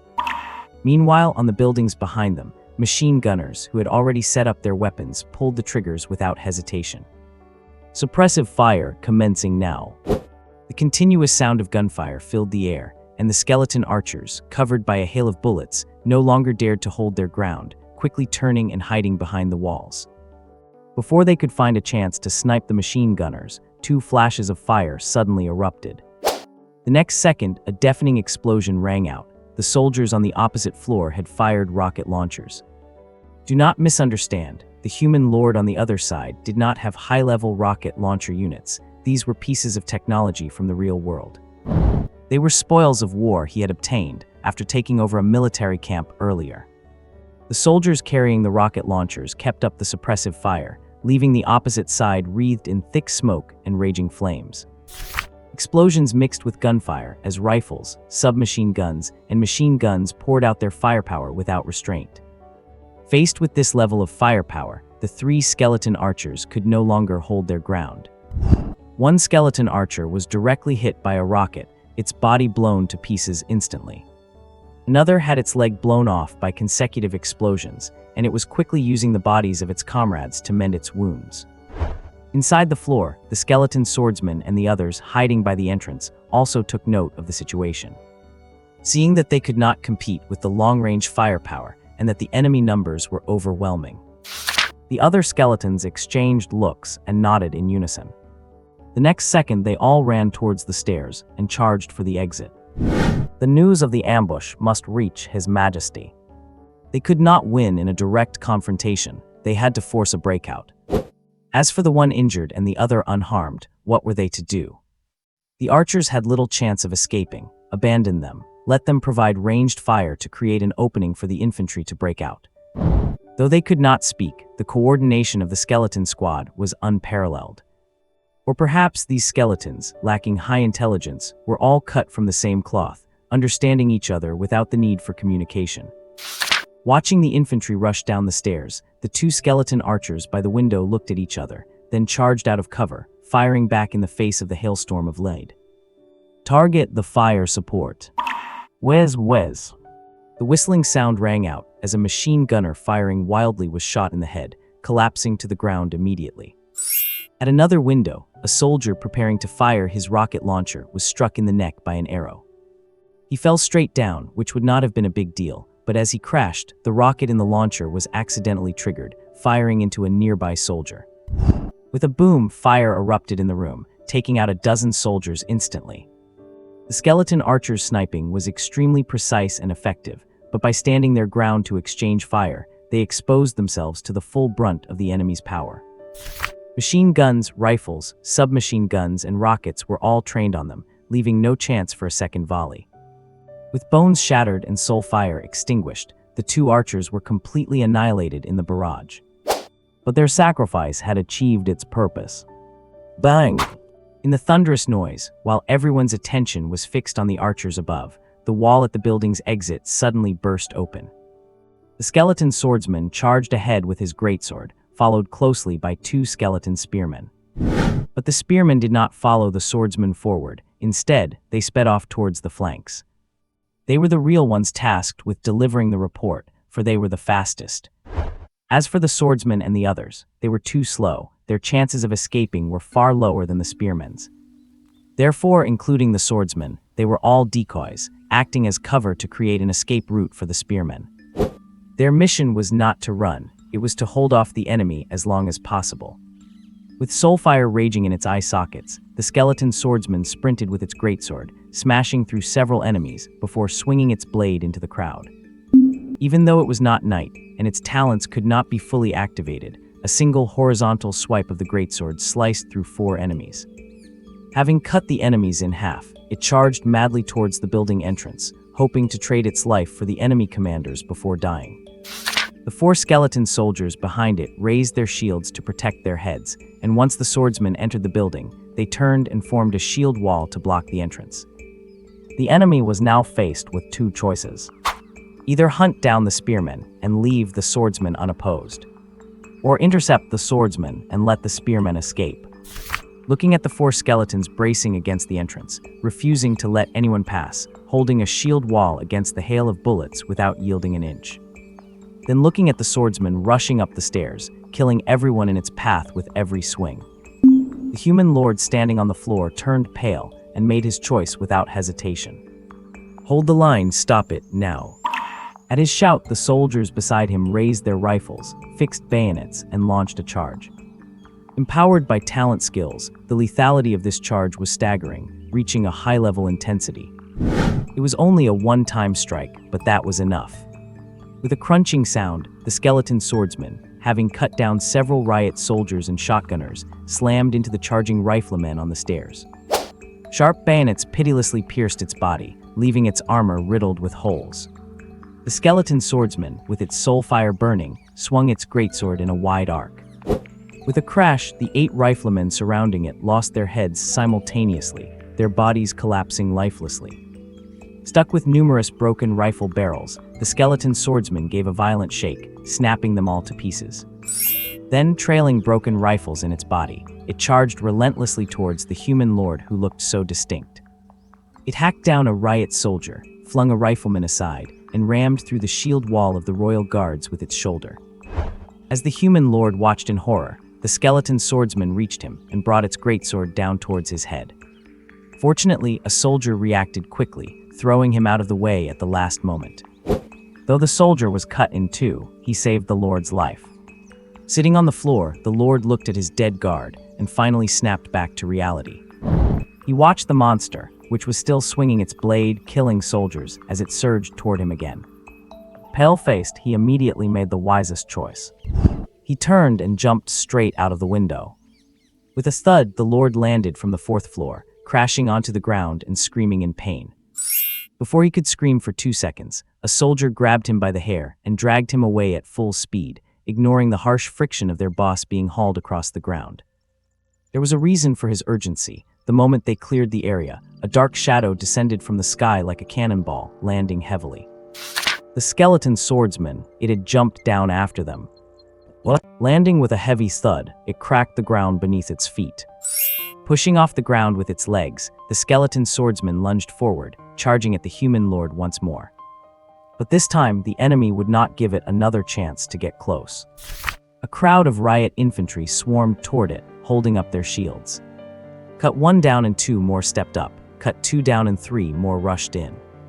By the time the shield bearers were packed tight, the skeleton swordsman trapped in the middle did not even have room to swing its blade and was completely immobilized. Watching the skeleton struggling helplessly in the crush, the human lord, who had finally been helped to his feet, still wore a look of shock. "This is terrifying. That skeleton over there is just absolutely terrifying. Hundreds of men cannot even stop it alone. What kind of monster is this?" Glancing at the enemy still struggling wildly in the crowd, the human lord looked down at the scratches on his own body, his forehead throbbing with rage. Kill it for me, now." Upon receiving the order, the surrounding riflemen immediately raised their weapons, preparing to open fire. The riot troops blocking the perimeter stepped back simultaneously to clear the line of fire. The skeleton swordsman, finally free from the blockade, regained its mobility. It turned to look at its 4 fallen companions at the entrance, their soul fires extinguished, then looked up at the human lord and the dense ranks of riflemen in front of him. The ghostly fire in the skeleton's eye sockets flared up suddenly, and it opened its jaw to let out a piercing screech. In the next second, it threw its bone greatsword with all its might. The spinning bone sword cut a white streak through the air, shearing through 4 riflemen, slicing through the shield and body of a riot soldier, and finally slammed down right in front of the human lord. Staring at the bone sword that had stopped just a palm's width from his face, embedded deep into the second riot shield, with blood dripping from its blade. The previously furious human lord Hullen froze in place. Across from him, the skeleton swordsman, having tossed its weapon, began to stride forward again, charging crazily in his direction. Countless riflemen standing before Lord Hullen also leveled their bayonets and charged toward it. An unfair duel with a predetermined outcome began. While this death struggle was taking place elsewhere, the Skeleton King, Qin Feng, was leading a force to surround a building. The building he surrounded was also a wild unit structure, but it was not a zombie building. It was the first human structure he had encountered since arriving here. Human Assault Camp. A Tier 1 camp that produces 5 assault soldiers every 7 days. The assault soldiers' stats are low attack, lowest defense, and lowest speed. Their talent is Frag Grenade, which can be used 3 times a day to deal area of effect damage equal to their own attack power. This was the first time Qin Feng had encountered a camp that could produce modern soldiers, so he even came over personally to see what it was all about. Outside the building, Qin Feng was leading over 100 soldiers in a standoff with the people inside. Seeing the assault soldiers putting up a stubborn resistance and even daring to throw grenades at him earlier, Qin Feng's expression was now very serious. He pulled out a megaphone from nowhere and roared. "Listen up, those inside. I will give you one last chance. Come out and surrender. The undead race always treats prisoners well." Hearing the nonsense from outside, the assault soldiers hiding within the building gave an immediate answer. They threw 2 more grenades outside. Watching the massive explosion in front of him and seeing them show him absolutely no respect, Qin Feng's eyes burned with rage. He rolled up his sleeves and started marching forward. After taking a couple of steps, he suddenly turned back. "Bones, forget it, you are unreliable. Skeleton, I ask you, there are not any high-level soldiers in there, right? No elite, ace, or king-level ones." General Skeleton nodded vigorously, giving a definitive answer.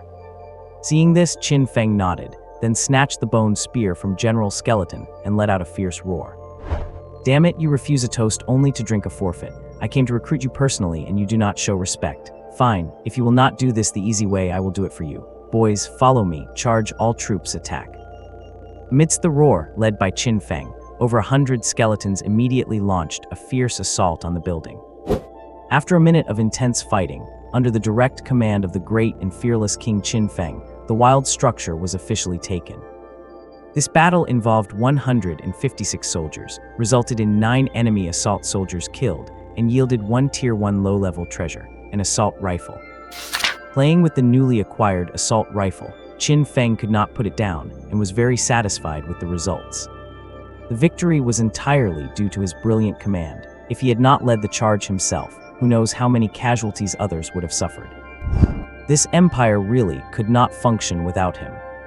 Just as Qin Feng was happily calling for the royal historian to record this epic battle and document his own bravery, footsteps sounded from nearby. Qin Feng looked up in confusion and discovered that it was Annabelle, his loyal general, who should have been guarding the outpost. Before Qin Feng could figure out why she had disobeyed orders and suddenly run over to see him. Annabelle had already dismounted and was shouting before she even got close. "My king, something is wrong. A hunting party has been wiped out. Only 1 skeleton lancer escaped." "What?" Hearing this news, Qin Feng's eyes widened in disbelief. He tossed the rifle to General Skeleton and strode toward Annabelle, his expression becoming extremely serious. "When did this happen? Where is that skeleton lancer?" Annabelle did not answer, she simply stepped aside. Emerging from behind her was a skeleton soldier that had followed her on horseback, looking battered and scarred, its wounds still fresh. Seeing Qin Feng, the skeleton lancer immediately tapped its chest in salute. Then it began to gesture forcefully with both hands. Its sign language was easy to understand, conveying just a few things. It pointed at Qin Feng, Lord. It spread its hands wide, many people. It suddenly gestured, hitting Annabelle, surprise attack. A lord with many people launched a surprise attack on them. After watching the gestures, Qin Feng took a deep breath and roared. "Bone Skeleton, stop playing around, go gather the troops, and Skeleton Lancer, you lead the way, we are going to slaughter them." "What?" On the battlefield, accompanied by the sound of footsteps, more than 400 undead rushed over from the distance. Hiding behind cover, they gathered from all directions in a pincer maneuver, weapons in hand, completely silent. At Annabelle's gesture, a squad of skeletons raised their shields and charged in first. Only after confirming it was safe did the main force follow. A Amidst the heavy thudding of footsteps, Qin Feng arrived with his 3 great generals. He looked at the silent ruins and the corpses littering them without saying a word. As he reached the central street and gazed at the small mountain of human corpses and the scattered hard bone fragments on top, he bent down to pick one up.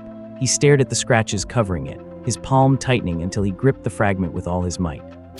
Skeleton, go assemble the soldiers. Call back the deployed units. Bone, get ready for battle. Go back to the nest and gather reinforcements. Enabel, check our equipment. Send out the cavalry to locate the target. Watching Qin Feng stand up abruptly and hearing his low voice, the 2 generals, Bone and Skeleton, both raised their hands to strike their chests. Only Enabel's expression changed. Seeing that Qin Feng was about to leave, she hurriedly ran over to stop him. Your Majesty, please wait. The enemy is in the shadows and we are in the light. We are not even sure of their strength or numbers yet. Charging into battle like this is too dangerous. Hearing this, Qin Feng spun around and glared at her. Do not give me that crap. If it is dangerous, we should not take revenge. If we cannot beat their main force, we will hit their smaller units. If we cannot beat those, we will hunt down their patrols. If they dare to kill my men, I will take their lives. Pushing Enabel aside, Qin Feng led his personal guard forward. After walking a few steps, he turned around and pointed at her. My people, only I can bully them, only I. Enabel stood frozen in place. Before she could react, General Bone, carrying his guandao, and General Skeleton, holding his bone spear, quickly walked past her. General Bone, with his guandao on his shoulder, even flashed a gesture at her as he passed by. A thumbs down, a total loser. Understanding exactly what that gesture meant, Enabel furrowed her brows. She had been working under this unreliable lord for a long time, but this was the first time she had seen him in such a violent rage. Realizing that trying to persuade him was useless now, she quickly chased after them to go gather her own zombie troops. In the blink of an eye, as the various generals split up to act, the Undead Empire's main force had assembled. Except for the 100 left to guard the home base, everyone who could make it was there, bringing the total to 700. These 700 ragtag soldiers stood in neat rows in the factory yard, while Qin Feng stood at the very front with his hands behind his back, conducting an impromptu inspection. As he paced back and forth, his tone was more irritable and furious than it had ever been. To be honest, since he arrived here, he had never considered clashing with the local lords. After all, fighting a lord meant losing troops and gaining nothing of value. But killing zombies meant gaining energy without suffering any losses, and most importantly, there were endless zombies to be found. Why would he go chew on hard bones when he had ready-made meat sitting right there? For him, the most precious thing in this zombie world was not some unique architectural blueprint, but the massive ocean of zombies. Therefore, in his eyes, the native lords were never the enemy. But now it was different. They had declared war on him, even hunting down one of his scouting parties. This is not just about the number of deaths, it is about the principle of the matter. It does not matter if it was 9 deaths, even if it was just 1. Qin Feng would not let them get away with it. The Qin family has always been known for holding grudges. You could even say they are petty. He might occasionally bully his own underlings when he is bored, so how could he possibly tolerate someone else bullying them? Just a moment ago, 9 warriors of the Empire died. They did not die while expanding the borders of our empire. They did not die while defending our honor, and they did not die because of my own recklessness. They died for no reason, without cause, killed by a group of natives, ambushed to death. They died without value, without honor. In the silent plaza, his cold voice echoed everywhere. Qin Feng stopped his pacing at the very front. But I do not allow them to die like that. The Empire does not allow them to die like that, so I will make their deaths meaningful. I will grant them glory. With a great wave of his hand, Qin Feng roared. Warriors of the Empire, our vanguard forces have already engaged the enemy and heroically sacrificed themselves. They have lit the path forward with their lives and marked the new target. Hear my command. All forces charge. Raze the city to the ground. Boom, boom, booms, boom. The sound of rhythmic clashing of weapons erupted as the undead below struck their weapons together. As the side gates slowly swung open, the 700 warriors of the Empire marched out to war. Meanwhile, as the undead forces began their grand expedition, the human Lord Hulan, who had returned to his camp, was rubbing his temples with a headache. He was surrounded by several of his trusted confidants.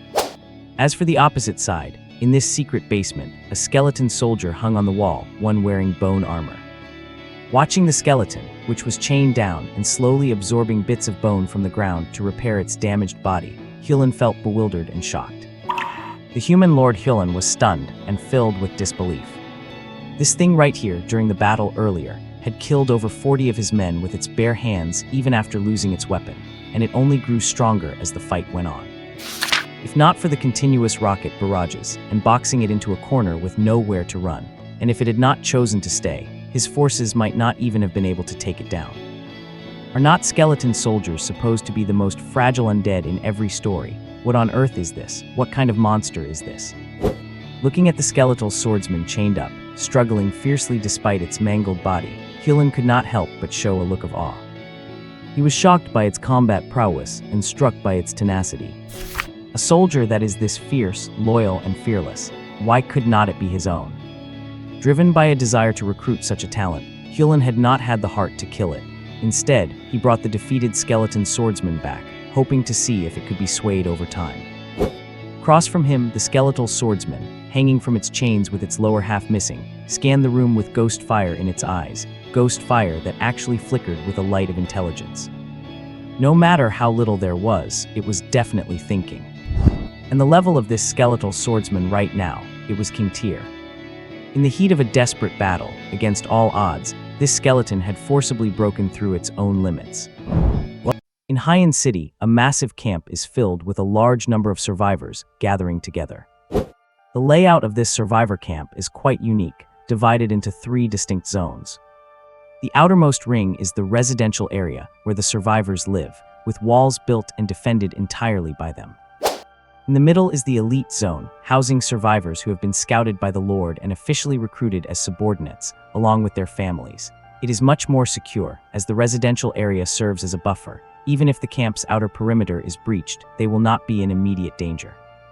The core area, which is a massive castle, is the Lord's zone. No outsiders are allowed inside. It is occupied solely by the soldiers recruited by the human Lord Huron, along with the unit-producing structures he has worked so hard to collect.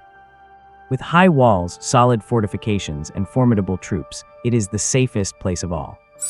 You could say the entire camp is fortified like an iron fortress. Trying to fight your way in, especially to reach the innermost castle, is no easy task. After all, engaging in an open-field skirmish versus a modern unit is an entirely different level of difficulty compared to a siege in a city.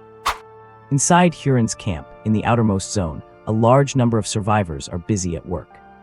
To survive, they have formed various new groups and even established their own internal hierarchies. Relying on their mutated bodies, all sorts of exploration squads have long since been established. From medics who can heal wounds to riflemen who can boost rifle power, assault troops who can enhance grenades and submachine guns, and even machine gunners, bombers, and flamethrowers, they have it all. You could say these survivors are like an alternative type of building-based soldier, except they are not directly recruited and do not come equipped with exclusive weapons from the start. On the outer wall, which is 7 or 8 meters high, a survivor with a cigarette dangling from his mouth holds his rifle, gazing leisurely at the scenery in the distance. Nearby, the other survivors responsible for today's guard duty are also busy, some organizing their weapons, others snacking. One of them puts down his rifle and suddenly speaks up. "Old Lee, I heard you are about to level up." Old Lee, the survivor fiddling with his rifle, grins at the words. "Yeah, almost there. In another half a month, I will have saved enough energy to upgrade my attack power to the low level." "Whoa, then that is definitely cause for celebration. Once you do that, you will be a patrol captain. Who knows, maybe you will even get selected to move into the elite zone. You have got to treat us to a round of drinks tonight, right?" Drinks are nothing. Once I level up, I will take you guys out for a real night on the town. I heard the club just got a new batch of girls in. They are absolutely gorgeous." As Old Lee finishes speaking, the group immediately exchanges knowing smiles. Wherever there are people, there is conflict, and where there is conflict, there is hierarchy, even in the apocalypse. The Lord's own soldiers hold a higher status than everyone else, and those living in the elite zone rank higher than those in the lower zone. In the lower zone, members of patrol squads and exploration teams who dare to go on missions, naturally, have a much higher status than ordinary people. The lowest status goes to those families who are too afraid to go out and adventure, and who have no one else in the family willing to go either. Without a source of income and too terrified to risk their lives, they have to find their own desperate ways to survive. And the so-called clubs are a product born from these very circumstances. Just as they were excitedly discussing the new arrivals at the club, one of them caught a glimpse of the outside and suddenly changed complexion, jumping to his feet. "Wait a second, take a look, what is that out there?" Hearing the commotion, the others turned in unison to look outside. Upon seeing what was outside, everyone turned pale. One of them began frantically ringing the copper bell on the watchtower, which let out a deafening boom. "Horde, it is a zombie horde, sound the alarm." Outside the camp, a massive wave of zombies was surging in like a tide, with a truly staggering number. The sudden emergence of a massive horde left the survivors deathly pale as they scrambled to grab their weapons and run to the walls. A burly man leading them saw the problem after just one glance. Pointing at the zombies charging in the front, he let out a roar. "This is not a natural horde. It has been guided here. It is the work of a zombie lord. Take out the lead zombies. Do not let them get close. Shoot them down now." Zombie lords are beings of a higher rank that appeared among the undead following the apocalypse, usually transformed from humans or mutated zombies. They are the primary force in the apocalypse, competing with human lords for territory. Having a human settlement appear in their domain is certainly not good news for them, because the patrol squads sent by humans will destroy the zombie structures in the wilderness, and those structures are the main way the lords obtain blueprints.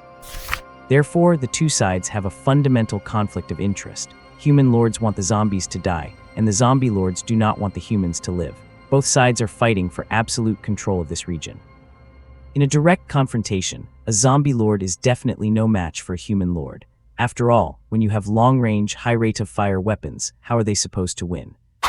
What? Trying to storm a machine gun nest with human wave tactics. The soldiers who tried that last time already became fertilizer for the cherry trees in Siberia. While they cannot win in a direct fight, zombie lords have one trump card. They can call for reinforcements. The zombies they recruit from structures are stronger than ordinary ones, and mindless creatures like zombies instinctively follow the strongest ones. So, as long as they send a large number of zombies to lead the charge, they can forcibly initiate a massive horde and launch a tidal wave-like attack on anyone. The more lead zombies there are and the stronger they are, the larger the horde they can bring and the greater the scale of the attack. That is exactly the situation now. Led by a large group of stronger zombies, a massive sea of undead is surging toward the camp. Seeing this, the human survivors, who are not facing this tactic for the first time, immediately opened fire on the lead zombies. In an instant, the air was filled with flashes of gunfire and a dense web of suppression. A barrage of bullets pummeled the leading zombies in a desperate attempt to take them down. Once they die, the horde without leaders will lose its collective momentum and quickly scatter. The human survivors reacted very quickly, but this time, the heavy suppressive fire did not yield the results they expected. Bullets slammed into the zombies as they ran with arms dangling and bodies twisting. While it made them stumble repeatedly, it was completely unable to kill them. Some bullets even sparked and ricocheted right off. The bullets could not penetrate them. With a loud bang, a sniper fired a shot. He watched in disbelief as the bullet struck a zombie's forehead, only to be deflected by the hard skull with a spray of sparks, his eyes widening in shock. The zombie, whose head jerked back from the impact, suffered nothing more than a graze. It roared, completely unfazed, and actually started running even faster. Naturally, their firearms could not penetrate the defenses. These survivors-turned soldiers generally had the lowest attributes. Very few even reached the low-tier level, as anyone capable of fighting had already been moved to the high-level zones. But these zombies leading the charge below were all austere. There was no way their pathetic guns could kill them. That is right, austere. These dozens of zombies leading the charge were not soldiers under some local zombie lord, but warriors of the Undead Empire. The new unit under zombie hero Annabelle, the Zombie Legion. Name: Zombie Austere. Rank: Tier 1. Talent: Enhanced Infection. Targets bitten by them have a chance to be resurrected as zombies upon death, with higher chances for weaker targets. Attack: Intermediate. Defense: Intermediate. Speed: Intermediate. Equipment: None. Description: They have arrived. Oh, Under the hail of bullets, the countless wild zombies following the dozen austere zombies were instantly shredded, their bodies splattered with blood. Facing the machine guns mounted on the walls, they were wiped out in swathes, possessing absolutely no capacity to resist. But that only applied to the ordinary zombies. The austere ones, charging headlong through the gunfire, completely ignored the hail of bullets and reached the base of the wall without a single one falling. Then, to everyone's horror, they actually began to climb the wall at incredible speed. These zombies, they could actually climb walls. Shotgunners, machine gunners, knock them down, hurry. Amidst the roar, heavy weapons teams rushed over and unleashed point-blank fire suppression on the climbing zombies. They were not aiming to kill them, just to keep them from getting closer until reinforcements arrived. Just as the group focused their fire on the austere zombies, a thundering sound of footsteps erupted. The zombie horde had fully arrived. Slamming hard against the walls, they lacked the intelligence to climb and only knew how to desperately ram against the barrier. But the problem was there were too many of them. Stepping on one another, they formed a mountain of corpses against the wall in the blink of an eye. 3 meters, 4 meters, 5 meters, the pile grew higher and higher, bringing them closer and closer to those atop the wall. Gazing at the ever-growing pile of zombies, the survivors on the wall finally decided to play their trump card. The flamethrower team. Soldiers carrying fuel tanks and flamethrowers quickly lined the wall, spraying sheets of fire down onto the gathered mass below. As the fire poured down, the flammable liquid coated the zombies and ignited instantly.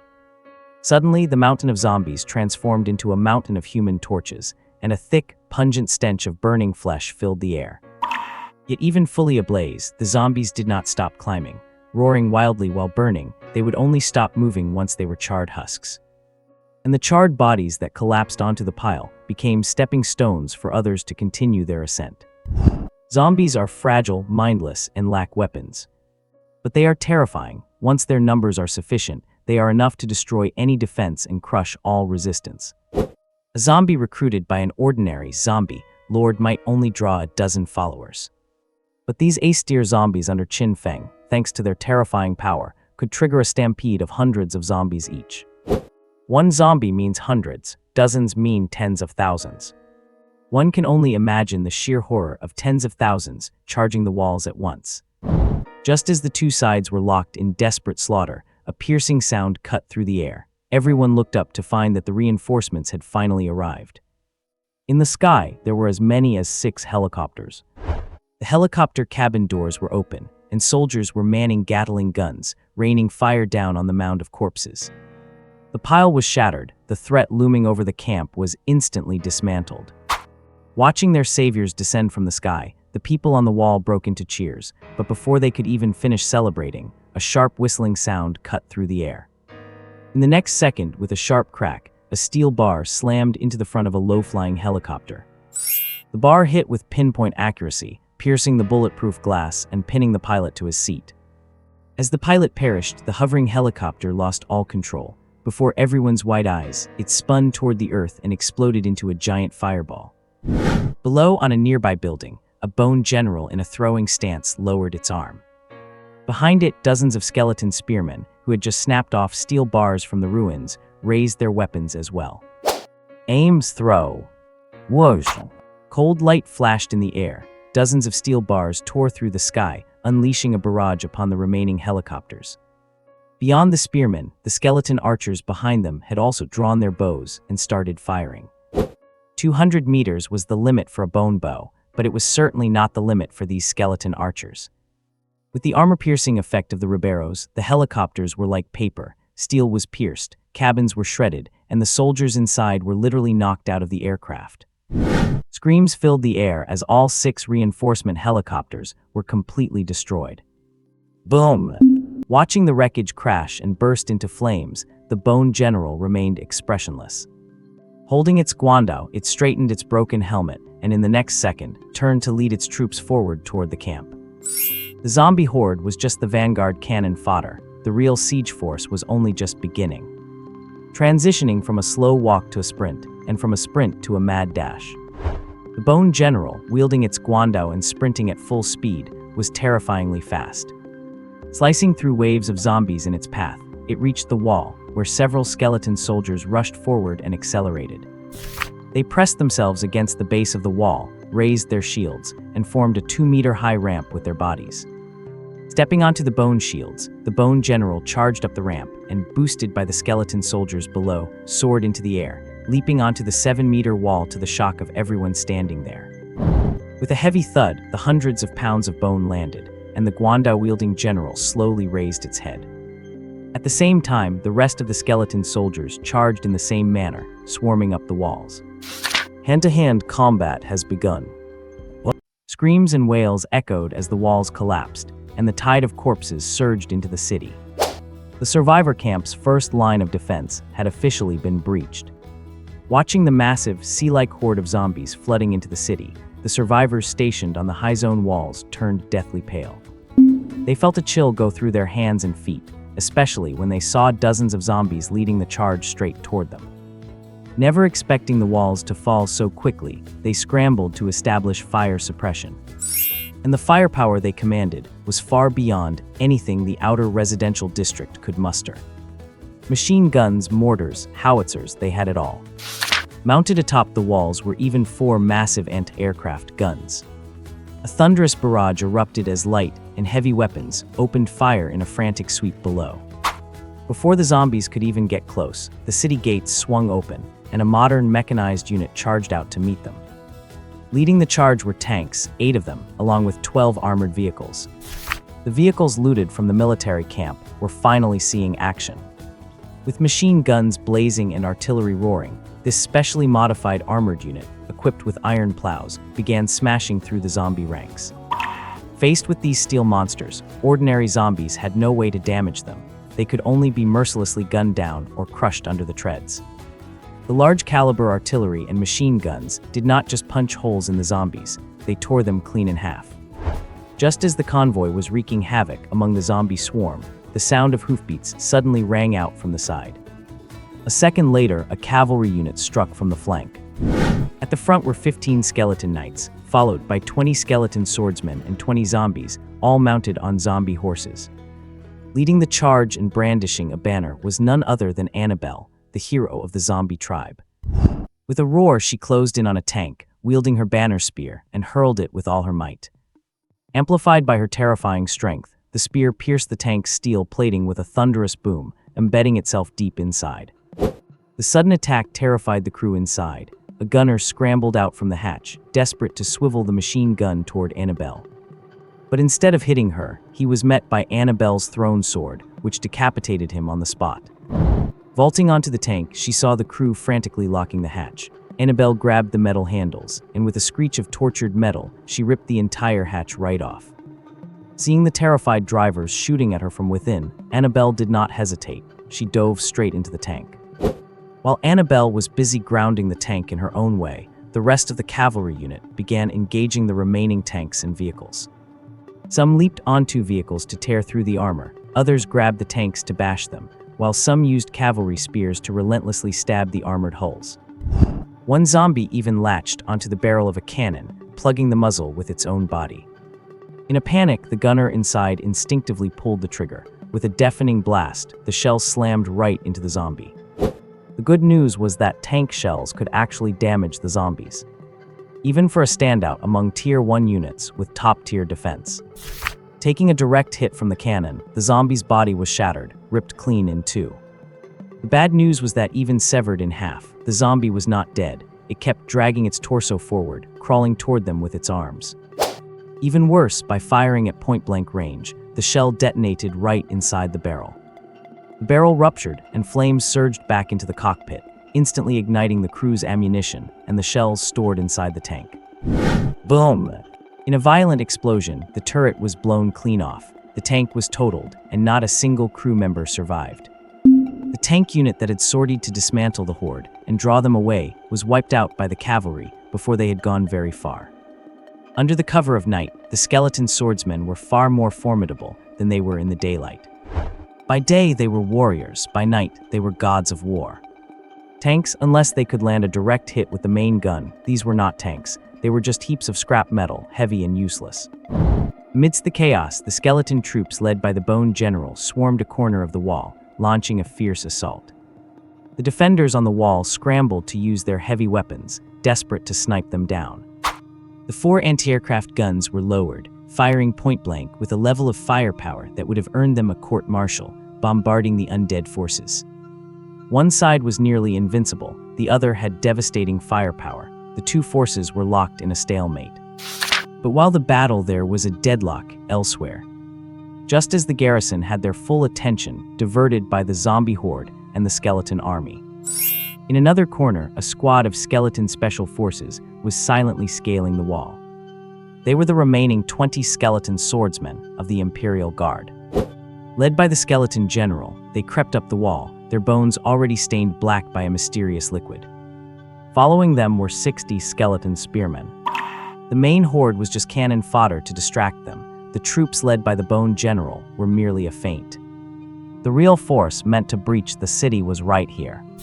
The wall's firepower was ultimately limited, and because the Bone General's display was so overwhelming, the defensive systems were guaranteed to focus all their attention on that side.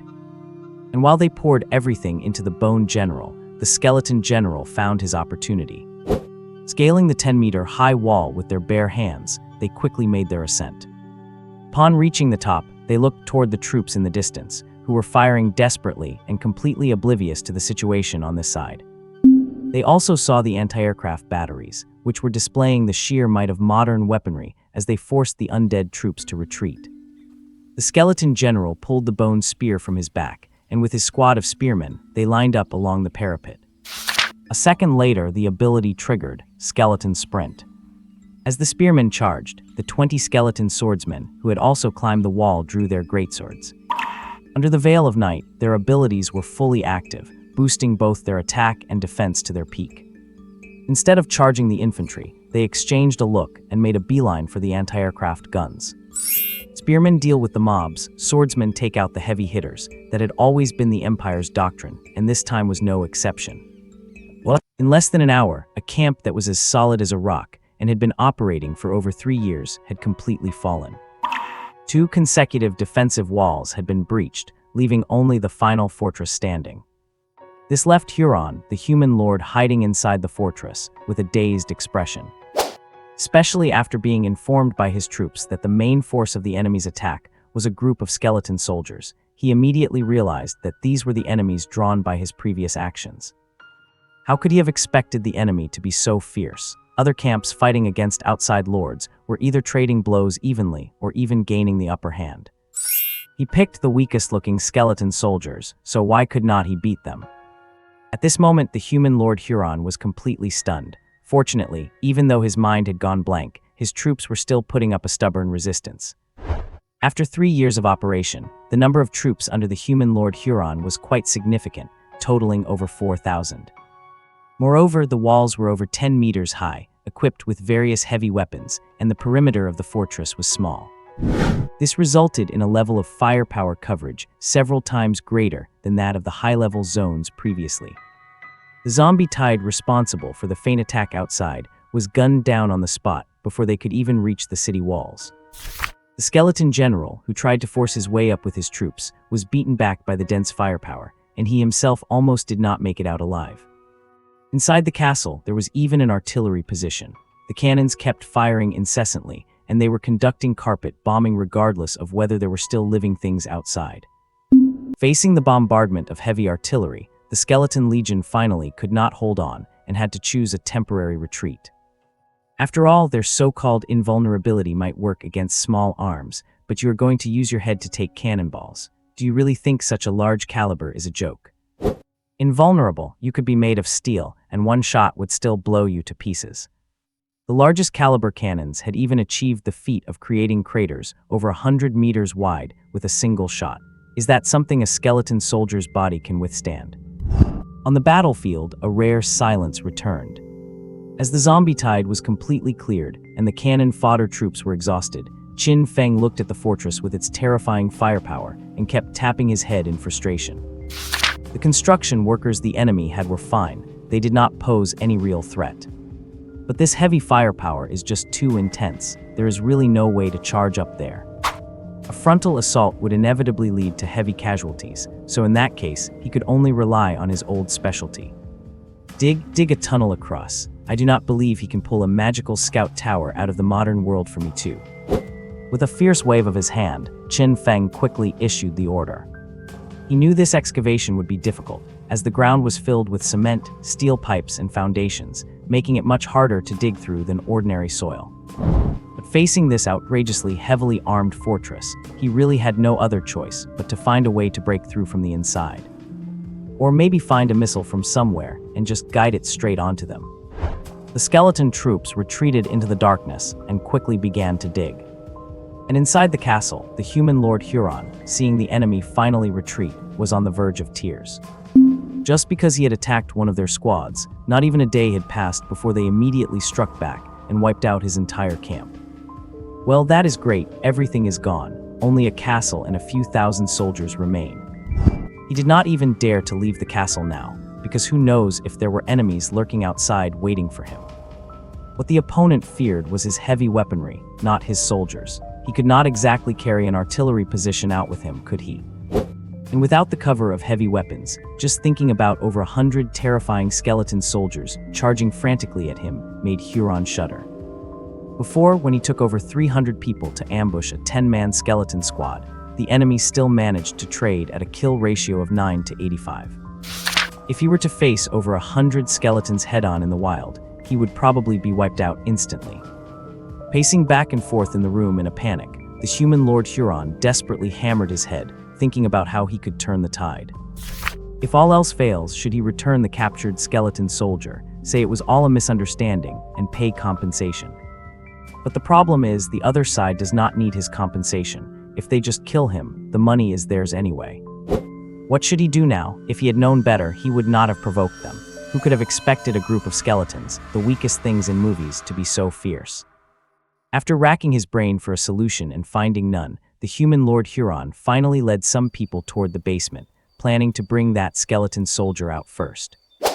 Meanwhile, in the basement, the skeleton swordsman, with only its upper torso hanging quietly on the wall by iron chains, slowly raised its head at that moment. Watching the few soldiers sitting opposite, assigned to guard it, it tilted its head slightly, and its bony hand clenched tightly. The next second, crack! A harsh shattering sound rang out. The skeleton swordsman, putting its entire strength into a tug, actually managed to snap the countless chains wrapped around its body. Before the soldiers opposite could stand up in fear, it pulled hard on the other side as well. With iron rings flying everywhere, the skeleton swordsman landed heavily with its upper torso and opened its mouth to roar. In the next second, with the soul fire in its eyes burning, it used its hands to crawl rapidly toward the crowd. Night had fallen, the home turf of the skeleton swordsman had arrived. And it, after holding back for half a day, the moment for retaliation had finally come. Screams quickly echoed in the basement. Even without half its body, the skeleton swordsman's attacks were still not something a few soldiers could resist. It was the same even when the soldiers guarding the door heard the noise and rushed in to assist. Because at this moment, this skeleton swordsman, name Skeleton Swordsman, King Class. Attack Exceptional Talent Boosted. Defense Exceptional Talent Boosted. Speed High. The night is its hunting ground. A moment later, footsteps echoed, and the human Lord Huron, leading his personal guards, finally arrived at the basement. Planning to take the skeleton swordsman up as a bargaining chip, he immediately sensed that something was wrong. Because the soldiers who were originally guarding the door had all vanished. Looking at the silent basement entrance, his expression turned serious as he waved his hand to signal the soldiers to open the door. With a creak, the door slowly opened. The next moment, a skeleton soldier appeared in everyone's sight. In the basement, which was filled with corpses, a skeleton swordsman covered in blood was plunging its hand into a corpse's chest. As its ability activated, it forcibly pulled out the bones from the corpse, formed a blood-stained bone sword, shouldered it, and slowly turned its head to look at the entrance. The blood-dripping sword, the raging ghost fire, and the skeleton, now restored to its original state but stained red with blood. Looking at the horrifying skeleton swordsman in the room staring back at him, the human Lord Huron, with a blank expression, suddenly squeezed a word through his teeth. Run! What? Outside the castle, accompanied by the sound of footsteps, the skeleton troops pressed forward once again. The Skeleton Legion, which had originally planned to sneak in by digging tunnels, unexpectedly discovered during their excavation that the calm castle had suddenly descended into chaos, with a large number of gunshots ringing out from within. Not certain of the true situation inside, whether it was an internal riot or if some kind of infected had appeared by accident, Qin Feng decisively seized the opportunity and commanded his soldiers to launch a full-scale assault once more. The castle guards, whose searchlights no longer swept back and forth, failed to establish fire suppression this time and were easily overrun as the skeleton troops charged up the city walls. With them charging onto the walls and forcing the enemy's heavy weapons to cease fire, the most difficult aspect of this battle was officially broken. What would follow was a brutal house-to-house urban battle, the very thing the enemy was worst at, and the enemy's own specialty. Fires were constantly igniting within various buildings, where many soldiers leaned against cover, firing their weapons in a desperate final stand. And all sorts of undead, braving the hail of bullets, launched charges against the buildings. With a loud bang, a skeleton soldier that had forcibly smashed through the door was met at point-blank range by a shotgunner, who unloaded 2 shells into it. Relying on the moderate attack power provided at short to medium range, he blasted the skeleton soldier away with those 2 shots. However, before he could even stop to reload, a skeleton spearman rushed through the doorway and immediately launched a lethal lunge. Running at high speed, it impaled the shotgunner with its spear and carried him through the wall into the room. The skeleton spearman, having pinned its enemy to the wall, pulled out its weapon and was just about to deliver a finishing blow when a piercing roar sounded in its ear. A rifleman holding a rifle let out a cry as he charged, thrusting his rifle barrel into the skeleton spearman's chest, shoving it through the room's door and into the next chamber. The two had only just burst inside when the door on the other side was kicked open. A flamethrower trooper emerged, roaring as he unleashed a torrent of fire at the skeleton soldiers flooding in, setting them ablaze on the spot. The skeletons, their bodies engulfed in roaring flames, did not retreat. Instead, they accelerated their charge while burning, slamming heavily into the flamethrower trooper. As the fuel tank on the trooper's back ruptured and the flammable liquid spilled out, the next second, a massive explosion erupted, shattering every door and window and blasting everyone inside to pieces. Savage fighting was taking place in every single building, with various types of troops appearing one after another, engaging in brutal combat within the narrow confines. Explosions sounded constantly, whether from grenades detonating or ammunition depots going up. The troop barracks, once mere recruitment hubs, had now turned into meat grinders, where the modern soldiers made their final struggle. But against pure, overwhelming attribute dominance, this struggle seemed exceptionally pale and feeble. The combat style of the Skeleton Empire soldiers under Qin Feng was never elegant, nor was their tactical execution ever fancy. Their tactics were simple from beginning to end: find a way to get close, then engage in hand-to-hand combat at point-blank range. Yet this incredibly simple tactic, backed by terrifying individual quality, proved utterly unbeatable. When they fight enemies, they never worry about how to finish them later, they only care about how to get face-to-face. From the moment the lines met and the melee began, the outcome of this battle was already set in stone. Hundreds of skeleton troops tore through the buildings like a hot knife through butter, finally reaching the castle. Looking at the ornate, white house-like castle hall in front of them, the skeleton swordsmen led by Qin Feng immediately dispersed to the sides, resting their greatswords against the walls. As 2 of them pushed the doors open, the skeleton spearmen lined up at the entrance accelerated and charged into the hall, eager to clash with the enemies inside. However, once they charged in, they suddenly came to a halt. Because inside the hall, the elite enemy guards they expected to find, the ones supposedly building a defensive line for a last stand, were nowhere to be seen. All that greeted them was a floor littered with corpses and a single skeleton swordsman, wielding a massive bone sword, busy stabbing the very last enemy. Hearing the noise, the skeleton swordsman, still clutching a corpse by the hair with one hand, quickly looked up. Seeing the dozens of skeleton spearmen and Qin Feng who had led the swordsman inside, the sole fire in its eye sockets flickered. It drew its greatsword and dragged the corpse over as it approached. After taking only 2 steps, it was met by a dozen spears pointed at its chest, forcing it to stop. It looked at the troops blocking its path, then back at Qin Feng. The blood-covered skeleton swordsman dropped the corpse, thrust its blood-stained greatsword into the ground, and knelt on one knee, bowing its head. Footsteps approached. Qin Feng gestured for the spearman to step aside and walked forward with the skeleton swordsman unit. He looked down at the kneeling skeleton, then shifted his gaze to the side at the human lord's corpse, eyes wide with terror, only the upper half remaining. He remained silent for 2 seconds before finally speaking. "Are you one of my soldiers?" The skeleton swordsman made no answer, for it could not speak. It simply raised a hand and struck its chest with a dull thud. Seeing this gesture familiar to all skeletons, the spearmen on either side finally lowered their weapons.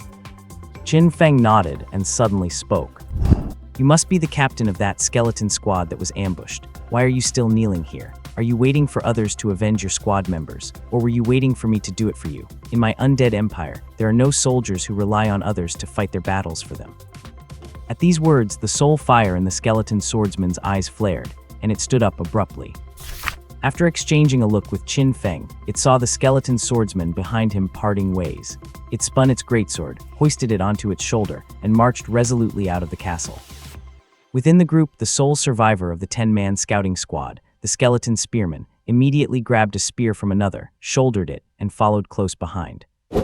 Watching their backs disappear, Qin Feng stood with his hands behind his back, his expression blank, the soul fire in his sockets cold and indifferent.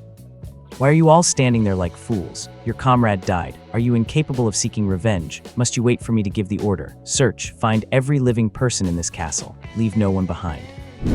Boom! With a synchronized strike to their chests, the skeleton troops immediately scattered, charging into every room of the castle. As the sky began to brighten, the battle that had raged through the entire night finally came to an end. The final castle had been declared breached, and every soldier inside was thoroughly slaughtered. Inside the castle, littered with corpses, skeleton soldiers were patrolling everywhere, attempting to flush out anyone in hiding. In the great hall of the castle, Qin Feng sat upon the throne that had belonged to the human lord, staring down at those below in silence. Below him stood his elite forces and his 3 great generals. In the center, kneeling on one knee, were the skeleton swordsman and the skeleton spearman.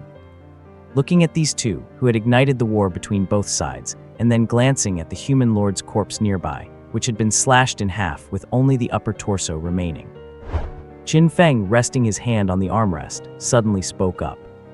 "Skeleton swordsman, as a squad leader, your soldiers have all fallen while you survived. I ought to punish you." Hearing this, the skeleton swordsman bowed his head low, remaining silent. Seeing this and looking at the skeleton swordsman who had, by his own merit, broken through to the king rank, Qin Feng took a deep breath and added another sentence. "Since you have personally avenged your soldiers, I can spare you this once. Either lead your soldiers to victory or die alongside them. Let there not be a next time. The Empire has no room for generals who abandon their soldiers to run away, but it does allow for emperors who make strategic retreats." Supporting himself on the armrests with both hands, Qin Feng stood up forcefully, then stood with his hands behind his back and spoke. "The skeleton swordsman has achieved great merit in defeating the enemy. He is brave and fearless. I now officially appoint you as the 4th general of the Empire. As for your codename, since you are so good at fighting, let us call you Vanguard." As Qin Feng finished speaking, a nearby skeleton soldier walked out quickly, holding a conferment prop that symbolized the status of an imperial general, a red cape that looked like it had been cut from something else. The quality of this cape was mediocre, and due to poor cutting, there were even frayed edges on both sides. But the status this cape symbolized was very high. It was an exclusive item for the true high-ranking generals of the Empire. Even if the so-called Empire now consisted of only 700 people, a general is a general, and their status is indisputable. Raising his hands to accept the cape and quickly draping it over his armor, the skeleton swordsman, now to be called the Imperial Vanguard General, finally straightened his back. Standing beside him was the only soldier currently under his command, that skeleton spearman. "Excellent, very spirited. From now on, both the skeleton swordsmen and skeleton knights are under your command. You shall lead the vanguard troops of the Empire." Looking at the tall skeleton swordsman, Qin Feng nodded with satisfaction. After all, it was hard not to be satisfied. This powerhouse had single-handedly hacked to death over 200 people in the castle, fighting from the basement to the 3rd floor, and from the 3rd floor to the hall. He had gone absolutely berserk. The main reason the castle fell into chaos, causing their defensive lines to collapse and allowing them to break through, was because this guy chased that unlucky human lord from the basement all the way to the roof and cut him down with one sword. The skeleton swordsman deserved the primary credit for breaching the enemy camp. Plus, he was the first skeleton in the Empire to break through his limits on his own, so he was fully qualified for an official title. Having finished the appointments, Qin Feng immediately reviewed his gains and discovered they were quite substantial. In this siege, they had not only gained a large amount of resources by dismantling enemy structures, they had also uncovered several blueprints, many of which the human lord had no use for. Zombie lair blueprints and barracks for variations of common zombies.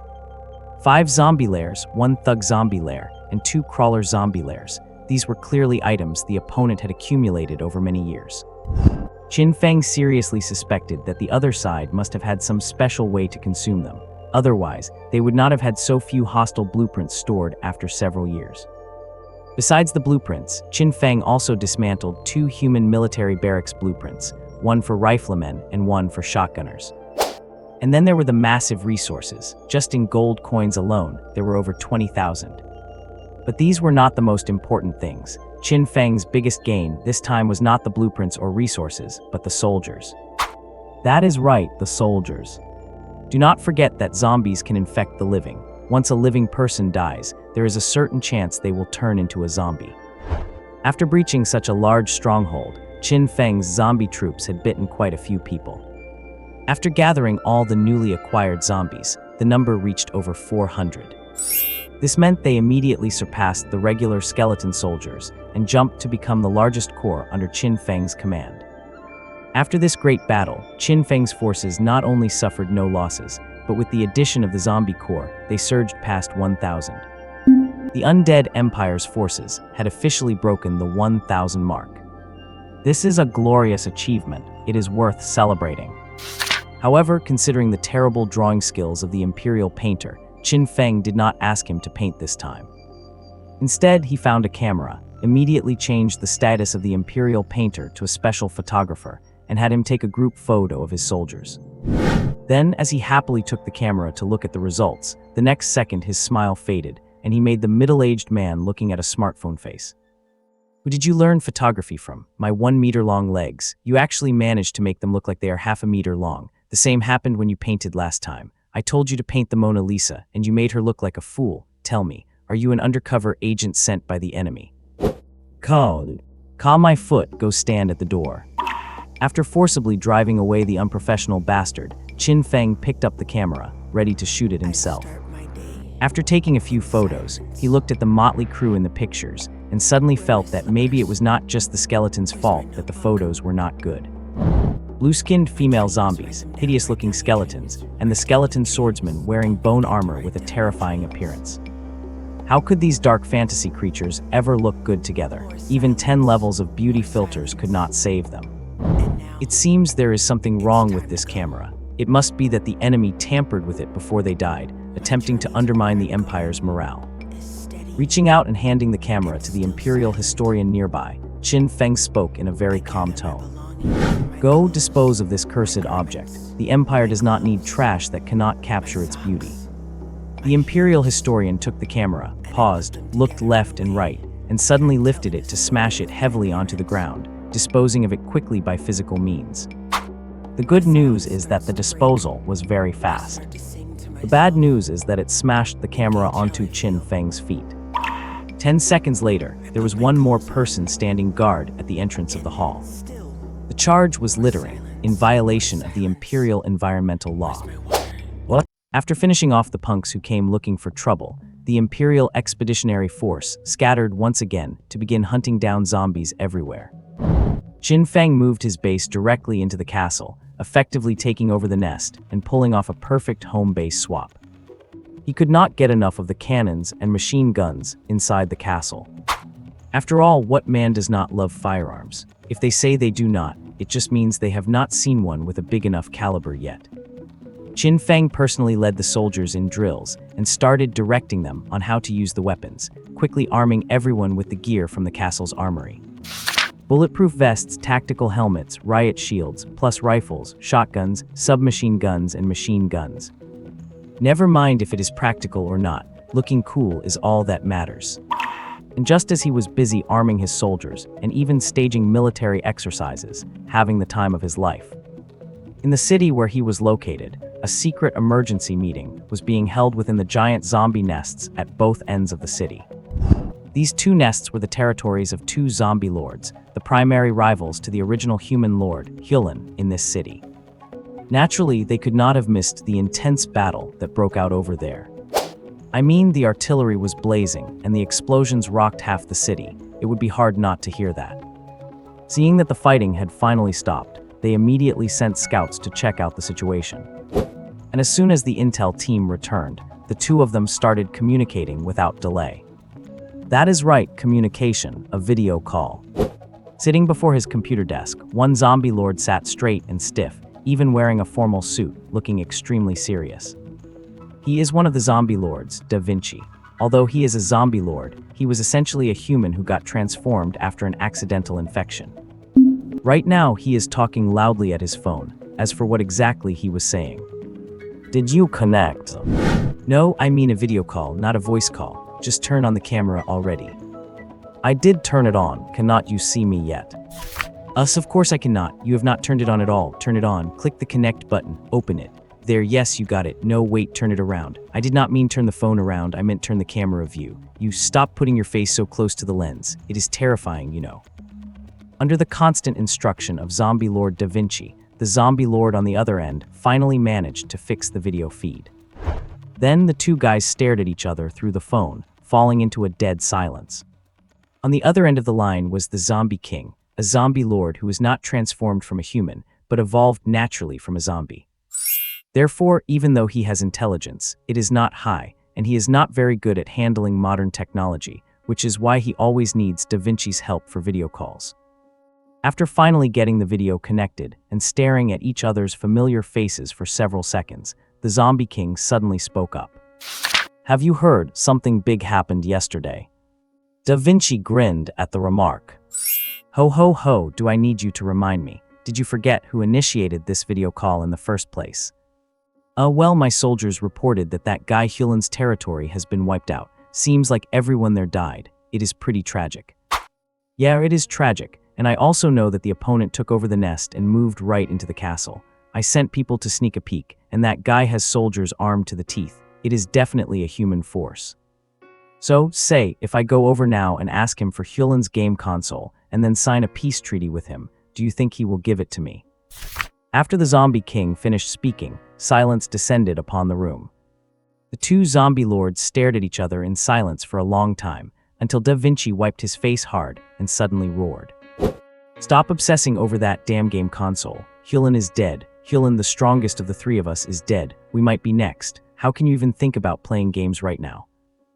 But he is already dead, right? So does not that mean his game console is just sitting there being wasted? Enough, Zombie King. You are a zombie lord chosen by the heavens with special talents. And your talent is very strong, extremely strong. What did the heavens give you intelligence for? To play video games. No, to conquer the world, to become the overlord, to become a god of zombies. Is playing games really your only dream? Yeah, pretty much. I am talking about your aspirations, your long-term, ultimate, greatest dream, not just your current goal. My ultimate dream is to be able to play lots and lots of video games. Bam! Hearing this, Da Vinci could not take it anymore and flipped the table over, his expression completely falling apart. He was just done with this fellow zombie, a chosen one by the gods. Instead of fighting for dominance, he wants to be a shut-in. Is that even reasonable? Imagine someone tells you you have just inherited billions, and you reply that now that you are rich, your goal is to eat fries, burgers, and drink cola every day, and that your biggest dream is to down 3 at a time. Is not that just embarrassing, is not it? If he could not beat him, he would have killed him and swallowed up his forces long ago. Sitting back down in his chair, Da Vinci clutched his head, feeling a massive headache. In this city, among the 3 major forces, the human Lord Hyulan was the strongest, since he had the guns and cannons, the real deal. As for Zombie Lord Da Vinci, he was the weakest. The one in the middle was this shut-in zombie, the Zombie King. To survive and avoid being wiped out, Da Vinci had to desperately pull the Zombie King in to work together against the human Lord Hyulan. Originally, with their combined strength, they could have easily finished off Hyulin, but the problem was having a teammate who kept dragging them down. Just when they were in the middle of a great fight, the Zombie King would get a call and retreat. The reason? Hyulin ceded some territory in exchange for an arcade machine. Next time they were winning hard, he would get another call and quit, because Hyulin traded a game disc for Nier, Automata, and a life-sized figure. Da Vinci had long since given up on this weirdo, with such a strange train of thought. This guy neither expanded his power nor raided resources, just holed up in his own little patch of land acting like he was retired. He used to be the weakest of the three. Da Vinci had even planned to annex him to grow stronger, and then turn around to finish off Hyulin. Who would have thought that the human Lord Hyulin, having discovered the plan, would turn around and start cooperating with the Zombie King, trading zombie blueprints for resources. After getting those troops, the Zombie King suddenly rose to power. Forget about Da Vinci annexing him, it was more likely the other way around. This was not just because of his massive increase in troops, but mostly due to his extremely powerful Lord talent. King of Mutation, the mutation rate of zombie-type soldiers under his command is significantly increased. His army is full of mutated units. He specializes in high quality. And now with Callan selling him zombie blueprints, he rose to the top in an instant. He himself had worked his fingers to the bone, fighting for his life just to gain this little bit of strength. The guy on the other side spent all day hugging pillows and grinning, addicted to games, and even making his zombies cosplay as characters. How the hell can he be beating me, and why is he doing better than me? Where is the fairness? Where is the justice? Where is the logic in this world? What? Zombie King, do you want to die? If I die, can I transmigrate into an anime world? What do you think? Then I do not want to die. I have not played enough games yet. Then you have to listen to me. The two of us must join forces to take down the new human lord. If he does not die, once he finishes absorbing Hyulin's resources, we will be the ones who end up dead. Leaning his hands on the table and glaring fiercely at the Zombie King opposite him, the zombie Lord Da Vinci looked ferocious. Once I take him down, I can give all of Hyulin's game consoles to you. How about that? Upon hearing this, the Zombie King's spirits lifted, and he hurriedly sat up. Really? That is right. All right then, when do we send our troops? Immediately, with your elite troops and my massive army, we can definitely take him out with ease. Once that is done, this place will be ours to rule. When Zombie Lord Da Vinci said this, his emotions had become incredibly agitated. It was not easy. It really has not been easy at all. The three of them had been playing the Three Kingdoms strategy game for over 3 years, and now they were finally about to decide a winner. That new guy certainly would not guess how useful those game consoles were, so he would not be able to force the Zombie King to retreat. And once he was eliminated, controlling the game consoles meant controlling the Zombie King himself. Then he could easily swallow the Zombie King's territory and recruit him into his own ranks. With the Zombie King's Lord talent, he would not have to worry about failing to dominate the world. Hitting the table hard, Zombie Lord Da Vinci's face turned red with excitement, and he seemed to see the image of himself ruling the world appearing before his eyes.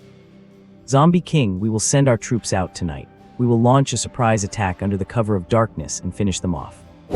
Zombie Lord Da Vinci spoke with passion, but just as he finished his sentence, the Zombie King poured cold water on him. Can we set off tomorrow instead? I have not beaten the game yet. Damn it, do you even understand that speed is the essence of war? Besides, you cannot even figure out how to use a phone. How did you manage to install and start a game? As soon as Zombie Lord Da Vinci said this, the Zombie King, who looked big, burly, and terrifyingly muscular sitting in his lair, immediately wore a look of pride on his face. Night fell in the castle. His Majesty Qin Feng had the bright lights on, and was still training his modern undead troops through the night. He was incredibly focused and dedicated, as if he really intended to train these soldiers into all-around elite warriors. Walking at the front of the formation with his hands behind his back, he looked at the neatly arranged phalanx and spoke loudly while moving. As a soldier, the most important thing is to have a spirit that is not afraid of hardship, to have firm faith. A soldier who fears pain and hardship is not a good soldier. Soldier, are you afraid of pain? He suddenly stopped in front of one of the soldiers. Looking at the fully armed soldier, Qin Feng punched him hard in the chest while speaking. Bam! Are you afraid of pain? The soldier shook his head. Bam! How about now? The soldier still shook his head. Bam bams bam. And how about now? The soldier continued to shake his head. Looking at the unresponsive soldier, Qin Feng nodded with satisfaction. After walking away with his hands behind his back for 2 steps, he suddenly felt something was wrong and hurriedly backed up. He grabbed the soldier's helmet and pulled it off, only to fall silent as he looked at the skeleton head revealed underneath. He seemed to realize why the guy was not afraid of pain at all. Skeleton soldiers go to the left, zombies to the right, everyone else stay in the middle. As the order was given, the soldiers hurriedly ran and immediately reformed their ranks.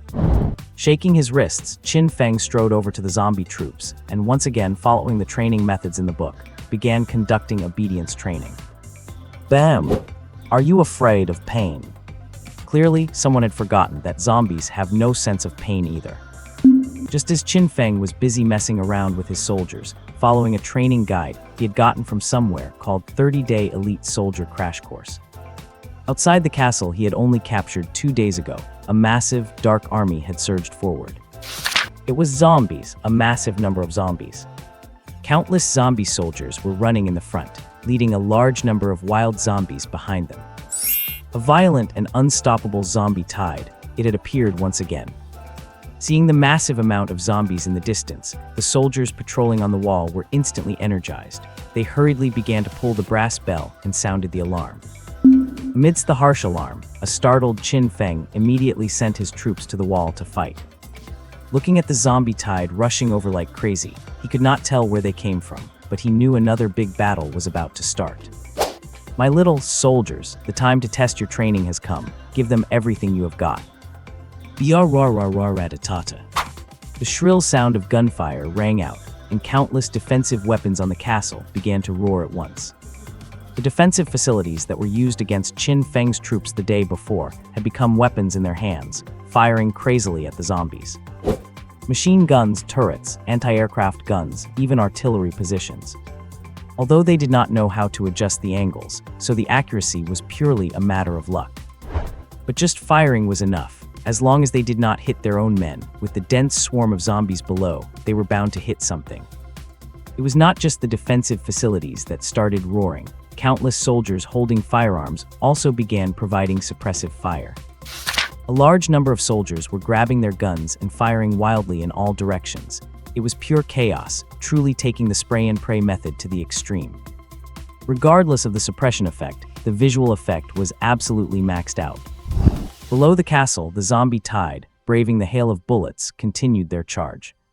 One of the zombie lords, Da Vinci, was even at the forefront, constantly shouting and commanding his minions to swarm up. As for the other zombie lord, the Zombie King, being a coward, he did not even get close, standing guard far in the rear instead. Breaking through the artillery barrage and ignoring the gunfire, the zombies had once again piled up a mountain of corpses outside the castle. After charging hard for a full half hour and sacrificing countless zombies, they finally broke into the castle. The zombie tide had entered the city. Woohoo, the city is breached. I have broken through. I finally brought my troops in. On the wall, Zombie Lord Da Vinci was cheering loudly. Watching the zombies run past him and pounce frantically on the surrounding troops, his face turned red with excitement. After all, getting his troops into the city meant the battle was officially over. Looking around excitedly at the results of the battle he had achieved, Zombie Lord Da Vinci could not help but grin. The throne of the city ruler seemed to be within his grasp. Then, the next second, the smile on his face stiffened again. He saw a rifleman who, after being approached by a zombie, grabbed his rifle and used it like a club, smashing wildly and taking out 20-something zombies one after another, his killing speed even faster than when he was shooting. He also spotted another assault soldier who, seeing the enemy rushing over, pulled down a heavy Gatling gun with brute force and started point-blank firing, completely ignoring the recoil. Especially when he saw a soldier in the distance get tackled, the helmet falling to the ground to reveal not a human face, but a skull. Zombie Lord Da Vinci's eyes widened, and for a moment, he was completely stunned. What? Snap! With a horizontal sweep of its greatsword, it instantly split the charging zombies in two.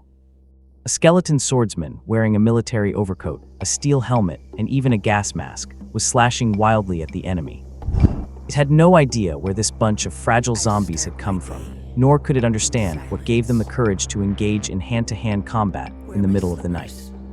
Wielding its greatsword, it had already cut down over 30 zombies in moments. It only knew how to carry out orders and eliminate all invading forces.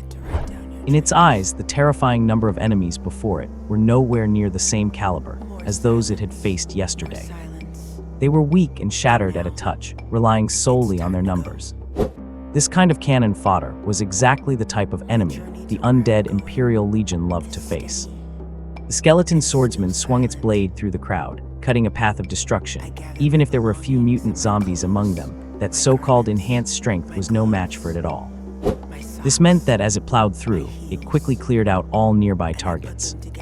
Then, lifting its skull, the soul fire within quickly locked onto a unit in the distance. That squad was composed entirely of mutant zombies, and their status was clearly special, so without hesitation, it grabbed its greatsword and led its 10-man squad charging toward the target at full speed. At this moment, not just it, but the other 10-man squads were also charging toward that side. The target they had chosen was, naturally, the zombie Lord Da Vinci, who was personally leading the charge on the front lines. At this moment, the zombie Lord Da Vinci was completely stunned. In his mind, hand-to-hand combat had always been the zombie's home turf. When it came to melee, no one was a match for the zombie tide. Yet today, he had been thoroughly schooled. The once invincible human wave tactic had hit a brick wall. The enemy, organized into groups of 10, were as hard as stone. No matter how many zombies charged over, they were quickly wiped out, and even mutant zombies could not withstand a single round of their counterattack. The zombie Lord Da Vinci had originally thought that his troops were losing to the human lord's troops because the soldiers' firearms were too restrictive. As long as those guns were gone, his troops would be invincible. However, after fighting this special enemy unit today, he found that compared to guns, troops wielding cold weapons and fighting better were even more restrictive to the zombie tide. The former could still brave a hail of bullets to charge, and once they closed in, the battle was decided. But the latter did not even need to charge. These guys could actually perform a countercharge right into the middle of the horde. Watching the units break through the horde and rush at him from all directions, zombie Lord Da Vinci turned deathly pale and scrambled to lead his elite squad in a retreat. They ran in front, and the undead troops chased behind. As they were running, the thunderous sound of hooves suddenly rang out. As the sound grew closer, the zombie Lord Da Vinci turned his head and saw with horror that a cavalry unit was charging up rapidly from afar. Emaciated warhorses, with ghostly flames burning in their eye sockets, dragged 2 streaks of green light through the air. Mounted on their backs was a fully armed squad wearing bulletproof vests and helmets. This unit was also wearing gas masks, with only eyes glowing with green light, and they were currently firing wildly with their rifles. Their eerie mounts clearly looked skinny and gaunt, but the force of their charge was immense, forcibly knocking countless blocking zombies aside. When the riders encountered any zombies blocking their path, they would also swing their rifles to smash them. That is right, smash, swinging their rifles out. A single blow could send a zombie flying several meters away. Breaking through the thorns, exiting the castle, piercing the zombie swarm, the pursuing zombie hunting troops were gaining speed. Annabella, the Imperial female general charging at the front with a rifle, saw the zombie Lord Da Vinci, who was running while glancing back in terror, and her eyes lit up as she abruptly leveled her rifle. Fix bayonets charging. Clang! With Annabella as the vanguard, dozens of cavalry formed a cone shape and began to accelerate at full speed, ignoring the swarm in front and breaking through the mutant enemy interception. With a boom, this cavalry unit crashed directly into Da Vinci's personal guard. In the next second, accompanied by screams, the zombie Lord Da Vinci, who had been pierced through the chest by Annabella and completely hoisted up, was dragged along uncontrollably toward the distance. Zombies versus undead, the zombies lost completely. Hours later, the war ended, and on a battlefield once again littered with corpses, Emperor Qin Feng, with his hands behind his back, was checking the casualties of his troops. After a careful inspection, he could not help but nod with satisfaction. Very good, soldiers. You have proven the strength of the Empire with your courage, and you have proven that my training results are indeed effective. You have not failed my trust in special training. Therefore, I announce that the first class of the Imperial War Academy has officially graduated. Receive your medals.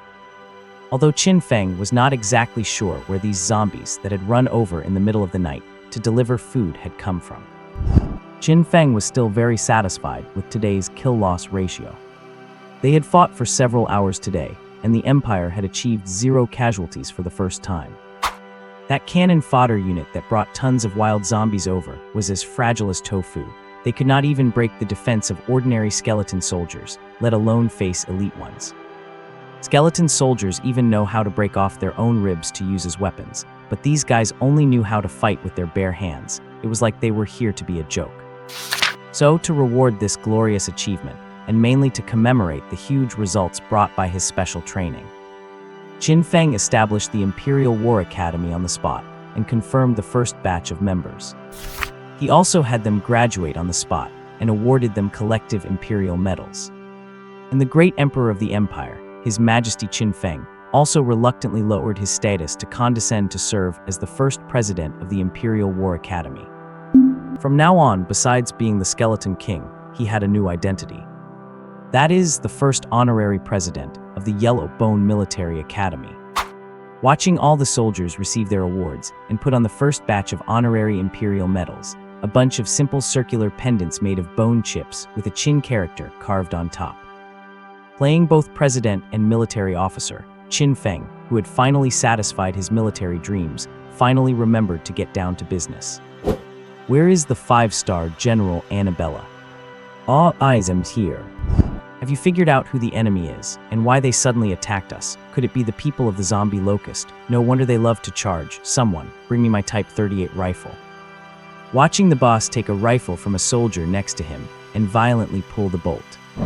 Annabella, who did not understand what the boss was talking about, but was already used to his intermittent bouts of madness, gave a very serious answer. Report, Your Majesty. After reconnaissance by the cavalry unit, the enemy appears to be a force led by a zombie lord. A lord? Yes, because we dropped a barrack building blueprint from one of the corpses, and we also discovered that after the enemy was routed, an elite zombie force that did not join the battle retreated quickly. I have already dispatched 2 cavalrymen to follow them. Annabella's words made Qin Feng's eyes light up, and the look he gave her was full of appreciation. Very good, you are truly my favorite general. Annabella, your ability is outstanding and I am very satisfied. Therefore, I now officially announce that from now on, you are the first general under my command. Once these words were out, Annabella on the other side did not show any joy. Instead, her face collapsed instantly, revealing an expression of utter despair. You cannot blame her for feeling this way. Getting a promotion is certainly a good thing, but the problem is that this so-called title of First General gets handed out 8 times a day. Whoever does a job well, no matter how big or small, becomes the first general. Everyone is Qin Feng's favorite general.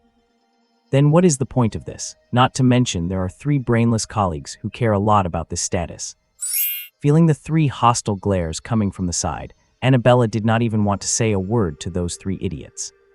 She had long since lost all hope for the intelligence of her fellow colleagues. What? Deep within a zombie nest on the edge of the city, the Zombie King scrambled back with his followers, his expression one of extreme terror. It is all over, we are truly doomed. I told them not to fight, but they insisted on fighting. Now look, they have all been killed. What do I do now? What am I supposed to do now? The Zombie King grabbed a zombie beside him and shook it violently, his voice trembling with panic. Unfortunately, no matter how hard he shook it, the soldier in his grip showed no reaction at all.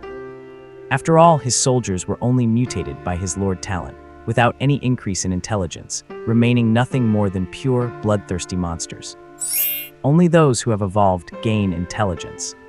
Seeing that no one answered his questions, the increasingly terrified Zombie King immediately began gathering his forces, preparing to dismantle all the buildings and retreat with all his blueprints. But before he could finish his tasks, loud, piercing zombie howls erupted from outside the building. Enemy alert, the enemy is attacking. Hearing the noise, the Zombie King rushed to the window and looked out. Seeing the massive army surging below, he was struck with pure despair. Outside the zombie nest, the undead army that had followed the cavalry began a fierce assault on the structure. With a loud bang, the heavy iron gate was rammed open. A horde of skeleton spearmen charged with their spears held high, knocking away every zombie blocking the hall with incredible speed. Following closely, the skeleton swordsman unit, led by the vanguard general, immediately launched their assault towards the upper floors. Swinging his greatsword wildly and cutting down the mutated zombies in his path, the Vanguard General took the lead, rushing up to the second floor and carving a path for the troops behind him. But waiting for him on the second floor was a massive legion of mutated zombies. Gunshots echoed incessantly. At the second floor windows, countless panes shattered as waves of zombies, wearing military coats, steel helmets, and gas masks, climbed through the broken frames. Barely having entered, they racked their slides, raised their shotguns, and began firing wildly. These were not modern firearms constructed from buildings, so for soldiers summoned through building mechanics, their power might be insufficient. Forget about dealing with higher-tier attributes. Even against the lowest-tier enemies, they struggled to secure a kill with a single shot, often requiring multiple rounds to take down a target. However, they were still effective against common wild zombies. Most importantly, having something is better than having nothing. Under Annabelle's command, the zombie troops descended like divine warriors, shattering the zombie defense line and reaching the third floor. Arriving before the final line of defense, she commanded her troops to break through, then raised her leg and kicked the door open. Looking at the zombie lord and his elite guard hiding inside, Annabelle's eyes lit up. Just as she was about to rush in, she felt a tug at her collar, and in the next second, she was yanked back and flung aside by someone.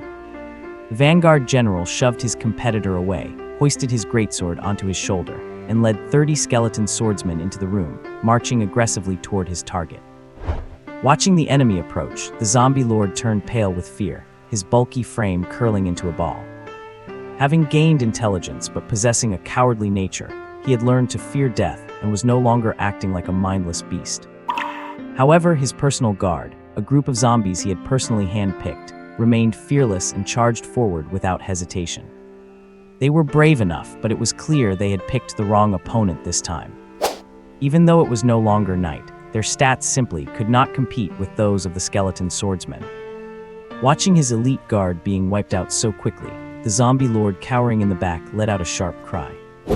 "Do not kill my wife, do not smash my gaming console, do not step on my game discs, do not chop me up." Amidst the screaming, the zombie lord was snatched up by his collar. The Vanguard General held him with one hand and raised his greatsword, ready to strike. Just then, a low voice commanded from behind.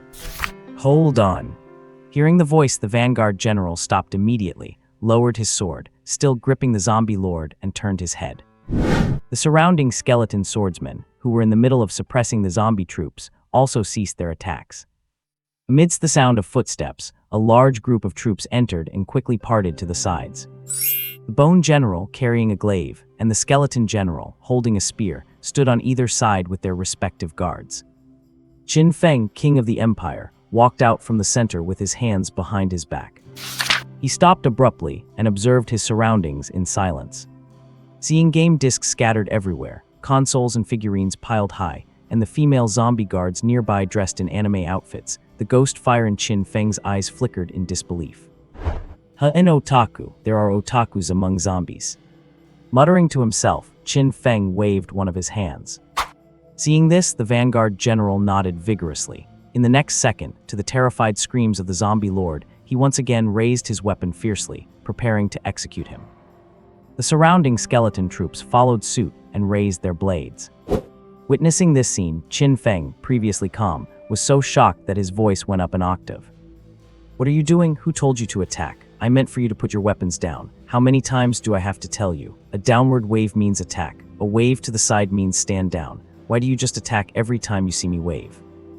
Hearing Qin Feng's roar, the Vanguard General looked confused and quickly loosened his grip. Finally freed, the zombie lord plopped down onto the floor. Before the terrified lord could recover, Qin Feng stood with his hands behind his back again, smiling as he spoke. "A zombie lord are you, and it looks like you are an anime fan. Anime fans are fine. Anime fans are harmless. As it happens, I need a zombie to guide the way, so you might as well do it." Qin Feng's words left the zombie lord stunned, and he looked up with a conflicted expression. Can I say no?" Qin Feng smiled and nodded without giving an answer, simply waving his hand lightly. Then silence descended upon the room. Noticing the Vanguard General had not moved, Qin Feng glared at him and waved his hand again. Seeing that there was still no reaction, Qin Feng finally lost his patience, marched over, grabbed the general by the collar, and roared. "Did you not see my gesture? I told you to finish him. Finish him. Yes, stop pointing, I mean him. Who else could you possibly be killing here?" Seeing his boss enraged, the vanguard general finally reacted, hastily raising his greatsword and rushing toward the zombie lord in a panic. Seeing this, the zombie lord shrieked in terror. "I surrender, I am willing to guide you, do not kill me." Hearing this, Qin Feng waved his hand vigorously. This caused the vanguard general to slam on the brakes, standing frozen in place as he fell into a state of confusion. What did the boss say again? Which gesture was to attack? Which one was to let him go? Why do I keep forgetting? Well, following the capture of a lord, the Undead Empire suddenly gained a new high-ranking general. That is the 5th Heavenly King of the Empire's 4, General Corpse King. Qin Feng originally had no intention of giving him an official position, only planning to use him as a guide to help reap benefits in this world. But his lord talent was just too useful. He could actually mass-produce mutant zombies. Since zombies currently make up the largest portion of the Undead Empire's forces, Qin Feng promoted the zombie lord to general, intending to entrust him with important tasks. It is actually no surprise that the Corpse King became a general, considering he brought his own startup capital. He had a force of 4,000 zombie soldiers under his command. Of course, more than 1,000 have already been wiped out by the Undead Empire.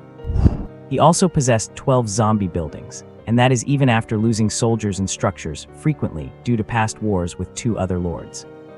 You could say the troops he brought alone far exceeded the current total strength of the Undead Empire. With such a massive dowry, it would be hard for him not to get a high position. With his forces added, the Undead Empire's army strength surged to nearly 4,000. The Empire is finally more than just a small-scale village-level power. It has reached the scale of a town-level power. As the 5th Heavenly King, General Corpse King, after surrendering all his troops and blueprints, even enthusiastically provided the location of another zombie lord, assisting the Empire in wiping out the lair of the fallen Lord Da Vinci. The reason for his enthusiasm was simple. Besides fearing the terrifying power of this army, the generous Emperor Qin Feng had granted his request and given him all the video games and discs he had acquired from the human faction. Qin Feng even went as far as to help him upgrade the only unit under his direct command, the Zombie Elite Guard. The Corpse King did not actually care much about strength. But with the power boost, these zombies not only looked better, but most importantly, their intelligence significantly increased. Watching his zombie wife unit finally stop being bloodthirsty monsters and start showing real emotions, the Corpse King was moved to tears. Consequently, this enemy who had just joined the Empire as the 5th general became a die-hard fan of Qin Feng. It was not about loyalty, he was just counting on Qin Feng to keep creating more wives for him. While clearing out another zombie nest, Qin Feng obtained a unique architectural blueprint. Holding the blueprint, Qin Feng's expression was stunned. He really had not expected that a zombie lord who fought so pathetically would possess such a treasure. Name: Infantry Factory. Tier: Level 1. Construction cost: 10,000 gold, 1,000 iron, 1,000 wood. Effect: can spend gold to mass-produce light infantry equipment.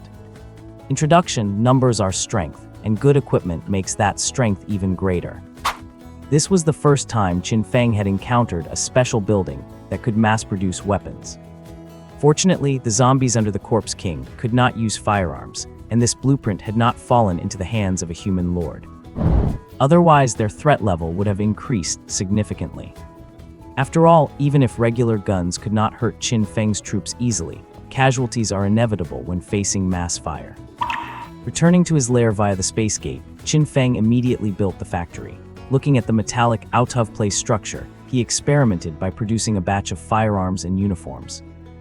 Discovering that he could customize the designs, he brought in several generals to design the imperial military uniform. A moment later, the first set of imperial uniforms rolled off the production line.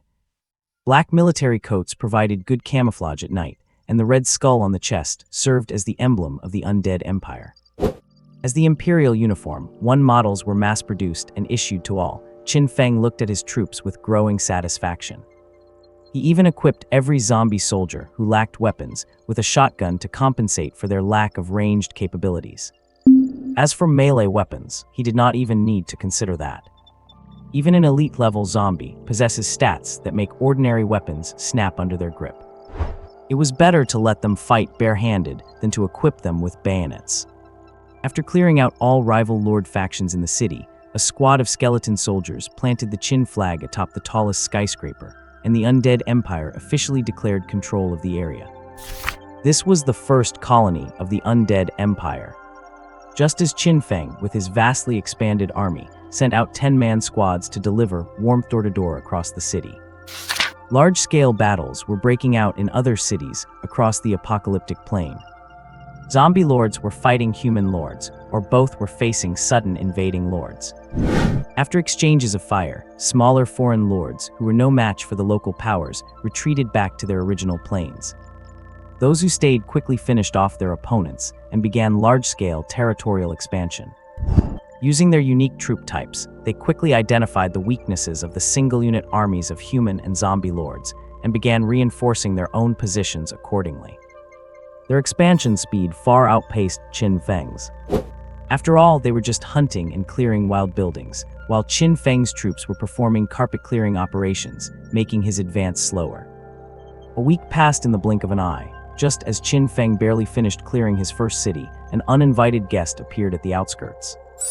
Outside the city, rhythmic footsteps echoed as a force of over 1,000 soldiers approached, wearing bronze muscle cuirasses, holding round shields and spears, and sporting crested helmets.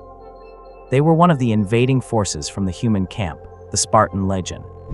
Amidst the heavy footsteps, a large man at the front, dressed as a Spartan heavy infantryman, raised his spear. Upon his signal, the Spartan troops behind him, who had been marching in perfect unison, came to a halt. The street fell silent, and the leader frowned, scanning his surroundings with a sharp gaze. He sensed something was wrong. The city was unnervingly quiet. Zombies, which should have been everywhere, were nowhere to be seen. Could it be his lucky day? Did he stumble upon the core lair?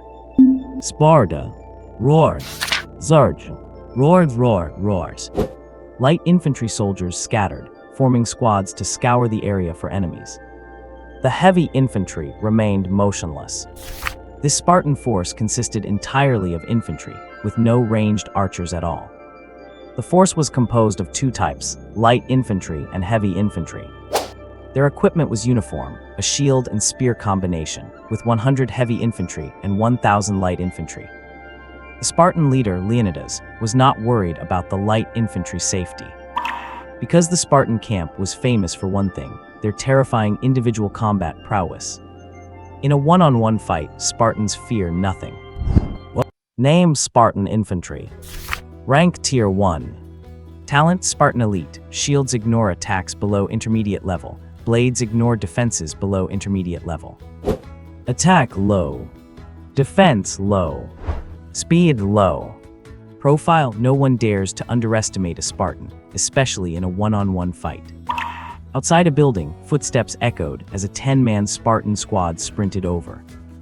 Listening to the sounds from inside, they exchanged glances, then quickly raised their shields and leveled their spears, surrounding the entrance completely.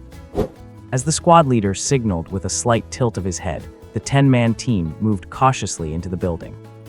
Inside the building, a 10-man squad of zombies was clearing out the wild zombies within.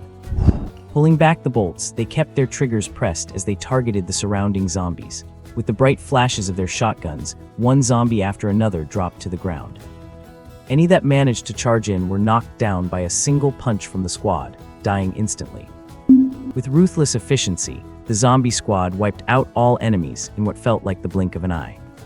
Spreading out to search the corners for final cleanup, they were clad in black military coats, wearing round steel helmets and gas masks. The glowing green eyes visible through their gas masks were bone-chilling to behold. Just as the zombie squad was meticulously hunting for prey, a faint sound came from behind them. Hearing the noise, the zombie soldier closest to the door whipped its head around, and then... A piercing whistle cut through the air as 3 spears were hurled with full force, piercing the zombie soldier's body instantly and pinning it to the floor. Even after the ambush, the zombie did not die. It gripped the spears sticking out of its body, struggling in a desperate attempt to pull them out. Unexpectedly, amidst the sound of rapid footsteps, one of the Spartans who had thrown a spear sprinted forward, leaped into the air, and drew his blade, landing a brutal strike squarely on the zombie's head. With a sickening crunch, the zombie's head flew off. Struck in its vital point, the creature pinned to the spears finally stopped struggling and went still. The commotion here immediately alerted the other zombie soldiers in the room. Turning to look at their fallen comrade, they then looked up to see the enemies who had suddenly emerged. The remaining 9 zombie soldiers did not hesitate. They raised their shotguns and pulled the triggers. Bang! With a flash of fire, a swarm of steel pellets tore through the air toward the enemies. The Spartan who had finished off the zombie dropped to one knee, blocking the shot with his round shield. The rest of the Spartans charging up from behind raised their shields to form a wall, sealing their defenses completely. A harsh clattering sound filled the room as countless bullets hammered into the shields, only to ricochet off. Far from piercing the shields, they did not even leave a scratch. Spartans advance. Under the leader's thunderous roar, the 10 Spartan soldiers leveled their spears and shields, marching forward and pushing through the hail of gunfire to engage at close range. Their massive round shields protected everything from their necks to their knees, and with a slight crouch, they could render their front entirely invulnerable. The tightly packed shields also provided excellent coverage for their comrades. And so, as they pressed forward, not a single bullet managed to bypass the shields to hit them. Having successfully closed the distance unscathed, the captain looked at the burly figures in black uniforms holding shotguns and roared with a grim expression. Spartans charge! Roar! As the order was given, a synchronized shout erupted. They raised their shields in unison to deflect the enemy's guns, while simultaneously thrusting their spears with their free hands. With a squelch, the sharp spears tore through the military coats and flesh, piercing the zombie soldiers completely.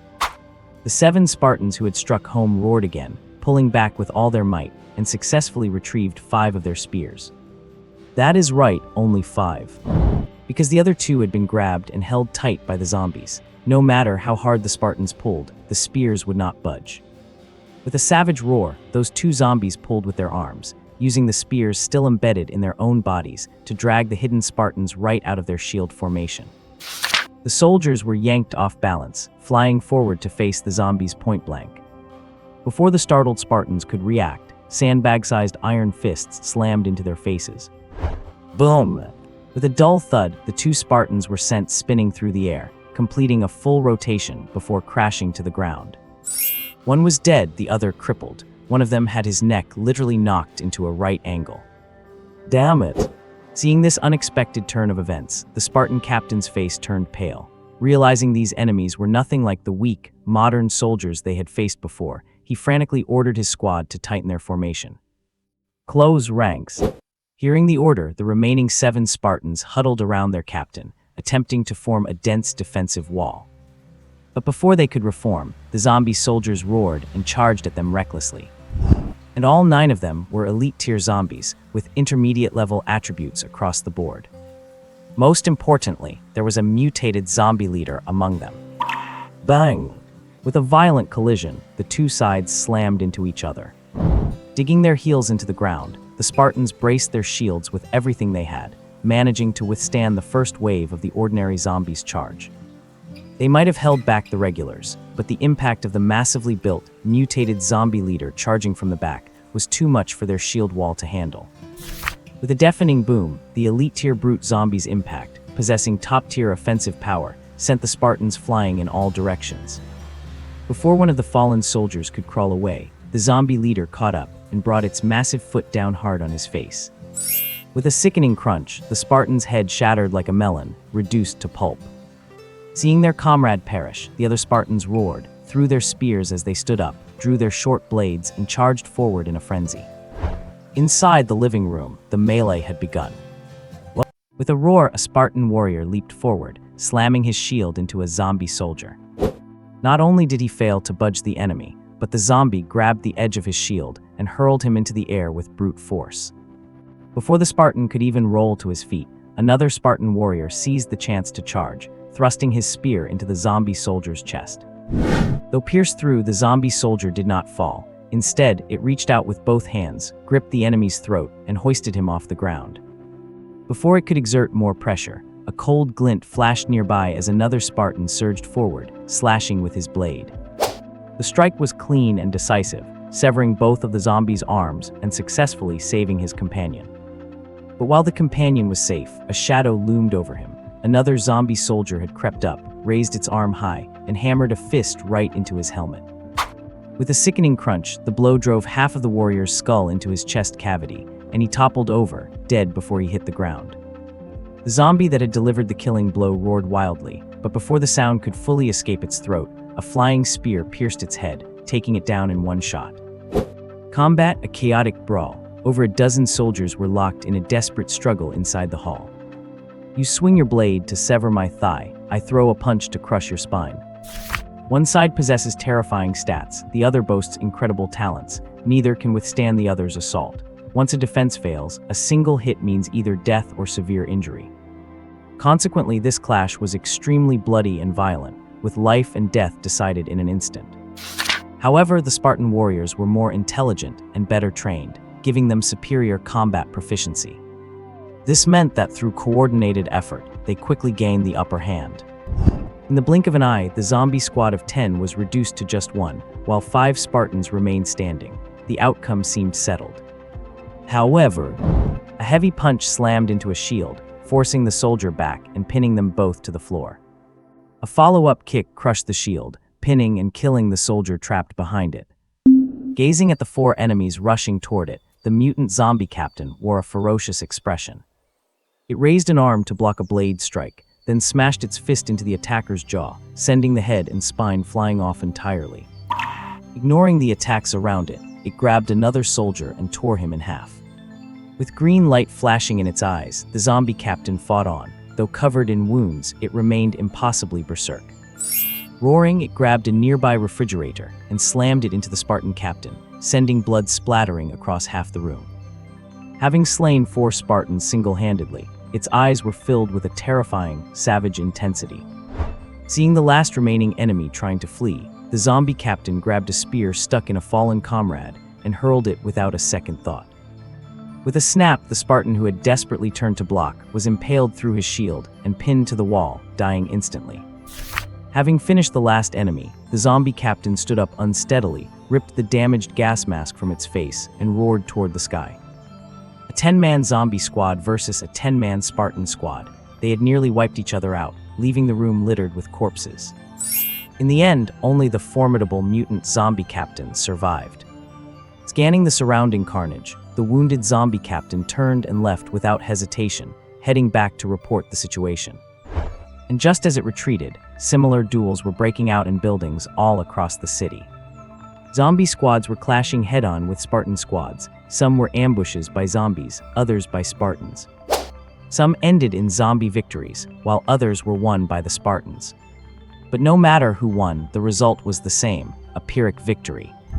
An hour later in the Spartan camp, Lord Leonidas was so furious he flipped a table, his face a mask of disbelief. 300 sentries went out, and less than 50 returned alive. What kind of joke is this? When he took down that human lord and that zombie lord earlier, he had not lost this many men. This was just a routine patrol. How could it possibly result in such heavy casualties? He knew that while his Spartan troops were powerful, they came at a high price. These soldiers were hard to recruit. Not only were they expensive, costing 150 gold and 5 iron coins each, but a single barracks could only produce 5 soldiers every 7 days. These 1,000 elite soldiers had taken him nearly 2 years to accumulate. He felt a pang of heartache just losing one of them. They were just out on a patrol, and it had wiped out half a year's worth of savings. This is absolute nonsense. Just as Lord Leonidas was losing his mind, Qin Feng, the leader of the Undead Empire, was having his own meltdown in a distant fortress. What is this? You are telling me you ran into a group of tough soldiers that caused huge losses. What kind of troops could kill over 200 of my men? Were they sent by the gods? Having recalled his troops, he discovered that over a dozen squads sent out for energy collection had gone missing, and a dozen more were reduced to just 1 or 2 survivors. Qin Feng's face turned as dark as coal soot. He just wanted to hoard some energy and peace. Why were there so many endless troubles?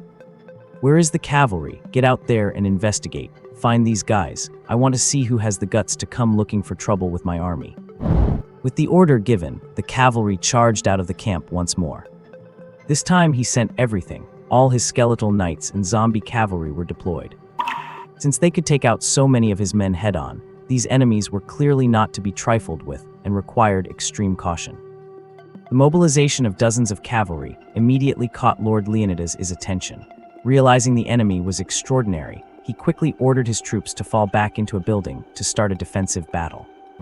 He worked frantically to reinforce the defenses while gathering his remaining forces. An hour later, the main forces of both sides finally met. Inside a 4-story building, nearly 1,000 Spartans stood guard at windows and doors, silent as statues. Outside, the legions of the Undead Empire approached in formation. Skeleton troops, spearmen, swordsmen, cavalry, and the most numerous and terrifying zombie legions. As they halted, the undead army, dressed in military overcoats, steel helmets, and gas masks, stood silently, surrounding the building completely. Qin Feng, standing among his troops, looked up at the building and the familiar-looking Spartan soldiers inside, then suddenly waved his hand. "What order of frontal assault? Why on earth would I do that?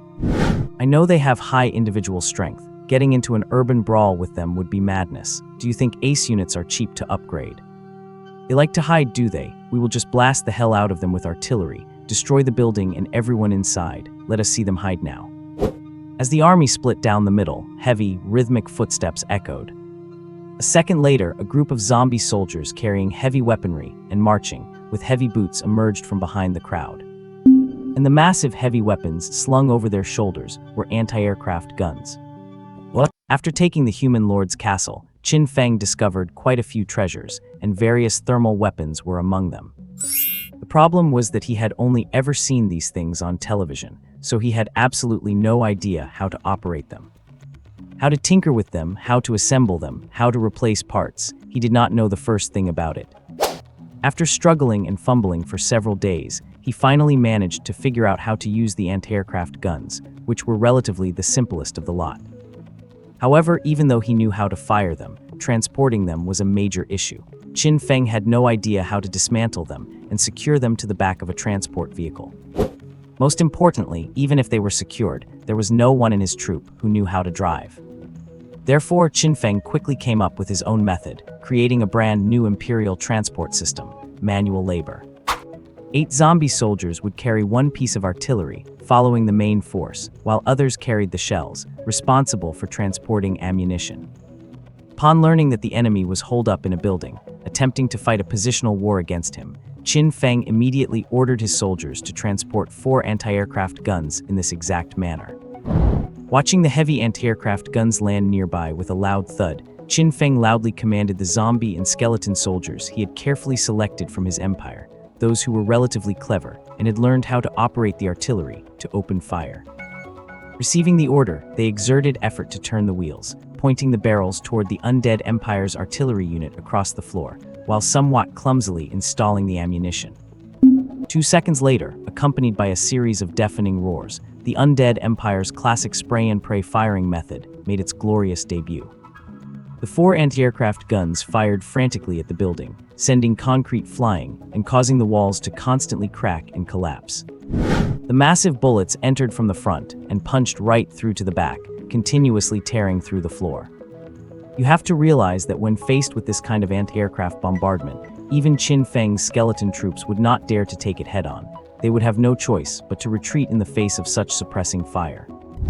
The Spartan troops guarding the building had lower base stats than Qin Feng's, so how could they possibly withstand the frenzied baptism of 4 anti-aircraft guns?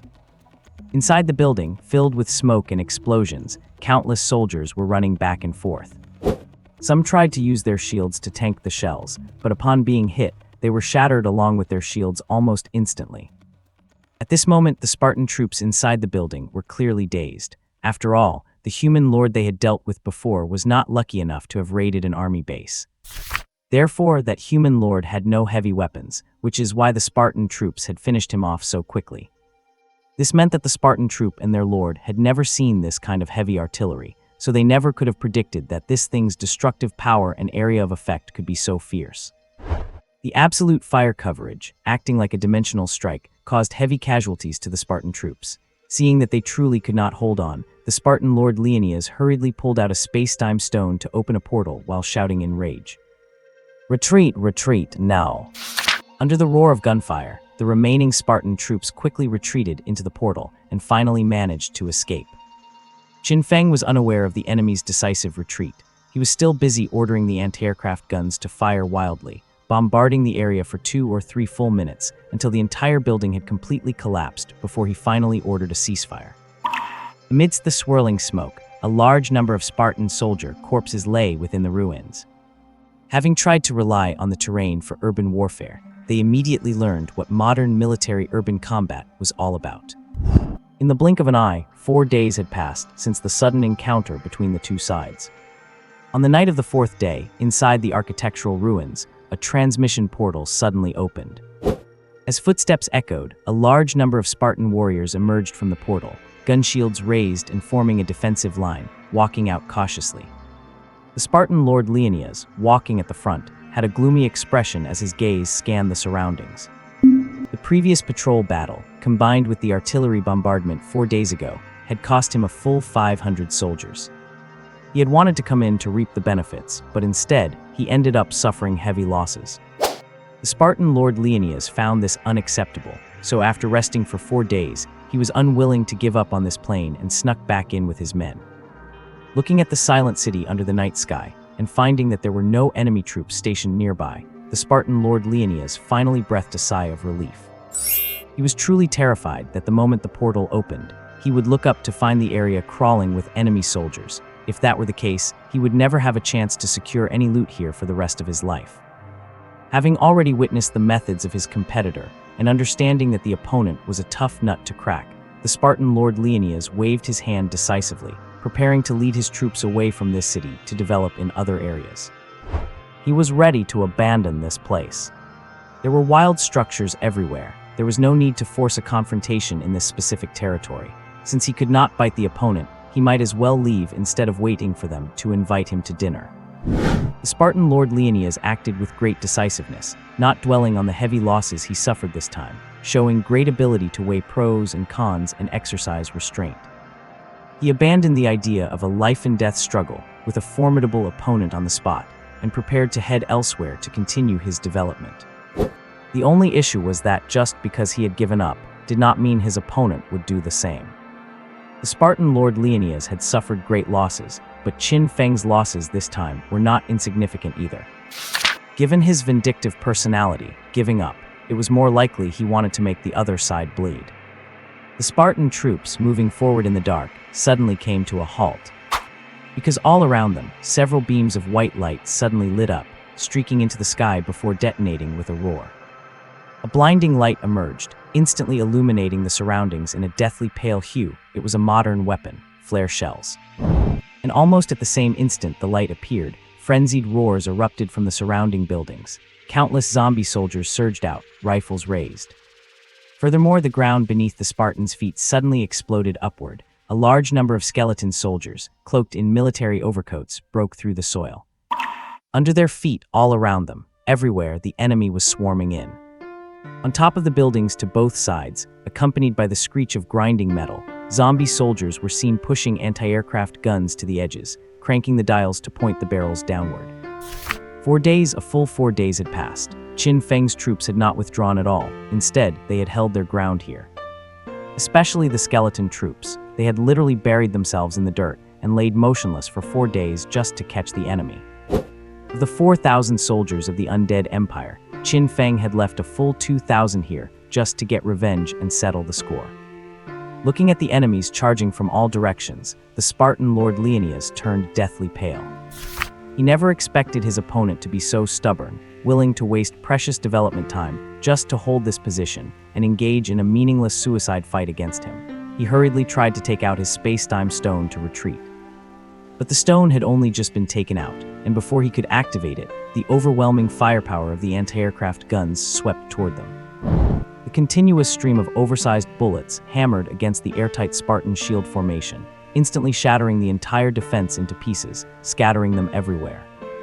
The exposed Spartan Lord Leonidas barely had time for a single cry of alarm before he was blasted away by a shell in the next second, and the space-time stone in his hand dropped to the ground.